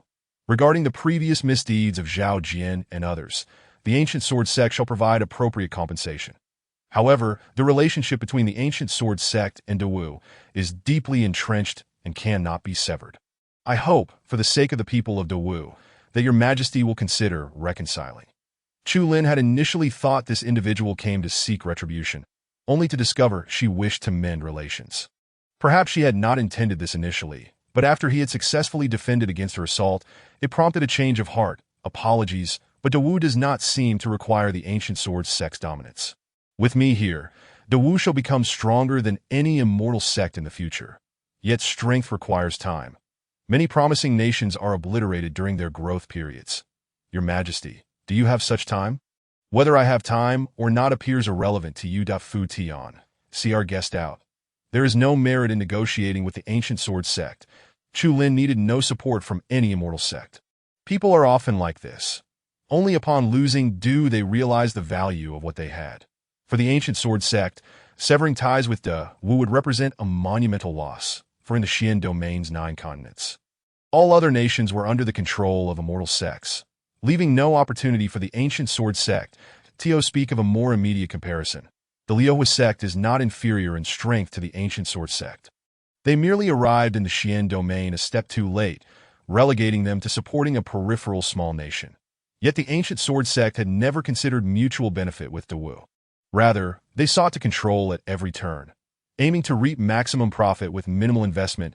It is precisely for this reason that the Yunguo would annihilate Dawu within 30 years, and the scheming Liuhua sect would surpass the ancient sword sect, aggressively encroaching upon its territories in the immortal realm. Your Majesty, is there truly no room for negotiation? I come bearing sincerity. Chu Lin smirked mockingly. Since you mentioned sincerity, perhaps you should first remove that veil. How can I trust your sincerity when I do not even know what you look like? Mulan Yuan's chest heaved, but she ultimately pulled the veil away. In an instant, the entire golden chariot hall fell silent, as if frozen in time. Chu Lin swore that this was the most beautiful face he had ever seen in both his past and present lives. Even Lu Fei and Xinglan paled in comparison. Men are often drawn to beauty, and Chu Lin never pretended to be aloof. Yet at this moment, he remained composed, for he understood that the more beautiful a woman, the more complex her schemes. Quite simply, if you are willing to marry me, we may consider mending our relationship. Chu Lin grinned wickedly. Chapter 52, A Duel Agreement. Determining the future, Mulan Yuan was certain to reject Chu Lin's proposal. She maintained a solemn expression for a long time, ultimately gathering her thoughts and coldly declaring, "The multitude of cultivators in Wu is not unrelated to the support of my ancient sword sect. Since you are determined to sever ties with us, you must abide by our rules. 1 month hence, a decisive battle at Gujin Mountain. Both sides shall send 11 representatives. Victory in 6 matches shall suffice." Chu Lin became intrigued and asked, "What happens if we win? And what if we lose? You must clarify. Should Dawu prevail, the ancient sword sect will withdraw henceforth. That if the ancient sword sect wins, You shall abdicate, and everything shall revert to the previous state. Chu Lin shook his head. That is absolutely unacceptable. Your ancient sword sect possesses numerous Earth Immortals, and Dawu would surely be at a disadvantage. This is not a fair contest. My ancient sword sect never bullies the weak. The 11 participants must all possess the cultivation of the divine refinement stage. Should you refuse, the immortal realm will send even more Earth Immortals. Dawu cannot withstand such a force. The hall fell silent for a long time. Milan Yuan's assertion held merit. If several more individuals of her caliber were to arrive, Dawu would indeed struggle to persevere. However, Chu Lin had never engaged in perilous endeavors that if he were to truly lose, all his efforts would be for naught, which would not be worth the risk he initially intended to decline, but upon recalling the Xuanji disc, he conceived a different idea. This matter is difficult to decide. May I have half a day to ponder? Certainly. Bring the noble Milan to rest, someone commanded. Milan Yuan paid no heed, turning and vanishing with a certain method of teleportation, leaving the onlookers in shock that if this woman intended to assassinate His Majesty, it would be nigh impossible to prevent. Once Milan Yuan had departed, Chu Lin inquired of the civil and military officials. What are your thoughts on this matter? Qi Xiu sighed. The ancient sword sect is unfathomably deep. The chosen experts in spirit refinement are undoubtedly exceptional and well-equipped. We may not hold the advantage. Fu Tian remarked angrily, Your Majesty, I count as one of the contenders. Defeating an opponent atop Ancient Sword Mountain would indeed be exhilarating. His candid words alleviated some of the tension in the court. Zhu Mo responded to Chu Lin, I believe we should acquiesce. Otherwise, the Great Wu may suffer retaliation from the ancient sword sect in various forms. That it is exceedingly difficult to guard against the whims of a formidable celestial sect. The officials exchanged glances, many agreeing that a duel was in order. After the court session, Chu Lin returned to the Ziwei Palace for a temporary seclusion. This time, he was strategizing for the decisive battle a month hence, involving celestial sects, which would demand an immense expenditure of spiritual energy. Therefore, he stockpiled a significant quantity of spiritual stones within the training chamber. Outside the Ziwei Palace, Lu Fei accompanied Zhao Qitian, preparing to bid farewell to Chu Lin. However, upon learning that Milan Yuan had visited, her demeanor shifted to one of anxiety. What shall we do? Milan Yuan is a third-rank celestial being. Ninth senior brother. Do you have a solution? Zhao Qitian, feeling helpless as he was merely a terrestrial immortal, reassured her, do not worry, and no matter how powerful Milan Yuan is, her cultivation will be suppressed in the Xian domain. She cannot act recklessly. Since the martial emperor is in seclusion, we can return later. Just as they exited the palace, they were intercepted by the descending Milan Yuan. You too, the ancient sword sect remains a celestial sect of Great Wu. Your killing sect seems rather unorthodox. Zhao Qitian shielded Lu Fei behind him and replied coldly. You should know that our killing sect has no interest in celestial dynasties. Our assistance to Great Wu is not to gain their support, but merely to aid the martial emperor and to endeavor to bring him into our killing sect. Milan Yuan chuckled lightly. To have the martial emperor join your killing sect, thus allowing for better control over Great Wu. Such a fine calculation, yet the ancient sword sect shall not overlook this. My presence in the Xian domain is not solitary. Many terrestrial or celestial beings will follow. Do you truly believe we fear your killing sect? Zhao Qitian shrugged. You remain as suspicious and speculative as ever. It matters not. Would you care to indulge in some culinary delights of Great Wu? I suspect the martial emperor will require considerable time, though I am unsure of his activities. Very well. As dusk fell that day, Chu Lin finally emerged from his seclusion, his complexion pale and his form somewhat disoriented, yet a smile graced his lips. Fortuitous news. According to the calculations of the Qinji plate, Great Wu will possess a significant advantage in a month. Shortly thereafter, he summoned Milan Yuan to inform her of his agreement to duel. Excellent. The ancient sword sect awaits your challenge. Upon returning to Ancient Sword Mountain, Milan Yuan elaborated on the plan. Zhao Jian, wearied, sighed.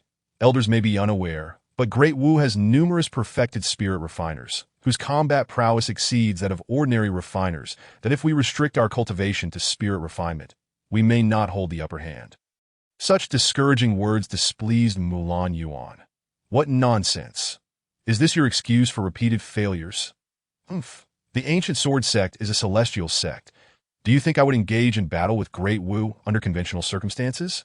Although we may limit our cultivation, we are not restricted in weaponry or methods. Celestial artifacts, talismans, formations, what cannot we employ? Zhao Jian suddenly comprehended, brimming with excitement, that if each of us possesses a celestial artifact, even if Chu Lin himself were to arrive, he would surely falter that I end the capital. Chu Lin had similarly realized this and felt a pang of regret. There was no alternative but to fortify his own treasures. Those celestial artifacts were powerful. They would not unleash their full potential without proper utilization. Ding. Reminder to the host. The weapons of divine generals possess growth potential. Provided the conditions are appropriate, they can advance to celestial artifacts or even divine weapons. The system's sudden voice startled Chuel. Oh, not startle me so. Tell me, how can they be upgraded? Each divine general must explore this themselves. A hint. The weapon must align with the attributes and techniques of the divine general. Chu Lin pondered this, uncertain of its meaning, and relayed the message to Fu Tian and the others, urging them to seek understanding. System, can the Jinlong halberd also be enhanced? The Jinlong halberd is an imperial-grade divine weapon. Should the host ascend to terrestrial immortal status, it will naturally become a celestial artifact. Should the host attain celestial immortal status, the Jinlong halberd will also upgrade. Thus enlightened, Chu Lin shifted his focus to armor. He devised a plan to summon the finest blacksmiths from across the realm to forge the best armor for the divine generals. The following day, at dawn, Lu Fei and Zhao Qitian came to bid farewell. Brother Chu, I must return. Do think of me. That Lu Fei maintained her playful demeanor, yet Chu Lin could not muster a smile. Very well. Upon your return, practice diligently, and extend my regards to Senior and wait a moment. I shall fetch you something. That Lu Fei's eyes brightened instantly. Isic gold, silver, and jewels? As an emperor, you surely have no shortage. Do bestow upon me more, Fei. Zhao Qitian admonished her, then turned to Chuel. That do not heed her nonsense. For cultivators, what use have they for gold and jewels? Implicitly, he suggested providing her with items more suitable for cultivation. Before long, several eunuchs arrived, bearing iron boxes. Chu Lin opened the boxes to reveal several vividly red stones. Lu Fei scoffed, isn't this merely a stone? Zhao Qitian's expression, however, shifted as he remarked, this is the core of the fire scale mine, a precious item that can even be used to forge celestial artifacts. Brother Chu, you are too generous. That it's but a trifling matter. Please accept it. In his previous life, Lu Fei's Crimson Flame Spear had indeed been crafted from such materials. After exchanging pleasantries, the two departed, and Chu Lin did not see them off. Life within the Deep Palace was exceedingly dull. He found himself reminiscing most fondly of their journey westward. Alas! Chu Lin returned to the Hall of Affairs, sighing inwardly. Chapter 53, Xuanzhou Chu Mo Zhou Chu Hong. With an army of 100,000, while Fu Tian was away, these troops fell under the jurisdiction of Deputy Commander Zhang Jiyu. In the military camp, the most elite 30,000 stood in formation. While Chu Lin conducted inspections, accompanied by Zhang Gu, who occasionally spoke, Your Majesty, although the Forbidden Army is distant from the battlefield, they dare not neglect their training. I am aware. Today, I have not come to reprimand, but rather to select individuals for deployment. Zhang Gu sighed in relief and began to introduce candidates. Chu Lin showed little interest in Zhang Gu's recommendations, relying instead on his own method of assessment. Examining the loyalty values displayed on the data panel, long as their loyalty exceeded 80, they were within his consideration. After scrutinizing throughout the morning, he ultimately selected 10 soldiers with loyalty values exceeding 85. After all, they were merely soldiers, and he could not expect unwavering loyalty. The 10 soldiers stood tall, chests out, eyes resolute. From this day forth, you will be detached from the Forbidden Army and join the Divine Troop. The soldiers exchanged puzzled glances, uncertain of the meaning. The structure of Great Wu's military was no secret. They were well aware of the composition at this moment. Still in the training grounds, Zhang Gu and the other soldiers had withdrawn. One of the soldiers asked, May I inquire, Your Majesty, what is the Divine Troop? Chu Lin replied, The Divine Troop is a secret unit solely for me, composed entirely of spirit refiners. The soldiers felt disheartened. Your Majesty, we are not spirit refiners. Most of us are merely at the 3rd or 4th level of refining qi, If not for their low cultivation, they would not still be mere soldiers. There are two paths to promotion within the military. One is to fight on the battlefield, and the other is to elevate one's cultivation. Chu Lin then produced a divine troop token. In addition to the one he received daily, he had sacrificed several treasures to barely gather 10 tokens. This token is the divine troop token, born of the national fortunes, and it can assist you in elevating your cultivation. The current question is whether I can trust you.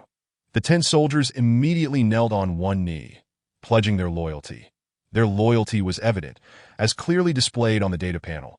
Chu Lin was pleased and distributed the divine troop tokens in order. Their promotion process was straightforward, lacking the complexity seen with other divine generals that I in mere moments. All 10 individuals ascended to the spirit refining stage, albeit with varying levels of cultivation. What is your name? Chu Lin inquired of a young soldier with a handsome appearance that he quickly responded, Su Qian. Chu Lin turned to another, a robust figure, and asked, and you? The man boomed, Chen Kuang. Very well, Su Qian and Chen Kuang will serve as deputy generals of the divine troop, while the other 8 will act as captains. That do not worry about lacking personnel. There will only be more in the future. As for the general, I shall temporarily assume the role myself, as I do not trust anyone else with the divine troop. Thereafter, new recruits would be added to the divine troop at regular intervals. Chu Lin kept this unit concealed, opting not to reveal it for the time being. In Xuanzhou, at the Taiwan Manor. Do you know Wu Qiying's intentions? The Taiwan Chu Mo was Chu Lin's 4th uncle, having governed Xuanzhou for over 40 years. His influence deeply entrenched. Attendant responded, according to our investigations, the Mountain Suppression Army seems to be targeting the bandits around Yashan. Chu Mo chuckled coldly. Chu Lin is ruthless and cunning, with schemes beyond reckoning. We must remain vigilant. Have someone keep a close watch. Should the Mountain Suppression Army show any signs of movement, report immediately. Yes, I shall attend to it at once. However, Your Highness, since the new governor was appointed in Xuanzhou, nearly all of our spies there have been withdrawn, making it exceedingly difficult to gather intelligence. Then let us safeguard our territory in Xuanzhou. Chu Lin has more than enough troubles and is unlikely to trouble me. By the way, has the envoy from Jin country arrived? He has arrived and is awaiting an audience with Your Highness. Shortly thereafter, in the main hall of the Wangfu, Chu Mo met with several envoys from the Jin kingdom. Without any preamble, the envoys stated directly, observing the actions of the martial emperor, it is inevitable that he will eliminate all of you princes. It is widely rumored that the king of Tai is exceptionally wise. Surely he will not wait for death. Chu Mo scoffed, I am the martial emperor's uncle. Moreover, I have always been law-abiding and peaceful. There is no reason for me to be feared. That may not be the case, replied the envoy. The power you have secretly cultivated over the years and the armies under your command may already be known to the martial emperor. Chu Mo's expression changed drastically. If the Jin people were aware, then Chu Lin was most likely informed as well. What do you mean? It is quite simple. Should the court turn against you, our Jin kingdom is willing to send troops to assist. And the price? Not much. Just Yunzhou to not be hasty in your refusal. Your Great Wu is the largest nation in Qianzhou, occupying over 70% of the territory. A mere state, when weighed against the throne, which is of greater importance, Your Highness should discern. Are you suggesting that Your Highness has no aspirations for the throne? Chu Mo's face was a tempest of emotions, finally darkening as he asked ominously, given the strength of Great Wu, are you not afraid that once your scheme is successful, you will not receive Yunzhou? Of course not. For to the north lies the Cloud Kingdom, and to the south, the Zhu Kingdom. Chu Mo understood in his heart that the Liuhua sect had made its move. The world believed that the Liuhua sect was merely supporting the Cloud Kingdom. But in reality, all the smaller nations surrounding Great Wu were under the control of the Liuhua sect. Otherwise, how could the diminutive Cloud Kingdom, with its mere 10 million population, contend with Great Wu? After much contemplation, Chu Mo nodded. In the Mo province Iwang Mansion. Chu Hong engaged in leisure, enjoying operas and songs, utterly at ease. Suddenly, a cultivator descended from the sky, causing the mansion to erupt into a flurry of activity, as if startled birds had taken flight. Chu Hong remained composed, a charming smile gracing his handsome face, for he knew the identity of the visitor. All guests are welcome. Shall we enjoy the performance together? Very well. The visitor, clad in simple attire, was a male cultivator of the same age, yet their cultivation levels differed drastically. Chu Hong was merely at the 3rd level of refining methods, while the newcomer had reached the 18th level of refining spirit. The opera was titled Chonglu Ji, and despite having seen it countless times, Chu Hong never grew weary of it. As the performance neared its climax, he suddenly inquired of the cultivator, "What does the Liuhua sect intend?" "I have no intention of cooperating." The cultivator spoke for himself. "Next month, the court will duel with the Ancient Sword sect, and Chu Lin will most likely participate personally. The outcome is of little consequence. But it is clear that they may very well suffer mutual destruction. At this juncture, both the Ancient Sword sect and Great Wu are weak, presenting a prime opportunity for your highness to achieve merit." The fierce glint in Chu Hong's eyes flickered before quickly retreating. "That I lack the capability. Is it not better to remain a leisurely prince, if your highness wishes to live out his days in peace? Why would he establish the world's foremost assassin organization? And as for the peasant uprising in Huayan, to my knowledge, it was also instigated by your highness. The uprising is nearing its conclusion. Yet your highness has seized this opportunity to control 200,000 border troops. A truly impressive maneuver." Chu Hong's expression turned cold, and the nearby refining spirit guards swiftly approached. With a mere command, they would slay the Liuhua sect cultivator. After a lengthy silence, Chu Hong burst into laughter. "Speak. What does your Liuhua sect desire?" "It is quite simple. After your ascension, completely abandon the Ancient Sword sect and replace it with our Liuhua sect." Chu Lin could never have imagined that due to his rebirth, many historical events that were destined to occur were now shifting. In his previous life, the Ancient Sword sect's control over Great Wu had deepened, leaving the Liuhua sect bound to the chariot of the Cloud Kingdom. However, now that circumstances had changed, it appeared that the Ancient Sword sect could no longer dominate Great Wu. Thus, the Liuhua sect naturally sought to intervene. For possessing a population of hundreds of millions, Great Wu was undoubtedly more powerful than the Cloud Kingdom. Chapter 54. Lu Fei arrives again. In the capital. In the Golden Yuan Hall, a report was made. "Your Majesty, the Huayan peasant uprising has been suppressed, and the various armies are returning to their stations." Chu Lin was quite pleased and instructed Zhu Mo and Qi Xiu to arrange appropriate rewards.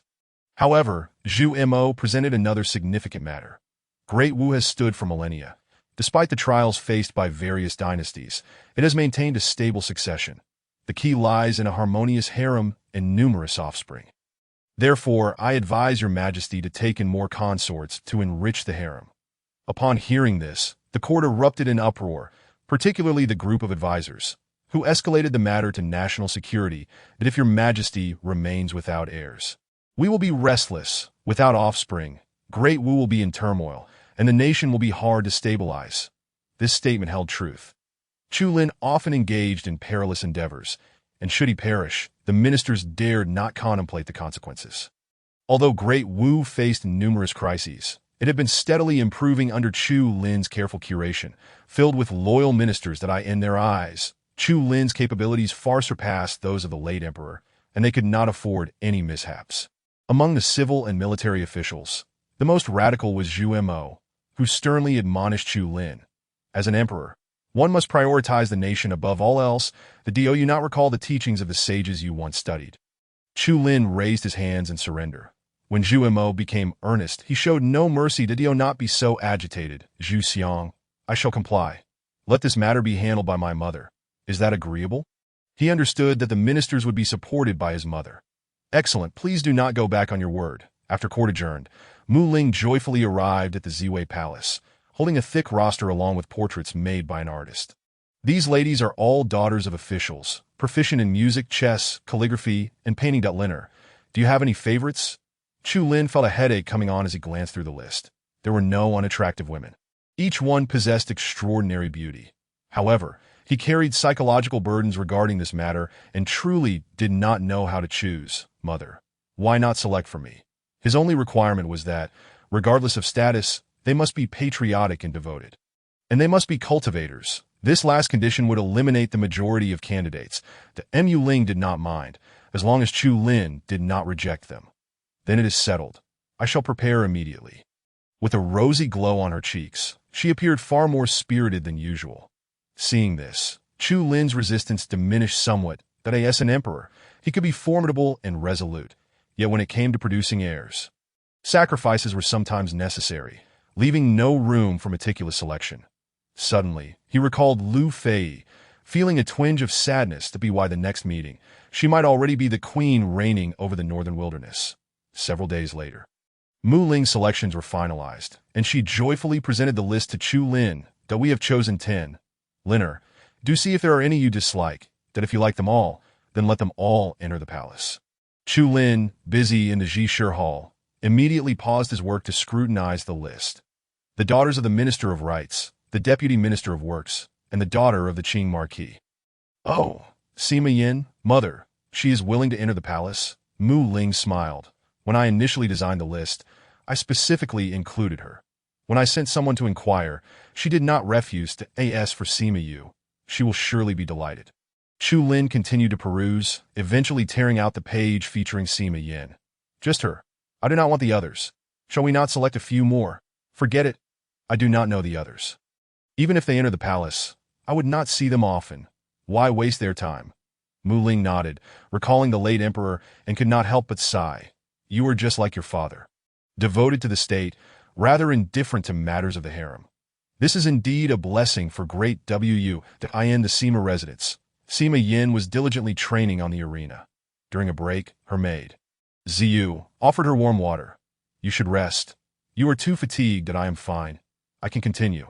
Only by becoming stronger can I protect myself to be why the way, if you truly become a consort, you won't have to work so hard. Sima Yin shook her head. You have not seen His Majesty's gaze. He looks at me as if I were a child. He would surely not favor me. He must prefer someone like Miss Lu. As she envisioned Lu Fei soaring through the skies, she felt a deep yearning. Before she could resume her training, a young servant rushed in. Miss, someone has come from the palace. A quarter of an hour later, Sima Yin stood in a daze, utterly unable to comprehend that she had indeed been selected. Unsure whether it was a blessing or a curse, she felt a sense of awkwardness. Ziyu, aware of Sima Yan's mindset, inquired, Do you perhaps harbor feelings for His Majesty? As long as I like him, that suffices. Did you hear? Out of hundreds of candidates, His Majesty chose only you. Sima Yan's face flushed lightly, and she lowered her head. Speechless, Sima Yin was temporarily conferred the title of Guifei. While Chu Lin could not possibly appoint a queen at this time, that they asked for the related ceremonies, they were all kept simple. He was far too busy to arrange anything overly grand. However, that evening, an unexpected guest arrived at the Jishir Hall. Hey, how long has it been since I left, and you hastily married a consort? Why did you not wait for me?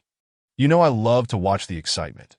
Chu Lin looked up at the entrance to see Lu Fei stepping in, feeling a whirlwind of emotions, joy, annoyance, astonishment, all culminating in a sharp reprimand. The Jishir Hall is not a place you can enter at will. Leave. Lu Fei, initially delighted, was taken aback by Chu Lin's furious rebuke. If I must go, then I shall. Just as she exited the Jishir Hall, Chu Lin followed closely behind. Within the palace, there are two places you must not recklessly intrude upon, the Golden Lawn Hall and the Jishir Hall.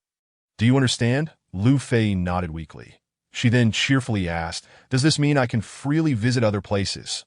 Like your Ziwei Palace? Chu Lin smirked, Certainly. That is my sleeping quarters as long as you are unafraid of the possibility of being unable to leave. You are always welcome, Lu Fei shuddered slightly, sidestepping to avoid Chu Lin. After a playful exchange, Chu Lin inquired, Aren't you supposed to be in seclusion? How come you're back? Seclusion is rather dull, that I successfully persuaded our master to allow me to cultivate through worldly experiences. Also, I extolled your virtues profusely in front of our master, alongside senior brother Gio. We shared every commendable word we could muster. Guess what? Our master has come to Wudu, and is currently staying at an inn. He wishes to meet you in person. Isn't that a delightful surprise? Are you sure it's not a shock? What the heck? And Xian has come to Wudu. Could it be that he intends to forcibly take on disciples? Chu Lin felt a surge of panic that I end the current Xian domain, and Xian could be considered the pinnacle of combat prowess, even surpassing Mulan Yuan. Even in the immortal realm, and Xian is a formidable figure. Over the next few decades, and Xian became a figure of authority in the Xian domain. Whatever nation he endorsed was virtually guaranteed support, and no one dared to provoke him. Chu Lin hesitated. If he agreed, and Xian would undoubtedly support Dawu, and the ancient sword sect would become less intimidating. However, that would mean Dawu would be constrained by the killing sect, despite the good relationship between Chu Lin and Lu Fei. The killing sect was not to be trifled with, as their name suggests. Rest assured, our master is quite amiable. Come on. Lu Fei tugged at Chu Lin's hand, soaring into the sky. Chapter 55, Meeting in Xian. Declining in person, the night was dark, devoid of stars and moonlight.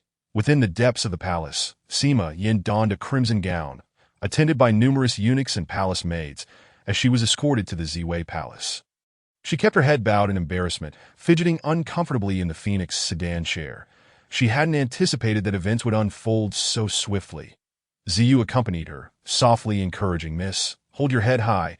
You must not appear insignificant before His Majesty."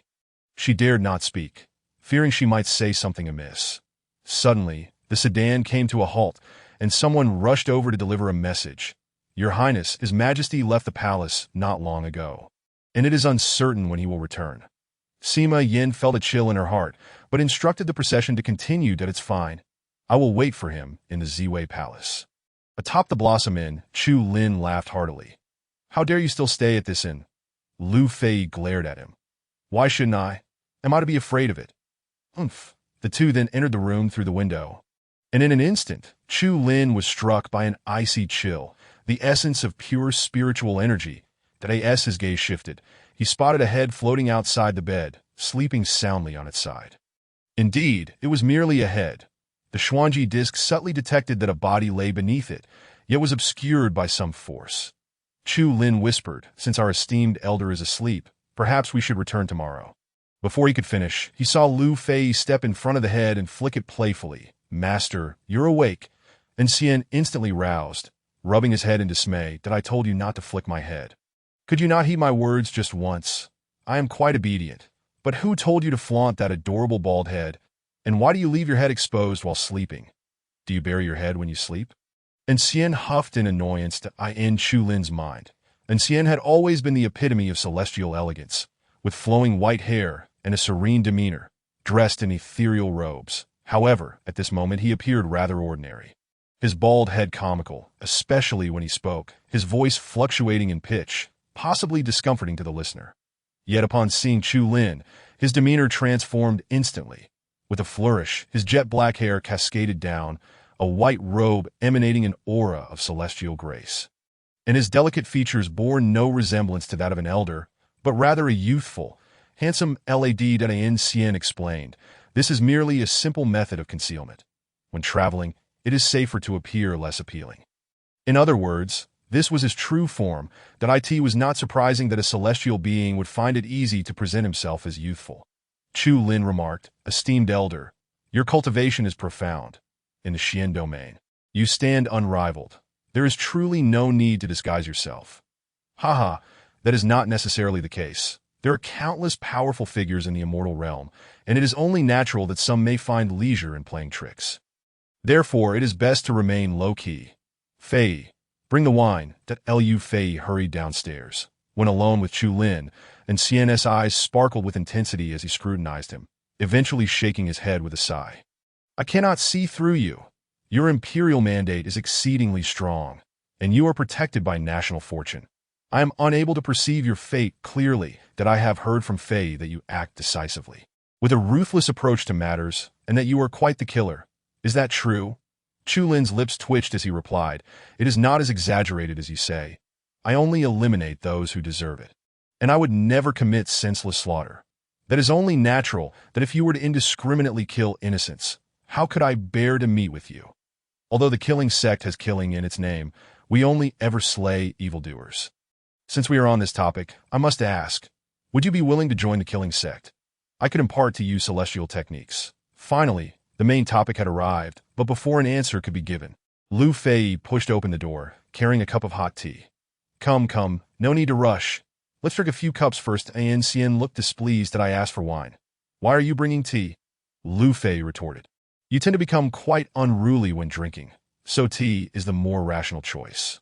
Otherwise, you might find yourself completely at Chu Xiong's mercy. Do not air my dirty laundry. You should at least save face for your master in front of outsiders. Besides, This is merely ordinary wine.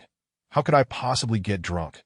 Though he said this, he still drank the tea seriously, turning back to inquire about Chu Lin's earlier question. Chu Lin replied firmly, I am grateful for your kindness. Esteemed elder, but I am the emperor of Dawu and cannot possibly join the immortal sect. I hope you understand. This response did not surprise Xian. He merely lamented how unpleasant the tea was. Yet, no matter how bitter, he still managed to drink 2 large cups that I have never forced my disciples. Since you are unwilling, that is that. However, since I have come all this way, I cannot return empty-handed. How about this? You and Fei arrange your wedding, and I shall partake in a celebratory drink, at least it would not be a wasted trip. Both Chu Lin and Lu Fei, while sipping their tea, could not help but spit it out at the mention of this. Right at Xian. Fortunately, Xian reacted swiftly, conjuring a protective barrier with a flicker of thought. Master, what are you saying? Lu Fei puffed her cheeks, visibly displeased. Chu Lin coughed twice. Esteemed elder, please do not jest. Yet, to be honest, he felt quite tempted that if he were to take a concubine, it seemed that currently, Lu Fei was the only one who met his criteria for a partner. However, he also knew that given Lu Fei's free-spirited nature, she would certainly never agree to enter the palace. Seeing Lu Fei's vehement resistance, Xian quickly apologized. I was hasty. It was merely a jest. By the way, Chu Lin, I have heard that you signed a dual agreement with Mulan Yuan. The topic shift was timely. Chu Lin cooperated indeed. That is the case. Esteemed elder, do you have any advice? Advice might be too grand a term. I merely wish to offer you some reminders that Mulan Yuan is quite proud, and her father holds considerable power within the ancient sword sect. You must be cautious. Furthermore, she will undoubtedly equip her allies with celestial artifacts. Although celestial artifacts are rare in the Xin domain, they are readily available in the immortal realm. Chu Lin was certainly aware of these matters, but there was little he could do, and Xian continued. Since you are unwilling to marry Fei, let Shi Tian take on some official position. If a duel of Earth immortal level arises, he can be included, that I would certainly be amenable to that. But would it affect the killing sect? What impact could there possibly be? If the ancient sword sect is displeased, they can come find me for trouble, that I would be delighted to have something to do. After an hour, Chu Lin and Lu Fei departed, and Xian immediately gathered his thoughts, forming hand seals to calculate. After a long while, he opened his eyes. Indeed, he was correct. This individual possessed an extraordinarily robust fate, rarely seen even in the immortal realm. Should he ascend to immortality in the future, he would undoubtedly make waves in the immortal realm. Perhaps he could elevate the killing sect to new heights. As night descended, Wudu appeared even more vibrant. Chu Lin had initially intended to return to the palace, but Lu Fei firmly grasped his hand. That don't go back. Come play with me, that I have matters to attend to in the palace. What is there to be busy with? I can help you. Chu Lin's mind stirred, a smile spreading across his face. You said it yourself that a gentleman's word is his bond. What sort of gentleman are you? All right, a chivalrous lady's word is as good as a promise. Thus, Chu Lin took her on an adventure through Wudu, gradually losing track of time. That as the sky darkened, Sima Yin began to doze off in the Ziwei Palace. In the dead of night, Chu Lin stealthily returned to the palace. Seeing Sima Yin sleeping soundly on his bed, he smiled lightly. Adjusting the quilt, he turned to the outer hall to continue attending to the affairs left over from the day. Perhaps this is what it meant to be an emperor, but why could he not instigate change? There was no rush. There was plenty of time ahead. At the third watch, unable to sleep, Chu Lin decided to use the Xuanji disc to calculate Sima Yan's fate. The fate of the heavenly phoenix, nurturing all things in the waters. The interpretation was clear. This girl possessed the destiny of an empress, capable of benefiting the populace and safeguarding all living things, while also bringing fortune to her husband. Intrigued, Chu Lin decided to calculate Lu Fei's fate as well. This time, it took considerably longer, and the result was less than satisfactory. The fate of the demon phoenix brings calamity to living beings. The chaos of the world often stems from this, as he pondered. Chu Lin chuckled. Have I ever been a contented person? He did not calculate his own fate, likely predicting it would be far worse than Lu Fei's at the very least. A brutal and tyrannical destiny. With this thought in mind, he summoned Wanyun. Have the 3 sons of Chu Yin arrived in Wudu? Yes, your majesty. They will arrive tomorrow. Inform the Dali Temple that leniency should not be afforded merely because he is my nephew. From this point forward, any prince who rebels shall face severe punishment without exception. Chapter 56. Your Majesty is too grand. I cannot bear it. The next day before dawn, Chu Lin lay sprawled across the table. Deep in slumber, Sima Yin awoke to realize she had slept through the night. Upon exiting the palace and spotting Chu Lin, she chose not to disturb him, instead instructing a recently awakened maidservant to assist her in preparing hot water and breakfast. By the time these preparations were complete, Chu Lin had also just roused from his slumber. With his cultivation at the pinnacle of refining the spirit, a sleepless night posed no concern. Nonetheless, a brief rest would enhance his spirits for the day ahead. Your Majesty, please wash up. Upon seeing Sima Yin leading the palace maids toward him, Chu Lin readily complied. Are you still accustomed to this?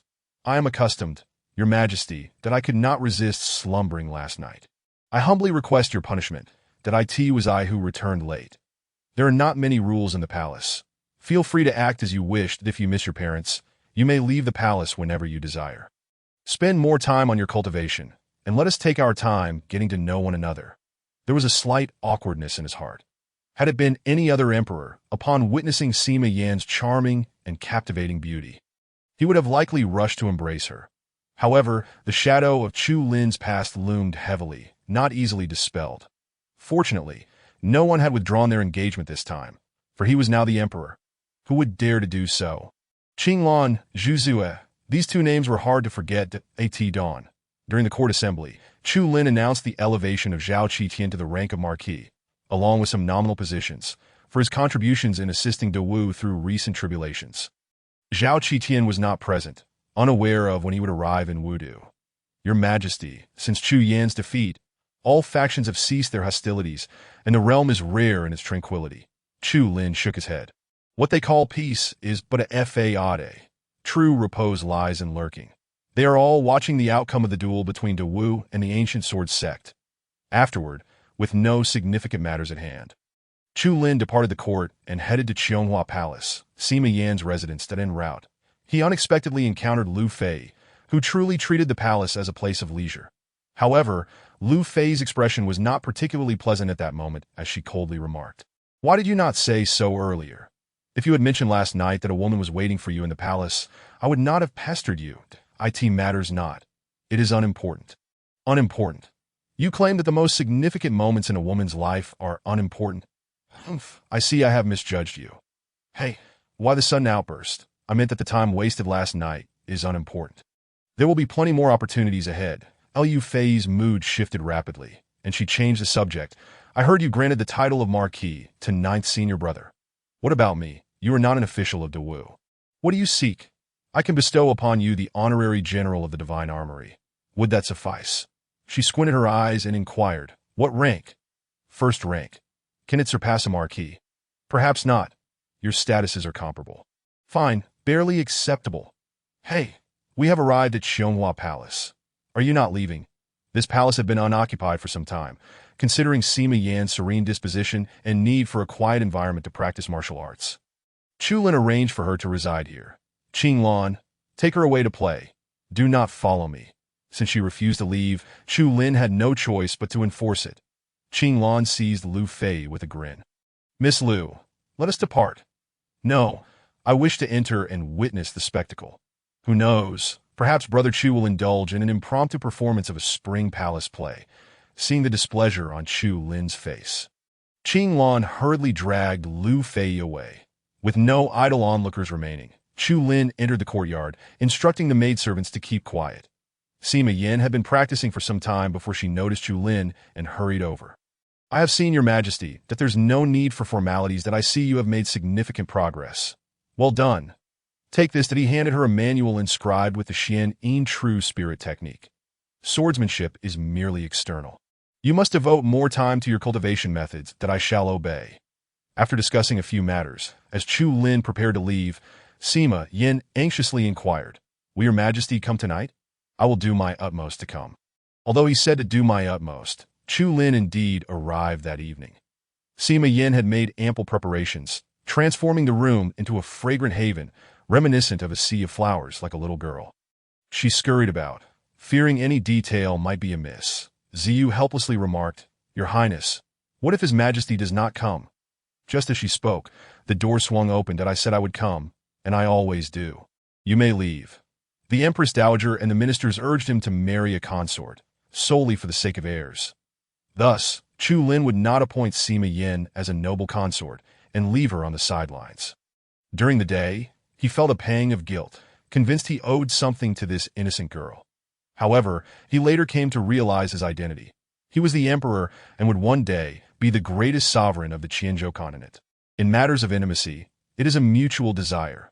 Since Sima Yin had never resisted, and he bore no ill feelings toward her, there was no need for excessive entanglement. Does Your Majesty need to wash up? Not necessary, did I in response to Sima Yin's gasp. Chu Lin swept her into his arms. Your Majesty, within the tent, flowers bloomed, and the song of orioles intertwined with the night, as torrential rain began to fall. Your Majesty, it hurts. Please be gentle. Thus, I urge you to cultivate more. I have heard it said that a significant disparity in cultivation makes it difficult to conceive. Please rest assured, Your Majesty. I shall diligently practice.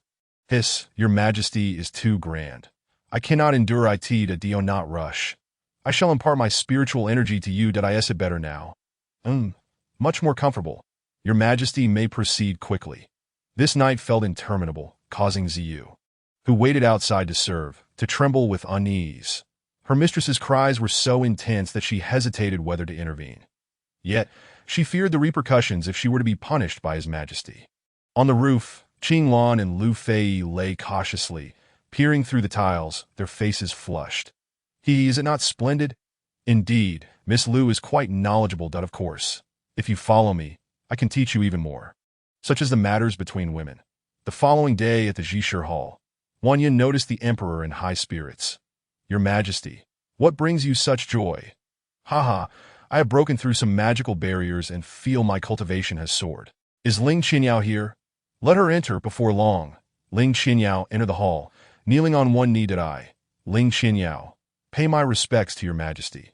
She had previously been an assassin, her demeanor rather cold. Yet now, Ling Qinyao appeared much more poised. Resembling a female general. Rise. How goes the formation of the Feather Guard?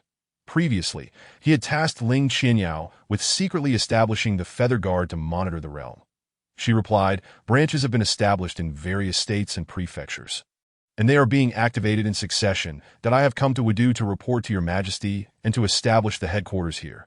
Excellent, but I wish to assign an additional duty to the Feather Guard, to protect the women of the harem. Therefore, the Feather Guard may operate openly, blending light and shadow, making it difficult to discern. That I shall obey and will quickly train a group of female cultivators. Ling Qinyao possessed commendable comprehension skills, and Chu Lin placed great trust in her. Once the official matters were concluded, Chu Lin allowed Ling Qinyao to attend to her duties, but she did not leave. Instead, she congratulated Chu Lin on marrying a royal consort. The past is behind us. Your Majesty's willingness to marry is a great fortune for Dawu. Chu Lin felt somewhat awkward, as his previous 2 rejections of marriage were hardly a secret, known throughout the land. Thank you. You may leave now. Chapter 57. Drinking tea in the tea house, drinking wine in the tavern. On this day, Chu Lin finally recognized a shortcoming of his own. Although his cultivation was high, his methods were limited, particularly in the realm of spells. Thus, he temporarily placed the cultivation tower in the ZY Palace and entered to seek out some useful materials. 5 Elements True Law, Thunder Control Technique. Chu Lin took them to study meticulously, learning numerous spells. After practicing for 3 to 5 days, while he could not yet control the elements effortlessly, he could conjure a flame or a mist of water with ease. These were merely foundational techniques of the 5 elements, but they were better than nothing and could prove invaluable in critical moments. Moreover, although his weapon was a halberd, his prior training had been in swordsmanship, taught by Chen Su. After rummaging through the tower for quite some time, he finally discovered a simplified manual on halberd techniques. This book appeared simple, yet was the most suitable for him, enabling him to compensate for the deficiencies in his halberd skills. Amidst his training, he could not neglect the affairs of the court. Outside the palace, Chu Lin took Lu Fei to the Ministry of Works. I see you idling about all day. Are you not cultivating? Chu Lin regarded Lu Fei with a peculiar expression. She replied, I often cultivate. You simply do not see it that I heard your secret department has forged something impressive, and I must take a look. The Ministry of Works had submitted a report today, stating that a new type of armor had been completed, prompting Chu Lin to inspect it personally. Many days prior, in order to provide usable armor for the divine generals, Chu Lin had summoned craftsmen from all over the realm to Wudu, expending considerable effort. Today, with results in hand, he certainly had to verify them personally. The location was not at the Ministry of Works official premises, but rather at a forging site in the western part of the city. Minister Chen Feng awaited his arrival and quickly led him inside. Your Majesty, after testing, this armor can withstand the strength of a refining spirit. It is hailed as the strongest formal armor ever forged since the establishment of Dawu. It is not the most formidable armor, merely a standard type that can be mass-produced if, as Chen Feng claims, it is indeed a fine item. Then upon arriving at the foundry, the chief craftsman Zhu Jian comes forth to pay his respects. Zhu Jian is the strongest craftsman in Dawu, having once received favor from the late emperor. Thus Chu Lin naturally places great importance on him. There is no need for such formalities. Where is the armor? Your Majesty, please look over there. Directly in front of him, on a deep blue wooden board, lies a suit of pure black armor, appearing quite fearsome and exuding a certain oppressive aura. Chu Lin glances at it and finds himself rather fond of it. This piece would be perfect for the divine arms camp. How much weight can it withstand from a refined god? Zhu Jian replies, after testing, this armor can resist the force of a refined god below the 30th level, and it must be from an ordinary refined god practitioner, should it encounter one exceeding that level. The armor would surely falter. Chu Lin comprehends the limitations and strides over to touch it. The texture is quite excellent. What is the cost? 100,000 taels of silver. Very expensive, yet it is essential to forge. After contemplating for some time, Chu Lin ponders a crucial question, asking Zhu Jian, is it possible to create armor suitable for a fully realized refined god? Zhu Jian, with a pained expression, shakes his head. There are two insurmountable issues. Point one is the lack of materials, which are currently unavailable. The second is my own limitations. I lack the ability to create such armor. It stands to reason that armor capable of being wielded by a fully realized refined god must be able to withstand their immense power. And to forge such high-strength armor, the craftsman's skill must also be commensurate to at present. It seems that if Zhu Jian cannot accomplish this, no craftsman across the nation can. Very well, continue forging this armor. Do not entertain other ambitions. Your Majesty, please bestow a name upon it. Divine arms armor. Just as they stepped outside, Lu Fei suddenly inquired, do you wish to forge armor for the decisive battle? Indeed, while our weapons may not compare, we can certainly focus on our defenses. However, it appears that Dawu may fall significantly behind in terms of equipment. Why didn't you tell me sooner? My fifth senior brother excels in weapon forging and is quite remarkable. Although he is currently focusing on armor, you could seek him out. Chu Lin was overjoyed and entrusted Lu Fei to ensure her fifth senior brother's arrival. She held up 2 fingers. All right, 2 requests. That makes a total of 4 now. Lu Fei appeared, quite satisfied, and soon departed from Wudu, riding north on the large bird she had previously tamed. Chu Lin prepared to return to the palace, but decided to stop by the cultivation office along the way. After some reorganization, the cultivation office now appeared far more orderly, with guards stationed at the entrance. The resident head of the Wudu cultivation office is named Li Chang'an, holding the position of Xiao Xijing. Although he no longer held the title of Xijing, he retained the position of Xiao Xijing. Your Majesty graces us with your presence. I apologize for not being able to greet you from afar. There is no need for such formalities. Simply manage this place. Li Chang'an was once a lowly martial officer, but he was one of the few who did not collude with the ancient sword sect. After a significant number of arrests, with many dead or imprisoned, only Li Chang'an and a handful of others were released and subsequently promoted. Li Chang'an briefly updates on the current situation of the cultivation office and the recent developments during the Futu period. He has moved south. Quite swift, while Futu is absent. You hold the authority here. Ensure that it does not fall prey to the encroachment of various factions as before. I shall devote my utmost to ensure you are not disappointed. As Chu Lin was about to leave, he spotted familiar faces. Once the sword fanatic Yin Xiuhai and the sword-flowing Yuan Nan. Chu Lin called them over.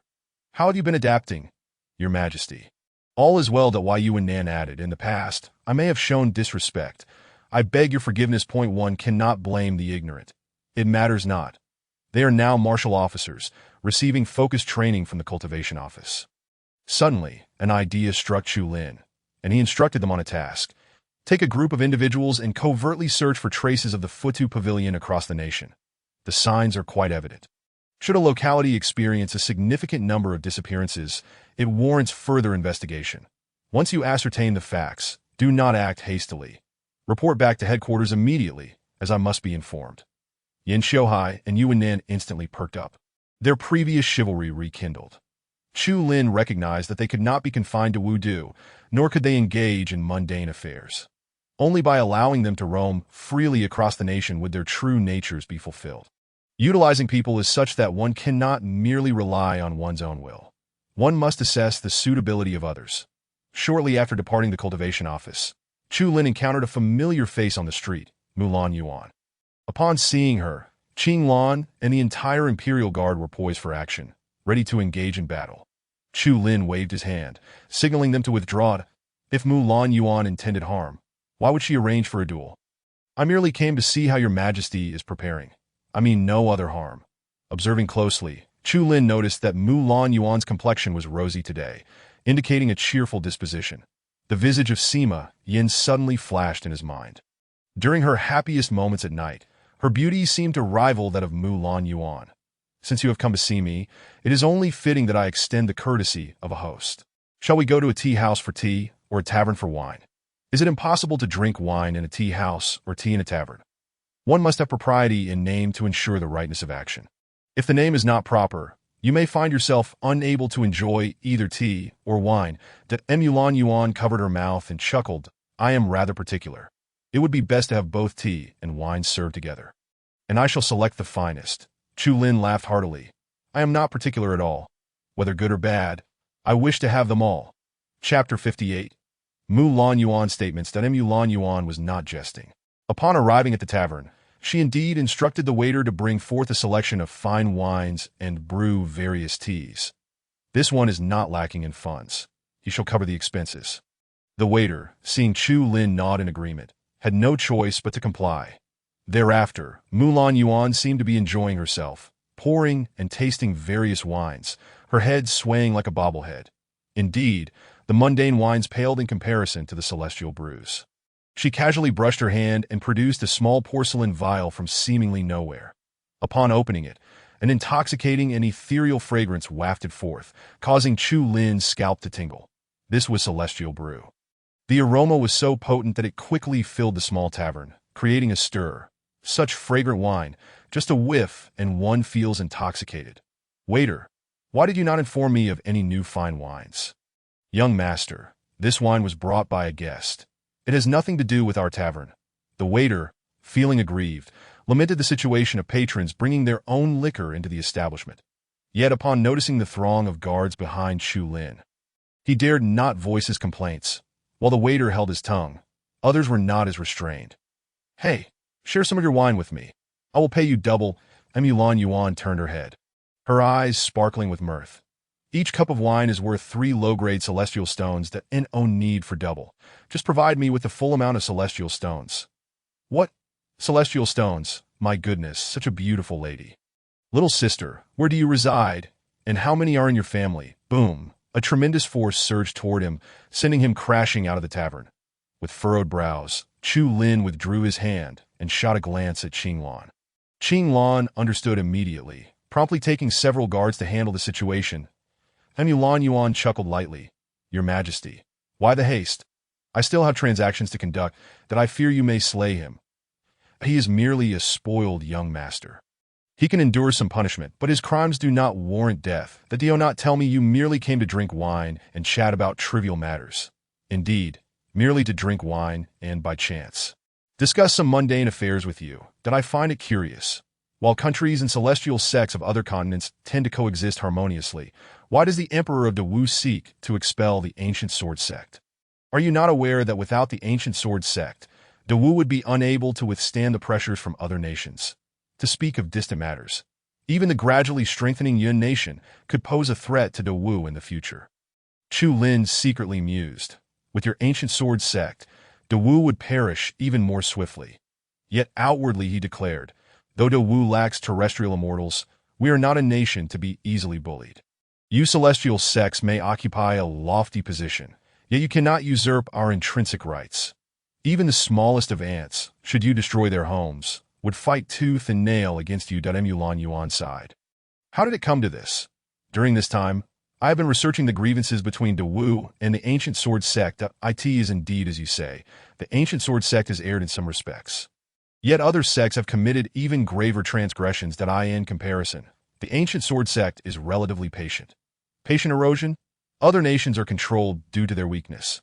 Our Dawu boast a population nearing 1 billion and a military strength of tens of millions. What gives you the right to control such a great nation? There is little more to say. I shall take my leave. Wait, do not be hasty. Let us drink. Only then did Mulan Yuan relent and pour forth the celestial brew. For the sake of this wine, Chu Lin begrudgingly held his tongue. She continued speaking, the ancient sword sect is divided into two factions, the moderate faction and the radical faction. The moderate faction advocates for mutual benefit and coexistence with Dawu, refraining from interference in political matters, which is the approach most celestial sects and celestial dynasties adopt in cooperation. Conversely, the radical faction seeks to exert complete control over the celestial dynasties to avoid future complications. The trouble lies in the fact that if control is not absolute, numerous issues will arise. As you mentioned, Dawu is far too large. It is the undisputed hegemon of Qianzhou. Such a nation cannot be under the control of celestial sections. However, it is unfortunate that the radical faction holds power within the ancient sword sect. Chu Lin would not be easily swayed. To him, Mulan Yuan's words seemed largely fabricated, merely an attempt to deceive him.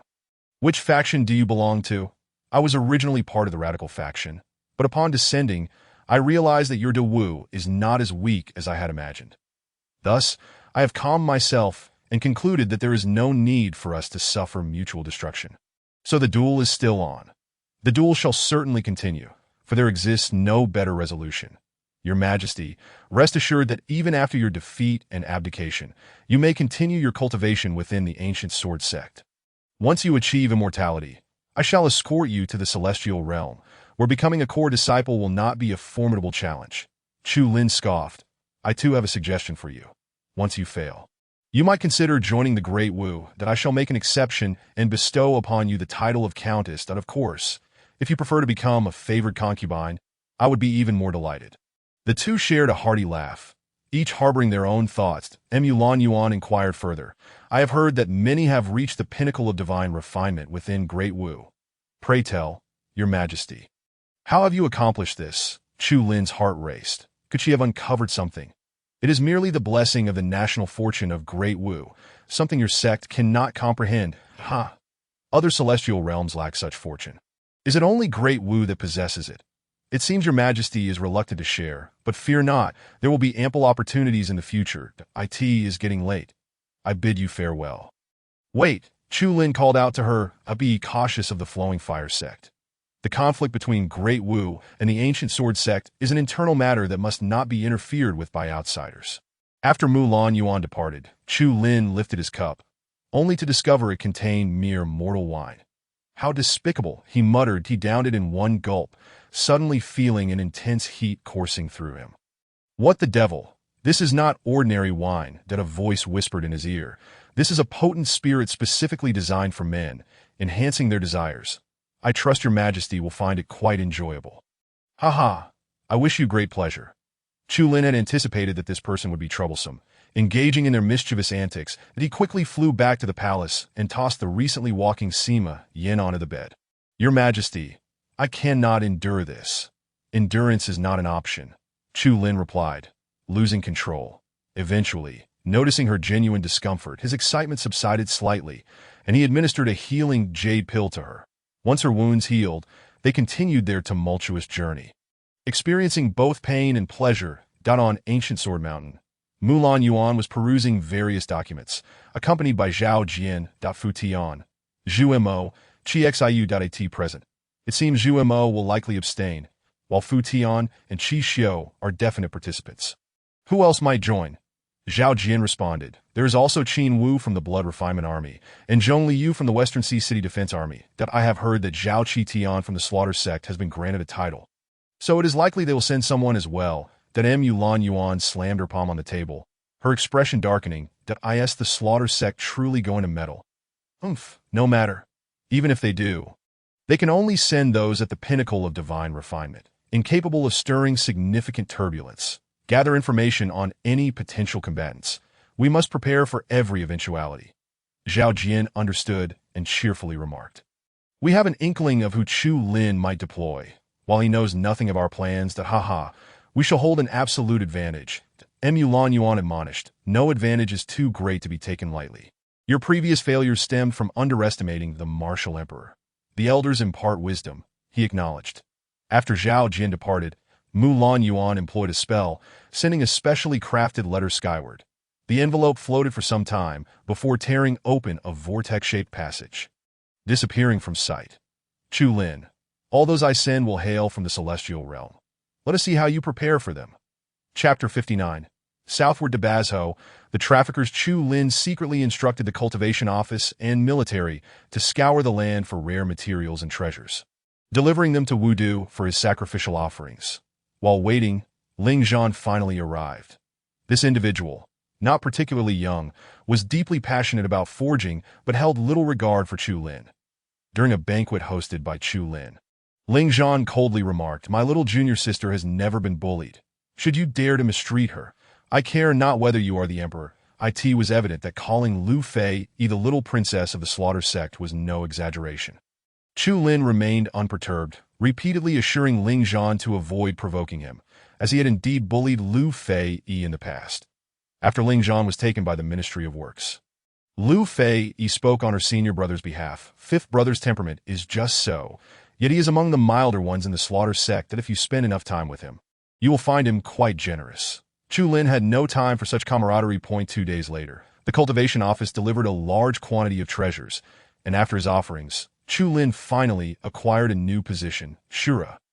The position required a worthy bearer, yet Chu Lin scoured the court but could not find a suitable candidate. The Shura position was unique. Its technique, the 100 turns of life and death, could only be cultivated by those of immense willpower, rendering it unrelated to attributes. Reflecting on the present and recalling the past, Chu Lin finally thought of a fitting individual. This person would become a great general of Great Wu in over 20 years. Known as Shura, just him alone had compelled the Yun nation's army to alter their offensive strategy, and during a certain war, he had single-handedly slain 3 pinnacle experts of the Yun nation, earning renown across the land. The current dilemma was that this individual was merely in his teens and might not possess the wisdom of someone 20 years hence. After much hesitation, Chu Lin resolved to see for himself. This person resided in the southern region of Guizhou. Should he prove suitable, he might be one of the candidates for the duel. Disguised as an ordinary traveler, he had not ventured far from the city when Lu Fei followed him. "Hey, why are you here again?" Lu Fei grinned. "I sensed you leaving the city, so I hurried after you. Where are we going this time?"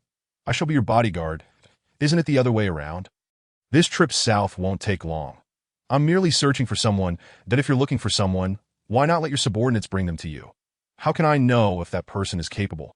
If not, I wouldn't want to disturb him." Chu Lin did not insist on having him. If he was unsuitable, he would simply allow him to grow normally, unimpeded in his life's trajectory.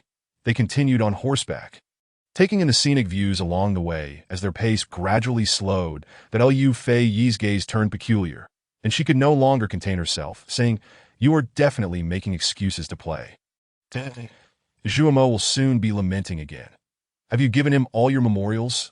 Chu Lin chuckled softly. Zhuemo was once quite aged, his health deteriorating.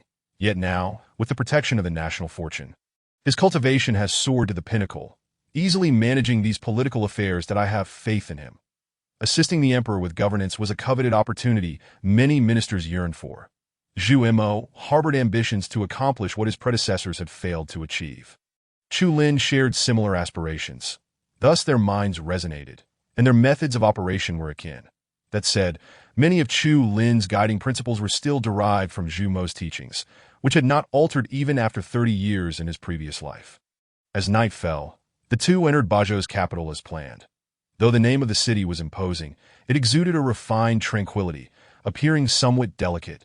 Chu Lin had grown weary of the palace and found a refreshing change in strolling through the night market with Lu Fei. The life of an immortal was, in truth, rather mundane, consumed by constant cultivation and enlightenment, devoid of the joys of living. Chu Lin mocked. "You are not an immortal. How could you comprehend their pleasures?" Lu Fei had no retort, resorting instead to spending Chu Lin's money with abandon. "Hey, don't squander it. I didn't bring much on this trip. You wouldn't want to end up sleeping on the streets in the next city, would you?" I find sleeping on the streets rather enjoyable." Though she claimed this, she did indeed restrain herself somewhat, except when encountering delectable treats that as they savored their food. Night deepened, and they prepared to return to the inn. By chance, Chu Lin noticed a scuffle in a narrow alleyway. Had it been a typical dispute, he would have ignored it. However, he soon realized that a group of burly men was bullying a child, and rather viciously at that. "Let us go see did I end the alley," for 5 brutish men loomed menacingly. "Listen up, little brats, come along nicely, or you'll regret it." The children were frozen in fear, huddled in a corner, their tattered clothing revealing their status as homeless orphans. That an older boy shouted angrily. "The city patrol could come by at any moment. Are you not afraid of being captured?" "Afraid? We are terrified."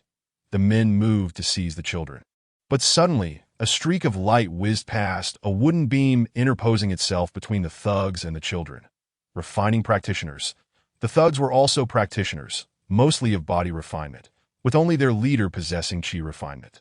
Chu Lin stepped into the dim environment, his voice chilling as he inquired, "What are you doing?" His voice was frigid, flames gathering in his palm, sending a shiver down the spines of the thugs. "And nothing, just having a heartfelt chat with the children. Tell me your true intentions." "Really, it's just a heartfelt chat." With a swift motion, flames shot forth, striking the leader's left leg, incinerating a hole and eliciting a pained scream. "Now, tell me your purpose at last." Someone relented. "We intend to capture them for training, then have them work as laborers. This is also a way to provide them with a path forward. Big brother, let us leave. Spare us, please."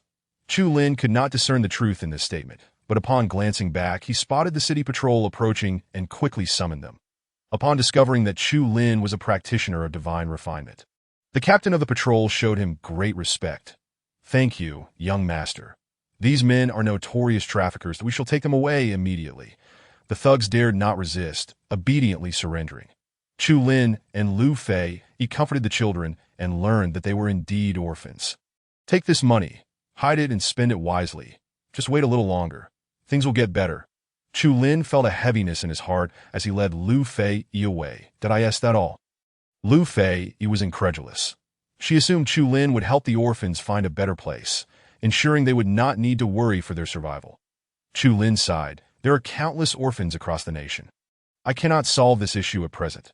For now, the ancient sword sect, the various princes, neighboring nations, and even other celestial sects pose the true threat to the survival of great WU.in all endeavors. It is imperative to discern the gravity of circumstances and refrain from acting impulsively. Compared to the existence of the grand martial realm, what significance do these matters hold?"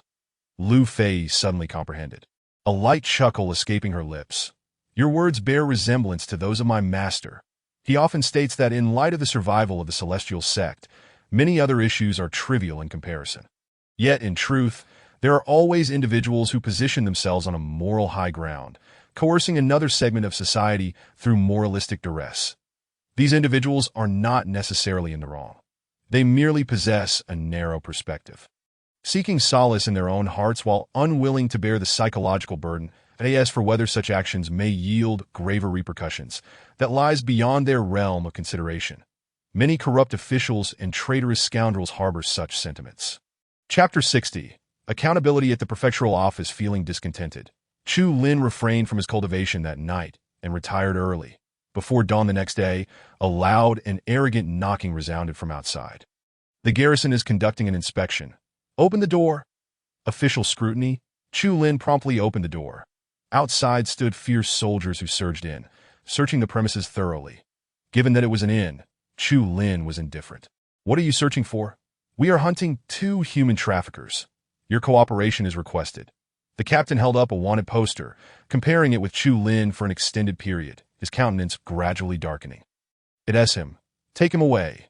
"Wait. What do you mean?" Chu Lin was momentarily bewildered. Upon seeing the poster, which depicted him alongside Lu Fei, his mind raced. The most unique thing he had done the previous night was rescue a group of children. Could there be an issue stemming from that? Please clarify the situation. Sensing his formidable cultivation, the soldiers regarded him with trepidation. The captain explained, "Over a dozen children went missing last night, and someone reported that you had contact with them. We request your presence at the prefectural office for questioning." The tone had softened considerably. While things remained relatively harmonious on Chu Lin's end, chaos erupted in the adjacent room. "You dare to barge into a lady's chamber? You deserve to be beaten." Chu Lin remarked that "I'm curious to inquire how your prefect is managing the affairs of Bazhou." That, if memory serves, the prefect was named El Feng, one of the few who had not been replaced. Accompanied by Lu Fei, he proceeded to the prefectural office, where she appeared quite excited that "I knew that traveling with you would be entertaining. Shall we punch the prefect and slash the noble families?" Chu Lin smirked. "Not all noble families are malevolent. Just refrain from speaking. Perhaps this is merely a straightforward inquiry."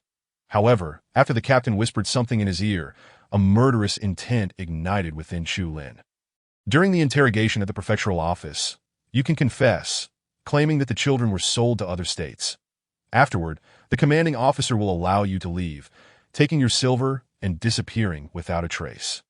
Should you refuse, even if you are of formidable cultivation, you will meet an untimely demise. Chu Lin's demeanor shifted from relaxed to chilling as he quietly inquired, "So, the garrison is involved in this?" "Do not speak recklessly. I am merely providing you with a path to survival. And do not utter nonsense in front of the prefect." The atmosphere grew heavy as they arrived at the prefectural office, where they could see numerous townsfolk whispering among themselves. "Are they human traffickers? It doesn't seem so. One can never judge a book by its cover. Many traffickers appear genteel, merely a fade. It's infuriating. Hundreds of children have disappeared in Bazashing over the past 6 months. They all deserve to perish. Alas, my son is still missing. That I came here today merely to witness how the traffickers will meet their end." Listening to the discussions around him, Chu Lin felt as though he had sunk to the depths of despair. Even if the prefect were uninvolved, he would still bear the guilt of knowledge withheld. The disappearance of hundreds of children over 6 months was a grave matter that should have been reported to the court long ago. Upon entering the court, Chu Lin first noticed Prefect El Feng seated at the back of the platform. His hair was white and frail, yet his gaze remained sharp as he observed Chu Lin and the others entering. He promptly struck the gavel. "Bring forth the suspects.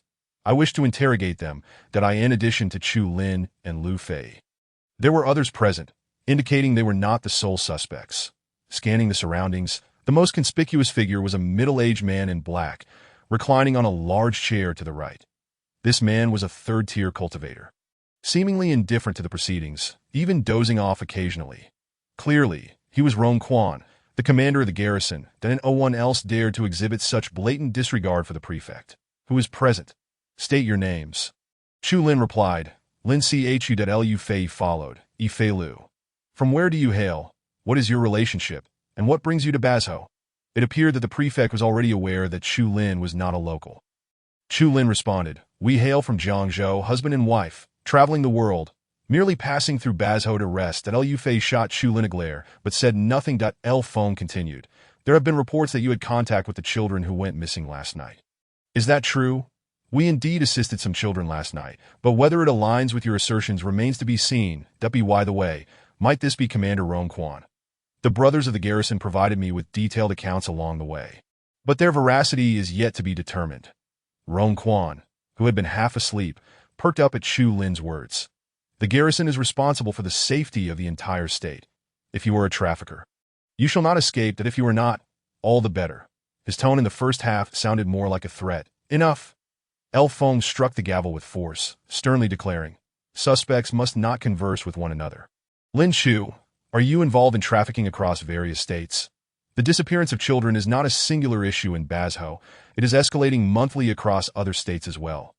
Whenever there was a case of disappearance, Chu Lin instinctively thought of the Fuyun Pavilion.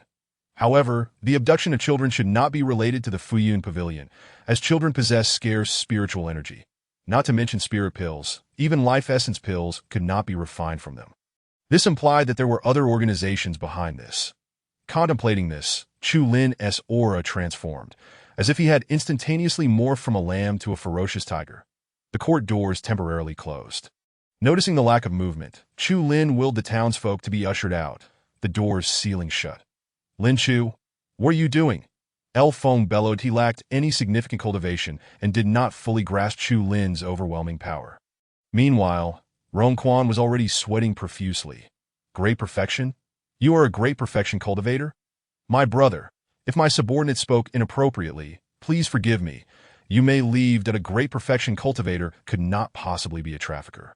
Rongquan fumed internally, thinking how his subordinate's incompetence had brought such a formidable figure to his doorstep. Was this courting death? Chu Lin's pressure enveloped the room. Aside from Lu Fei, no one dared to move. With so many children missing, it was evident that this was not the doing of a small force. "Rongquan, what role did the garrison play in this?" Rongquan smiled obsequiously. "My brother is overthinking. How could the garrison possibly be involved? On the way here, your men instructed me to confess at the prefectural office, claiming they could let me go afterward, that this not your involvement." This revelation sent El Feng into a state of shock. He pointed at Rongquan, astonished. "Were those previously executed traffickers arranged by you?" Chu Lin was enlightened. The garrison not only orchestrated the fake traffickers, but also failed to uphold their end of the bargain afterward. No wonder they had sought him out. It was because he was not a local and was unaware of the previous individual's fates, making him susceptible to deception. Rongquan's expression twisted as he coldly remarked, "I am a court commander. What does it matter if you are a great perfection cultivator? Should you dare to act against me, the court shall surely be enraged." His words trailed off as a long spear floated ominously in the air before him. It is known throughout the realm that His Majesty possesses a powerful Jinlong spear, a symbol of might. Upon seeing the dragon shadow coiling around the spear, Rongquan's heart sank. Surely, he could not be so unfortunate. It was said that His Majesty enjoyed incognito visits to in an instant. Rongquan felt as though his life had turned bleak. He could almost envision the bridge of helplessness at his feet. Chapter 61. Ancient Relics, Tomb of the Immortals. Minister El Feng. "I pay my respects to your Majesty that I previously offended your Majesty, and I humbly request punishment." That El Feng knelt.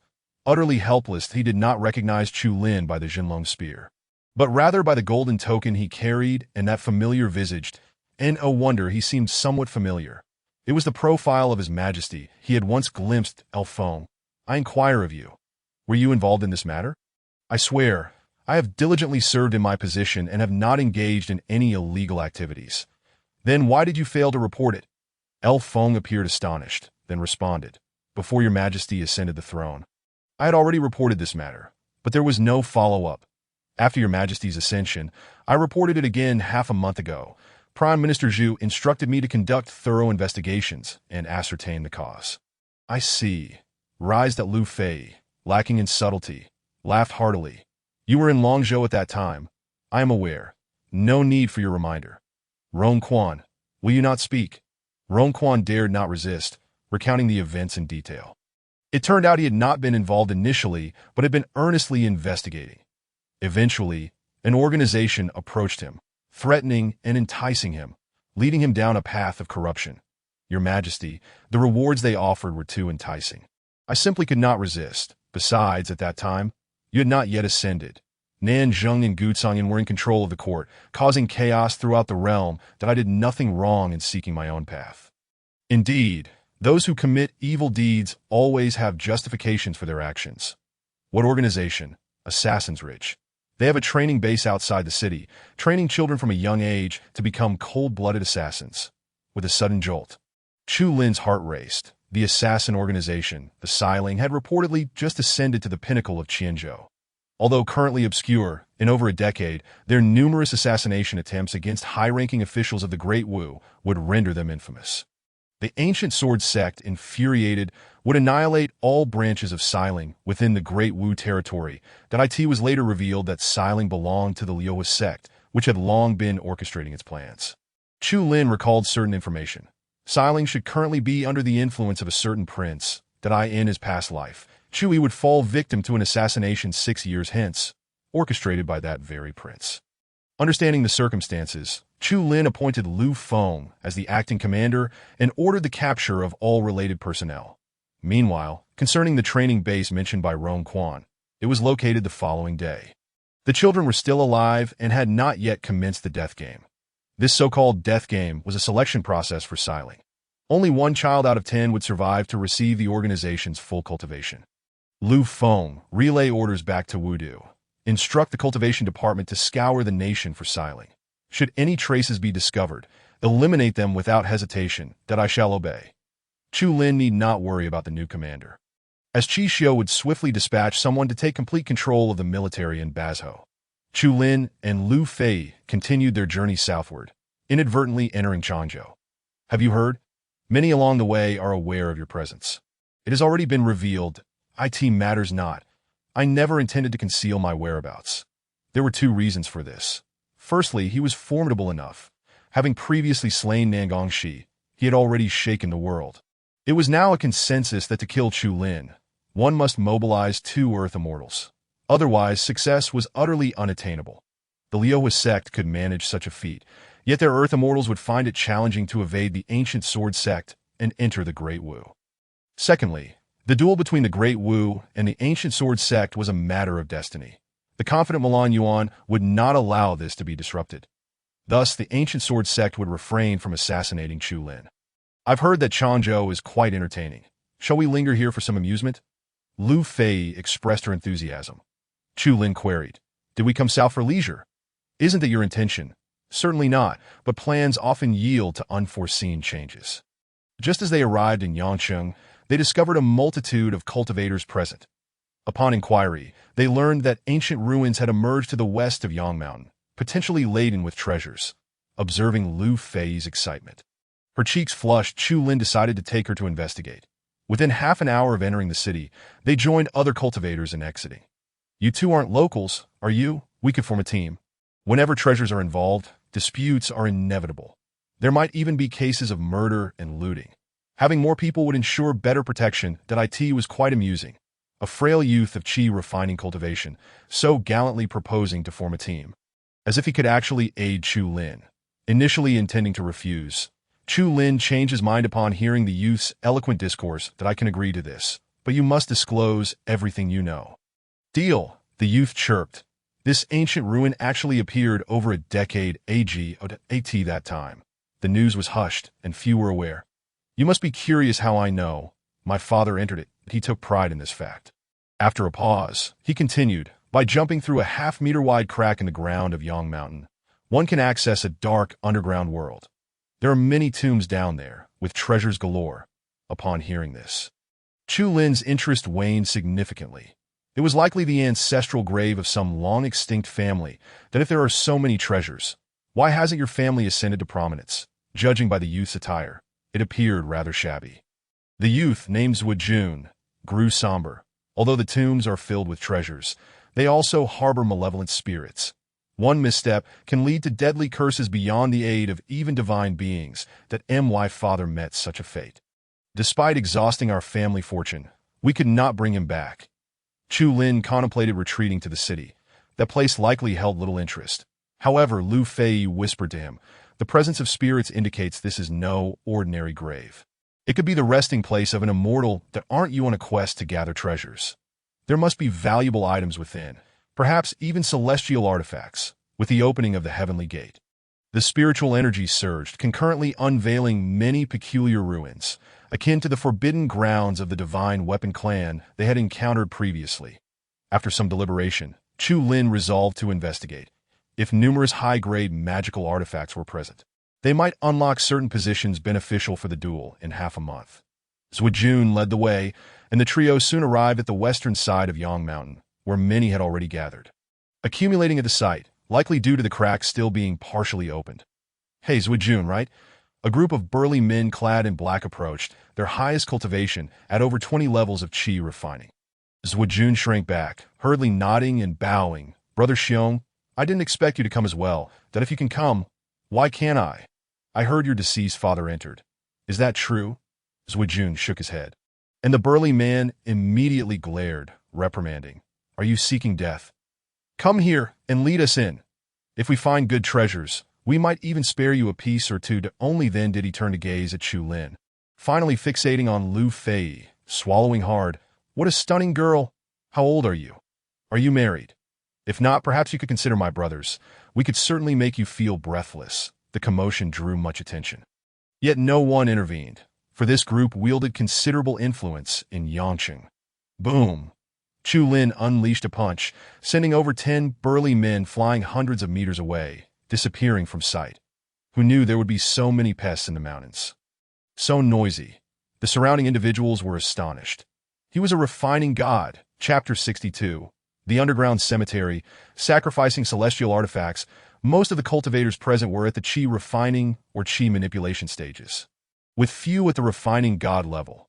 The strength of Chu Lin's displayed cultivation was nearly unparalleled, a level no one could challenge. Zhuojun fell silent, his face flushed, unable to utter a word. He had initially assumed these two were merely at the chi refining level. Chu Lin inquired, "What is the identity of those individuals? Do you have enmity with them? They are local ruffians. While they don't kill or set fires, they certainly do no good. When my family fell into misfortune, they were the ones who kicked us while we were down. This was akin to a conflict within the martial world." Chu Lin found it unnecessary to intervene. After waiting for a while, a commotion arose at the forefront, revealing that the crack had fully opened. Many leaped down, but Chu Lin remained unhurried, using his divine sense to perceive that the crack was not deep, merely 7 or 8 meters. Ordinary cultivators could easily descend. However, the world below was thick with dark energy, foreboding. "Are you sure you wish to enter?" he asked Zhuojun. "Did my father went? I certainly can too. If I can find something valuable, perhaps I can reclaim our ancestral home." When the crowd thinned, the trio approached the edge of the crack, leaping in turn. Below was a damp expanse, where a light footfall could leave an imprint. Cultivators trained their bodies and eyes, allowing them to see in darkness. Looking around, they found the area strewn with disordered rubble, resembling the aftermath of a collapsed mountain. "This place may have experienced an explosion," Chu Lin remarked. The others began to search, leaving no stone unturned. Even beneath the rubble, that it was laughable. If this dilapidated place held treasures, they would have been taken long ago. Zhuojun whispered to Chu Lin, "I know where the main tomb is. Follow me." That he led the way, with Chu Lin and Lu Fei following closely. To ensure his safety, Chu Lin discreetly cast a protective shield around him to prevent him from being crushed by falling debris. After a while, they noticed a considerable number of people trailing behind. Initially, Chu Lin thought they were following him, but soon realized they were tailing Zhuojun had it not been for Chu Lin and Lu Fei's protection. Zhuojun would have likely become the target of contention among the crowd. Be cautious. The aura ahead is heavy with dark energy. Lu Fei, sensitive to such feelings, gripped her spiritual sword tightly. Seeing this, Chu Lin asked, "What did you do with the or I gave you last time?" "I gave it to my master." "Why?" "Oh, nothing. Have you never considered switching weapons?" "I've thought about it, but why should I change?" "This sword is quite good." Chu Lin added, "For instance, have you ever considered using a gun? It might suit you better." Lu Fei pouted. "What would I do with a gun? It's not as graceful as a sword." "I've told you before, I admire the elegant sword immortals. I wish to become one. All right, as long as you like it." That he truly could not comprehend why she would abandon the sword for a gun in the future. While they conversed, they finally traversed the rubble and reached the edge of a cliff. Zhuojun could not proceed further, stating to Chu Lin, "The main tomb is across the way. There used to be a bridge here, but it seems to have vanished. You all go ahead." He looked quite dejected. Chu Lin casually picked up a stone and threw it across, finding no peculiarities. Then, with one hand grasping Zhuojun, he and Lu Fei effortlessly soared to the opposing cliff. "It's not a difficult task. Let's go together." The individuals behind lamented. Only those at the refining god level or those proficient in flight spells could make the crossing. Chu Lin and the others advanced, traversing a narrow passage. This time he positioned Zhuojun behind him, with Chu Lin leading the way, prepared for any ambush. Chirp! Chirp! It was not a ghost or monster, but rather a swarm of red-eyed rats. Chu Lin, too lazy to engage, unleashed his aura, causing them to perish instantly. "What was your father's cultivation level?" "Chi manipulation." "Then he could enter the main tomb. It seems there is no significant danger." The passageway was not lengthy, and upon traversing it, A sudden brilliance enveloped the surroundings, that it was not merely the expansion of space, but rather the illumination of the entire world. Chu Lin raised his gaze and beheld a colossal dragon bone propping up the stone walls. It was the faint, pearlescent glow emitted by the dragon bone that rendered the subterranean realm exceptionally luminous. Liu Fei exclaimed. To arrange a formation using dragon bones, this clan must surely be one of the most illustrious families in the celestial realm. Brother Chu, be cautious. Zuijun's father may not have ventured to the main tomb, but rather to a common grave. Casting his eyes into the distance, Chu Lin saw graves neatly aligned, as though entering a cemetery.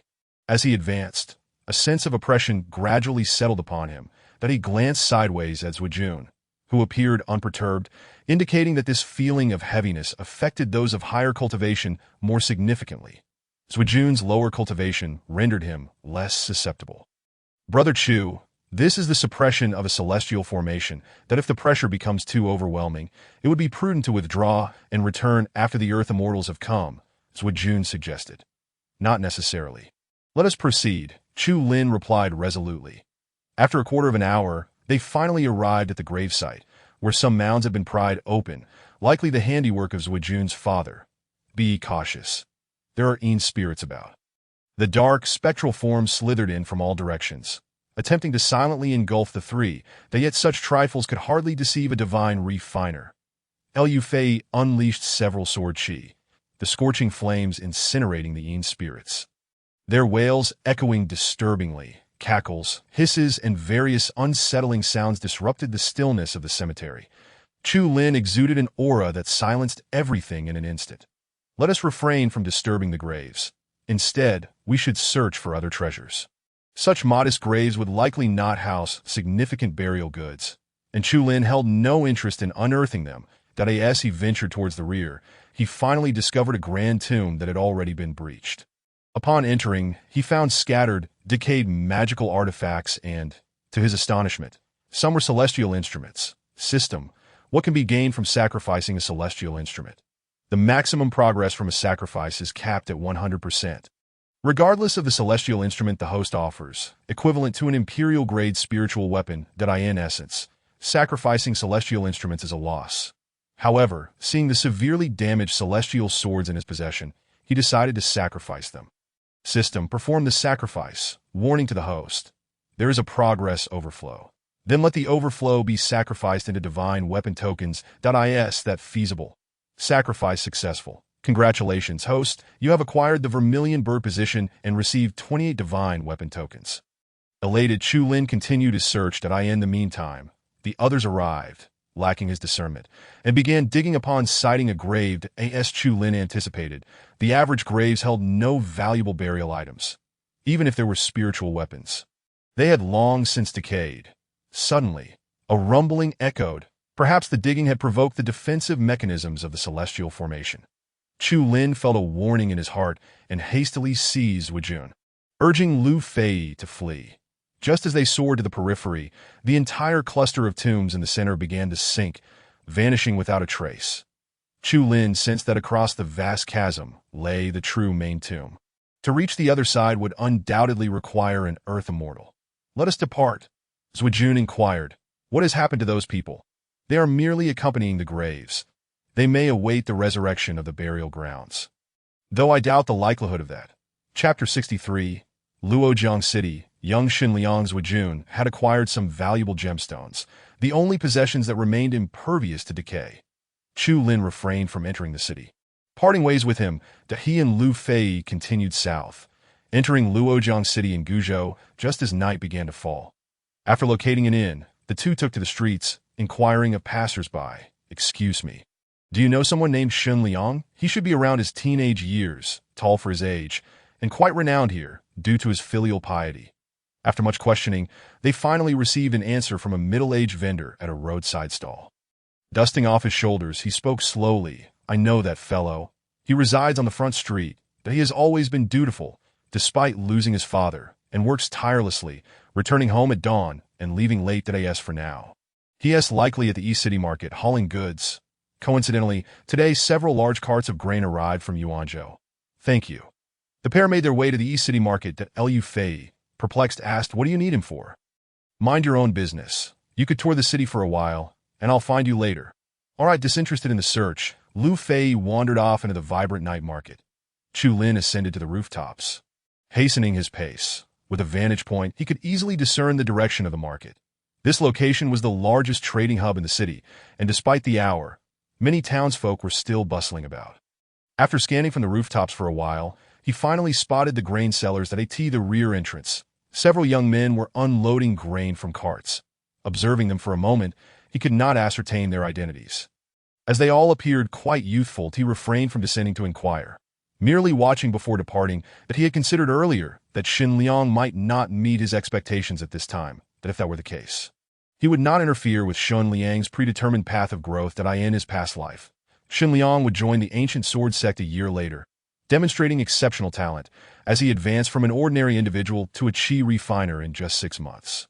Capturing the attention of Zhao Jian provided him with various cultivation techniques, setting him on a path of extraordinary success. Within a year, he mastered his techniques, achieved divine refinement in 3 years, and entered the high ranks of the military within 5 years, ultimately replacing Liang Kai as the new commander of the Northern Jiang military. By this time, the ancient sword sect had firmly seized control over the Great Wu, even dominating the 4 major legions that were previously untouchable. Unlike other disciples of the ancient sword sect, Xin Liang possessed both courage and strategy, understanding the greater picture of his nation. Though he hailed from the ancient sword sect, he was acutely aware of his identity as a person of the Great Wu. Thus, he was regarded as the most quintessential general of the late Great Wu in the final years. As the Cloud Nation advanced southward, Xin Liang led the Northern Jiang Army in resistance for 2 years. It is worth noting that after the fall of the Northern Jiang Army, the Great Wu itself lasted only an additional 6 months. He was dubbed the God of War, having taken countless lives, and the so-called pinnacle of divine refinement had seen at least a dozen perish at his hands. He was later betrayed by his own. Facing dozens of divine refiners and thousands of soldiers in Yuzhou City, the astonishment of the world, Xin Liang unleashed boundless combat prowess, annihilating the divine refiners and slaughtering the enemy forces. The Cloud Nation had no choice but to seek assistance from the Liuhua sect, summoning an Earth Immortal to vanquish Xin Liang. It was said that the Earth Immortal of the Liuhua sect offered him a chance: surrender and join their ranks. And within a year he could ascend to immortality and enter the celestial realm. Yet Xin Liang refused, for he was a man of the Great Wu. Tragically, due to his betrayal, Chu Yi was complicit, attempting to portray Xin Liang as having surrendered to evade responsibility. This attitude profoundly disheartened the soldiers on the front lines, resulting in a disastrous collapse of morale, rendering the vast nation beyond salvation.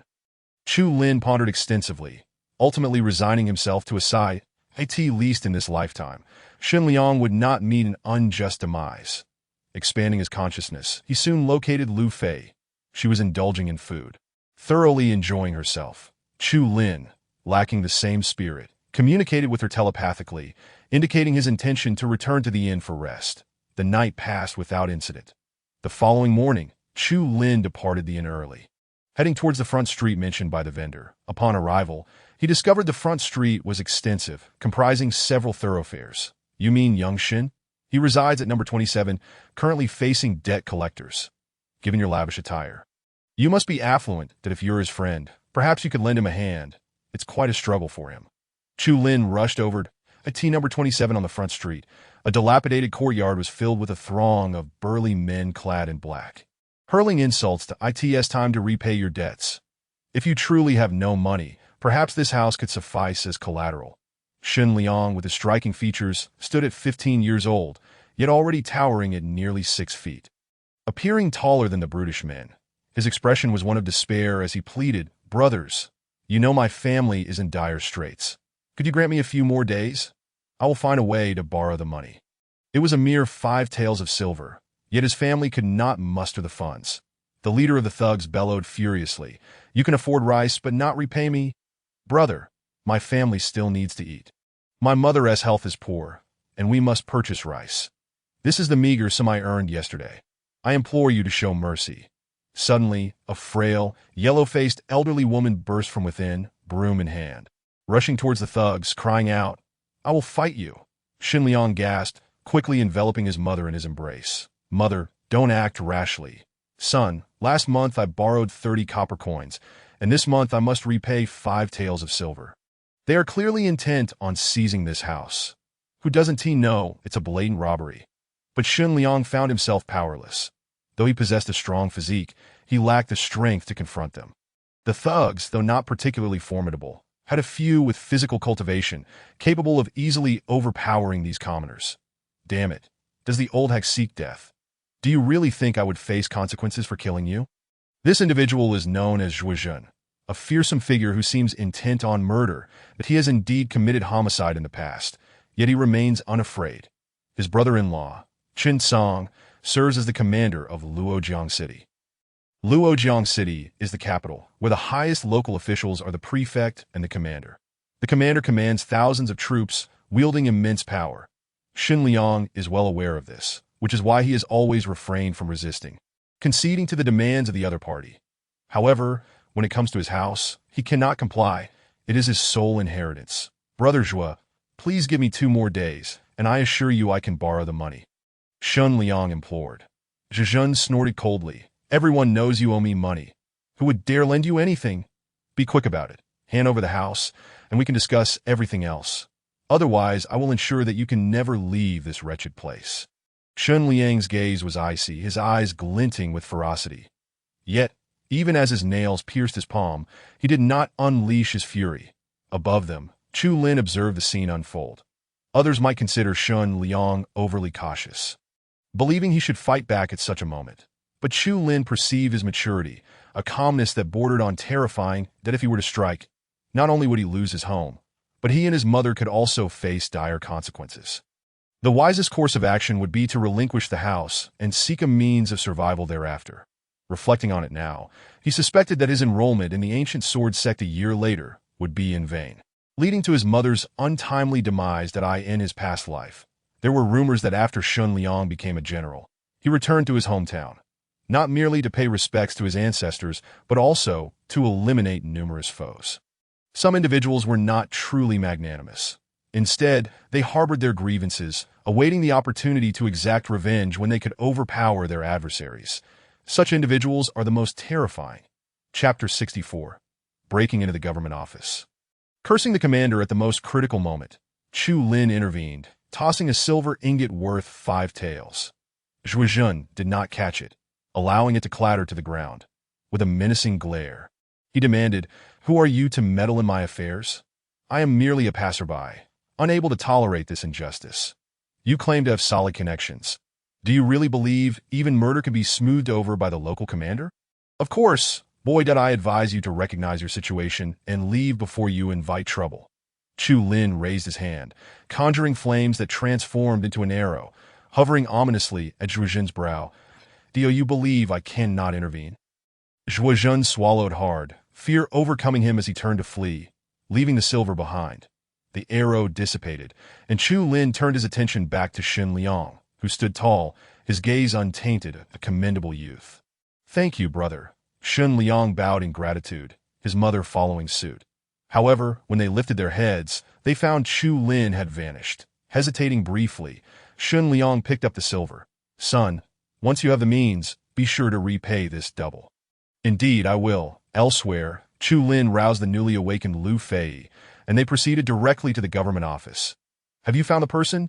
"Yes, but I discovered that the officials in this wretched place are not making things easy for me." This is my favorite part. Speaking of which, didn't you send Sima Yu? He is still in the north. He won't arrive here until next month." The government office had guards, but Chu Lin flew straight in. "Where is the prefect? Come forth." The prefect, named Chai Qing, was hosting a banquet in the inner courtyard for the prominent families of Luojiang City, with Commander Chinsong also in attendance. Chai Qing wore an expressionless demeanor as he addressed the clan leaders, stating, "Luojiang Prefecture's harvest has not been favorable this year. I kindly request that you lower the grain prices." The leaders' joyful expressions instantly darkened, their gazes becoming increasingly indifferent. "Sir, it is not that we refuse to lower the prices, but our costs are already high. In reality, we hardly make a profit." The prolonged drought in Luojiang City had led to a significant reduction in grain yields, with the greatest losses borne by them. Observing these portly leaders, Chai Ching slammed the table. His Majesty has dispatched Sima to conduct nationwide inspections. Are you all wishing for your demise? His formidable presence indeed intimidated the clan leaders. Yet, Chen Song dismissed it with laughter. Sima Yu only investigates the officials. Are you perhaps overstepping, Chai? Chen Song, your deeds are known throughout the city. Perhaps you should consider your own escape route and refrain from meddling in others' affairs. Chen Song's expression stiffened, his anger bubbling beneath the surface. Just then, a flustered constable rushed in, panting heavily. Sir, a formidable cultivator has stormed the government office, demanding to see you. Impudent. Regardless of the cultivator, intruding into the government office is a grievous offense. Chai Ching, already incensed, hurried to confront the matter. Chen Song and the clan leaders followed, eager for the spectacle. Upon reaching the main hall, Chai Ching's ire flared upon seeing Chu Lin seated in the most prominent position. This is the great martial official's office. You must leave. The aura of divine cultivation erupted, overwhelming all present. Chai Ching, is it? I have a question for you. Why have you not taken action against the local ruffians? What business is it of yours? Who are you? I am a cultivator who cannot stand idly by. I have come to inquire. Should I not receive a satisfactory answer, I shall dismantle your office. Chai Ching's face turned ashen as he replied, Of course, I have been addressing the issue, but I lack troops and am unable to manage many matters that as he spoke, his gaze shifted to Chen Song. Chu Lin recognized this glance and swiftly redirected his focus. Chen Song, is Zhuzhen your brother-in-law? And if he is, I advise you to come down quickly. His Majesty is currently purging cultivators nationwide. Should this be discovered, it will surely incur His Majesty's wrath. Chu Lin pressed on. Are you aware that your brother-in-law has killed before? Murder? Utter nonsense, baseless accusations. Just then, Lu Fei approached from the side, carrying tea. She smacked her lips, clearly unimpressed. Witnessing this, Chai Ching's expression shifted dramatically. Surveying the others, he noted that their faces remained unchanged, suggesting he was the only one who grasped the implications, that he understood the gravity of the situation, and quickly stated. Last year, a murder occurred in the city, suspected to involve Zhuzhen. Yet when I investigated, all leads vanished and a thug confessed, leaving me no choice but to close the case. Before Chu Lin could respond, Chai Ching continued confidently, Commander Chen Song has brazenly seized fertile land, causing countless families to be ruined, that he has also colluded with bandits, making life unbearable for passing merchants, resulting in a dwindling number of traders in Luojiang City and increasing hardship for the populace. Chen Song, taken aback, shouted, Chai Ching, why are you saying these things? Unfazed, Chai Ching continued, the prominent families of the city provide him with tributes for protection, while he arbitrarily bullies the common folk and inflates prices. I am at my wit's end and humbly request to resign and retire. This final statement detonated like a bomb, echoing in the ears of those present. Minister, upon glancing at the imposing Chu Lin, whose countenance resembled that of a deity, the others could only follow suit and kneel, their disarray betraying their inner turmoil. Chai Ching rose, while the others remained prostrate. Whatever investigation you require, just say the word. I expect you to clarify the matters in Luojiang City within a day, that I shall comply. You may go. I shall take a stroll. Chai Ching, lacking in cultivation, received a token from Chu Lin, allowing him to easily mobilize the local military and the cultivation department. Soon, the entire Luojiang City became abuzz with activity. The populace was puzzled. Why had the previously languid prefect suddenly grown assertive? Chai Ching's efficiency was remarkable. He required less than a day, and by nightfall, he presented a hefty stack of documents before Chu Lin. Your Majesty, here are the findings. Chu Lin perused them briefly, his interest waning. Proceed as per your suggestion. Those deserving of death shall be executed, and those who need to be raided shall be raided without mercy. That be by the way, I have a task for you. Your Majesty, please command. Chapter 65. I am in need of a maid. Would you be interested? At dawn the next day, Shun Liang prepared to go out to work. Although he possessed 5 taels of silver, he was uncertain when Zhuozhen would return, so he intended to save it for emergencies. Before he could leave, a throng of people, including officials and soldiers, arrived outside. Shun Liang was taken aback, his heart swelling with anger and helplessness that it seemed Zhuozhen had summoned the authorities. How could he possibly contend with them? Hearing the commotion, Shun's mother emerged from within, her face reflecting sorrow and despair. Liang, you should leave. Given my current state, they likely cannot do much to you, mother. It's all right. We have money now, and we can pay.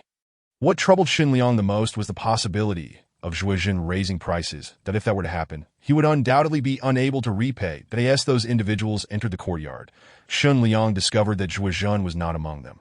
Rather, it was a group of formidable cultivators. Who is Xin Liang?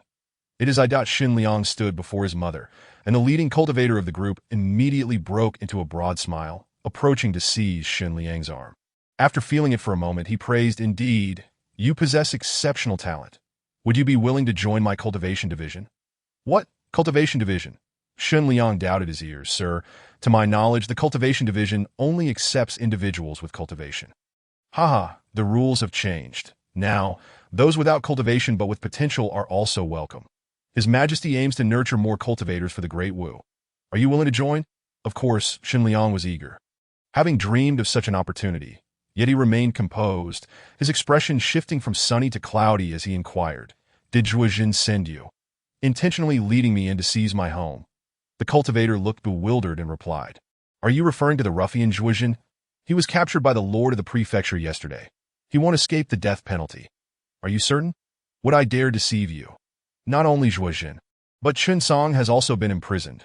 There will be no favorable outcome. With such a commotion yesterday, did you not hear? If you still doubt, you may accompany me to the prefectural office, where the lord of the prefecture can personally testify." With such a declaration made, how could Xin Liang not believe it? "Thank you, sir. I am willing to join." "Ha! Splendid. Quickly gather your belongings. We shall head to Wudu today." Once again, Xin Liang was bewildered. "The Wudu? Why? Why so many questions?" The cultivator thought to himself, though he refrained from voicing it. "This is merely a small place. I cannot teach you here that we must go to Wudu. Rest assured, your mother may accompany you. There are dedicated accommodations. Far superior to this. Young brother, a man must think big. Do not confine yourself to such a small place. When you achieve success in the future, do not forget your hometown." Xin Liang remained hesitant. Yet his mother was far more decisive. Xin's mother, understanding her son's dilemma, swiftly declared, "I shall not go. It is safer here. Liang, you have always aspired to enter a sect, but what sect can compare to the court?" "Go! But mother, I need to stay and take care of you. A man's ambition lies beyond the four corners." "Do not be so unambitious," the cultivator promptly added. "Rest assured, young brother, we in the cultivation division will take special care of your mother." Not only the cultivation division, but soon news also arrived from the prefectural office, stating they would assist the Shun family in repairing their home and would send a steward and maid to attend to Shin's mother's daily needs. With such assurances, Xin Liang was finally willing to go to Wudu. "Brother Chu, since you hold him in such high regard, why not personally escort him?" Lu Fei questioned, perplexed, as they departed from Luojiang City. Chu Lin responded, "I need him to experience some setbacks first. That if he rapidly enhances his cultivation, it may hinder his future growth." It was a dilemma. Initially, he had intended to directly elevate Xun Liang's cultivation to make him a surprise asset in the duel. Yet, upon reflection, it fell to miss. Perhaps it was merely his own wishful thinking. Even the seasoned Fu Tian, after assuming a high position, required considerable time to master his strength. How much more so for someone like Xun Liang, who had never cultivated before? Let him endure. There is no rush. As the two departed from Guzhou at noon and entered Changzhou, they unexpectedly encountered a sect conflict on the road. Such occurrences were frequent, and Chu Lin had no need to involve himself. However, shortly thereafter, he noticed a graceful young woman among the factions, her appearance strikingly familiar. "Hey, my eyes are about to fall out. Is she really that beautiful?" Lu Fei grumbled, feeling displeased that he had never experienced such a reaction himself. Was he truly less attractive than that girl? It seemed implausible. That girl lacked both figure and features, and any discerning man should be able to distinguish beauty from ugliness. Chu Lin ignored her, raising his hand to shoot a beam of profound light, intercepting a hidden arrow aimed at the girl. "How audacious! You dare to shoot in the shadows. Brothers, eliminate them." What began as a mere skirmish now had the potential to escalate into a large-scale slaughter. Chu Lin soared forward, plunging into the fray to part the crowd. To his right was the girls' group, comprising approximately 30 individuals. To the left were people from other sects, led by a burly man with 4 to 5 dozen followers, slightly outnumbering them. "Who are you, boy? How dare you meddle in the affairs of our Xian sect?" The burly man bellowed, his voice thunderous. Chu Lin remained calm, focusing solely on the girl as he asked, "Are you called Gu Ling?" The girl nodded, her smile revealing dimples. "Thank you for your assistance, elder brother. Please step aside to avoid any injuries." Chu Lin spoke with surprising boldness. "I am in need of a maid. Would you be interested?" "What?" Onlookers believed they had misheard. A maid. The daughter of the esteemed Ming sect's leader was being offered as a maid by a stranger. It was absurd beyond measure. The Xian sect members grew anxious, eager to witness the unfolding drama. Gu Linger's demeanor gradually turned frosty, her smile a mere pretense. "You should really step aside. Blades do not discern their targets. That if blades do not discern, let us first put them all down." Boom! A surge of power erupted, sending a tingling sensation through everyone's bodies as swords and blades crashed to the ground. "Now it is safe, Linger. Will you agree?" Chu Lin asked, a broad smile gracing his face. A joy that astonished Lu Fei. This was an unrestrained, genuine happiness, in stark contrast to Chu Lin's delight. Others were either horrified or enraged. Refining the divine. He is actually a divine refiner. No wonder he is so arrogant. The other present cultivators, at their highest, could only refine methods, leaving them utterly defenseless against Chu Lin. "Speak. Will you agree?" Gu Linger felt like crying without tears. What was happening? "Elder brother, my father is the leader of the Ming sect. How could I possibly be your maid? If you truly desire assistance, I can arrange for someone far more beautiful than I'd be. By the way, would you like to ascend the mountain and speak with my father?" "Ah, Gu Taoshui is still alive. My father is indeed alive. Elder brother, what exactly do you intend?" Chu Lin's emotions gradually stabilized, realizing the timing was off. In his past life, when he first encountered Gu Linger, she was from the ancient sword sect. As for the Ming sect, it had long since faded into the mists of history. When fleeing the ancient sword sect, she had not departed. Instead, she had joined Chu Lin's army as a vice-general. Chu Lin's inquiry about her willingness to be a maid was merely a callback to a past life. In that previous life, Gu Linger had been infatuated with Chu Lin. During her 33rd confession, she had even relinquished her vice-general title to become his maid. Naturally, this was unacceptable, and Chu Lin had firmly refused. Little did he know, that was her final confession, and the next day, she perished on the battlefield. He felt quite remorseful about it. He had once contemplated that if there were a next life, he would undoubtedly provide her with a bright future, sparing her from a life of hardship. As for the maid proposition, how about considering the role of a general instead? Chapter 66. Linga, you should accompany Mrtchu to Gu Linga suddenly recognized the increasingly peculiar look in the man's eyes. No way. He can't be that type of person, can he? The thought of being bullied by a stranger at the tender age of 18 filled her with despair. Tears sparkled in her eyes as she pitifully implored, "Elder brother, would you ascend the mountain with me?" Once on the mountain, the experts of the divine refinement realm would easily subdue him. At that point, the tides would turn, and she would see how to handle him. Lu Fei cautioned Chu Lin, "You have frightened the young lady. What's wrong? You were never like this." Chu Lin shook his head with a wry smile, contemplating leaving with Lu Fei. However, suddenly struck by a thought, he turned to Gu Linger and said, "Very well, I shall visit your sect.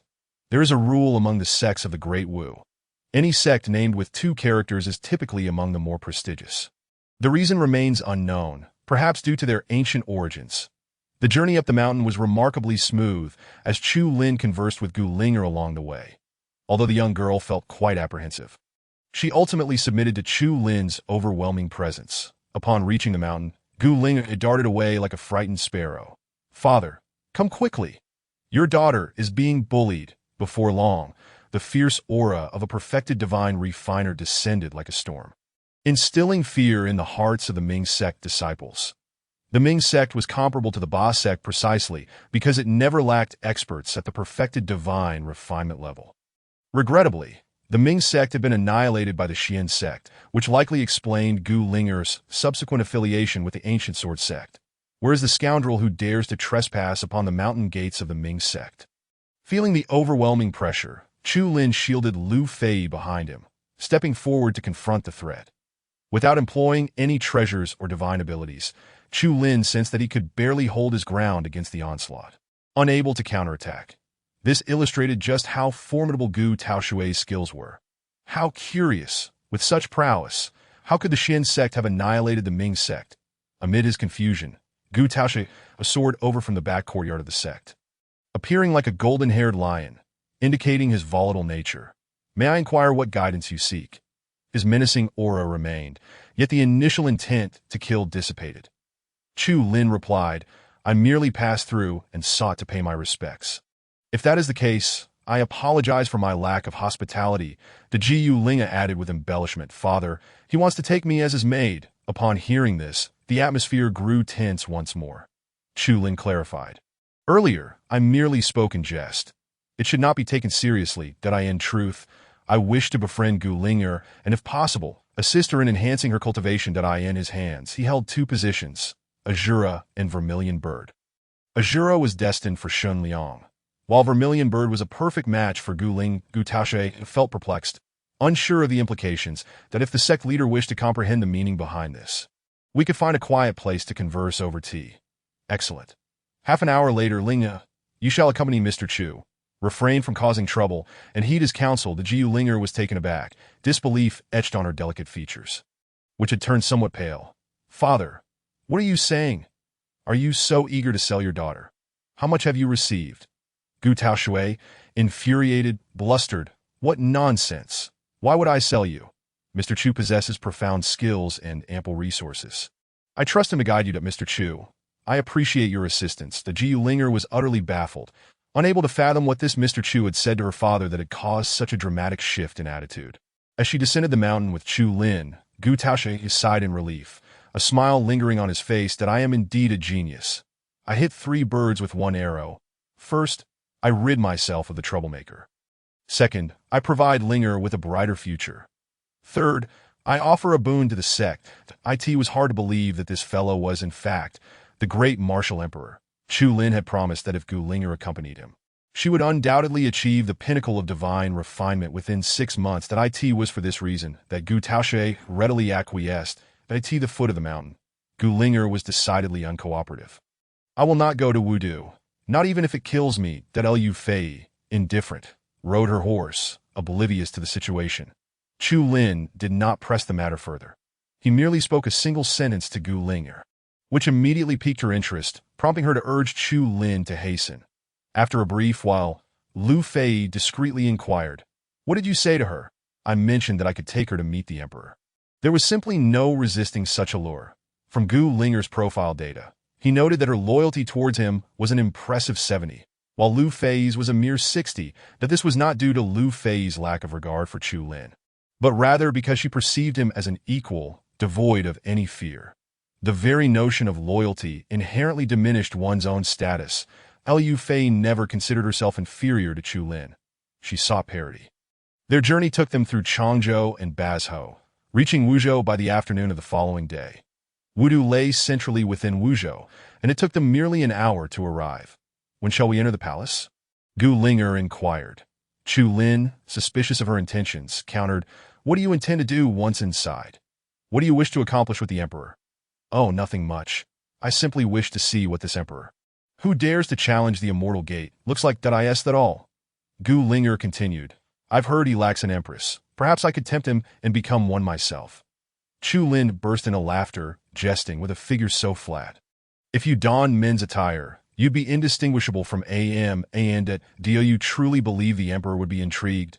Gu Linger, flustered, declared her intention to speak ill of the emperor before him. Umph. It is said that the martial emperor is lecherous.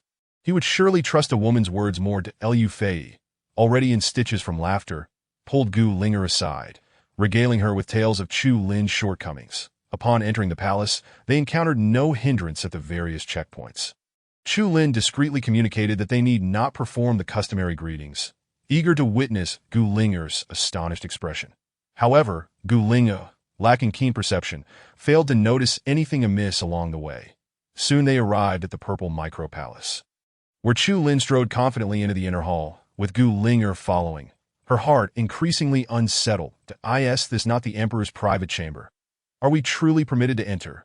Lu Fei, more casual than Chu Lin, instructed the palace maids to prepare some food, as she was feeling peckish. Chu Lin did not change his attire, merely requesting Wang Yun to bring the memorials from the Hall of Knowledge, deferring the audience with the ministers until the following day. Your Majesty, may I inquire your name? Gu Linger gazed at Chu Lin, a foreboding feeling creeping in. She had long known his surname, but had never learned his given name. I am Chu Lin, just an ordinary name. Would you care for a drink? I can have them prepare something. Gu Linger stood rigid, her expression fluctuating between hope and despair, having once traversed the 13 prefectures of Changzhou. She had not anticipated finding herself in such a predicament that a wave of melancholy washed over her as she feigned to kneel. Chu Lin raised a hand to stop her, that he'll not be so constrained. Feel free to sit. Your Majesty, are you contemplating how to deal with me? No need to overthink. Any move you make, I can withstand. Observing her distressed countenance, Chu Lin could not help but laugh heartily. Before long, Sima Yin arrived, and Chu Lin requested her assistance in comforting Gu Ling, and in contrast to Lu Fei's carefree demeanor, Sima Yin exuded the grace of a refined lady, her gentle nature adept at providing solace. Chapter 67. Duel with Zhuo Mo in the Golden Yuan Hall. Your Majesty, it has come to our attention that the Cloud Nation is exhibiting unusual movements, seemingly preparing to assault the Jin Nation from the east. The station troops are to the east? Chu Lin pondered, prompting a discussion among the ministers. The consensus was that this was likely a ruse. The Cloud Nation might be seeking passage through the Jin Nation to attack the eastern flank of Dawei.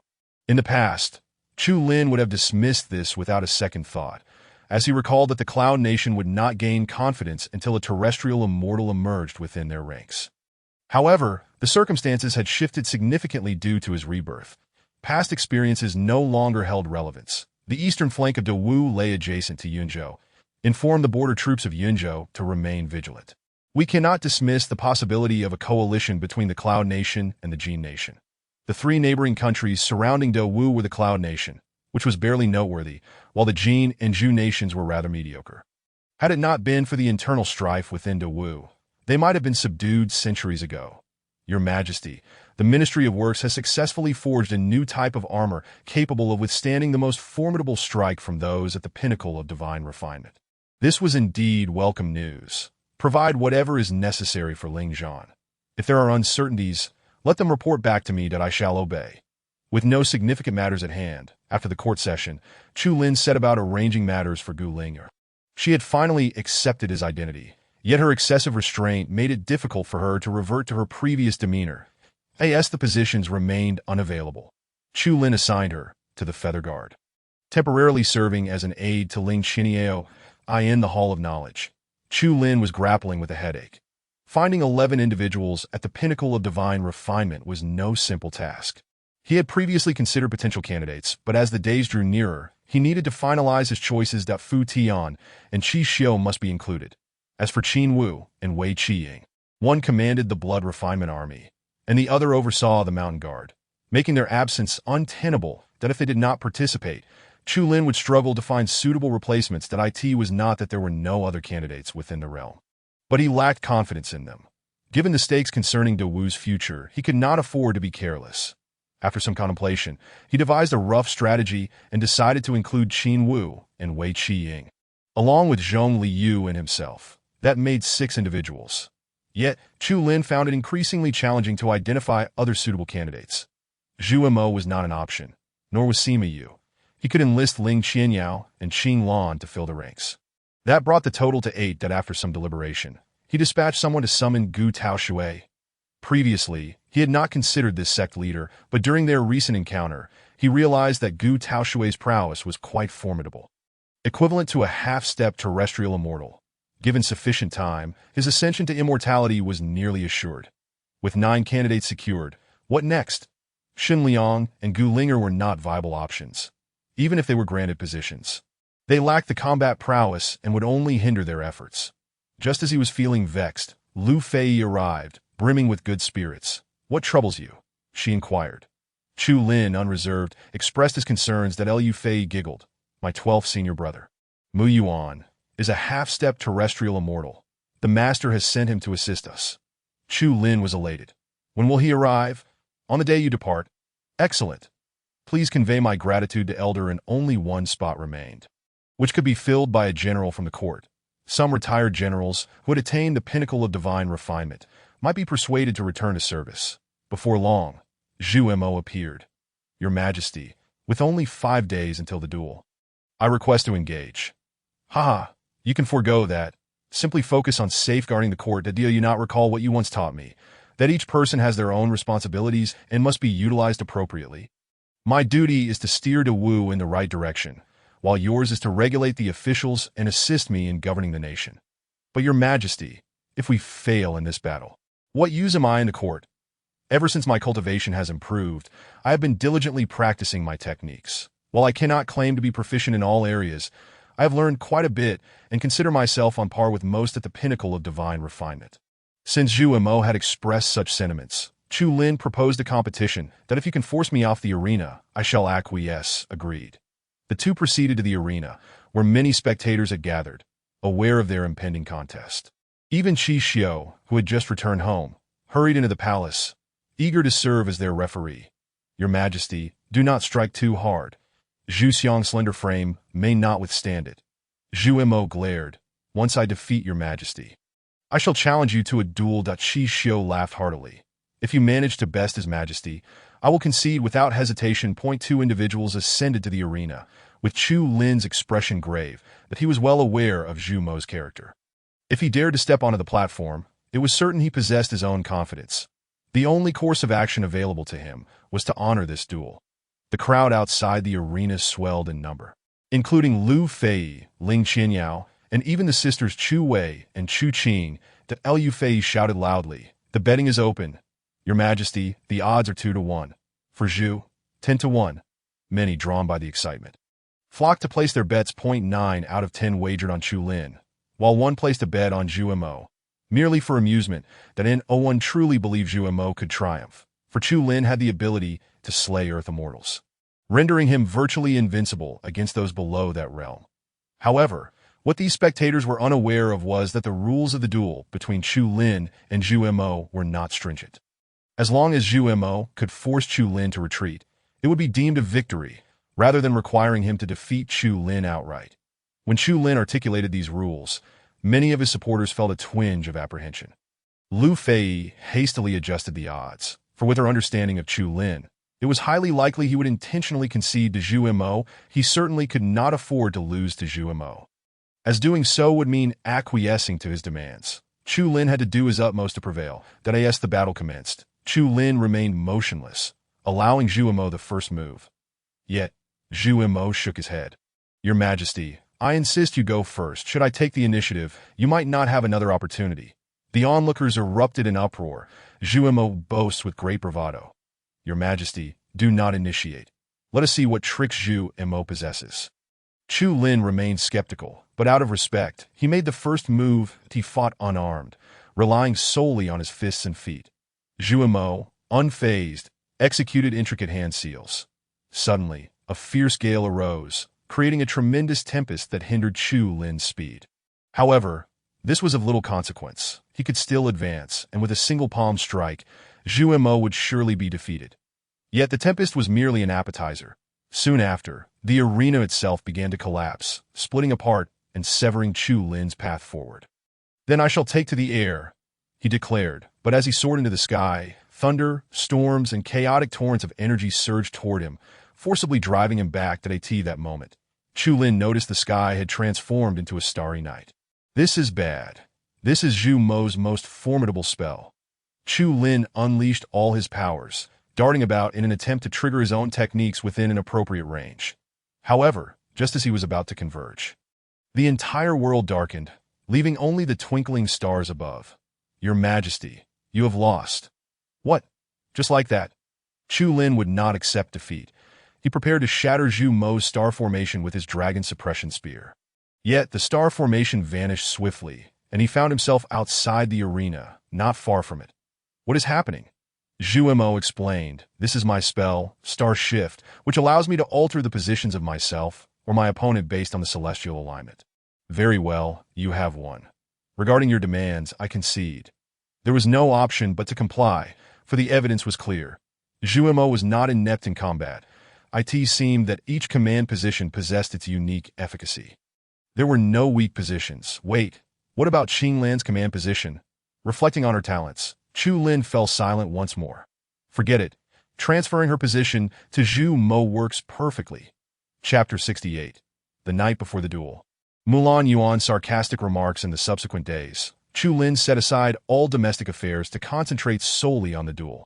The location was initially designated atop the ancient sword mountain, but upon further reflection, Chu Lin deemed it inappropriate.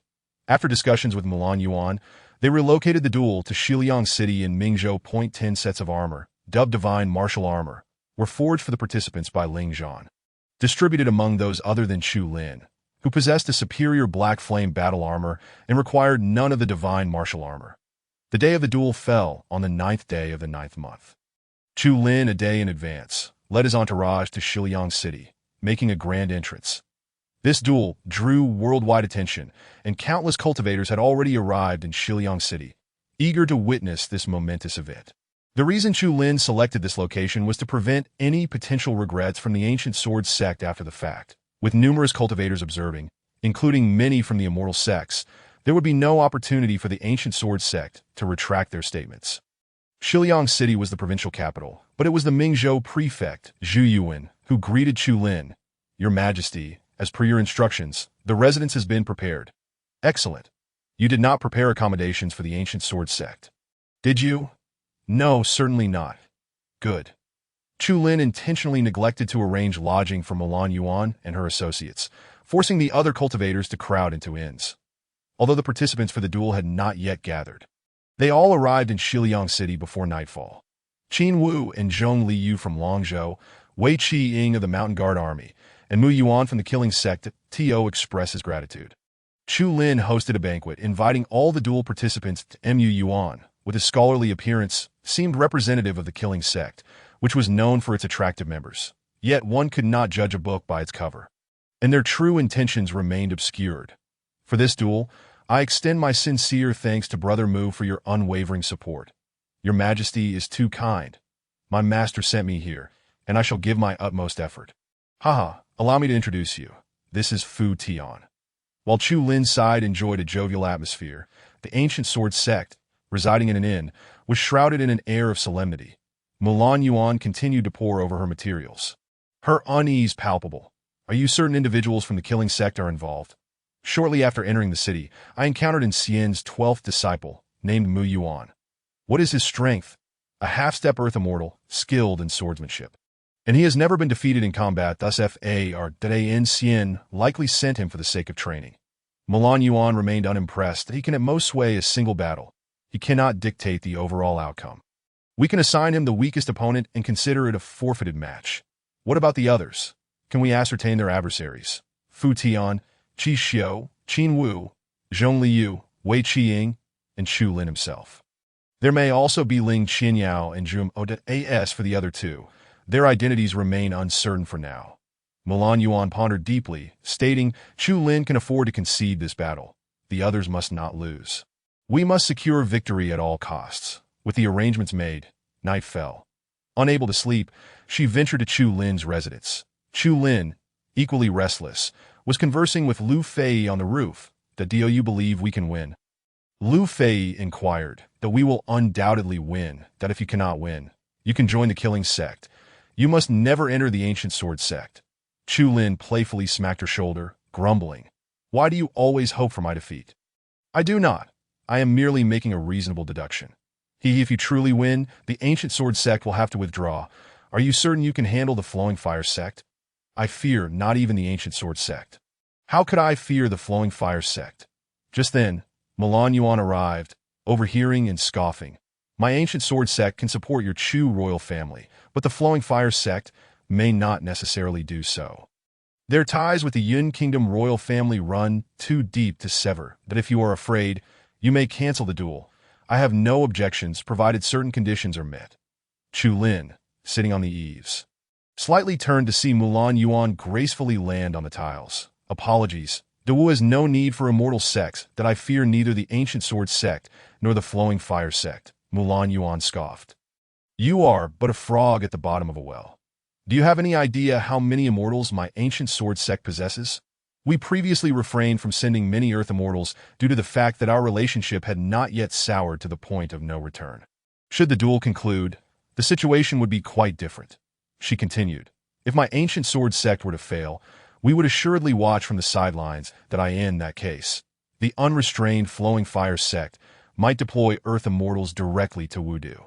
Are you certain you can withstand that? Chu Lin retorted, you can inquire with Zhao Jian. On the day Nangongshi perished, did I not withstand the storm? As the night grew cooler, a fierce wind swept through. Mulan Yuan coldly remarked, Nangong, she was an extremist. Because of his death, the ancient sword sect is in disarray, that I estimate that soon, even more Earth immortals will descend. I cannot predict what will transpire then. As for the flowing fire sect, they have secretly sent countless individuals down here over the years. You, Chu Lin, will undoubtedly be unable to withstand it. Even if I cannot endure it, I must try. As long as the heavenly gate remains only partially open, and as long as you high and mighty immortals are suppressed by the realm, I can ensure you meet your demise on Dawu's soil. Remember this. Dawu belongs to the Chus. Mulan Yuan's spirit trembled. She nearly buckled under Chu Lin's overwhelming aura. You merely boast with words that I must inform you that the extremists hold a view of exterminating your Chu royal family and elevating a new dynasty. Can you still smile? Of course I can smile, and I can smile brightly. IT matters not. Whether you are a celestial immortal or a golden immortal, once you step onto my Dawu, you are but an earth immortal. If you do not fear a feudal demise, it would be best if your immortal sovereign descended as well. I shall bear it all. Chu Lin was aware they would not take such an action. The descent of celestial immortals was already the utmost limit. Were golden immortals to descend, what would become of their homeland? From Chu Lin's rudimentary understanding of the immortal realm, the struggles there were far more intense than in the 9 continents of the Xian domain. Should a golden immortal be absent, they might be driven to the immortal palace by other sections. Mulan Yuan remained silent for a long time, while Lu Fei mocked, you wish to exterminate the Chu royal family? What are you thinking? If your ancient sword sect truly dared, you would have acted long ago. Why wait until now? We are well aware of the uniqueness of the Xian domain. Otherwise, why would we pay such a heavy price to come down? Each emperor here bears the mandate of heaven and cannot be easily slain, that if your ancient sword sect is willing to shoulder the consequences, unafraid of the impending calamity from the immortal sects, then by all means try. Inside were numerous unfamiliar terms for Chu Lin, but when he sought clarification, neither woman would respond, indicating a significant connection to the immortal realm. After exchanging barbs, Mulan Yuan took her leave. Chu Lin turned to Lu Fei. What is the calamity of the immortal sects? Please tell me that it is better that you remain ignorant, that to avoid disturbing your state of mind. Go ahead and speak. Consider it a favor owed to you. Shall we? 10 favors. Goodness, you are rather demanding. 2.8 to finally, we settle on 4, which means I now owe a total of 8 favors or promises that I wonder what Lu Fei intends to do with such a collection. Let me tell you, there was once a prophecy left by deities in the celestial realm, stating that a fated individual would emerge to unify the celestial world and create an unprecedentedly vast dynasty. 90% of the celestial sects would be destroyed in this calamity, known as the Great Calamity of the Celestial Sects. Later, we discovered that the fated individuals were not just one, but many, all within the 9 continents of the Xian domain. Therefore, we gathered our strength to open the celestial gate and sent people down to seek out these individuals. Indeed, you are one of those fated individuals. For this reason, the ancient sword sect is willing to support Dawu and offer various benefits. However, they have strayed from their path, always seeking to control Dawu. Chu Lin suddenly understood. So that was the case. It appeared that he was not as endangered as he thought, but rather a target coveted by various celestial sections. Unfortunately, he was destined to tread the path of opposing the celestial sects, becoming an enemy to the majority of them. Chapter 69. The first match, Yao Zhan versus Wei Qiying. The duel took place at the northern part of Shiliang City. The arena was quite large. Having been hastily expanded during this period to allow more outsiders to witness the duel, Chu Lin transformed the venue into something resembling an arena. The stage was at the center, surrounded by numerous spectators. And no matter what tricks the ancient sword sect employed, everything would be under the public scrutiny as the sun rose. Chu Lin and Mulan Yuan stood atop the stage. This duel is sacred and inviolable. Dawu shall abide by the outcome. Regardless of who emerges victorious, the previous grievances must be resolved. Our ancient sword sect shall adhere to the results of the duel. The crowd was in an uproar, with countless cultivators present, engaging in fervent discussions. Some even discreetly placed bets, with the ancient sword sect holding the overall advantage, that I believe that since the martial emperor dared to accept the duel, he must have some hidden strategy. What strategy could possibly surpass that of the ancient sword sect? I heard that if Dawu were to fail, the Chu emperor would have to abdicate.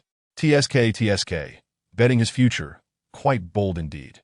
The spectators were not solely from Dawu. Many hailed from neighboring countries or were individuals who held a casual view of national identity that on the stage. Chu Lin and Mulan Yuan were determining the detailed rules, announcing them for all to hear to prevent any party from breaking the rules. While dueling may injure, it must not result in death. 11 participants were already fixed, and a round-robin approach would be adopted. That I asked the host, Dawu would go first. Very well, that I suggest 2 duels per day, 1 in the morning and 1 in the afternoon. As the stage and venue would inevitably require repair work, that I have no objections.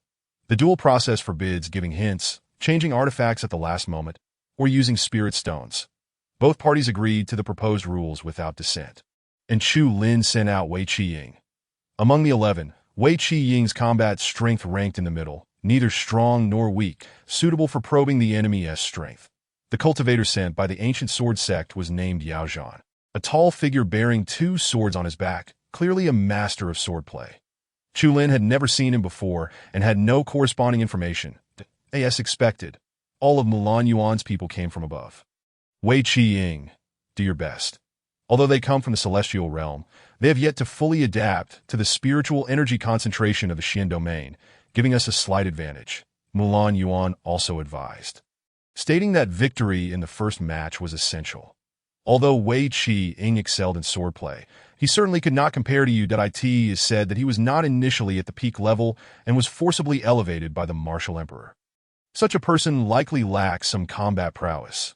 Yao Zhan nodded, fully aware of Wei Qiying's abilities and requiring no further elaboration from Mulan Yuan. Before long, the 2 ascended to the stage. Facing each other, in terms of swordplay, within the same level, I have yet to encounter an opponent, Yao Zhan boasted arrogantly. Wei Qiying scoffed, that is merely due to your limited perspective. How about you strike first? Yao Zhan could hardly make the first move. Despite his bravado, he felt cautious. Both were masters of swordplay, and the first to attack would easily expose weaknesses. Thus, the 2 stood still like statues, the scene rather unremarkable. High-level cultivators understood that they were engaged in a covert battle, while lower-level cultivators began to voice their displeasure. I expected a thrilling duel between 2 sword masters, yet it turned out like this. Don't waste time, hurry up. Boom! 2 immense auras surged towards the surroundings of the arena, forcing all spectators to brace themselves. However, they quickly realized that the incoming force was so overwhelming that it left them gasping for breath. Chu Lin called out, if you want to watch, then watch. If not, then leave. Mulan Yuan echoed in a similar tone, whoever dares to make noise again, I shall ensure you can never speak again. The 2 then retracted their auras, coolly taking their seats on either side of the stage. Only then did the audience realize that the duel was a matter between Dawu and the ancient sword sect, unrelated to them. Since they were merely spectators, they ought to watch quietly. Otherwise, they might provoke the duelists. From that moment on, the audience fell completely silent, no longer daring to mock, only occasionally whispering comments. The 2 on stage remained unaffected, their spiritual energy probing like invisible blades. Yet neither had truly drawn their swords. In a duel between swordsmen, one either competes in speed or patience, without many flashy tricks. On Chu Lin's side, Lu Fei appeared somewhat anxious. I have heard of Yao Zhan. He is indeed a swordsmanship prodigy of the ancient sword sect, having once challenged renowned sword masters and managed to retreat unscathed. Do you know the significance of the name ancient sword sect? Chu Lin inquired. What significance? It is said that the ancient sword sect was once a branch of an ancient sword faction, possessing some formidable sword techniques that could shake the ages. Yet currently, no one has truly mastered them. Most only grasp the surface. Considering Yao Zhan's talent, he likely has only learned a fraction. Chu Lin scoffed. So what? After all, he is merely at the spirit-refining stage. Wei Qi-ying's swordplay may not match up, but he possesses rich combat experience, and it is not certain he will lose. That yes, they conversed. Wei Qi-ying on the stage took a step back, his complexion gradually paling. Impressive, a natural sword heart capable of commanding myriad swords. That no wonder the ancient sword sect sent you here. Next, taste my move. Wei Qi-ying, having lost a move in their previous covert exchanges, could only take the initiative now. Clang. The sword was drawn, sparks flying, engulfing Wei Qi-ying completely in a torrent of fire, but he practiced the true flame body refining technique, embodying both rigidity and vitality, which gave his swordplay immense power, stirring the hearts of onlookers. That in contrast, Yao Zhan simply maintained a calm defensive stance, clearly unwilling to engage in a direct assault. Yao Zhan, do you look down on me so much?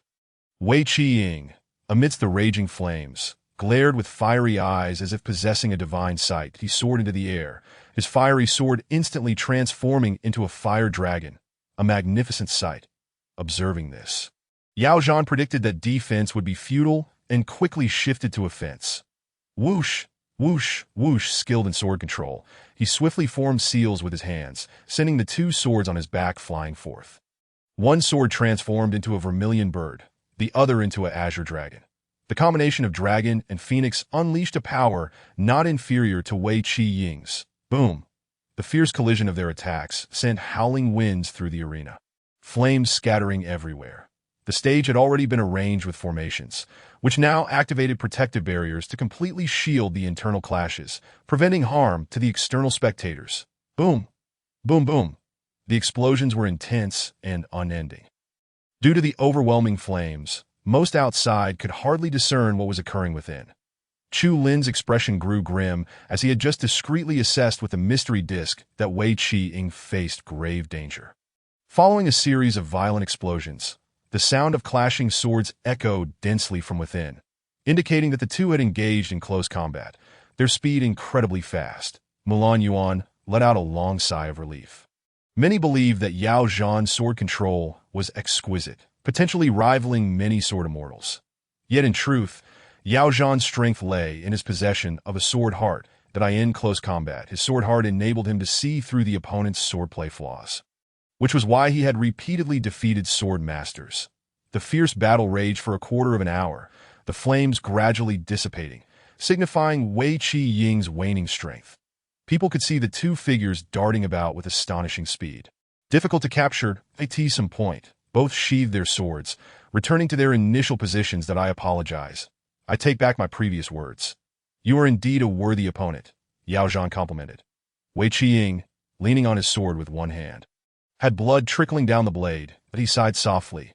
I am inferior to you, and I admire your prowess. Chapter 70. The Sudden Celestial Tribulation. Wei Qi-ying's defeat was anticipated by Chu Lin, yet it also came as a surprise. The primary reason was his lack of preparation. Unfortunately, he could not have foreseen Yao Zhan's tactics in advance. Moreover, Wei Qi-ying had chosen first, allowing Mulan Yuan to counter perfectly. Had Chu Lin chosen last, he could have let Fu Tian counter Yao Zhan. Chu Lin, a promising start. My apologies, Mulan Yuan said with pride. Chu Lin shrugged, feigning indifference. There are still 10 matches left. What is there to be proud of? Now it is your turn to choose. Very well, I choose the winning opening. Chu Lin, unfamiliar with this character, turned to Lu Fei, who softly remarked, this fellow wields a mountain-splitting axe, possessing immense strength. Chu Lin harbored some understanding and dispatched Qin Wu. Upon learning that her opponent was Qin Wu, Mulan Yuan was puzzled to know her knowledge. Qin Wu was also formidable in strength, yet no matter how powerful Qin Wu's might, it could not compete with the innate brute force of Kai. Regarding the abilities granted to the divine generals upon attaining their positions, outsiders remained oblivious. Thus, Mulan Yuan was unaware of Qin Wu's exceptional stamina, which Kai could hardly withstand. The battle was scheduled for the afternoon, and both sides retreated to rest, while State Order Zhu Yuan arranged for the repair of the arena. The previous clash between the two swordsmen had left the stage in tatters. If not restored, it would adversely affect the afternoon's duel. Upon returning to his quarters, Wei Qi-ying knelt before Chu Lin on one knee, expressing, I have failed your majesty's entrustment. Please punish me. Chu Lin lifted him up with considerable force. stating victory and defeat are commonplace in warfare. When have I ever blamed you? It is entirely understandable that you found yourself at a disadvantage in this duel, given that you were specifically targeted. It is of little consequence that I now assign you a secret mission, which must not be disclosed to anyone. You shall be the first to take the stage. The strategic significance outweighs the outcome. As Chu Lin whispered, Wei Qiying suddenly comprehended, responding, "Rest assured, Your Majesty, I shall fulfill this task. Excellent. You must now tend to your wounds and depart later tonight, that do not disturb anyone upon your return." "I obey," Wei Qiying replied, retreating to rest. Chu Lin then summoned Qin Wu and Fu Tian, imparting the same instructions that Fu Tian expressed his confusion. "Your Majesty, if the Lu sect possesses a terrestrial immortal, how shall we proceed?" This was a significant issue, one he had pondered throughout the afternoon without resolution. Ding! Wei Qiying experienced an epiphany, on the verge of breaking through to become a terrestrial immortal. What a surprise! Is that even possible? Initially, the duel between Dawu and the ancient sword sect attracted the most attention. Little did they know that Wei Qiying, who had been defeated in the morning, would suddenly ascend to become a terrestrial immortal by noon at this moment. Dark clouds loomed above, and fierce winds howled through the world below, heralding the onset of tribulation. Wei Qiying hurriedly flew beyond the city, ready to face the onslaught of thunder under the gaze of countless spectators. Chu Lin observed, along with the subsequent arrivals of Mu Lan Yuan and Yao Zhan, Mu Lan Yuan's expression darkened, while Yao Zhan stared in disbelief, exclaiming, "No way, he can become an immortal just like that." When I faced him in the morning, I felt he needed at least another 20 years of cultivation to even touch the path of immortality. Although surprised, Yao Zhan felt a sense of joy. His rare opportunity to unleash his full power against Wei Qiying meant he could potentially gain a long-term rival. Unbeknownst to him, the heights they would each attain in the future might not be equal, and the chance for a second duel would not arise. Furthermore, for Mu Lan Yuan, the emergence of a terrestrial immortal from Dawu would significantly impact the ancient sword sect strategies. She harbored different thoughts. Chu Lin, aware of her considerations, promptly produced the Jinlong halberd, the nation's fate surging, exerting pressure on the entire arena that I've been feeling a bit restless lately. "Little Yuan, would you care to spar with me?" Mu Lan Yuan's composure exploded. "Are you sick? So what if he is a terrestrial immortal? My ancient sword sect has plenty of those. We do not covet it. The tribulation of immortality is not easily surmountable. Be wary of death and obliteration." The members of the ancient sword sect withdrew entirely, leaving others in a state of exhilaration. The appearance of a terrestrial immortal from Dawu was an unprecedented event, destined to be recorded in history. The cultivators watched intently, eager to seize any opportunity for ascension. Chu Lin shared this sentiment, summoning all his subordinates to aid in their subsequent enlightenment. Wei Qiying maintained a semblance of composure. Despite the cracks appearing in his divine armor, do not panic. Use your own scarlet flame sword to defend, Chu Lin advised. How could one not panic? To be honest, Wei Qiying himself was unsure of his ability to break through. It felt utterly baffling that he merely had some insights from the earlier battle, and while resting, casually pondered, it triggered the tribulation. Now, feeling the apocalyptic force above him, he felt a deep-seated fear. Yet, upon seeing Chu Lin and the others watching, he gritted his teeth and pressed on. Having already faced defeat once in the morning, if he were to fail again, how could he face leading the Zhun Mountain Army? His Majesty granted me strength through the nation's fate, provided me with treasures, and now allows me the opportunity to ascend to immortality. How could I let him down? His confidence surged anew, and the insights within Wei Qiying deepened that he gripped the scarlet flame sword tightly. Flames erupting as if he sought to rival the thunder. While he might not match it in force, the flames could mitigate some of the thunder's damage, preventing him from enduring excessive pain. As time passed, the thunder showed no sign of weakening, yet Wei Qiying felt himself teetering on the brink. Chu Lin observed anxiously, employing the Xuanji disc to analyze the situation. Soon, he arrived at a conclusion. Shouting in anger, "Are you foolish? Quickly activate the true flame body refining technique. Is the method merely for display?" Wei Qiying suddenly understood and promptly sat cross-legged in midair, channeling the technique in an instant.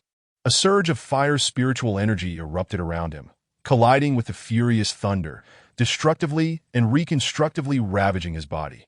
This was a transformation, elevating his mortal form to that of an immortal from this moment onward. The thunder posed no further threat. Instead, it became a catalyst for Wei Qi-ying's metamorphosis.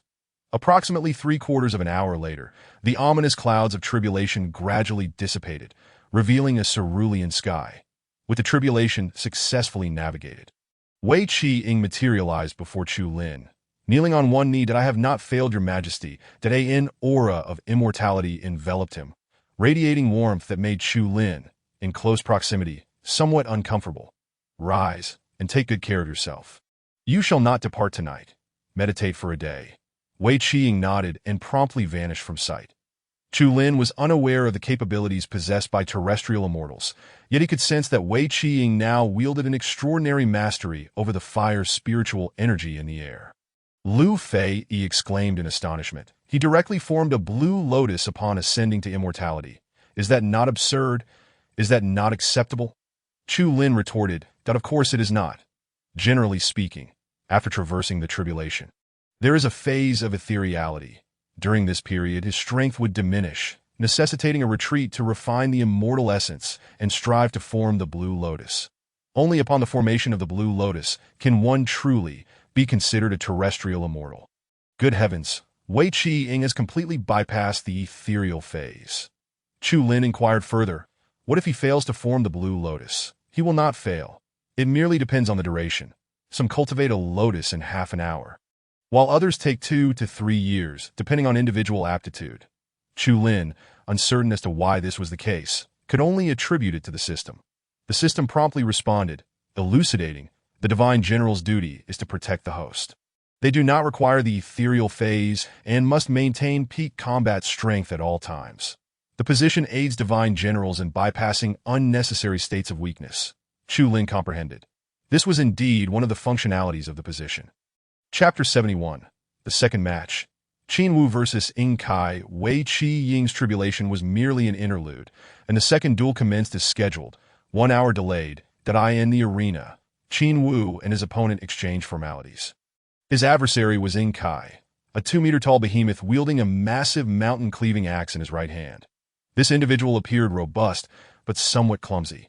Nevertheless, Qin Wu had been forewarned by Chu Lin that Ing Kai, being dispatched by Mu Lan Yuan, was undoubtedly no ordinary foe.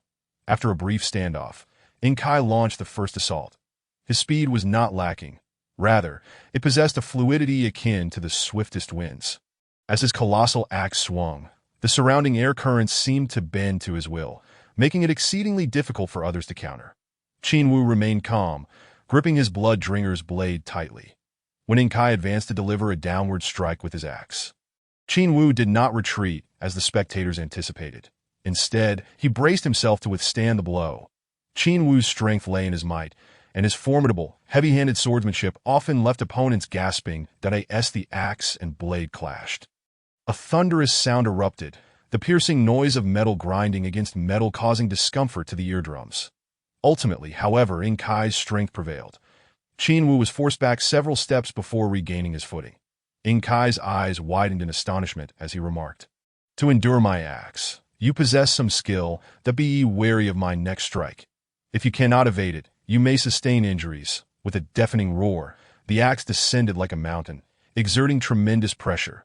The sheer force caused the spectators to hold their breath, shielding their minds with their cultivation. "This guy is incredibly strong. I fear Qin Wu cannot prevail." Such overwhelming power rendered it an extreme challenge for Qin Wu to withstand even one blow. It might be wiser for him to concede, lest Ing Kai's strength prove uncontrollable. Should that axe strike, losing an arm or a leg would be commonplace. The ancient sword sect is indeed formidable. After a triumphant start, they are on the path to victory. That in my opinion, Chu Lin's throne hangs in the balance. That it is not merely Chu Lin's fate at stake, but that of Dawu. The members of the ancient sword sect are consumed by their cultivation. How could they possibly govern a nation? Witness this. The destruction of Dawu is surely beginning with this duel. Not necessarily. After all, the ancient sword sect is a sect of immortals. Good heavens, look at the arena. He is actually holding firm.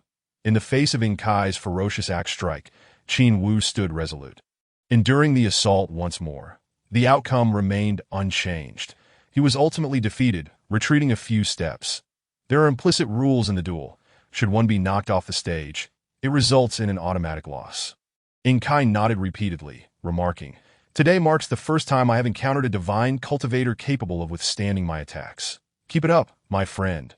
My strength only intensifies with each strike, and the subsequent blows will grow heavier." Qin Wu's expression grew solemn, and a faint aura of blood energy began to bubble around him, but he was not intimidated by In Kai's might. Rather, he found it challenging to unleash his innate gifts in the heat of battle. Thus, he required this forceful impact. Although it would inflict injury, it would simultaneously allow him to absorb In Kai's vitality, enhancing himself while weakening his opponent. In Kai's vitality was exceedingly abundant. He remained blissfully unaware of this fact. The third axe comes. The scene was grandiose, as if the very heavens were being split asunder. Upon witnessing this, Mulan Yuan let out a sigh of relief and remarked to Zhao Jian beside her, "There has yet to be born a being beneath the earth immortal level who can withstand the three axes of In Kai." Zhao Jian, filled with joy, responded, "The elders have indeed summoned individuals of exceptional talent. I am most impressed. Haha, I knew that Chu Lin would employ Qin Wu to counter In Kai. But what of it? In the face of absolute power, all cunning tactics are mere illusions." She glanced at Chu Lin, only to find him engaged in merriment. Leaving her perplexed, Liu Fei shared her confusion, asking, "How can your man be laughing so heartily when he is on the verge of losing? There's no need for haste. Qin Wu is merely warming up. In Kai surely possesses hidden techniques, yet so does Qin Wu. It all hinges on who conceals their prowess more effectively." As they spoke, In Kai's third axe descended heavily. Qin Wu raised his blade, and the onlookers assumed he would continue the clash. To their astonishment, he displayed remarkable speed, gliding past In Kai like a phantom. The previous two strikes were merely to harness your strength for warm-up. Now, it is the genuine confrontation. After all, what use is strength if one cannot land a blow? In Kai's face darkened as he withdrew much of the force from his axe, yet it still struck the arena, carving a deep fissure. Sensing danger behind him, he swiftly sidestepped, leaving Qin Wu's charged strike to fall empty. However, Qin Wu's agility surpassed even that, and he immediately followed with another blow, forcing In Kai into a defensive stance. For an extended period, Qin Wu unleashed a frenzied assault on In Kai, stirring the audience into a fervor. "I told you, a lumbering brute of pure strength cannot possibly surpass the nimble Qin Wu." As long as In Kai is denied the opportunity to initiate an attack, he becomes a living target. Qin Wu appeared poised for victory, his attacks growing increasingly fierce, while In Kai began to flounder. Unable to keep pace that on the surface, it seemed true. In Kai's overwhelming power found no outlet as Qin Wu relentlessly pressured him into defense. Yet, on the other hand, despite the ferocity of Qin Wu's onslaught, he could not breach In Kai's defenses. They were locked in a stalemate. Fortunately, Qin Wu excelled in attrition warfare, continuously siphoning vitality from his opponent. As the amount absorbed grew substantial, In Kai finally sensed something amiss. "What is this ability of yours?" Qin Wu replied, "Just a minor trick. You are indeed formidable, but you cannot outlast me." In Kai nodded, acknowledging the truth of that statement. Yet Mulan Yuan had not sent him in a battle merely for attrition. Her aim was to completely crush her adversary. Following another quarter of an hour of intense combat, Qin Wu grew ever more emboldened, while In Kai became increasingly fatigued. Mulan Yuan's expression tightened. She desired to offer a warning. But due to the rules, doing so would invite scorn from Chu Lin, leaving her with no choice but to endure in silence. Chu Lin, no longer as cheerful as before, wore a furrowed brow. "You laughed when Qin Wu was at a disadvantage, yet now that he holds the upper hand, why do you frown?" Chu Lin sighed. "I fear Qin Wu may grow complacent. It is precisely in moments of advantage that one must remain vigilant against an opponent's hidden tricks. I know little of this In Kai. When facing an unknown adversary, one ought to contemplate all possible outcomes. Should he possess some formidable counterattack, the currently aggressive Qin Wu could find himself in grave peril." Sure enough, at a certain moment, In Kai abruptly hurled his mountain-splitting axe. Qin Wu swung his blade to deflect it. Feeling assured, It seemed Kai had recognized his inability to prevail and was conceding, casting away his weapon as evidence. However, to his astonishment, Kai suddenly expanded, towering to a height of 5 meters in a brief span. From such an elevation, the previously discarded axe seemed inconsequential. This transformation startled everyone present, save for Mulan Yuan, who laughed heartily. Chu Lin, Kai possesses the bloodline of giants. After his metamorphosis, he wields incomprehensible strength, rendering him invincible among those below the earth immortal level. Qin Wu is destined to lose. This was the very tactic that had long concerned Chu Lin, yet he had not anticipated its overwhelming potency. Such transformations may be commonplace in the realm of immortals, but they were a rare phenomenon in the mystic domain. The audience erupted into a cacophony of speculation, each voice vying to ascertain the unfolding events. Regardless of the external discourse, Qin Wu remained composed, in his eyes, no matter how large Kai grew. He would always remain a target. Chapter 72. Divine Ability. Blood Sacrifice. The sky was devoid of clouds, the sun casting a faint, diffused glow over the city of Shilyang. The arena, vast though it was, could not accommodate all who wished to witness the duel. Thus, messengers scurried to and fro, relaying the details of the contest to patrons in inns and taverns. Qin Wu retained the advantage, yet the situation had grown uncertain. For Kai had transformed into a towering giant of 5 meters, exuding an imposing presence in a bustling tavern. Patrons filled every seat, their chatter lively and unceasing. I've had a rough day. I originally had a spot to enter the arena, but my brother-in-law snatched it away. Outside the arena, guards maintained strict oversight. Even attempting to sneak in was futile. There no other way. What are you thinking? This duel could determine the fate of Dawu, and the martial emperor is exceedingly vigilant. Should anyone cause trouble, they may find themselves swiftly apprehended and executed. Most of the cultivators present were of lower rank. Otherwise, they would not be left without spots. However, some could not approach due to their status, such as the elder Chen Quan of the Liuhua sect, who listened intently from the 3rd floor. After hearing the latest, he shook his head, saying, "Though Kai is strong, his weaknesses are glaring. He lacks agility. I have faith in Qin Wu." A disciple beside him quietly inquired, "What if Qin Wu were to lose? Why the rush? Chu Lin still has numerous powerful allies. If the situation turns dire, we can always intervene. Above all, we must not allow the ancient sword sect to triumph. If the ancient sword sect is vanquished, my Liuhua sect may have a more favorable opportunity to seize Dawu." The disciple understood but wondered if their previous strategies and plans remained unchanged. "Let us take it slow. If the ancient sword sect truly prevails, we must refrain from interference. Waiting a few decades is of no consequence. Given the ancient sword sect's nature, they will ultimately bring ruin upon the WU. They conversed. News from outside ignited a frenzy within the tavern. Qin Wu has lost. Time rewound to a quarter of an hour prior. In the arena, brimming with confidence, Kai prepared to crush Qin Wu. "Boy, in my current state, I wield power without restraint. You might as well surrender." Qin Wu retorted coolly, "If you can injure me, then I shall concede your prowess. Come, very well." Kai lifted his right foot and delivered a powerful kick toward Qin Wu. When strength reaches a certain threshold, elaborate techniques become unnecessary. Simplicity reigns supreme. Qin Wu, aware he could not withstand the blow, deftly maneuvered to a safe distance, feeling a sense of helplessness. His divine ability required passive activation and could not be initiated at will. The issue was that after such a prolonged engagement, he had yet to trigger to Qin Wu's astonishment. Kai's speed suddenly surged, growing ever quicker. "Ha! Did you expect otherwise? I too possess remarkable speed." Kai even managed to anticipate Qin Wu's movements, preemptively intercepting him with powerful punches. In such a predicament, few would believe Qin Wu still had a chance. Even Chu Lin was not optimistic, as the celestial mechanism indicated that the advantage of this duel was tilting toward Kai. "Damn it, my blood sacrifice has yet to activate. System, does the divine ability of the God General always function passively?" Warning to the host. The divine ability will become active once the God General ascends to Earth immortal rank. However, that is of no use now. For Qin Wu to stand on equal footing with Kai, he must trigger the blood sacrifice. Bang, bang, bang. At that moment, Qin Wu launched a series of assaults, but Kai's defenses were too formidable. He merely carved shallow wounds upon him, failing to penetrate deeper. That hardly hurts. Take this, as a fist surged toward him. Qin Wu had no avenue for escape and could only clash blades. Boom! The tremendous force sent Qin Wu flying, crashing to the ground 10 meters away. The bloodthirsty blades slipping from his grasp, it appeared that Qin Wu was destined to lose.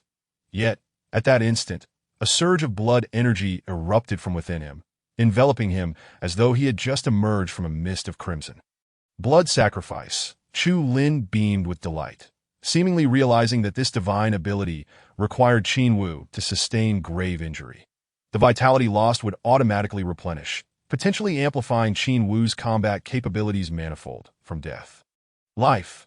Qin Wu retrieved the bloodthirsty blade, moving with such speed that he instantaneously appeared behind Ing Kai. Can you withstand this strike? The blade extended by 10 meters, enveloping Ing Kai's torso. Fear gripped Ing Kai as he confronted the possibility of imminent death. To safeguard himself, he could only concentrate all his defenses around his waist. Clang. The bloodthirsty blade seemed to collide with steel, producing a deafening sound. While he successfully defended, Ing Kai was forced to stagger back several steps. The audience erupted in disbelief. How could Qin Wu, relying solely on raw strength, compel Ing Kai to retreat? Had Ing Kai nearly been breached? What had just transpired? Only Chu Lin understood the reason, his smile returning. As for Mulan Yuan, her brow furrowed. She could perceive the changes within Qin Wu's body, but remained unaware of their significance. Subsequently, Qin Wu unleashed a relentless barrage of strikes upon Ing Kai, forcing him back into his smaller form. Unable to kill, Qin Wu sheathed his blade and engaged in a battle of fists, ultimately propelling Ing Kai from the arena. The outcome was swift, leaving many unable to discern the cause. Questions abounded, but none had answers. Meanwhile, on Chu Lin's side, Lu Fei inquired, "What is this ability of his? How could he suddenly unleash such overwhelming power? Care to guess?" Chu Lin would certainly not speak carelessly. With Lu Fei's big mouth, it is likely that the news will spread quickly. The divine abilities of the divine generals are of great importance, so it is best to keep them concealed whenever possible and let others speculate. Mulan Yuan, I concede this round. Humph, I shall allow you to win this one by chance. We shall meet again tomorrow. The members of the ancient sword sect all departed, their spirits dulled and no longer interested in staying. Chu Lin remained for a while longer, instructing the officials of Shiliang City to repair the arena, as the violent duel between those two had left it in a state of disrepair. Zhu Yuan lamented, "Your Majesty, the combat prowess of those at the pinnacle of spirit refinement is truly terrifying. I fear there may be no means to repair the situation in the future." "No matter," Chu Lin replied.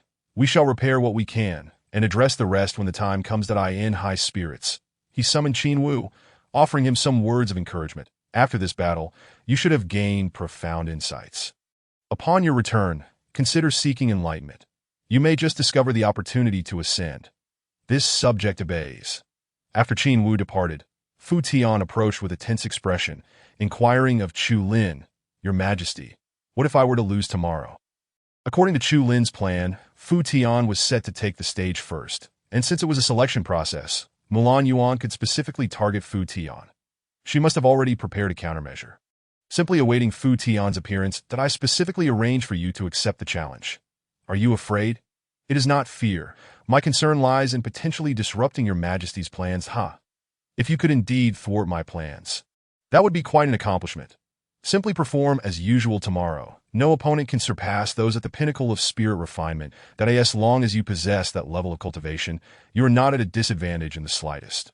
After pondering, Chu Lin inquired further, "How is your spear technique?" He scratched his head and replied, "It is rather average. Prepare yourself mentally. Mulan Yuan may have found a master of spear techniques for you. I consider this a fortuitous opportunity, from which you can learn much." Encouraged by Chu Lin, Fu Tian's spirits were restored. Chapter 73. The third match. Fu Tian versus Nangong, Ji the Knight in Shiliang City had a different atmosphere. Under Lu Fei's urging, Chu Lin found himself accompanying her on an excursion. Over there, they are performing magic tricks. How wondrous! Wondrous, my foot! Such tricks can only fool the common folk. We cultivators can see right through them. They pushed through the crowd to the front, where a lean old man was performing the traditional three immortals returning to the cave trick. His hands moved rapidly, and his tongue flowed with clever banter as the number of small balls under the 3 bowls on the table kept changing. The onlookers erupted in applause, and Lu Fei joined in, despite knowing the magician's sleight of hand. Magic tricks are not meant to deceive. They require rigorous training and serve to entertain the audience with novelty. Nonetheless, there are always some self-righteous fools who feel compelled to expose the magician's methods. This petty trickery is merely a farce. The voice came from the other side of the crowd. The magician, upon noticing the interloper, pleaded, "Esteemed cultivator, surely you look down upon my craft, but I am merely trying to make a living. I beg for your mercy. Deceit is wrong. Watch me unveil your trickery." The speaker stepped forth. A slightly unattractive young man, yet his cultivation was impressive. He was at the pinnacle of spirit refinement. Chu Lin's mind raced. This fellow was likely one of Mulan Yuan's people. The magician bowed in supplication. "Please grant me a chance to escape. I will leave immediately. No. I must expose your deceitful tricks to the public. They must not be fooled." Yet as he looked around, he saw that the crowd regarded the magician with amusement. As though he were a fool. "We only seek entertainment. Who doesn't know it's fake? And what of it? The old gentleman's skills are remarkable. I simply enjoy watching. Isn't that the essence of magic? The old man is no immortal. How can he conjure balls from thin air? Can you?" The young cultivator, named Shang-Gu, had recently descended from the celestial realm and had yet to adapt his thoughts to the world of Xian domain. "Indeed, I can. Hand it over to me." The magician dodged, allowing Shang-Gu to take over. He had been observing for a long time and began to mimic the magician's techniques, although he had never practiced. His movements were swift, and he effortlessly produced the desired number of balls under the bowls, appearing remarkably skilled. The audience, not overly critical, cheered for whoever performed well, resulting in a chorus of applause that only swelled Shang-Ji's pride. Lu Fei whispered to Chu Lin, "I know this fellow. His name is Shang-Gu, a newly promoted core disciple of the ancient sword sect, but he is rather one-track-minded, believing himself to be infallible, that he excels in elemental spells and alchemy. I did not expect Mulan Yuan to bring him along.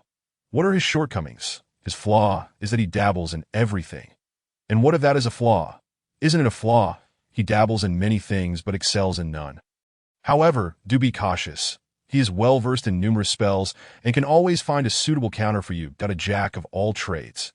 Chu Lin understood. This individual could be utilized to deal with tricky opponents or those unfamiliar to Mulan Yuan. Once the performance concluded, Shang-Gu turned to leave, not pursuing the magician further. Chu Lin rewarded the magician with some coins. His efforts were commendable. "Brother Chu, I hear there is a brothel ahead selecting a courtesan. Would you care to join?" Chu Lin replied earnestly, "I am a man of integrity." Were you not passing by with Sima Yin?" Stammering, "You?" Gazing at Lu Fei's innocent and pure visage, Chu Lin found it difficult to articulate his thoughts. "What do you wish to say? Speak plainly. It is nothing.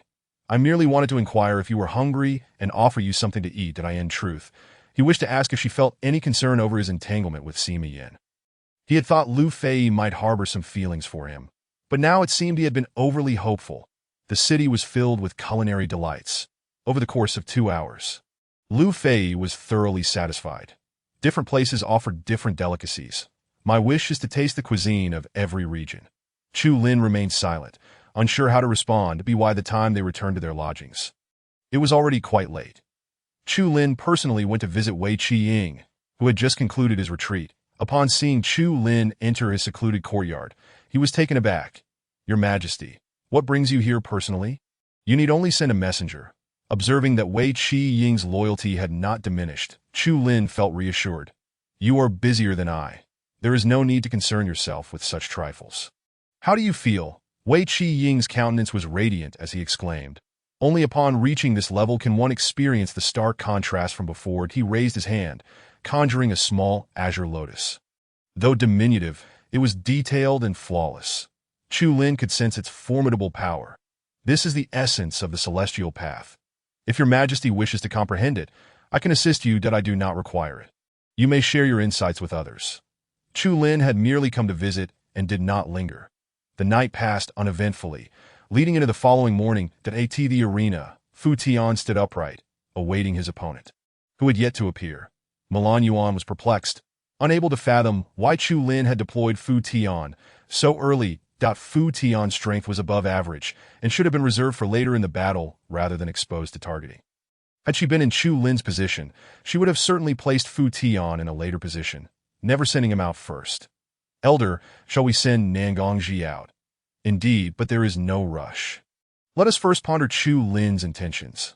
After much contemplation without clarity, they decided to let Nangongji take the stage. This individual was tall and handsome, carrying a long spear, his demeanor indifferent. Chu Lin sighed. His suspicions were confirmed. Nangongji was indeed the master of spear techniques specifically brought in by Mulan Yuan to counter Fu Tian. He hoped Fu Tian could withstand the pressure Mu Yuan, familiar with him, remarked, "This man is Nangongji. Among the new generation of disciples in the ancient sword sect, he ranks at the pinnacle of spear techniques. Yet that is but one aspect. What is truly fearsome is his extensive combat experience. Having fought on the front lines of celestial conflicts, knowing this was of little use, they could not simply withdraw Fu Tian." Chu Lin suddenly felt a twinge of regret. Perhaps it was unwise to leave Fu Tian in a passive position for the sake of the overall strategy. Yet he quickly reassured himself. Fu Tian possessed a steadfast will. He would never yield to a more formidable opponent. Like Chu Lin, he thrived on the challenge presented by stronger foes. Before the battle commenced, Chu Lin offered a reminder. "Fu Tian, release the burden from your mind. No future can be worse than that day. Rest assured, I am here." Fu Tian's primary issue was overthinking. Even before the match had begun, he was already fretting over the possibility of defeat. Such thoughts were counterproductive. Chu Lin was uncertain if he could adjust his mindset, but could only strive to provide external support. Fu Tian gazed at Chu Lin and nodded slowly. "No future can be worse than that day that I in the face of life and death. The day when His Majesty had unexpectedly surged forth and seized the throne would forever remain etched in Fu Tian's memory." He felt a sense of shame, for he had entertained thoughts of retreat that day. However, from then on, he vowed never to waver again. "I am Fu Tian, commander of the great martial Forbidden Army. State your name, challenger." The spear, poised with a fierce flame, seemed to shimmer with intensity. Chapter 74. Unmatched Eruption. Attributes doubled. "I am Nangongji. I seek to learn from Commander Fu's esteemed techniques." That he remained motionless, gesturing for Fu Tian to commence. "I in a duel of spears." There was little formality. Fu Tian wasted no time, moving like lightning to close the distance with Nangongji, his spear akin to a flying dragon. Initiating the assault, Nangongji adopted a defensive posture, perfectly countering each of Fu Tian's attacks, even managing to converse leisurely as he did so. "Your spear technique is commendable, though it lacks composure. The speed at which one draws a weapon must be swift, and the steadiness of aim unwavering. Each time you draw, you expose yourself to significant vulnerabilities that could cost you your life in a life-and-death struggle." Fu Tian, in a fit of rage, exclaimed, "You prattle on endlessly. Do you think you alone possess knowledge?" As the gunfire flickered, a ferocious dragon's roar echoed, akin to a mountain crashing downwards. Nangongji's expression finally shifted. This was a shot he could not defend against without risking injury. Just as the shadow of Fu Tian's weapon loomed, Nangongji swiftly evaded, escaping the strike.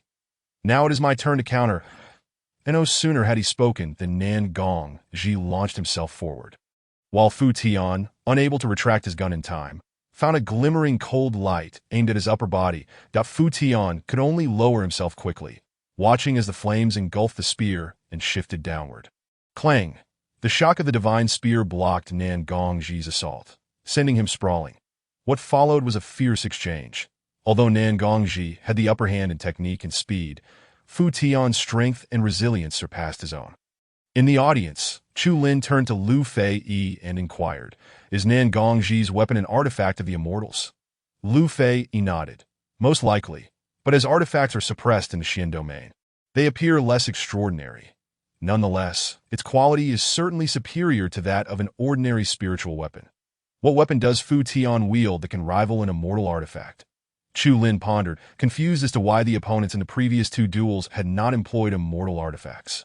He soon realized that in the first match, Yao Zhan held such a significant advantage that he had no need for one, and in the second, Kai relied on his physical strength rather than weaponry.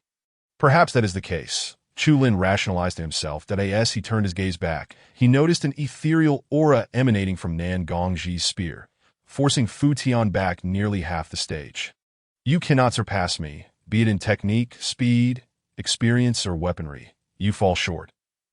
If you possess the ability to defeat me, spare me the idle chatter. Fu Tian charged once more, only to be repelled swiftly. Indeed, in terms of technique and experience, he was at a disadvantage against Nan Gongji. Yet, he had the capacity to learn, and he was doing so in that very moment. To the audience's eyes, Fu Tian's repeated attempts at offense appeared futile, underscoring the sheer strength of Nan Gongji. Perhaps to toy with Fu Tian, Nan Gongji refrained from unleashing a torrential counterattack, opting instead for a more defensive stance than on the side of the ancient sword sect. Zhao Jian laughed heartily. The disparity between Nan Gongji and Fu Tian is quite significant. Victory is assured. Elder Mulan, however, wore a grim expression. What troubles you? Elder Mulan. Mulan snapped, foolish imbecile. This is a duel, not a game. That if one can swiftly dispatch their opponent, why delay and allow them to familiarize themselves with your strategies? Simpleton. She wished to offer a warning, but knew that speaking would only provide Chu Lin an opportunity to seize upon her words and disrupt the duel's momentum. Fortunately, it was not long before Nan Gongji grew weary of his game and prepared to unleash his most proficient technique to defeat Fu Tian. This move is called 100 birds flying to the phoenix. Pay attention. A myriad of birds' calls filled the air as the spear's shadow swept across, flames raging and momentum surging. With a piercing cry, a scarlet phoenix emerged from the inferno, hurtling towards Fu Tian in that moment. Nan Gongji's presence seemed to vanish. He was perhaps the phoenix incarnate. The grandeur of this move elicited gasps from the audience. Truly a powerful display from the ancient sword sect. Fu Tian stands no chance. Dawu does not possess such formidable spear techniques. Even in defeat, Fu Tian fought valiantly. Why does he not surrender? Is he not afraid of injury? Such thoughts were echoed not only by the audience but by Chu Lin himself, who wished for Fu Tian to concede. The disparity in their skills was insurmountable. Nan Gongji's spear technique overshadowed Fu Tian's abilities. Even if Chu Lin were to relive 30 years, he had never witnessed such formidable spear techniques. No, Lu Fei of 30 years hence would be no less than Nan Gongji. But that was a matter for the future. It seems we may lose, Lu Fei expressed her concern. It's merely one match. It matters not. Wait, the outcome is yet to be determined. Fu Tian has consistently feigned weakness. They often spoke of Nan Gongji's spear skills, neglecting to consider other factors such as physical strength, divine abilities, and spells. While others may have been unaware, Chu Lin recognized that Fu Tian had yet to unleash his full potential. His divine abilities lay dormant, and he was far from being at a loss as many believed. As anticipated, just as the phoenix enveloped Fu Tian entirely, the divine spear roared in fury, shredding the phoenix's shadow apart. With the ability to pierce through defenses, Fu Tian soared beyond the range of Nan Gongji's assault. Suspended in mid-air, in that instant, his attributes surged to an incomprehensible level, a manifestation of his unparalleled talent, doubling his capabilities. Nan Gongji, regaining his composure, looked up at the raging Fu Tian, stunned. How did you suddenly become so powerful? The pressure of the doubled attributes weighed heavily upon Nan Gongji. As if two Fu Tians were imposing their might upon him, the Fu Tian wasted no breath, denying Nan Gongji the opportunity to adapt. He charged downward, devoid of technique, relying solely on raw strength to strike. The storm raged as Nan Gongji found himself cornered, left with no choice but to defend. Shields stacked upon shields, his immortal artifact unlocked to its fullest extent. Bang! The shields were torn apart as Fu Tian clashed with Nan Gongji's dual weapons, creating a bewildering spectacle for the audience. Fu Tian's speed was astonishing, leaving Nan Gongji struggling to keep pace. What on earth is happening? Why does Nan Gongji seem so sluggish? The awakening of the divine spear momentarily stalled Nan Gongji's defense, affording Fu Tian the precious time needed to position the spear at Nan Gongji's neck, ready to strike. Breathing heavily, sweat pouring from his brow, Fu Tian maintained a steady tone. You have lost. The crowd erupted in cheers for Fu Tian, while Chu Lin boldly declared his victory. Mulan's face turned a shade of fury as she summoned Nan Gongji back. What transpired? Without reprimand, Nan Gongji, still shaken, replied. Fu Tian's strength and speed surged unexpectedly. I simply could not withstand it. Did you not notice anything unusual? Nothing. It seemed to be a unique kind of power. The possibility of drugs cannot be ruled out. Using drugs is against the rules. Chu Lin, you had better not be discovered. Depart now, and seek the cause of your defeat. Your loss is not solely due to your opponent's newfound strength. Chapter 75. The spell duel between Zhu Mo and Dan Gu in stark contrast to the somber atmosphere of the ancient sword sect. Dawu was alive with laughter. I am grateful not to have disgraced my mission. Indeed, at least your wits are sharper than Nan Gongji's. What kind of look is that? I'm praising you. Now go rest. Many around Chu Lin were perplexed by Fu Tian's sudden outburst of power. While others were hesitant to inquire further, Mu Yuan had no such reservations. Your Majesty, may I ask what method Commander Fu employed? It could not have been a pill, for I have never witnessed one that doubles strength in the heat of battle. Temporary strength-enhancing pills certainly existed, but they only provided a maximum boost of half one's power and often came with detrimental side effects. Chu Lin replied, that remains a secret. You need not concern yourselves with it. Noon passed swiftly, and the afternoon battles commenced as scheduled. Mulan dispatched Dong Shu, a slender, yet elegant swordsman. Upon seeing him, Chu Lin narrowed his eyes, attempting to conceal his dangerous intent. Dong Shu, 20 years hence, would supplant Gu Yun as the chief military advisor. Not only was he formidable in strength, but he was also astute. His only flaw was an overabundance of pride, looking down upon mundane nations. During his tenure as chief military advisor, he recklessly restructured the nation's military forces, ultimately depleting their combat capabilities. Yet he remained unrepentant, believing ordinary soldiers to be of little value. What hurt Chu Lin most was that after the fall of Wu Du, Dong Shu had nonchalantly returned to the ancient sword sect, leaving Chu Lin with a monumental mess to contend with. Reflecting on past events, Chu Lin wrestled with his tumultuous emotions, struggling to suppress his murderous instincts. He longed to confront Dong Shu directly and end his life. However, killing was prohibited on the arena stage, and thus he could only harbor such thoughts that Mu Yuan. You shall take this match. Do you possess confidence? Mu Yuan ranked among the top 3 in combat prowess, so facing a master like Dong Shu should pose no significant challenge. Your Majesty, rest assured that Mu Yuan's appearance caused a noticeable shift in Mulan's demeanor. She had gambled on Chu Lin's ignorance of Dong Shu and anticipated he would send someone else, thus ensuring victory for the ancient sword sect in the 4th match. Little did she know that Chu Lin would dispatch the formidable Mu Yuan. Placing immense pressure on Dong Shu. One wielded a spear, the other a sword. From their initial clash, both warriors realized they were no ordinary opponents. That on the arena, sword energy surged and spear light danced as their combat prowess matched each other in a short-lived stalemate. Ultimately, the two even vacated the arena, soaring into the air for an exceptionally fierce battle, marking the most thrilling encounter since the duel's inception. In the audience, Lu Fei felt more anxious than Chu Lin. This is the first time seeing your brother Mu has faced such an opponent. Will he be all right? Chu Lin reassured her, do not worry. Dong Shu's resilience pales in comparison to your senior brother's. He cannot withstand prolonged pressure, as anticipated. Following Mu Yuan's astonishing shot, a thunderous roar descended, hurling the unprepared Dong Shu back onto the arena. Just as he attempted to rise and defend himself, Mu Yuan's spear was already poised at the side of his head, rendering the outcome unmistakable. The crowd erupted in fervor. Mu Yuan's victory was decisively clear, a powerful display of overwhelming combat prowess. Dong Shu, though not lacking in strength, had committed no errors. He merely fell short. Upon returning to the viewing platform of the ancient sword sect, Dong Shu bowed his head in apology. Mulan Yuan sighed. This battle is not your fault.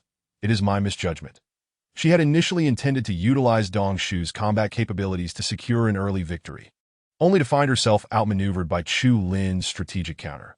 Had she foreseen this, she should have allowed Dong Shu to wait for the counterstrike, ensuring a certain victory. Hey, I've won 3 rounds already. Don't worry, you still have plenty of opportunities, Chu Lin declared, striding over with an air of arrogance that irked Mulan Yuan. In 11 matches, 6 victories. You still require 3 more. What is there to be so proud of? Chu Lin undoubtedly had grounds for his pride. The remaining 3 victories were not insurmountable. He was confident in his triumph, and the chances of Qi Xiu and Zhong Liu succeeding were also considerable. Most importantly, due to the alternating order of appearances, he had 3 opportunities to counter, filling him with assurance. The rest of the day passed serenely, yet unbeknownst to all, Qin Wu, Fu Tian, and Wei Qi-ying each departed under the cover of night. Wei Qi-ying swiftly returned to the Jinshan army, utilizing his celestial speed to arrive the quickest, despite being the farthest away. Upon reaching the military camp, he immediately summoned his deputy to orchestrate various arrangements. Qin Wu returned to the blood-refining army and quickly contacted the Jiangbei army, instructing both forces to move discreetly according to plan. Meanwhile, Fu Tian did not return to Wudu. Instead, he headed south to the Huayan army, opting for a temporary concealment. The following morning, the new duel commenced. It was Chu Lin's turn to take the initiative, and without hesitation, he dispatched Zhu Mo Zhu Xiang. In this battle, do not seek victory. Just do your best. That he aimed to reserve his stronger combatants for later, allowing Zhu Mo, who possessed slightly lesser fighting capabilities, to take the lead. Winning would be optimal, but losing was acceptable. Zhu Mo understood Chu Lin's intent, gritting his teeth in agreement. Although he was a civil official, he had once been a Qi refining practitioner and was not entirely devoid of combat understanding. Upon seeing Zhu Mo take the stage, Mulan Yuan's expression brightened immediately. Zhao Jian was positively elated. Sending out this old fool Zhu Mo is akin to gifting points. Elder Mulan, we could simply send anyone to handle this. However, how could one merely send someone to cope? As her thoughts circled back, Mulan Yuan found herself at a loss regarding whom to send forth. Observing Zhu Mo on the arena, appearing frail and aged, he seemed to project an impression of weakness.